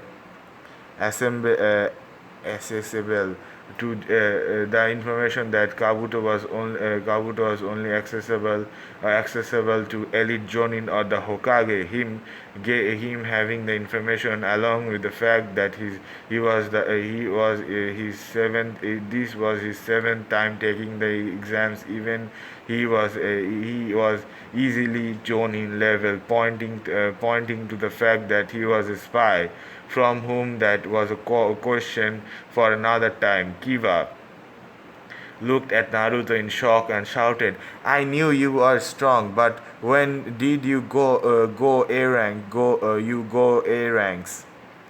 Shut up, Kiba. You are way too loud. But if you must know, the last month was when me and my sensei performed 3 A rank before coming home, Naruto said as he placed a trap for Kabuto. If Kabuto interrogated now, it would confirm that he was a spy. Confirm that he was a spy. Hey, that's not right. My information says you went on 2 A ranks last month, Kabuto said, unknowingly confirming Naruto's theories. Ah, that was me just trying look cool, trying a cool look, Naruto said as he showed his tongue. The only person who saw through him was Izan. Despite being a loudmouth, he was Naruto's best friend and the second strongest of their generation. The time they had spent together had made both of them know exactly what the other was thinking. Naruto subtly made his hand sign and informed Izan of the situation. Izan made an unnoticeable nod, confirming that he felt the same. Before anyone could say anything, a puff of smoke appeared in the room, and from it, a Jonin revealed himself. He was a tall man with a scarred face on a purple bandana on his head. Naruto, from unknowing reason, wanted to call him Bandana Man. For unknowing reason, wanted to call him Bandana Man. The man spoke and said, "My name is Ibiku Morino, and I will be the proctor for the first exam. Get on your allotted seat number and we will begin." That's all for part 12. Don't forget to like, comment, and subscribe. Subscribing is the best way to be notified for the new parts. That being said, I hope to see you in the next video. Bye bye. Hello guys, welcome to part 13 of Naruto Rebirth of the Yellow Flash. First, I want to say that this story doesn't belong to me, so if you want to read the full story for yourself, you can find the original link to the post down in the description. I'm just narrating this story. That being said, let's get into the video. Naruto Rebirth of the Yellow Flash, part 13, Chunin Exam, part 2. "Alright, maggots, sit down. It's time for the first exam," came a voice as a long man with scars all over his face walked in and stood behind the desk. "My name is Ibiki Marino, and I will be the proctor for the first test. You will have 1 hour to answer the 10 questions. You will not be given the final question until the final 10 minutes. If you are caught cheating for a total of 5 times, you and your team will be disqualified. That said, you can use whatever jutsu or ability you want to get the answers. You begin now." He finished and sat down and smirked at the look of the horror on the genin's face when they saw the questions. Naruto's eyes widened, looking at the questions in front. They were easily Jonin level. No genin except Shikamaru could solve them, and that was because of his insane intelligence. Suddenly, a look of realization dawned on Naruto's face. It was a test to gather information. He said we could use any tools needed to gain the information. So we need to cheat in undetectable way. Smirking to himself, he closed his eyes and started focusing on the chakra around him. They were all anxious, worried, confused, and afraid, except for 2 signatures. Naruto then focused before he found one of them. Said ninja was writing in front of him. Those 2 must have been planted as information beacons for the other genins to use. Naruto thought as he activated his Sharingan and copied the written of the Jonin sitting in front of him. In mere minutes he was finished. He turned his paper around and started looking at how the other rookies were doing. Sarui, like him, had had used her Sharingan to copy the writing of someone who was fluently writing. Hinata was using her background to spot and write the answer she found find in the room. Shino was using his box to find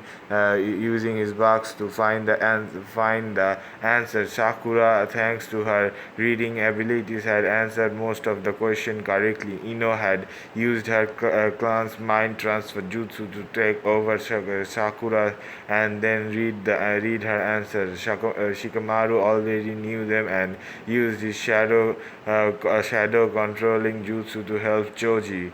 Yakumo had used a mirror like genjutsu only visible to her to find the answer. Naruto then turned to look at his sisters and best friend. He wasn't surprised when he found all three of them sweating. Nice. Sighing, he summoned three small toads. He supplied them with the answer and sent one each to Narumi, Mito, and Izan. After a few minutes, the toads disappeared. Naruto looked at Izan, who glared at him. Grinning back, they had a mental conversation. Thanks. Anytime. Turning his attention to his sister, he saw them crying anime tears. He already knew the reason for that. It was because he had promised to cook for them if they took their theoretical studies, theoretical studies serious. He had promised to cook for them. Oh, nice one. He knew they tried, but somehow, thanks to the dominant Uzumaki genes, they weren't able to sit and read. Oh, you mean to say that Uzumakis are dumbasses? Yep. 100% right. He himself knew that the threat he had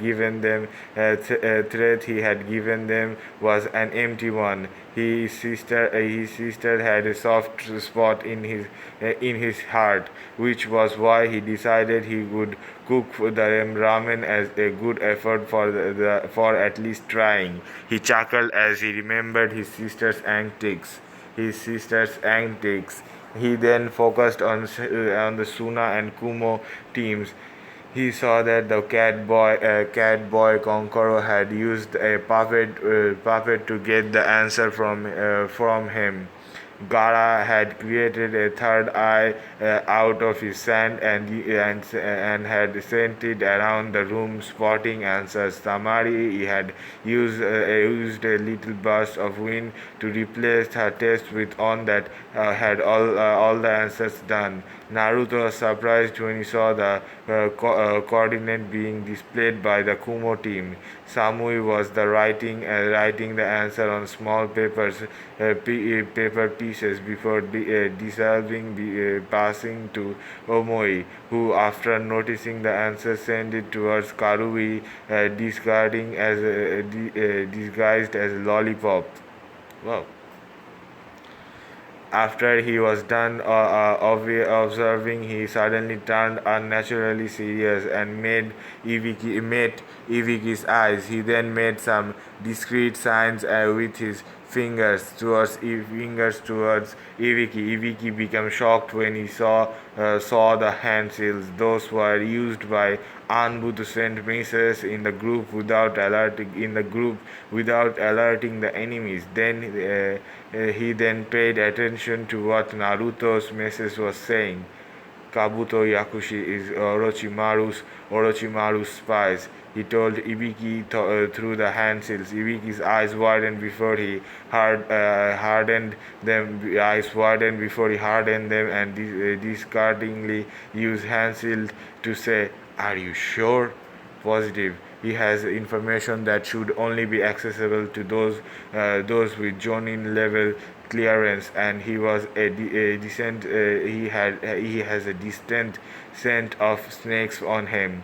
Naruto replied, Nodding, Ibiki discreetly signed the ambush to be on guard. He decided to take this information to the Hokage as soon as the test was over. He then looked at Naruto, who nodded and then leaned back in his seat, closing his eyes. Ibiki looked at Naruto before a look of recognition drew in his eyes. So that Itachi brat. It seems like he is as good as they say. So that's Itachi's brat. It seems like he is as good as they say. Obviously, Itachi Uchiha is training him. Ibiki thought before giving a worry smile at the irony of the situation. The test was to information in a tight position, but somehow the kid had surprised information. The kid had secured information that could positively save the village. The test was to gather information in a tight position, but somehow the kid had secured information that could potentially save the village. Life sure is ironic, Minato. You beat Orochimaru for the seat, and now your son is screwing up Orochimaru's plan. Ibiki thought as he remembered his old teammate and friend. After 25 minutes, Ibiki shouted and said, "All right, maggots, your time is up. Now it's time for that 10th question. You have a choice on whether you wish to answer it or not. Of course, we will take it. Of course, we will take it." A random game shouted from the back. Ibiki smiled and said, "Well, if you answered the question wrong, you wouldn't be able to take the exams again in your career. And if one of your team members gives up, the whole team fails. But can always take the test again. So decide. You can do that." "You can do that," Kiva shouted. "Of course I can. In these exams, I am the god. My word goes on whether your sorry ass passes or not," Ibiki replied. "But there are so many people who have taken these exams more than once," Karui shouted. "Well, tough luck to be you guys. Now we decide whether you will he will take the question or not," Ibiki replied with a smirk. Suddenly, the tension in the room skyrocketed, gaining from nearly all the teams could be seen sweating, with a few hyperventilating. A few moments later, several hands went up into the air, and several teams led the room. The tension in the room was affecting even everyone except Naruto. He was simply laying back in his seat with eyes closed. The sight of him infuriated Ibiki a little. He was used to people conversing in his presence, quivering in his presence. Someone this relaxed was somehow unnerving even to him. "You blonde, you think you can take the question?" Ibiki yelled as he pointed at Naruto. "Sure, why not?" Naruto lazily replied back. "Are you ready for the consequences in the cause that you fail?" Ibiki said, trying to darken Naruto with self-doubt. Nah, not good. Even if I am a permanent gain in my dreams wouldn't be affected. After all, if I became the strongest ninja in the village, I will be bound to become the Hokage. Naruto casually replied with a smirk, letting Ibiki know that his attempt had been foiled.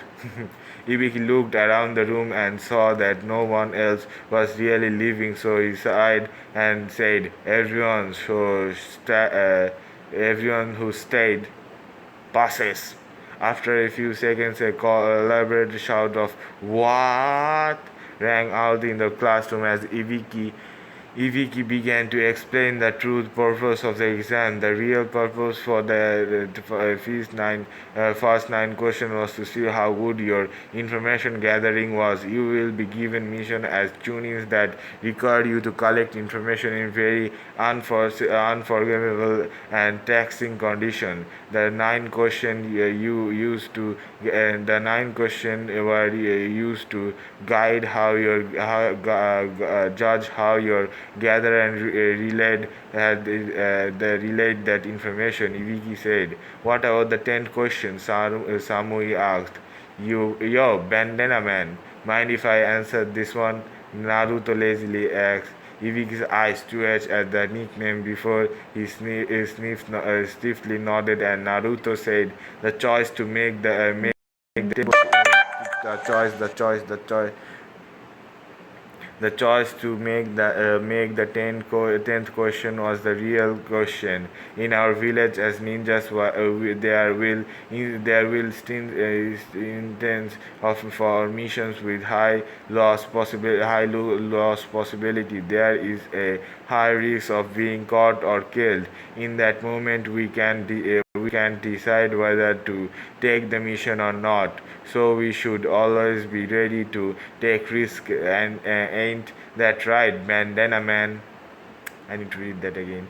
The choice to take the 10th question was the real question. In our village, as ninjas, there will instance of missions with high loss possibility. There is a high risk of being caught or killed. In that moment, we can't decide whether to take the mission or not. So we should always be ready to take risk.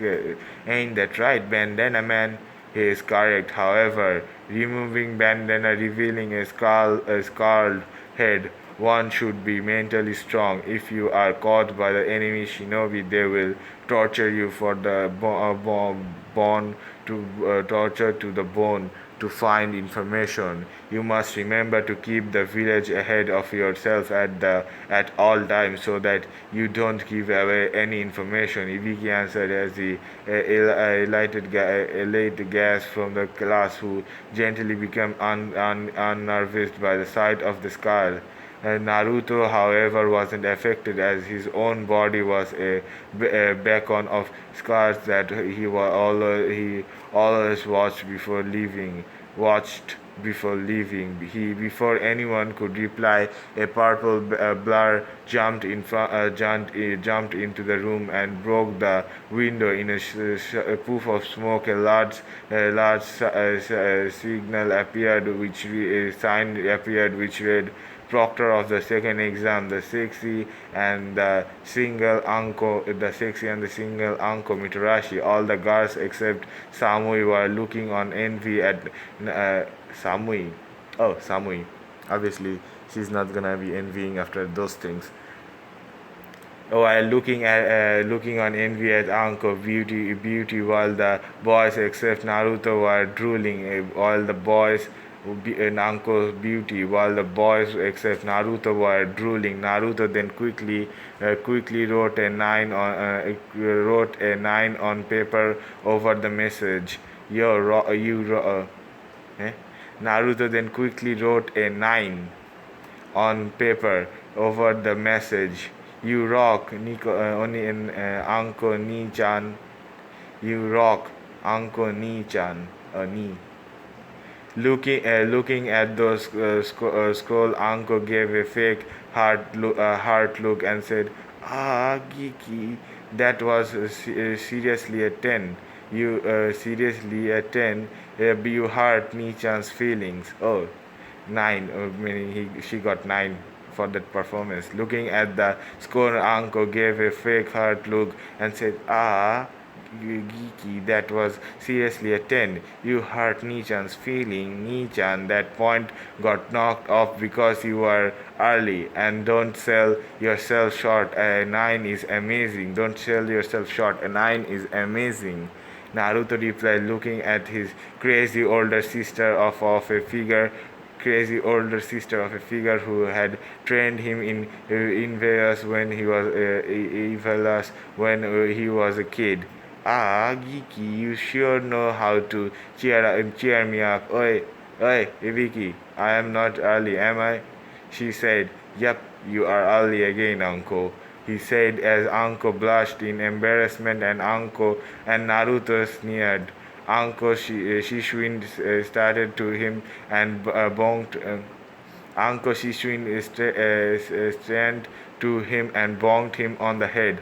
Ah, what was that for Nichan? Naruto asked as he rubbed his head. The closeness shared by the two didn't go unnoticed by the room. The closeness shared by the two didn't go unnoticed by the room. As more than one girl had three eyes narrowed at Anko. As more than one girl had three eyes, as more than one girl had three eyes narrowed at Uncle. The twins didn't like the idea of a crazy snake lady as an older sister. Uncle dressing went against the Hyuga code which Hinata followed upon. Sarui's looked off. She had become even more distant after she had confessed Naruto in the waves. More distant. Nowadays, she remained stoic most of the time, and only person she talked to was Kakashi. Even Samui had narrowed her eyes at Anko, but even she herself didn't know the reason why. It was an inevitable relax. She needed to talk to a few people regarding this. That was for laughing at me, you brat. That was for laughing at me, you brat, Anko said with a grin. Naruto the smirked menacingly, causing Nanko to go on the defensive as he said, now, Ni-chan, maybe I should tell. He, however, was cut off when Anko slapped a hand on his mouth. She then, maybe I should tell. Oh, what was he gonna tell? She then looked around the room and awkwardly chuckled, saying, "It's nothing. Don't worry about it." Anko then glared at Naruto, who gave her an innocent smile. After a few seconds, her eyes softened up and she ruffled his hair affectionately before moving to the front of the room and counting the number of teams. Turning to Ibiki with a shocked look on her face, I said, "Damn, Ibiki, 28 teams. You must be getting soft." Not all. We have a much better crop this year around. Ibiki replied, "No matter, by the time I am through with them, they will be cut down half." Anko said before turning to the Genin. She then shouted and said, "All right, maggots, meet me at training ground 44 in 20 minutes. You will be disqualified if you get late," she said as she jumped out of the window. Naruto sighed before moving to his sister. He then Shishuin the three of them near the Genin meeting spot. 20 minutes later, all the Genin had arrived and were awaiting the instruction. Suddenly, Anko appeared and said, Welcome to the bench of the second part of the venue of the second part of the exam. It is my personal playground called the Forest of Death." She finished with a sadistic grin on her face that made most Genin go white. Enjoying the look on the face of the Genin, she said, "All of you, except you, blonde," pointing at Naruto, "will be given either an Earth Scroll or a Heaven Scroll. To pass, you need to collect both of them by the end of 5 days. You blonde will have to collect both of the scrolls." She finished making Naruto nod. Kiba, in all his inflected wisdom to speak and say, "What's so special about this place? It doesn't look much." As soon as he finished, a kunai grazed part of his cheek, making a cut appear on his cheek. Before he could react, Anko had a kunai to his neck and said, It's brat like you who die first." Suddenly she felt another presence behind her. Turning around, she saw that it was a Kusha Konoichi. The Konoichi said, "I am here to return your kunai. Thank you. But don't you ever sneak up on me. I will kill you," Anko seriously replied. She then moved back to the front of the Guinness and called, "All right, people, come and sign these papers." "What are those?" Mito asked. These my tomato are papers that said it is no way Konoha's fault in any if any of you end up dead. And let me warn you, if you aren't careful in there, you will die. There are human-eating plants along with animals bigger than anything you ever seen. Of course, you don't have they don't have signed them, but you will be disqualified to take the exam. Anko gleefully answered. A few genin immediately left, not wanting to take the risk of death. Naruto calmly took his paper and signed it before closing his eyes. One thing he didn't know was that Samui was observing him. Unbeknownst to her, he had been attention to her as well, attention to him as well. In both of their eyes, they could be perfect. Both of their eyes, they could be perfect partners. For Samui, Naruto was perfect. He was strong, good-hearted. If the way he inherited with people was another to go by, he interacted with people was anything to go by. He knew when to be serious and when to be jolly. It was perfect for Naruto. Samui was the ideal Konoichi. She was strong, had a calm and collective personality, and was beautiful beyond measure. Both of them hoped to get to know each other better in the future. Soon the genin left to go to their respective entry sides. As soon as the gates were opened, all the genin rushed inside, hence beginning the second part of the Chunin exams. That is all for part 13. Don't forget to like, comment, and subscribe.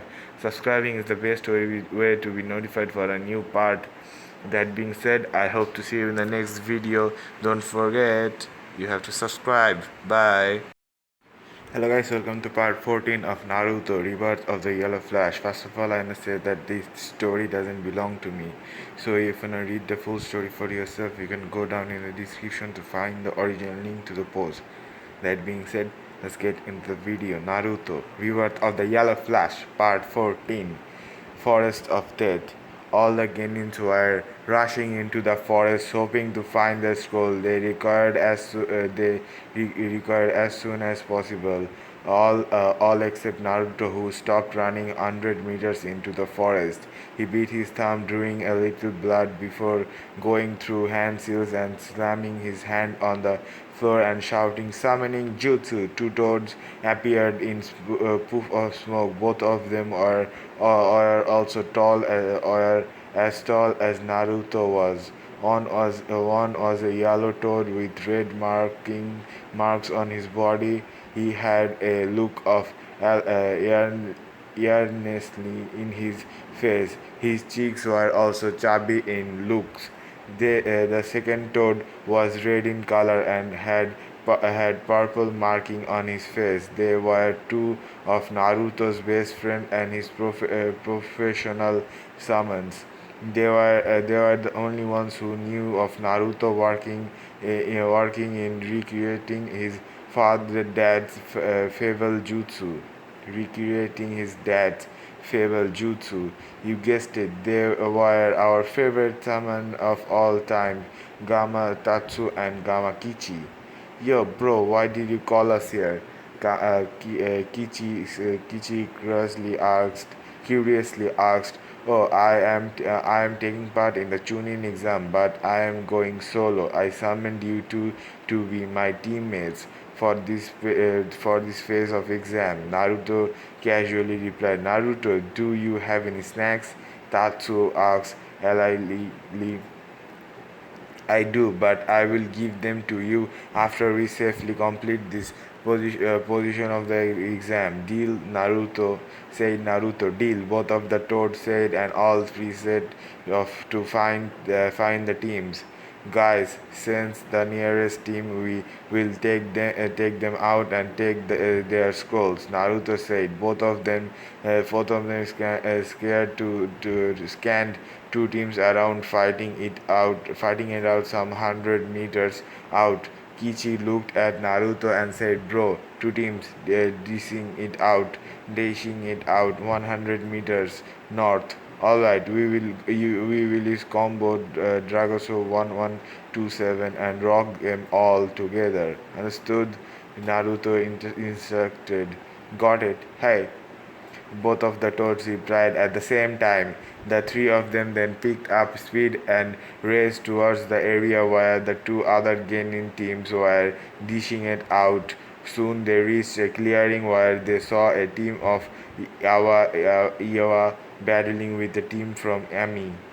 He looked at the two toads and signaled for them to start. The two of them silently nodded and thus to release his, and thus released his toad oil and ran towards the clearing, creating a circle that surrounded the six fighting Genin. Kichi then looked at the wall and fired a fire-style fireball jutsu. Thanks to the while the six genin were surrounded in a ring of fire, which caused all of them to abandon all the fighting and go on the defensive in front of the enemy. None of them noticed that Naruto had created three clones. The three clones then jumped into the air directly above the clearing and went through three handsills. "Water style, water bullet jutsu," the first clone shouted. "Wind style, wind bullet jutsu," the second one. "Lightning style, lightning ball jutsu," the third clone said. The water ball grew exponentially in size thanks to the wind bullet. An enlarged water bullet then combined with the lightning, increasing its attack power greatly. The enlarged lightning bullet hit all six Genin head on, clashing causing a small explosion in the clearing. When the dust cleared, Naruto saw all six Genin laying on the floor, beaten, burned, and unconscious. He immediately sent his clones to retrieve the scrolls. He found both the Earth and the Heaven scroll. Smirking to himself, he collected both of the scroll, and then both Kichi and Tatsu went back after giving them their snacks that he had sealed. Just as he was about to head towards the tower, he heard a plain scream coming somewhere 50 meters in right. He immediately took off to find out the source of the scream. With Kumo team, the Kumo team had already gained the art scroll from a team from Konoha, and were heading towards the tower when they were assaulted by a pack of giant wolves. The three of them were able to fight them off for a while before Omoi and Karui were critically hit, causing her to scream. Samui now had to fight protecting her friends. She then displayed her true strength and managed to take out three wolves before she got a bad slash on her leg, causing to give a loud scream. As she was panting on me, the wolves were stalking the trio, ready to attack at a moment notice. This was the scene that Naruto had walked in on. Despite them being shinobi from a different village, Naruto couldn't in his right state of mind sit back and let them die, especially after seeing the first girl who made his heart flutter in that condition. Jumping into action, he threw four kunais and then created a single hand seal ram sign before shouting Shadow Kunai Clone Jutsu. The four kunais multiplied into 400 because of the chakra he put into them. The kunais landed right in front of the wolves, hampering their movement. Landing in front of Samui, Naruto without turning asked, "Are you okay? And your friends okay?" "Yes," she answered in a cold voice, without taking her eyes off the wolves. Naruto knew he couldn't take on all the wolves. So he unsealed his Sharingan and stared deep into the alpha's eyes, causing him to drop down on the ground unconscious. Seeing their leader down, the rest of the wolves retreated. Naruto then turned to face Samui, who held up her sword in a defensive manner. Seeing that, Naruto raised his arm in a diffusing manner and said, "I am not here to fight you. I have already collected my scroll. What about you?" Sami knew she didn't have to answer Naruto, but somehow she couldn't really stop herself from trusting him and nodding in confirmation. He then created two clones that lifted her teammates before he himself lifted her in a bridal carrier. Her cheeks became slightly pink, but her logical thinking told her that it was for the best. After all, he felt like someone she could trust in. So, would you like to have a talk after this phase of the exam is over? Naruto asked, trying to strike up a conversation with her as he and his clones reached the tower raced towards the tower. Samui, on her part, was mentally betraying herself, battling herself. He is carrying me so uncool yet cool at the same time. He must be thinking about how uncool I am, she thought before she heard Naruto calling her. "So what will it be? Wanna meet up after the second phase?" Naruto asked. "Are you asking me out on a date?" She asked in her usual cold, monotone voice. "I don't really know. No, it kinda depends on you. If you want a date, I can give you one," he said with a loop-side grin. Samui just blushed slightly before muttering a baka. They arrived at the tower after 2 hours, which they opened the scroll, and their senses arrived. Sensei, both the genin at the same time. The Kumo Jonin was blonde-haired Konoichi wearing the regular Kumo Jonin uniform. Both she and Itachi received their reach their eyebrows at each other before raised their eyebrows at each other before looking at their genin and genins with questioning looks. After explaining the whole thing, the Kuma Jonin thanked Naruto for saving her genins before turning to Itachi and saying, it is good to see you again, Riven, especially it's good to see you again, Raven, especially under better conditions," the Kumo Jonin said. "Same here, cat." Oh, oh yeah, Itachi has the Raven summoning, that's why he's called the Raven. Same here, cat, though I didn't expect your student to finish so soon, and that too at the same time," Itachi replied in a monotone voice. Turning to the genin, Itachi said, "Naruto, you guys pass, go take the three of them to the medic before finding a room for yourself. I will meet you later on." Nodding, Naruto took the three Kumo Jonins away, leaving their senses alone. As soon as their surroundings were clean, the Kumo Jonin jumped and kissed Itachi square on the lips. I thought Itachi had already had a girlfriend. Yeah.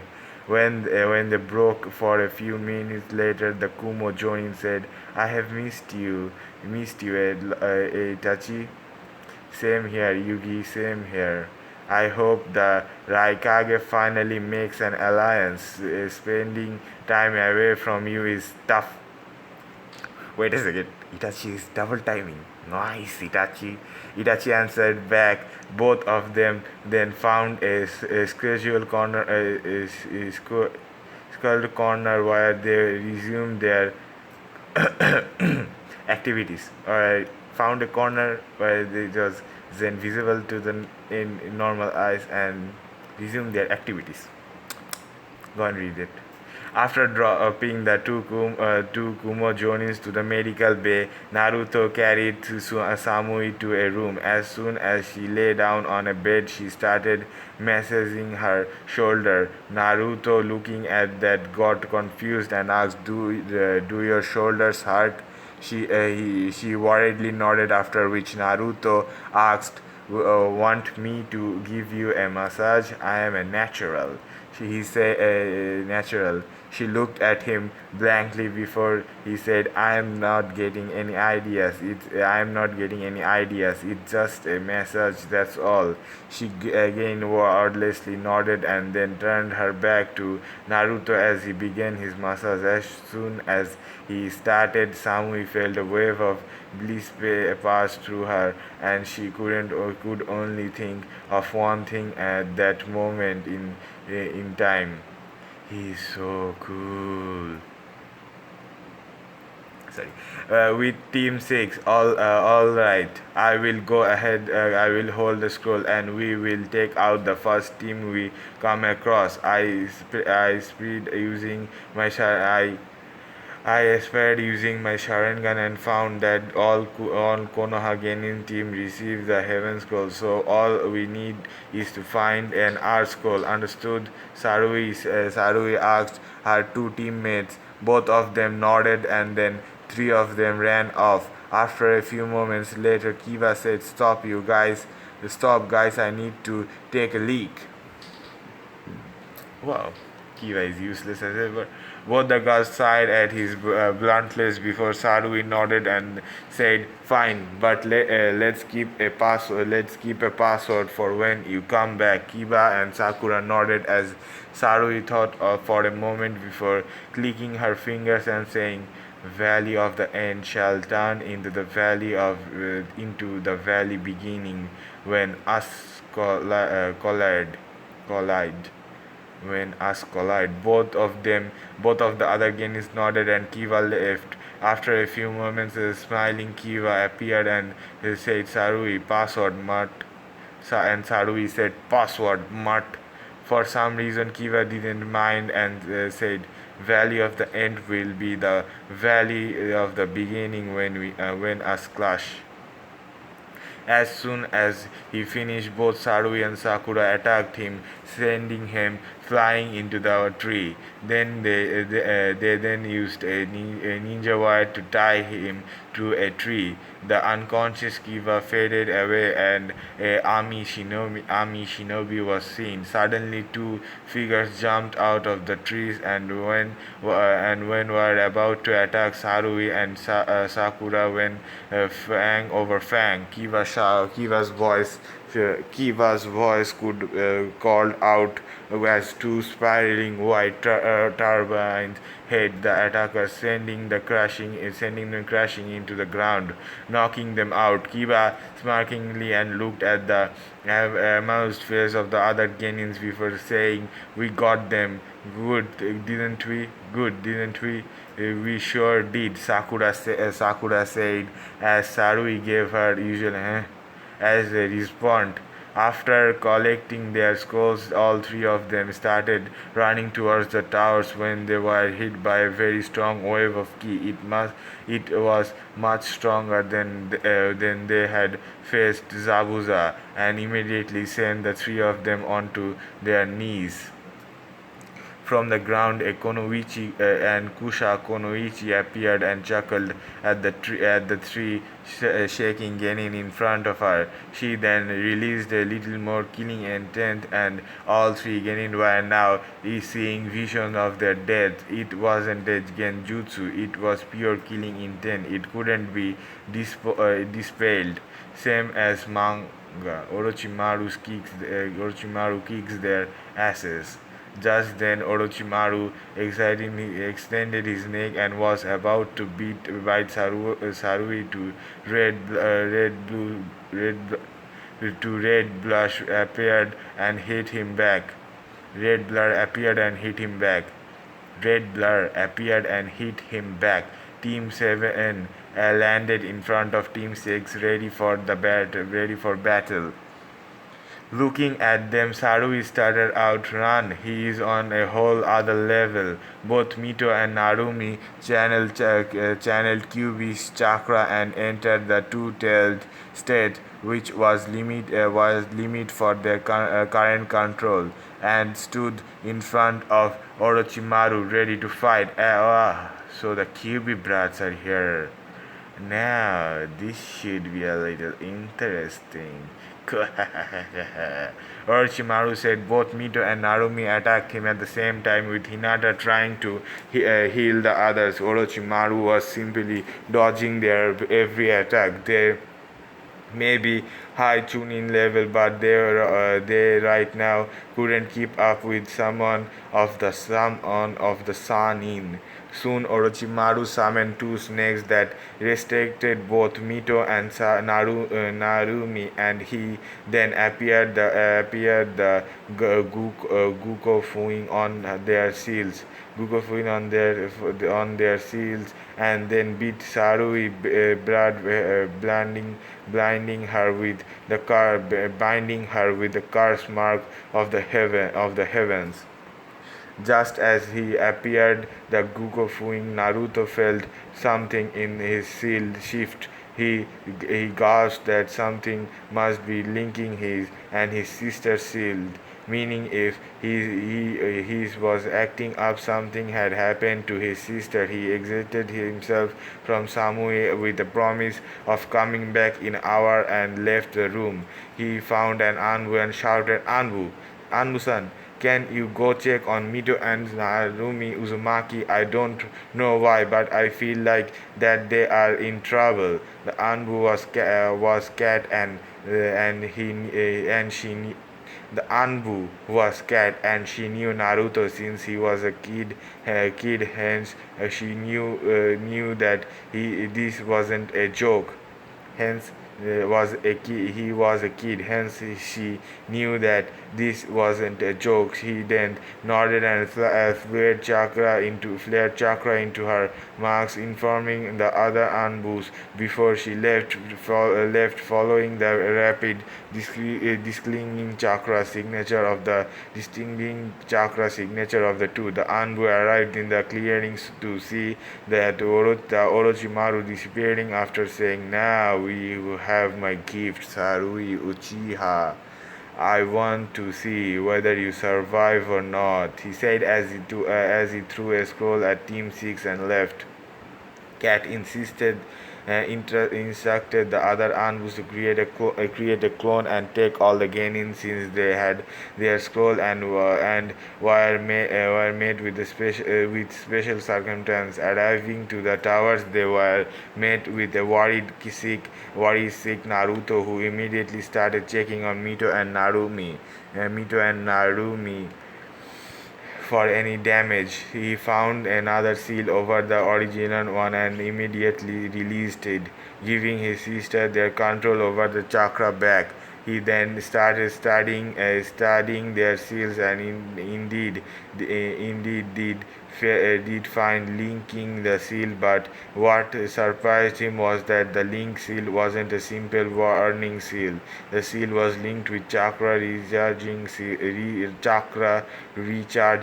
Naruto, thanks to his sharp mind, immediately connected the dots. This seal took the chakra that Kyuubi recharged and gave it to his sisters. He smiled at his dad's thoughtfulness. Even in his dying moment, he ensured that his kids would have a tool to defend themselves with. He was given the Tours and the Sharingan, whereas his sisters were extremely exclusively given Kyuubi chakra. What a guy! Definitely the best seal master in history. Uzumaki be damned. Naruto thought as he created a clone to take everyone to the medic bay. After dropping them, he returned to Samui like he promised and continued her massage. Sometime later, when Itachi and Yugito were looking for Samui and Naruto, they heard the voice of the two said Genin. Right there, Samui said blissfully. Here, Naruto's voice asked, not that hard. It's my first. Not that hard. It's my first time, Samui smartly said. Don't worry, I am an expert. I know what I am doing, so sit back and relax, Naruto said as Samui gave a moan of pleasure. Having enough, both the Jonis decided to catch the Genin in the act and opened the door. They saw Samui laying down on the bed with her back towards Naruto, who was giving her a massage. Both the Genin looked at their senses in a confusion manner. Both the senses awkwardly whistled after left them to what they were doing. Samui blushed a little as she understood what the two Jonins had presumed. Naruto, on the other hand, with all his infinite wisdom, looked confused as hell. Obviously, he's gonna look as confused as hell. Time skip 5 days. During the 5 days at the towers, both Samui and Naruto had bonded in a strange way. They both became friends. Naruto gave her a massage, then they lay on the same bed and talked for hours. Then they would Naruto gave her a massage, then they would lay on the same bed and talk for hours. Both of them were intensely confused. Internally conflicted. They both knew that they had feeling for each other, but didn't know project them. Being from different villages that had no alliances didn't help their causes. Both of them learned several things about each other. Samui told him about her hot-headed brother who was her polar opposite. The fact was she had been personally raised by Yandame Raikage, fourth Raikage, after his best friend and her father had her best is after his best friend and her father had died on a mission 8 years ago. Naruto told her that people hated him as a kid because of his whiskers like mark on his face. He told her of the attack and how he grew up and trained on his own until he became a genin, and then finally Itachi appeared. Needless to say, they both had started feeling a pull towards each other. It was like a red string of faith. If you don't know what a red string of faith is, it's a Japanese thing. If you wanna know more, then look it up on Google. You will find a lot of things about it. The time had gone by rather quickly. A lot of 12 teams had made it to the towers, including the Suna team, the Kumo team, and the rookies and several other Konoha teams. As they were waiting in the hall, the Hokage began a speech outlining the use of Chunin exam as a replacement of war, and Genins died in the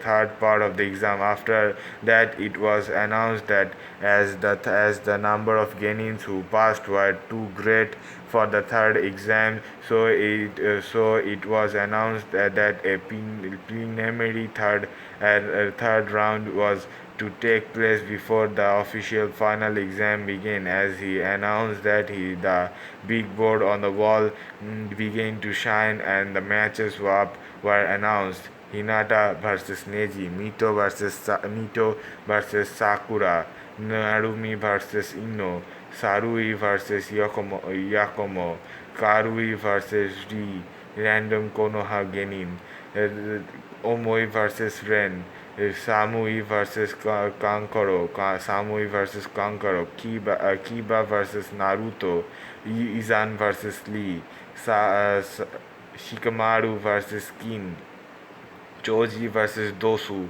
Zaku versus Shino, Tamari versus Tenten. Gara gets a free pass after several other games drop out of the test. That's all for this video. Don't forget to like, comment and subscribe. I hope to see you in the next video. Don't forget that the subscribing is the best way to be notified for a new part. That being said, bye bye.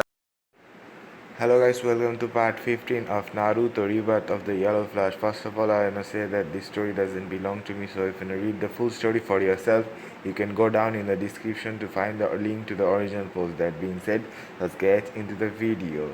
Naruto Rebirth of the Yellow Flash, part 15, Preliminaries. Will everyone except Neji Hyuga and Hinata Hyuga leave the arena and head to the waiting rails? Also, the clan heads will be watching the prelims, announced Hayate the proctor. This news was a little surprising, but everyone nonetheless complied. Most of the Genins were excited. Both Hinata and Neji stared at each other. Both of them knew that Neji was the stronger of the two, and if they fought, he would undoubtedly come out as the winner. But she also knew that she needed to win in order to remain in the good books of her father and her family's council. After the match was started, Neji activated his Sharingan and said, "You should give up, Hinata-sama. We both know that fate has declared me to win the winner today." Neji said, "Yes, I know that. You are stronger than me. However, I will win this match." Win. Hinata finished with a shout, and immediately Neji grasped his head and screamed in agony. Naruto immediately activated his Sharingan and was surprised when he saw that there were seals on Neji that was sending harmful waves of chakra into his brain. If it didn't stop soon, he would die. He immediately jumped into the ring and pointed his blade at Hinata's neck, and in a cold voice said, "Stop right now, or the battle is over. Leave." Hinata was heartbroken that Naruto, of all people, had threatened to kill her. For what? A branch member? Maybe he was just useless peasant and worthy of a Hyuga. A useless peasant and worthy of a Hyuga. She just hummed and said, Kai, causing Neji to stop screaming, but he will still clutched his head in pain and was twitching. Naruto sheathed his sword and nodded to the proctor, who announced winner of the first match, Hinata Hyuga. Naruto then moved to Neji before helping him stand and then taking him to the medical ward. Once there, he saw the doctor and nurse, who were kind to him. He just said it was insured he was healed. Naruto helped the doctor lay Neji on a bed before he said, "I'm going to apply a seal on him that should help reverse the damage on his brain." The doctors knew of his talents and nodded. Naruto then took out a seal and then placed it on Neji's arm and said, "Fuin." A green light was emerged by his seal, and soon Neji stopped whimpering and relaxed before sleep overtook him. Turning to the doctor, Naruto said, "He should be up soon. The seal will stop automatically when the damage will be fixed or it runs out of healing chakra." The doctor and the nurse could only stupidly nod. They knew of his talents in seal, but something like this was nothing short of revolutionary.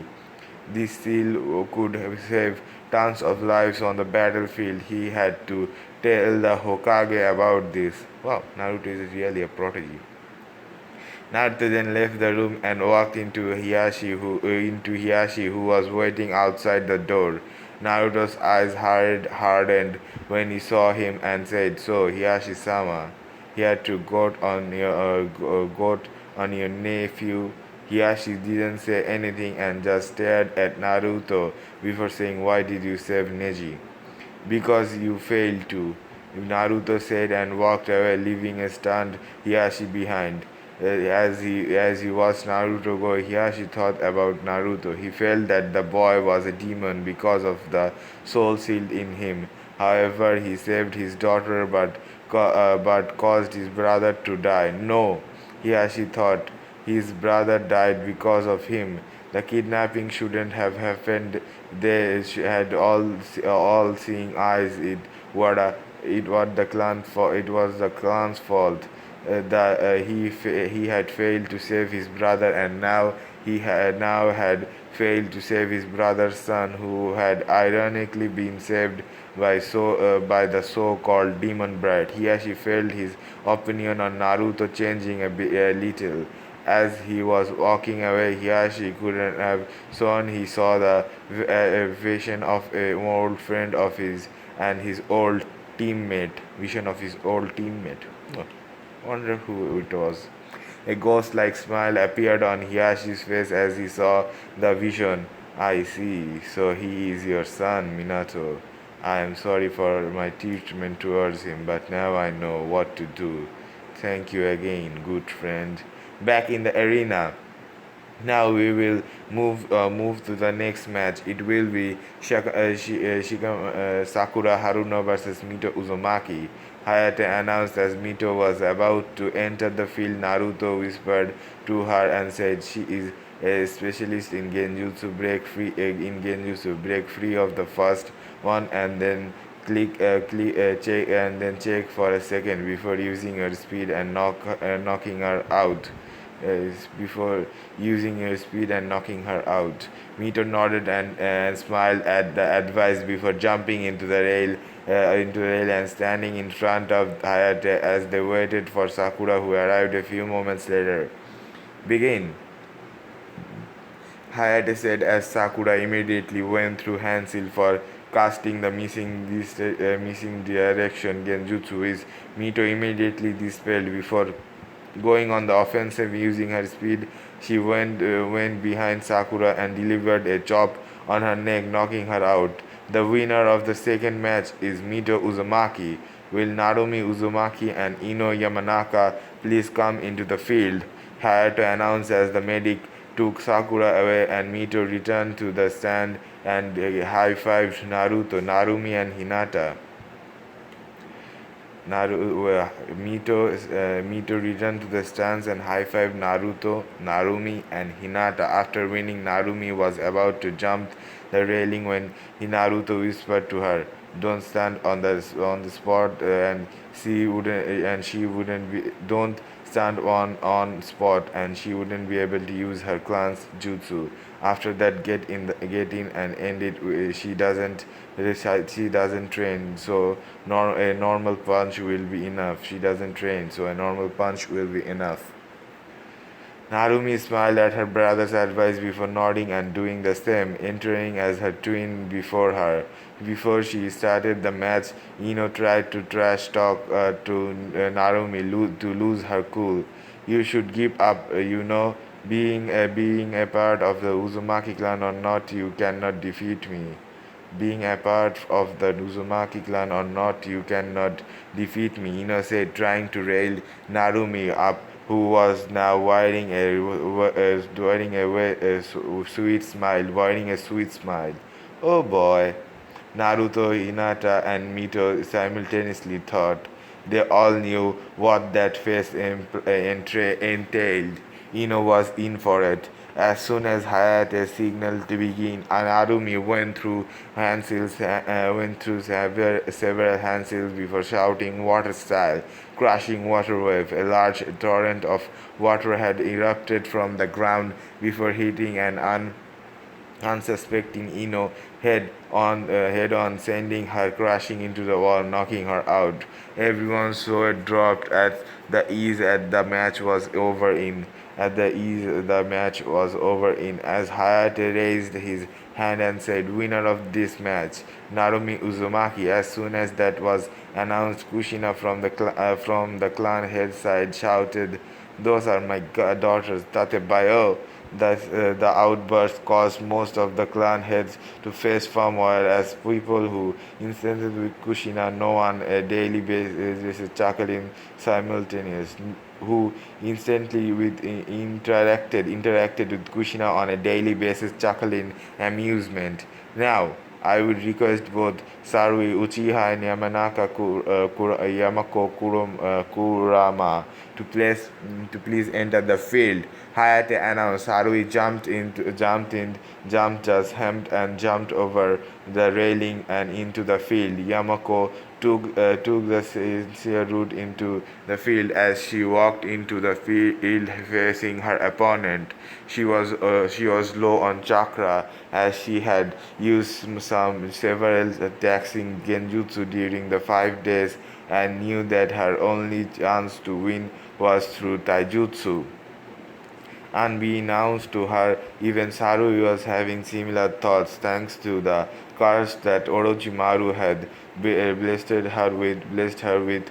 Both of them eyed each other warningly before jumping at each other before being signaled to begin. After being signaled to begin, it was clear within a minute that Sarui was the superior one when it came to taijutsu. Yamako knew that she would lose as her stamina was dwindling fast and she would be unconscious in the next bout.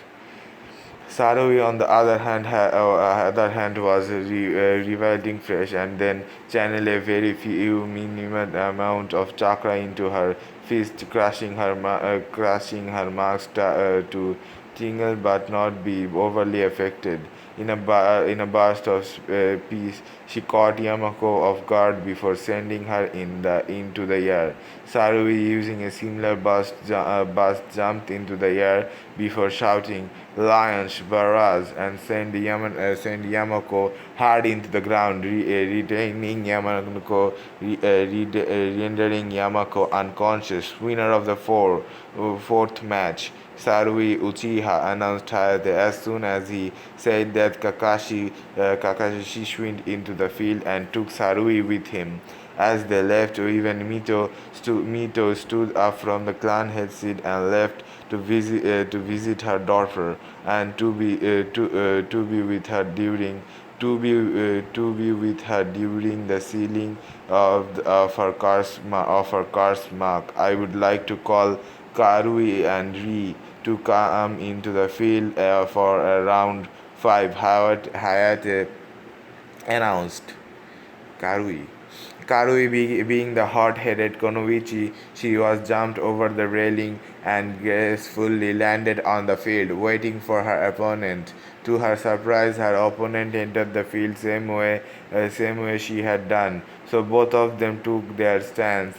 Karui using her Kenjutsu stance and Ri using her Taijutsu stance, and both jumped towards each other the moment Hayate signaled them to begin. It was soon clear that Ri was stronger of the two Konoichis and reeled more on the strength, with Karui being the exact opposite, as her Kenjutsu style relied on along the lines of fast-paced and accurate attacks. Karui soon channeled her lightning chakra and surprised Rin, who had yet to start elemental manipulation. She fired two quick fire sea lightning jutsus, forcing Ri to jump back into the air. Karui then used this opportunity and slashed her on the back,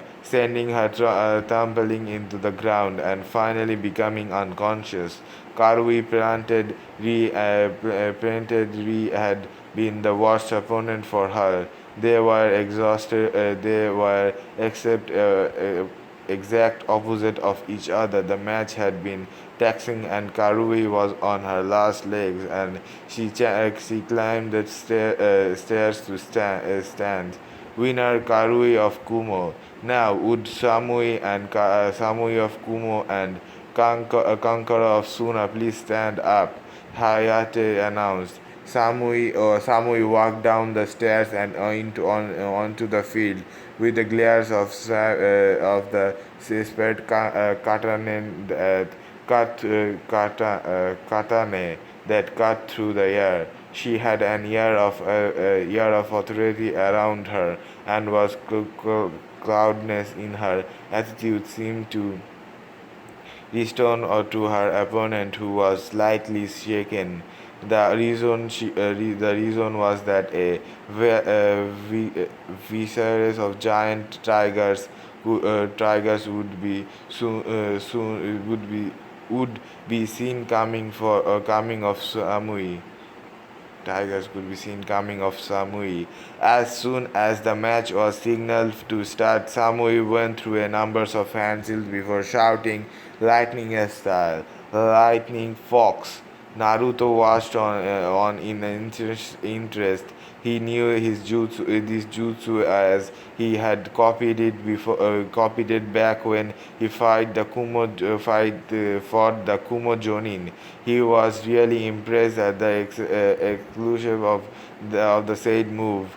Samui pulled it off effectively, and didn't even look wimped, which was a surprise to of Naruto, as the move had pulled up near a mid A rank jutsu. No genin should have enough chakra for that. Well, no ordinary genin for that fact. Kankaro, however, dodged the move before throwing several kunais at Samui. She deflected all of them with her sword.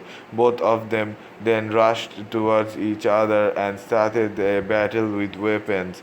Soon, however, Samui found an opening and slashed Kankaro into the wall, causing him to break open. Everyone's realized that this conqueror was just a puppet. Suddenly, the real conqueror appeared behind Samui and manipulated all the pieces of his broken puppet to attack. Samui, in response, used her piece to move faster then Conqueror, and cut off the chakra threads, leaving the puppet without its master. Using this action, Kankaro threw a few poisons land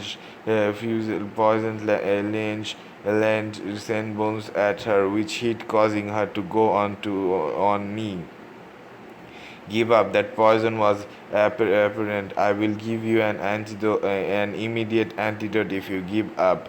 Kankaro smugly said to the panting girl in front of him. Naruto was glaring daggers at Kankaro. How dare that bastard do something so embarrassing to a Konoichi. If he won this round, Naruto would curse him personally. Curse him personality. Samui though had other ideas. She immediately cancelled and sent lightning chakra throughout her body, which caused a mild vibration to break out on her skin. The vibration were strong enough to pull the effect of the drug, leaving a perfectly fine Samui behind. Samui then stood up and in a burst of speed was behind Konkoro. She then hit him on the neck, knocking him out completely. As he fell down, she looked at him in a disgust and said, "You are very uncool." She then walked up to her teams as she walked. She and Naruto locked eyes with each other, and an unspoken conversation took place between them. "You alright, Sam?" "Yes." Message tonight? Cool. Right, see you after the exams. Cool. Wow. Winner of the match, Samui of Kumo, will Rin of Konoha and Omoi of Kumo please enter the field. Hayate announced as both of the competitors entered field at a lazy pace, causing everyone who was watching to sweat drop at them. Both Omoi and Rin stared at each other lazily before Omoi lazily looked at Hayate and said, "I quit. My injuries from the forest still isn't healed, and I wouldn't be able to fight effectively." Hayate nodded and said, "Winner by forfeit, Rin of Konoha." Omoi then walked back to his teammate while Karui started chewing him out, but he just lazily sucked on his lollipop, ignoring her completely. Will Naruto na Uzumaki and Kiba Inazuka please step into the field? Hayate announced. Naruto jumped into the field after receiving good luck from his sister and friends. On Kiba, on the other hand, was sweating. He knew firsthand about how strong Naruto was. He was bound to lose, but for some reason he was afraid to even move. Sensing his fear, Naruto smiled at him and said, "Ni, Kiba, go all out. Show me the power of the Inuzuka clan. Show me why you will become the strongest clan head in your clan history." This seemed to bring Kiba out of his fear. Instantly stumped, and he cast him. Cracked his fingers before taking the four-legged Inazuka stance. Sam Inazuka, Sam Inazuka. Kiba's mother was staring shocked. Except the so-called demon brat to be so kind to her pup. So-called demon brat to be so kind to her pup. She, along with Hiyashi, were now beginning to see how wrong they were about the boy, and now willing to offer him a little solace. I don't know the meaning of solace. Naruto then took the defensive stance of the Toad Council's Confucian's many clan heads, and causing Kushina to go wide-eyed. Oh, Naruto knows the Toad Kamoto. She knew that Jorah had lost the contract, but she didn't know Naruto had it. She foreheaded sadly as she knew that despite Naruto forgiving her, he didn't trust her, and their current relationship was nothing more than a trust building exercise. Oh, how sad. Like you didn't leave your own son alone in a village. Not that she minded. She deserved his reversion towards her. He had suffered all his life before her. Not that she minded, she deserved his revelation towards her. He had suffered all his life because of her, but she was glad he gave her the chance, and she would make sure to until he completely to get her baby boy back in the fight. Kiba charged and engaged Naruto in a taijutsu match. Kiba was on the complete offensive. He was using his abilities and pace to try and push Naruto back. However, he soon saw that Naruto, despite moving back, was effectively blocking all his moves. He needed to try to break his defense if he wanted to win. This moment of uncertainty was what Naruto needed. He immediately changed his style into his usual humming bird, and in the burst of speed, he hit two weak punches before finishing off the move with a heavy double punch that caused Kiba to sink back and then cough out a little blood before collapsing. Naruto was still in the same position, hummingbird, hummingbird, secret art, double decapitation. Just as Hayate was about to call the match, Kiba punched hard, managed to stand up while panting heavily. He whimpered of this, he wiped the blood off his face and weakly looked at Naruto before saying, "I wouldn't go down that easily." He then charged at Naruto and sent a punch to Naruto's face, which Naruto caught. Kiba after that had no signs of movement of any sort. Hayate looked at him and was shocked. The boy was unconscious. Shaking his head, he said, "Winner by knockout, Naruto and Uzumaki."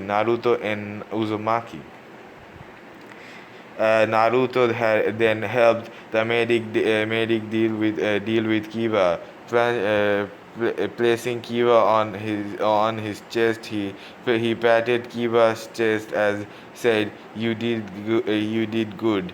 You have grown stronger since our last fight.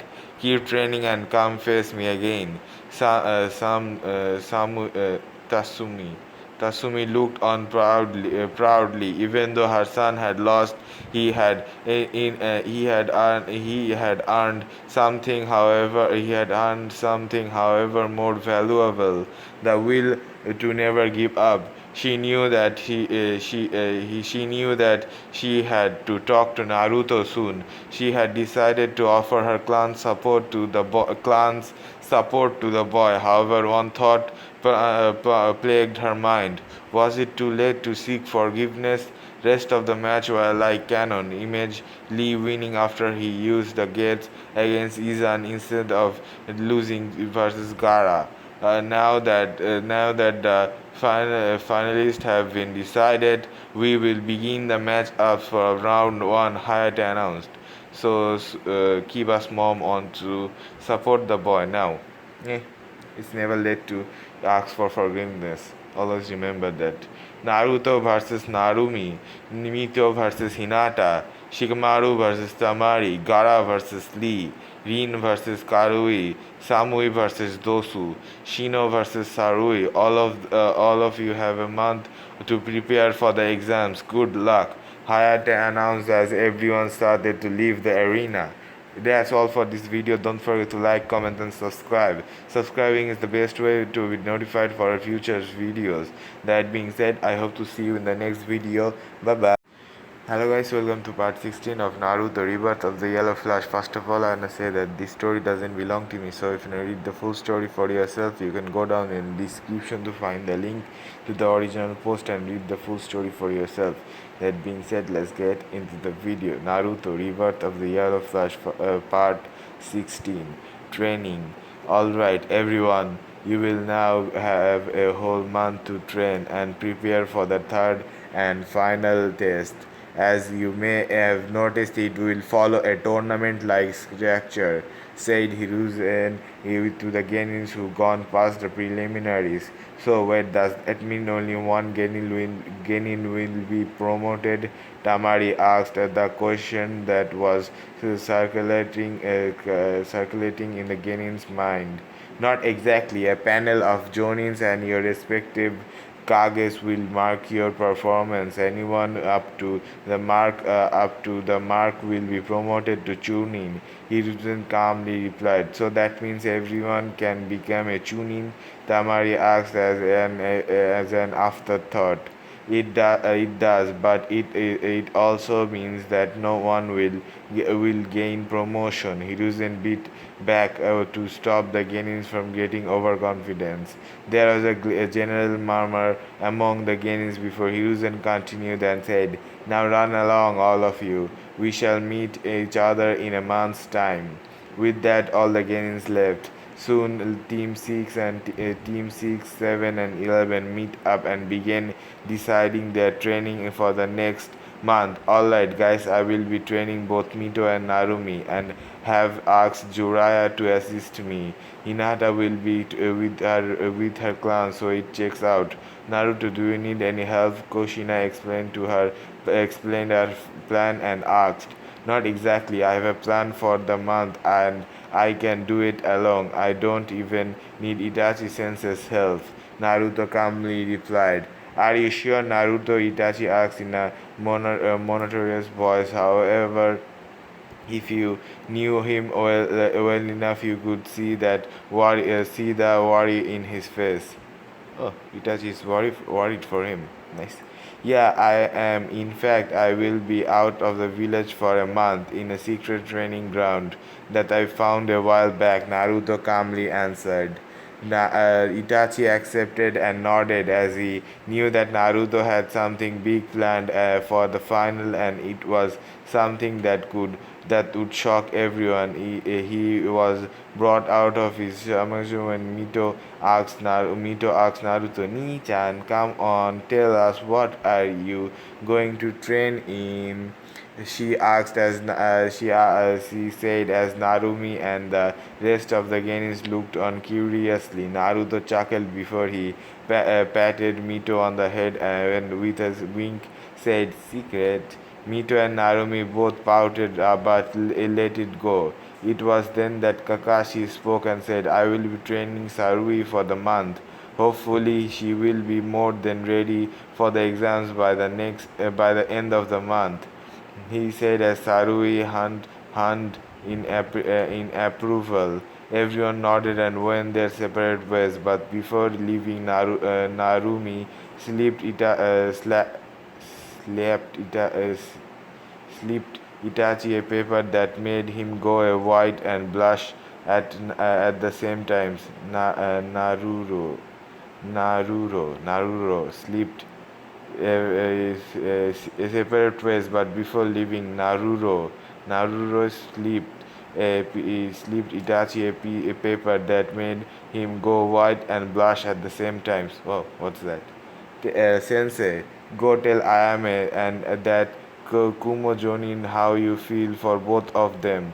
Sensei, go and tell Ayame and that Kumo Jonin how you feel for both of them. If you don't and they find out by another source, Akami, aka me, it will be. Okay, let me repeat. Sensei, go tell Ayame and the other Kumo Jonins how you feel for both of them. If you don't, and they find out by another source, aka me, it will be disastrous. So put on your game face and make me proud. Sighing, Itachi summoned a crow and said to him, "Go bring both Yugito and Ayame to the Hokage mountain. I need to speak with both of them." Oh, it was Naruto, not Naruro. It was a mistype on the writer's side. Alright. The crow nodded before disappearing in a poof. Itachi sighed before he made his way to the Sodaima Hokage's face. After a few moments of waiting, Yugito appeared in a Shishuin and looked at him with a confused look that only increased when he muttered wait. A few moments later, Ayame was running up to the duo. Itachi looked at both of them, blankly before he began his explanation of how he felt for Yugito during how he fell for Yugito during the Chunin exams, and then later on for Ayame when she cooked. Wow, Itachi, you sly little witch. Nice. He came in the bath and sighed with his feelings, blunt and straight with his feelings. He told them that he loved both of them equally and wasn't able to stop his hard feeling for them. He ended his confession by saying that he understood if they hated him, and wouldn't hold it against them if they wanted to leave. However, both of them then moved up to him and simultaneously moved up to and kissed on the cheek. Wow, Itachi, you goddamn lucky. In that moment, no words were said. A mere look into each other's eyes was enough to relay what they felt for each other. Itachi then grabbed both of them and disappeared in a crochet swing. For a distance, Naruto and Samui were watching the trio with a grin and a smirk. You are right. That was cool," Samui said with a small smirk. "I told you so, didn't I? Didn't I look at how happy our senses were? I told you so, didn't I look at how happy our senses were?" Naruto said with a trademark smirk. "Anyways, let's go. You have to give me a massage, and tomorrow we will have to begin our training." Wow, Naruto, you are lucky too, man. "Are you sure we wouldn't be able to meet up during the month?" Samui asked him as she stood up and left. "Positive. I wouldn't be in Konoha, and you will be training as well, so it should be fine. Make it to the finals, alright? I will be waiting," Naruto said with a grin as both of them made way to their home the next day with Kakashi and Sarui. "So then, Sarui, in this month we will be focusing on improving your speed, taijutsu, and finally increasing your jutsus area with elemental jutsus. We will first find your affinity before we go to jutsus.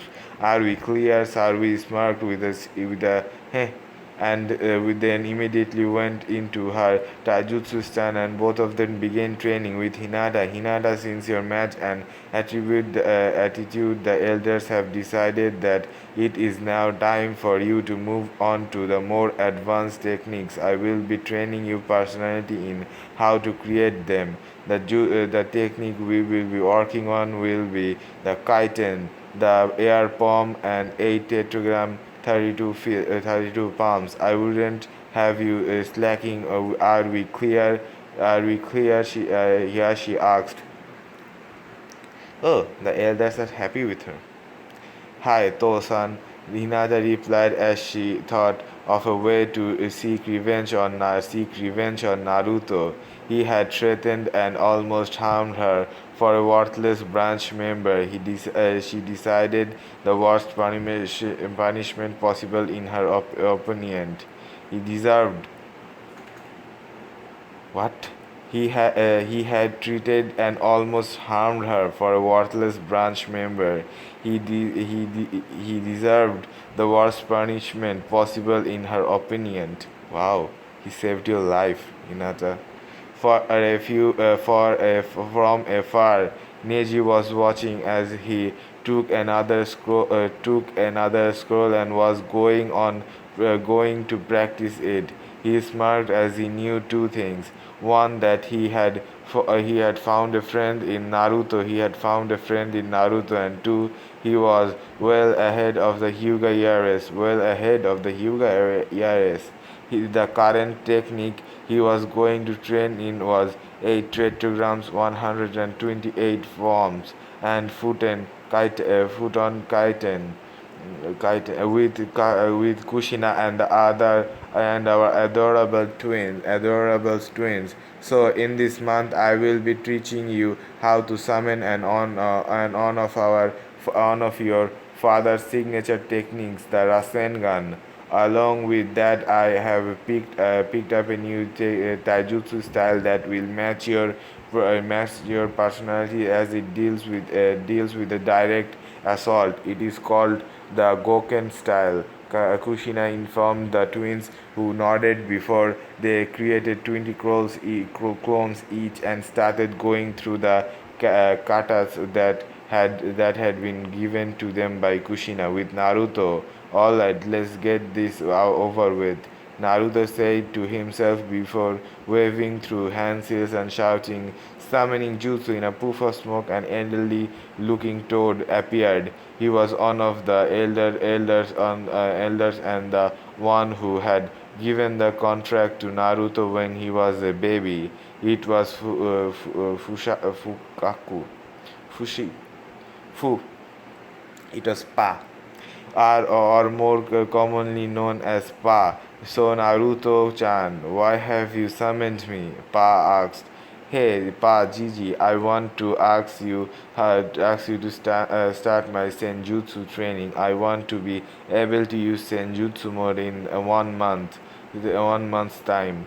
Naruto told him. So it's that time already, huh? Very well, you have grown tremendously since we started training, and I agree that this will be a valuable next step for you. I will be going back. Kichi will resummon you in about an hour. We will begin then. Pa told Naruto, who nodded in agreement. So Naruto is learning the Sage mode now. Nice. Naruto smirked as Pa poofed away. Next month was going to be awesome. His real name, heritage, and stature as the Toad Sage, stature as the Toad Sage would soon revealed, and then everyone will know what they missed out on, including his mother.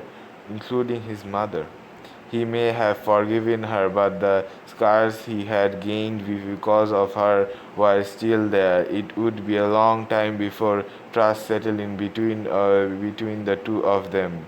That's all for part 16 of Naruto Rebirth of the Yellow Flash. I hope to see you in the next video. Don't forget to like, comment, and subscribing is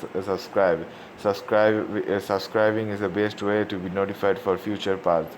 That being said, I hope to see you in the next one. Bye bye. Hello guys, welcome to part 17 of Naruto Rebirth of the Yellow Flash. First of all, I wanna say that this story doesn't belong to me, so if you wanna read the full story for yourself, you can go down in the description to find the link to the original post and read the whole story for yourself. That being said, let's get into the video. Naruto Rebirth of the Yellow Flash, part 17, the finals, part 1. The stage was set. All the VIPs had arrived and were waiting. Both the Raikage and the Kazekage were sitting in the Kage box with Hiruzen.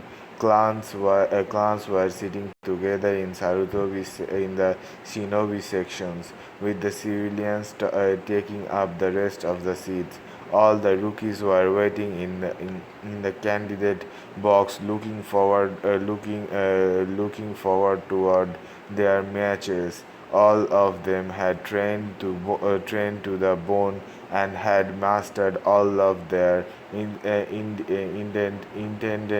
intended techniques. However, one thing that no one knew was where was Naruto. He hadn't appeared, and the match were about to begin. Where is Oni-chan? I hope he makes it on time. Mito said, I am sure he will be here. He wouldn't keep his sisters waiting. Narumi replied in her usual buddy tone.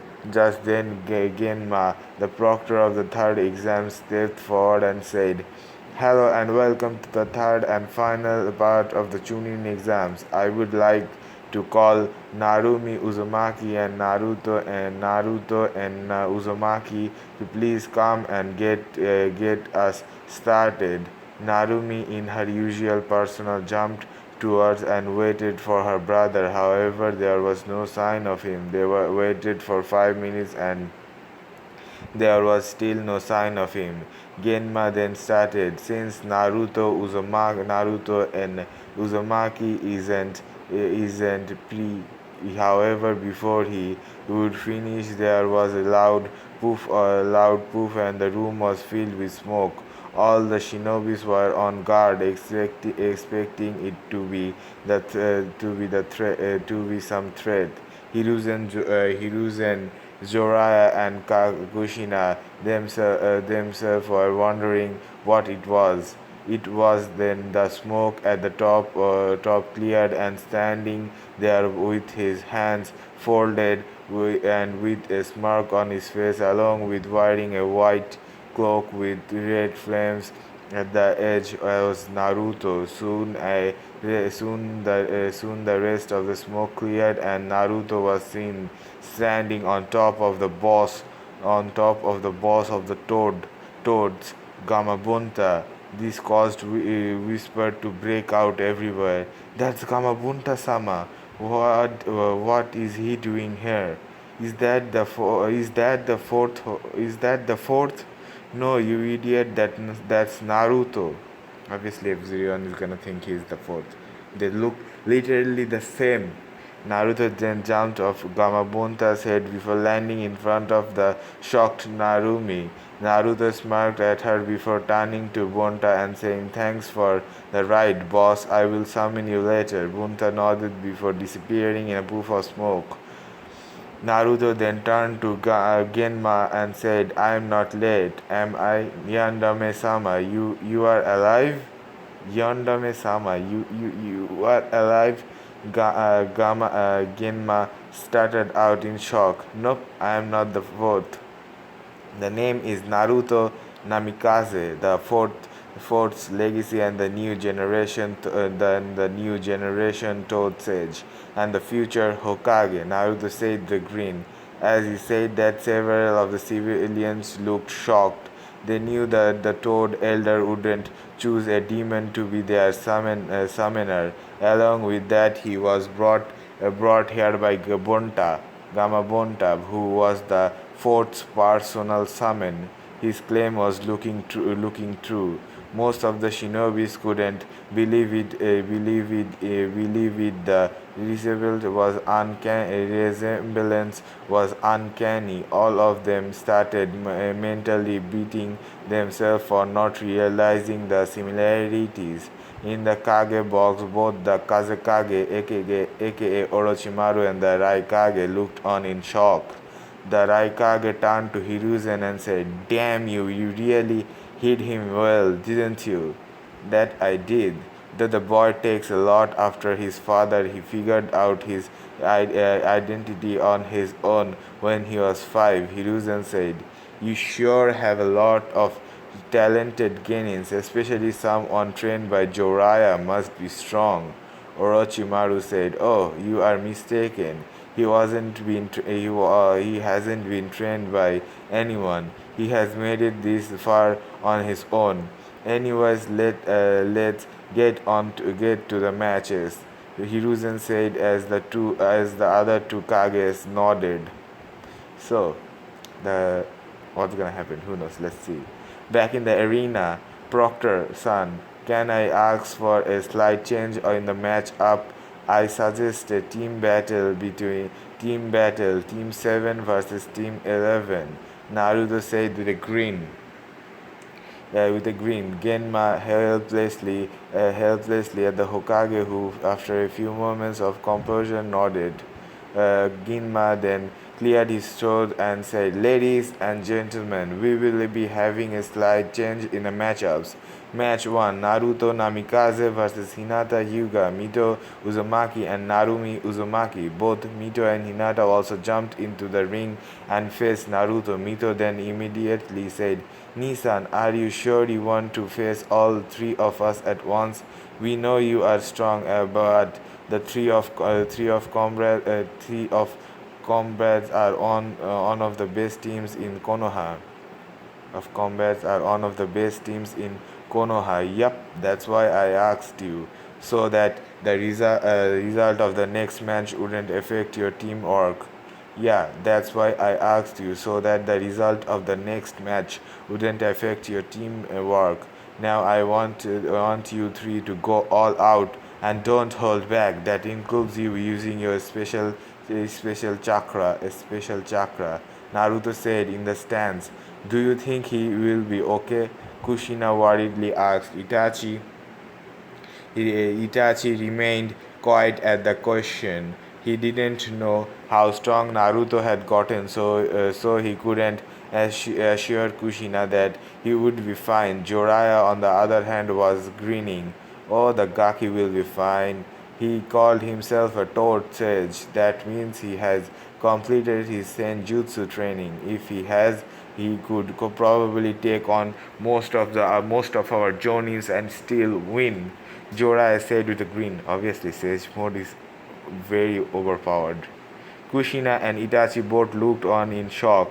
If that was indeed the case, the tournament might as well be cancelled and the trophy be given to Naruto. Kushina did the only thing she could think of.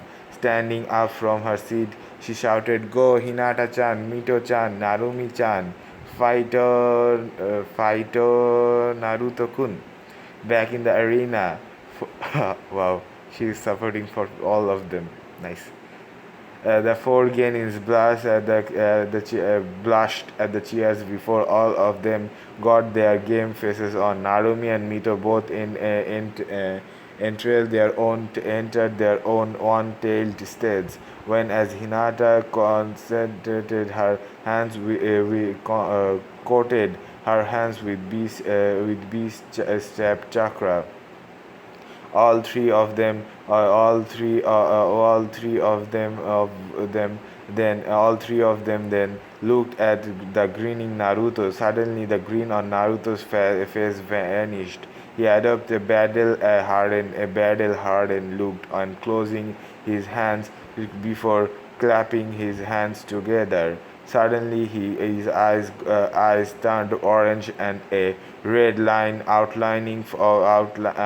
extended from his eyes all the way to his neck.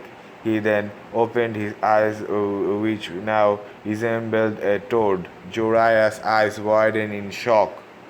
He then said, "Gaki sure outdid himself, mastering Senjutsu completely. Even I didn't complete it. I can only use it thanks to my seals, but I didn't see any on him. What a kid." Seeing that everyone was ready, Ganma shouted, "Begin." In a burst of smoke, Naruto jumped at the three girls and brought a various punch towards them. They dodged it. The ground had created itself upon contact, shocking everyone in the arena. The three girls then looked at each other before all four Genins disappeared in a flash of speed. Shockwaves of force appeared all around the area. Soon they stopped when a solitary figure crashed into the wall. Naruto then climbed out of it before cracking his neck and saying, "That was really good. You guys really are number one Genin team in Konoha. But I guess I should get serious." spiraling spear, three burst. In the palm were three fully formed Rasengans. He then launched all three of them at the Genins. Narumi and Hinata had dodged these, but Mito had taken a hit, causing her to fly back into a wall and groan. Knowing they needed to buy time, Narumi immediately went through a set of handsills and shouted, "Art style! Spiky ground jutsu.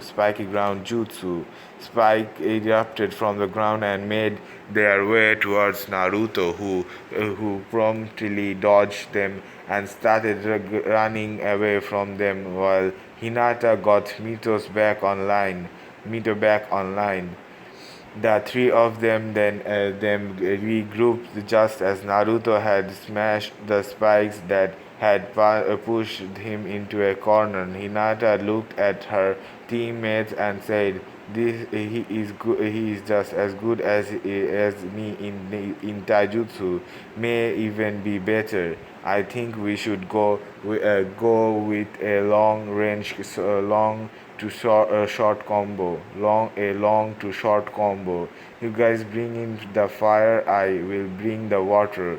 Both Narumi and Mito nodded before both of them went through different handsills. Fire style, great fireball jutsu, Mito shouted. Wind style, great breakthrough, Narumi shouted as wind surrounded the fire, causing it to grow outrageously. Naruto quickly went through handsail of his own and shouted, "Water style, water dragon jutsu!" A giant dragon of water appeared before it crashed into the fireball, causing it to cancel out. However, before he could rest, he created two clones that quickly took on Hinata's attack, giving him enough time to hit her with a Rasengan that sent her flying into the wall, unconscious. Naruto then turned to both of his sisters and took a hummingbird stand, while his sisters both stood in opposite direction, having the stance of the whirlpool style. All three of them attack in bursts of yellow and red. All three of them attack in a burst of yellow and red. Kushina couldn't help but smile proudly at the display. Her kids were ripping the stadium apart with their moves. Wow, you are proud that your children are ripping the stadium. They had grown up well. She stood up once again, and this time Kushina joined in as she shouted. Kushina joined in as she shouted cheers of her children/godchildren. It was then that both Mito and Narumi went to the next step and entered their two states. This boosted not only their stamina strength but also their speed and healing ability. This change surprised Naruto and it caused him to get hit by a strong kick that sent him crashing into a wall. He growled a little before cracking his neck. He seemed he needed to up his game if he wanted to win. Activating his Sharingan, he decided to even the playing field. Using his eyes, he was able to keep up and counter the attack of his sisters. However, they were moving away too fast for him to attack or fire jutsus. Deciding that it was the best time to go all out, Naruto quickly activated his chakra chains that erupted from the ground and captured Mito. Naruto rushed over to her and applied a chakra suppressing seal on her before knocking her out. Naruto then planted slightly, using all three of his powerful powers at once was slightly taxing, but after the match he could always use his senjutsu to recover. That was one of its biggest advantages. So Naruchan, you are the only one. So Naruchan, You are the only one left. Wanna continue? Sure thing, Nichan, she replied in her body voice. Both of them then engaged in a fast-paced Jaijutsu battle. The rookies, along with their senses, were all looking in shock. I can understand the other three, as they were trained by Kushina-sama, but how the hell is Naruto so strong? Kuronai asked in a shocked tone. That Nichan is because he has been self training using his father's note ever since he was 5. He reached this level nearly on his own. The only training I am aware of him before Itachi became his sensei is that the Hokage-sama gave him two jutsu scrolls a year, and evasion that I taught him. The rest he has achieved on his own. He is a real prodigy, even among the prodigies. Answered with a proud smile. Anko answered with a proud smile as she saw her younger brother figurely rip it up. Brother figure rip it up. Wow, Anko is proud of her brother. Nice. This Gaki really takes the cake, doesn't he? Asuma started after puffing his cigarette. So troublesome, Shikamaru said. But he was so weak in the academy. How is this possible? Ino argued. He never took the history seriously since for his it was a complete waste of time. He spent time building up his practical skills. The only genin in Konoha who can beat him in a straight out fight were me, Lee, and maybe Neji. The rest of you wouldn't last against him full stamina, full strength. Look at the match. Those three were the higher echelons of the higher echelons of the hierarchy of the class, but are still losing even though he was outnumbered. Izan answered with his usual goofy grin, causing all of the genins to sitting to glub back to the fight. So the only ones that can fight Naruto properly is Lee, Izan himself, and Neji. Nice. Uraya! Narumi shouted as she pushed forward. Ah! Naruto yelled as his fist connected with Narumi, causing a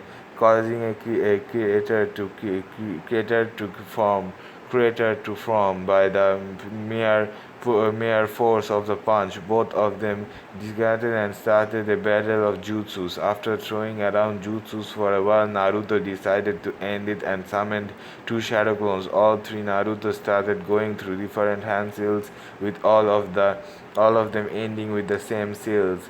All three of them shouted, wind, water, lightning style, dragon, werewolf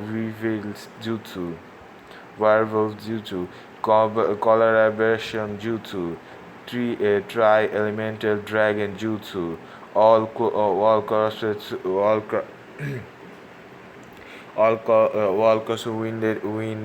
wind dragons with three head, a collage winged winged dragon with three heads appeared before it roared and attacked Narumi, hitting her head on. The Kyuubi's chakra prevented her from getting hurt, but the force of the jutsu was enough to knock her out. Naruto then turned off his Sharingan, deactivated his Sage mode and chains before panting. The crowd was quiet. They had never seen a jutsu quite like that. Kushina knew that the girls would be fine thanks to the Kyuubi's chakra, and because of that shouted, Naruto-kun, well done. As soon as she did that, the crowd started cheering. It was a wonderful display of skill, talent, and ability. Naruto, who was still panting, raised a fist in acknowledgement. He then went over to Mito and removed the suppression shield on her. He then went over and checked Narumi for any injuries. He was worried as that was his current strongest jutsu. He then smirked, knowing that she was just unconscious. He kissed both her and Mito on the forehead before helping the medic staff take them to the infirmary in the Kage box. Wow, who would have thought that his son would be growing up to be this strong? That lightning jutsu especially was something amazing. Who created that? Asked the Raikage. I think it was Naruto himself who did. He is very talented in ninjutsus as well and has added a lot of ninjutsu into our index. Added a lot of jutsus in our to our index. Hiruzen replied, causing the Raikage to look surprised. On the other hand, Orochimaru was seething. He knew that as a good stud, he knew that as things stood, he had nearly zero chance of success. The Namikaze brat would take on and beat Jonins, along with the Raikage. Raikage was looking friendly, not to mention having three S-rank shinobis in the village was demeriting. Three S-rank shinobis, nice. He was sure that Kushina would be able to break his barrier since that was her specialty. He needed the Sharingan, and there were more than one way to get it. He discreetly sighed.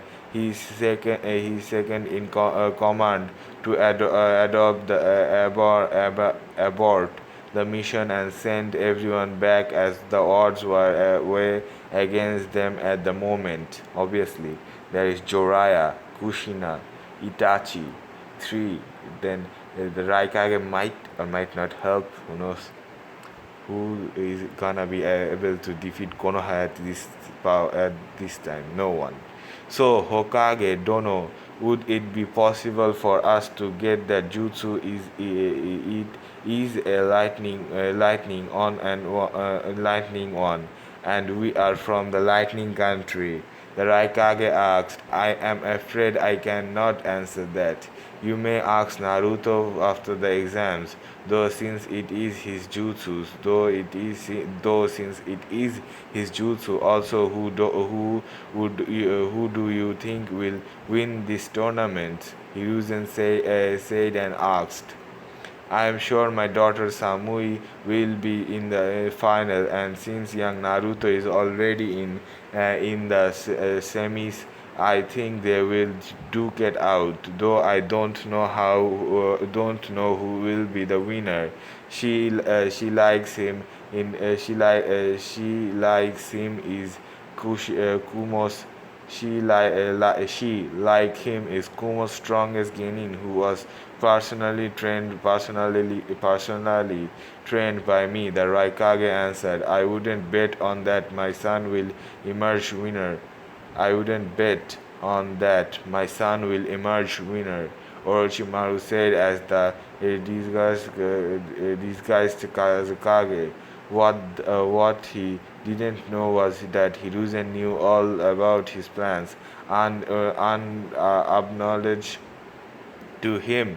He and Danzo both had mobilized their ambush, and currently they were disposing all of the summons areas and killing all the hidden ninjas. Oh, Danzo is helping. Unannounced to him, he and Danzo both had mobilized their ambush, and currently they were disposing all of the summoning areas and killing all of the hidden ninjas. We shall see. Now, what do you think? Do they deserve promotion? Hiruzen asks. I would say so. Yes, all four of them displayed strength, teamwork, and skill. So I say yes for all four of them. The Raikage said, I agree. Orochimaru said as Hiruzen nodded and waited for the next match to start. Will Sabuko no Tamari and Nara Shikamaru please come down to the floor? Genma called out as Tamari jumped and used her fan to glide down before landing and standing next to the proctor. Several moments passed and Nara hadn't appeared until finally he fell and landed in the ring with a muttering of troublesome blonde. He got up and stood over to face the fan wielding Konoichi. If the last match was a match of people who loved the flashy and combat oriented side of being a ninja, this match was of the tactical, with Shikamaru being brilliant strategies to even trap the blonde in his Kagemen jutsu as he put her up to face her surrender. He shocked both her and the stand by giving both her and the stands by giving up, stating that he didn't have enough chakra to combat, and it was way too troublesome all the same. Stand with the rookies. That lazy bum. What does he think he's doing giving up like that? Ino yelled. That's the Shikamaru. I guess he just got lazy to continue, Josie said, enjoying yet another pack of chips. Kage boot. Well, that was most interesting. The old Hokage started. Yes, you have some gifted genin this year's Hokage Dono. Although I can see the legendary laziness of Nara clan is still evident in even in the next generation. So you're saying that all the Naras are lazy? Nice. The next shadow starred for Proctor, a chuckle from Sarutobi. Ah, he asked just he is just Kiki his father. He is just like his father. Just like his father. I still remember the exam in which I met all of them for the very first time. Me and Mito became rivals. Me and Mito became rivals for the first time during those matches. A said in regretted tone. Back in the arena, Will Rockley and Gara from the stand please enter the field? Genma, Genma called out. Now I can show everyone just how brilliant my flames of youth, brightly my flames of youth burn. The energetic, thick eyebrows ninja yelled, "Go get him, Lee!" Guy said to his minister, striking his nice guy pose. The match was a real eye opener on the mystery redhead ability. Nothing Lee could do would get past the sand, blocking his attacks from hitting their marks, and Gara just looked on with his arms folded, slightly amused at the Leaf Ninja's effort to hurt him. That is quite ability and unpenetrable defense. Let's see how does Lee react. He can't be this weak, considering how his sensei is. Naruto thought as he returned from the medic bay. Lee, take them off! The voice of Guy ran out. Are you sure, Sensei? You told me to never to take them off unless a comrade was in danger, Lee replied. I give you permission. Now take them off, Guy ordered as Lee began changing down to his leg warmers. So he was holding back, eh? I wonder how much of an effort will it cause. Naruto effect it will cause. Naruto was then brought out of his thought after hearing a loud thump. Focusing on the arena, he saw that the ground was ground where the words had landed were now cratered. He looked on surprised when Lee's speed had skyrocketed. Impressive. The only one I would be able to even stand a chance against that speed is if I removed all my seals and used my eyes from the beginning. Impressing. The only way I would be able to even stand a chance against that speed is if I remove all of my seals and used my eyes from the beginning. A blonde thought as he watched Lee with his own enhanced speed. He was able to get through the passive defense of the sand and landed hits on the unstable Suna ninja.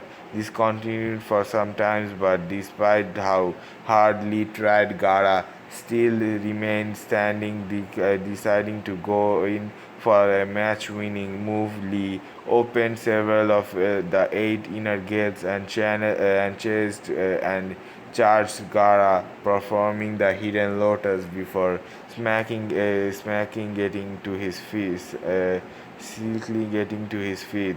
Amazing, this guy can use up to 5 inner gates. I have no doubt that we fought. I would have to go all out to win. I can see how Izan lost to him. Izin lost to him. The blonde thought, but was shocked when Sand rushed out and grabbed Lee around the ankle and word cursed it before moving to spread across his body. Impossible. Why the thought of almost everyone in the stand and Gara he lay on the floor with his face cracked and parts dropping what appears to be a concrete layer of sand. Naruto was about to jump down and help his fellow Konoha ninja, but was not as fast as Guy, who knocked the sand off his pupil before taking him over to the medics. Gara won the match because of the interference, but it didn't matter to him. He was enraged that he hadn't been drained. He had been drained by denied a kill. He had been denied a kill. He then returned to look at Naruto with a crazed look as he regained of bloodlust. Naruto was looking at impassively before he realized his key completely, which outmatched Gaara's bloodlust, outright matched Gaara's bloodlust, and caused him to look away. Naruto smirked at the victory before turning his attention to the rest of the matches. Will Rin of Konoha and Karui of Kumo please make it to the arena? Genma announced. Both the Genin jumped over the rails and faced each other, taking the opening stance and their respective Kenjutsu style. As soon as Genma signal began, both of them rushed head and on the engage in a Kenjutsu battle. Being at her full-strength Karui quite easily got the upper hand on Rin. He was unable to keep up with with her face and was soon slashed in the back, which caused him to lose his balance and stumble forward. Karui took a full advantage of this and attacked Rin. She then hit him hard on the neck before knocking him out. Winner Karui of Kumo will Samui of Kumo and Dosu of Oto please enter the fields. Genma announced. Samui, who had seen Naruto, wanted to finish his fight as soon as possible, which was why she decided to go with a surefire kill from the very beginning. As soon as the match was signaled to begin, her body was corrupted in lightning. She disappeared in such a fast pace than originally prepared and got behind an unconscious and unsuspecting Dosu before knocking him out. The shinobi Jonin were very shocked to be able to use the lightning armor, and that too at such a young age required exceptional talent. You have a very prodigious daughter, Raikage Dono. It will be an interesting match if she and Naruto meet in the battle, Hiruzen said with a smile. Indeed, it will be interesting. The Fable Lightning Armor versus the legendary Senjutsu. Now that's a match I want to see. The Rai Kazekage added, damn, he wouldn't make a good vessel. Damn, he would make a good vessel, but his senjutsu and the ability to summon a boss level animal will make it literally impossible. I think it's best for me to focus to force Sarui. I will go with Plan B and send the four to get her after exams. Orochimaru thought he. The legendary for the legacy of the fourth Hokage versus the daughter of the fourth Raikage, an interesting rivalry, don't you think? The Raikage said with a chuckle. Yeah, was nothing. A was not like his father. He knew the value of peace and was willing to complete a treaty with Konoha. Also, he was sure his daughter would being able to spend time with his with this Naruto boy. After all, from what Yugito told him they had feelings for each other, but both didn't know how to project them. Now I now I would like to call Sarui Uchiha and Shino Aburame to the stage and fight. Genma announced. Shino arrived, however, there was no sign of Sarui, who after was right now in protective custody at the Anbu headquarters as a failsafe of Orochimaru's plan. They waited for a few moments after Shino was announced to be the winner. What? Shino arrived, however, there was no sign of Sarui, who left, who after was right now in the protective custody at the Anbu headquarters as a failsafe of Orochimaru's plan. They waited a few moments after which the Shino was announced to be the winner. All right, we will now have a 60-minute break, after which we will begin our quarterfinals. The matchup will be as follows: Samui of Kumo versus Shino of Konoha, Karui of Kumo versus Gara of Suna. Naruto Namikaze and Tamari of Suna will take part in the first semi-finals after the quarters are done. Thank you. We will share. We will. We will share. We Thank you. We shall reconverse in an hour, Genma announced before he left the field and joined the other Jonians. That's all for this video. Don't forget to like, comment, and subscribe. Subscribing is the best way to be notified for future part. That being said, I have to see you in the next video. Bye bye.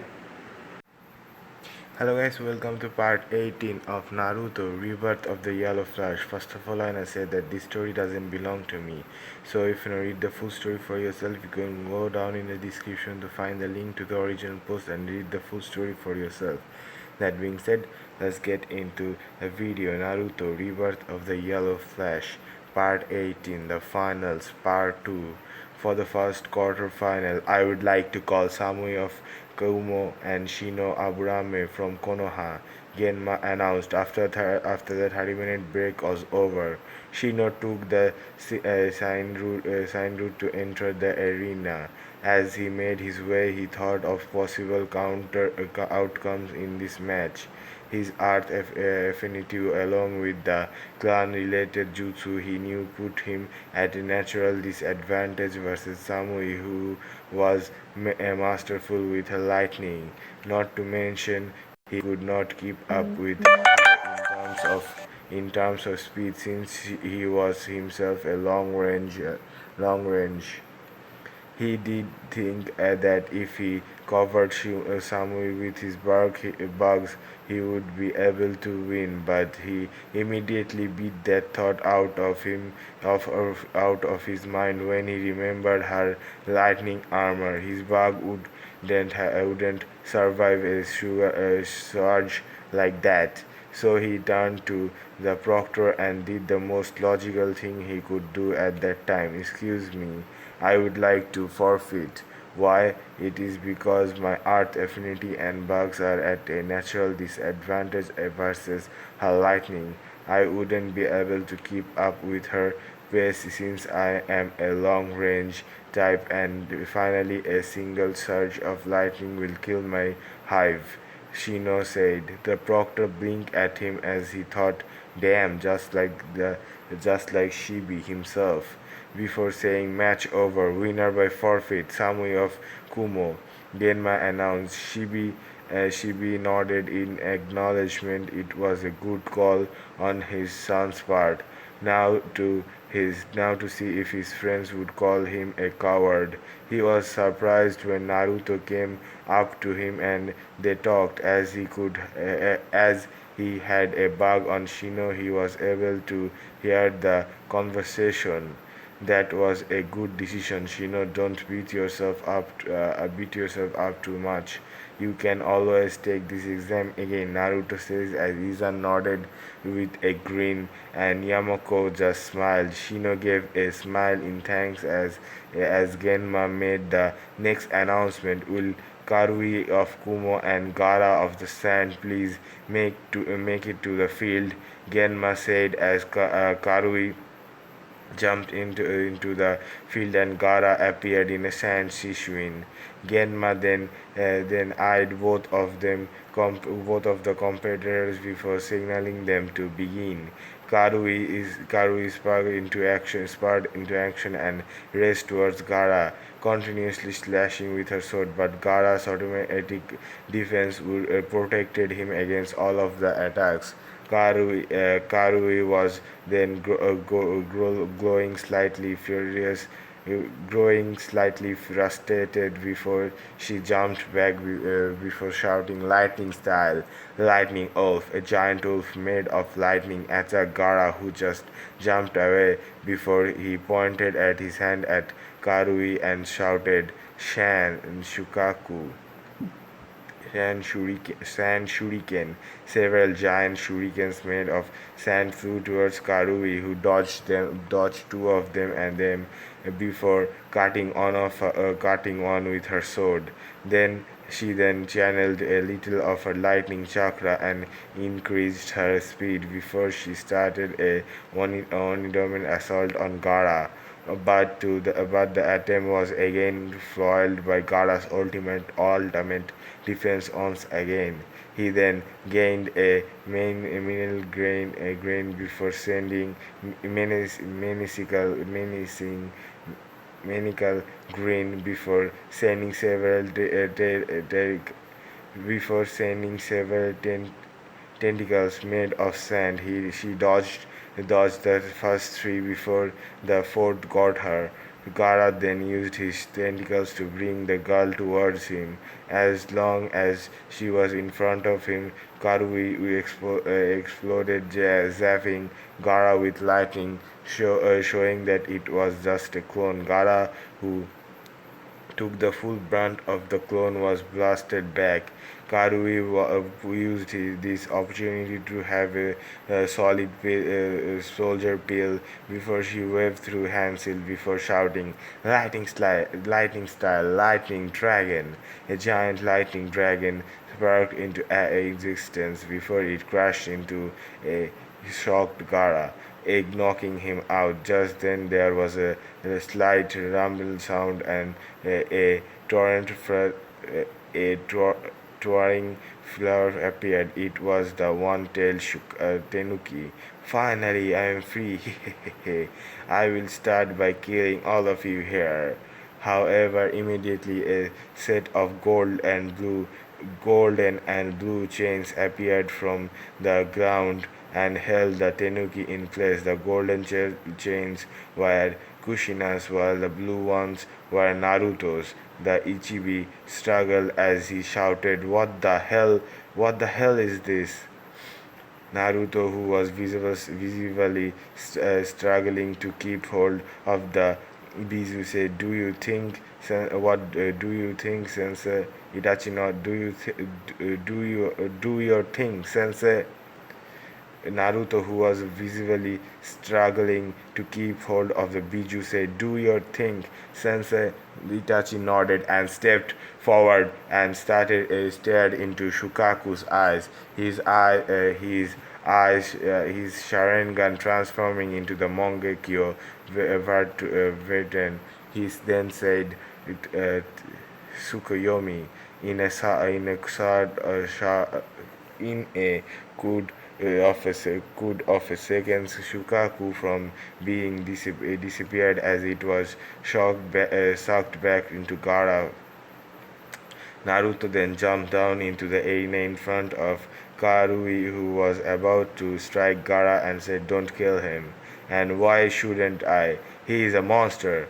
It was lucky we have two of the three things that works one Bijus, otherwise we would have been toast. Two of the three things, nice. Karui retorted back. The only reason he escaped was because the seal was seal. The only reason he escaped was because the seal was shitty. Something I intend to fix. Naruto then turned to a pain-stricken Gaara who was pushing back while he shouted, "Stop! I wouldn't let my existence be dismissed. I am not going to hurt you. I know how you feel, how the feeling of being unwanted, unaccepted. I know how you feel, since I was treated the very same way in this village," Naruto softly said in a very honest voice. Gaara looked Naruto with a surprised look before he whispered, "How are you this strong? Why don't you hate the villagers?" "Oh, I hate them all right. They couldn't even tell that I was the Yondame's son, despite looking just like him. But I will fight to protect them because that is what my dad did as he died. I will honor his legacy by becoming Hokage and taking the mantle of the protector of him from him.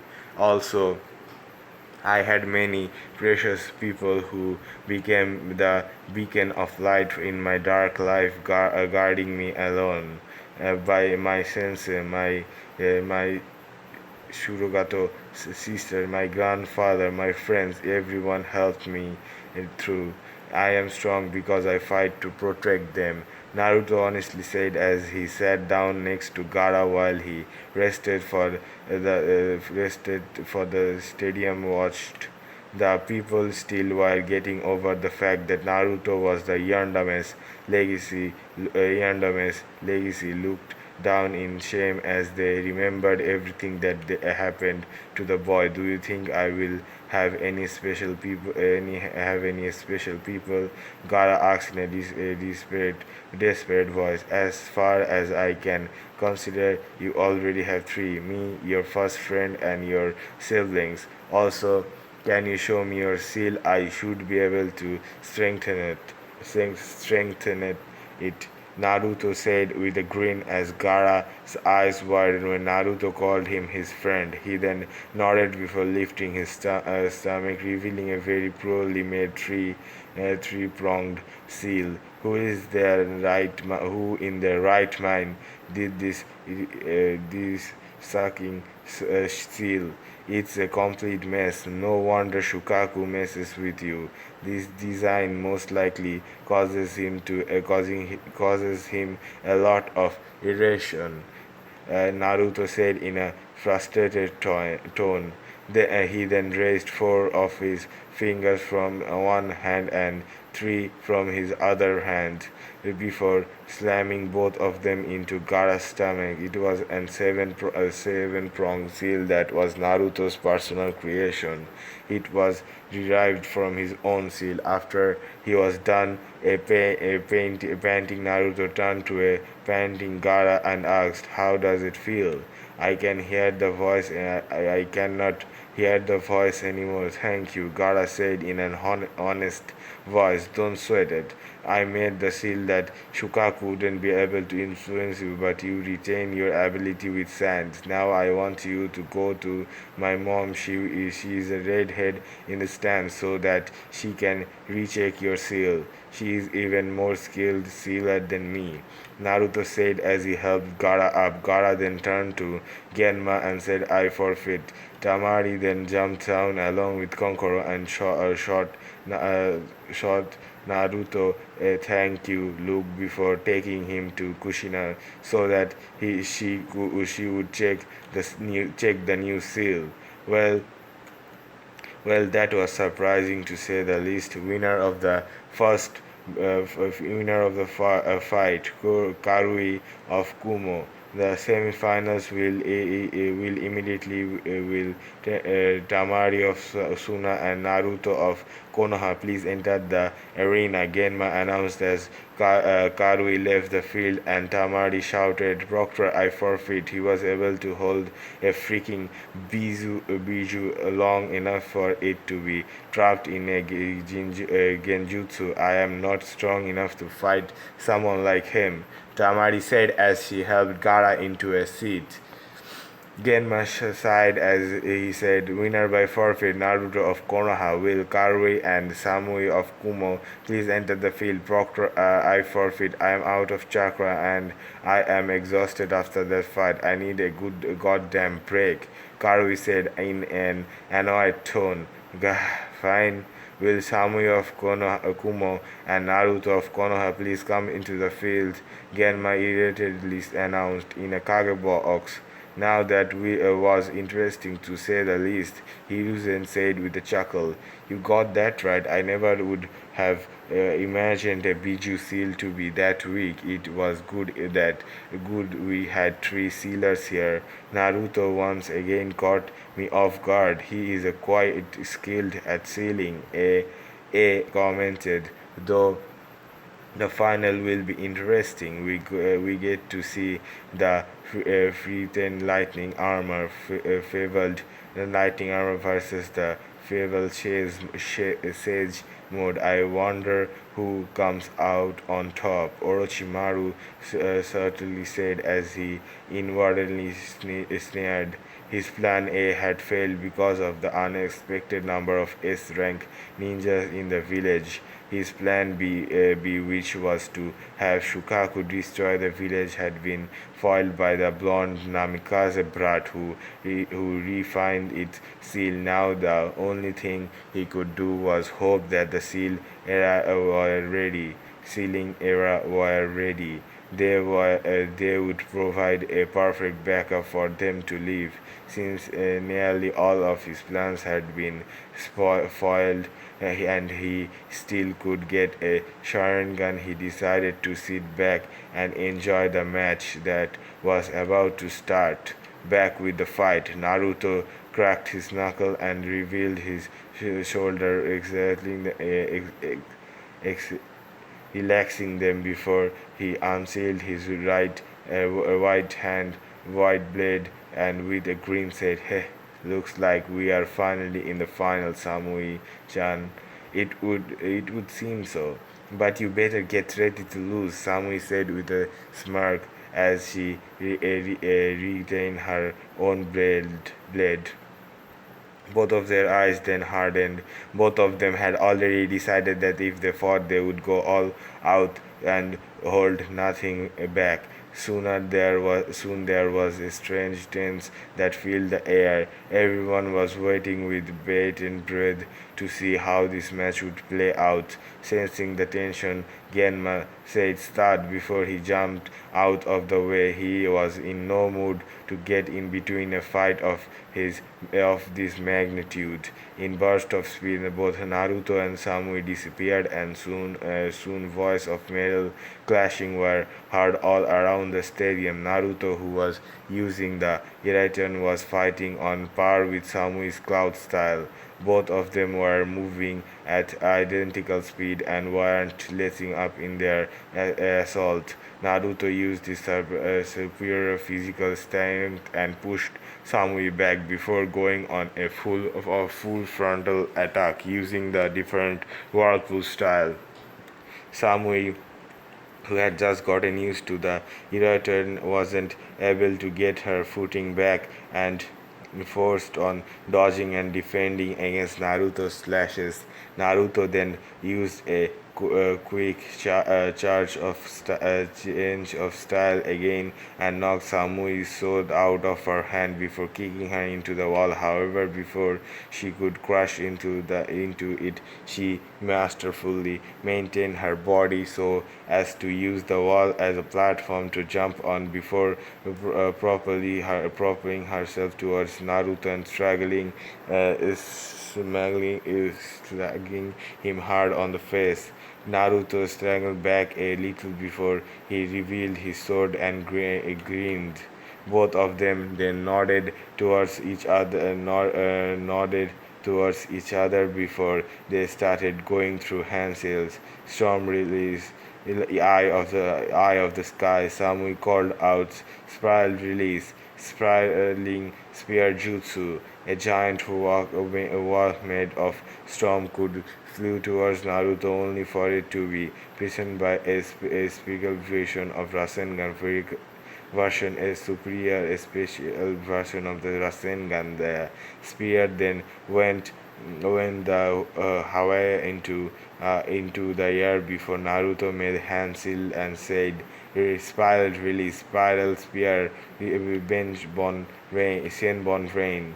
As he said that, Senbon broke into the spear broke into hundreds of small Senbons that attacked Samui at once. The wide area of the jutsu ensured that Samui wasn't able to dodge and got the full brunt of the attack, causing a small explosion and smoke to arise up from the point of contact. However, the smoke was soon cleared and Samui was seen standing with her lightning armor blazing in full glory. Naruto nodded again before he created a few clones and had them attack Samui. During the time they brought Naruto closed his eyes and clashed his hand as he activated his stage mode. He also activated his Sharingan since he would need it if he wanted to keep up with the blending piece house that was the lightning armor.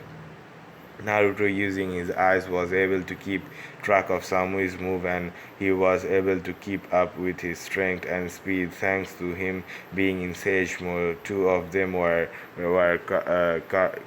currently engaged in a taijutsu battle. Samui was superior in terms of speed, whereas Naruto was stronger and was reacting thanks to his reflexes, punch after punch, kick after kick. It seems an even match. However, all the S-rank ninja were there could already see that Naruto was the winner. Samui was training and her armor is training and her armor was slightly fragile around the corners, and Naruto saw this and smirked. This was a great battle. He could feel the adrenaline coursing through him. He decided to reveal his final trick, something that 2,000 clones working with the toads earned him. It was technique that his clones mastered as he learned Senjutsu, his ultimate jutsu. Naruto then jumped back and took out a three-pronged kunai in his casing. Nearly everyone to three-pronged kunai in his causing nearly everyone to freeze.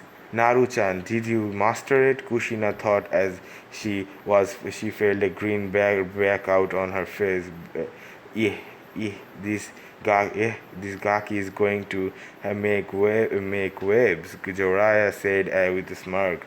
Even though he hadn't trained Naruto, he couldn't help but feel proud and leave the post of Torsage to him.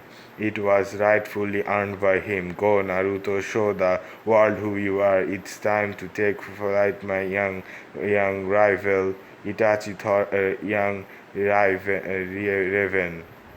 Go, Naruto, show the world who you are. It's time to take flight, my young Raven. Itachi thought as he looked on in pride. Take flight, young one. The Shiki awaits you. It's time for you to let the wheel of fire burn through you. Hiruzen said as he had a proud smile on his face. In front of him was boy who, despite only slight help had reached the level where he could hold his own against multiple opponents. Wait, am I really going to see that move again? I never thought I would see it again. Well, it seems a tricky trend with Konoha is definitely needed. A treaty with Konoha is definitely needed. Dealing with another Karui Shenko will be problematic. A thought as he smirked. Maybe he and his subjugate daughter had a rival for their speed in the young Namikaze. Shit.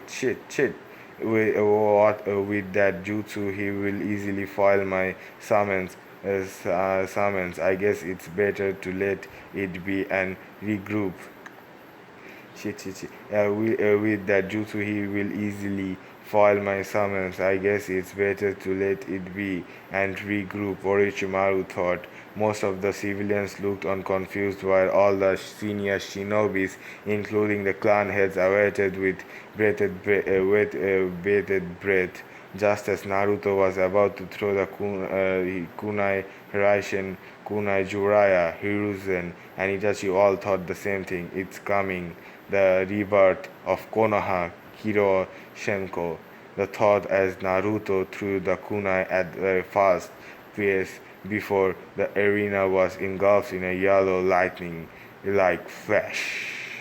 That's all for this video. If you wanna know what happens next, we wait for the next part. It should be revealed. It should be uploaded tomorrow or the day after. That being said, I hope to see you in the next one. Bye bye.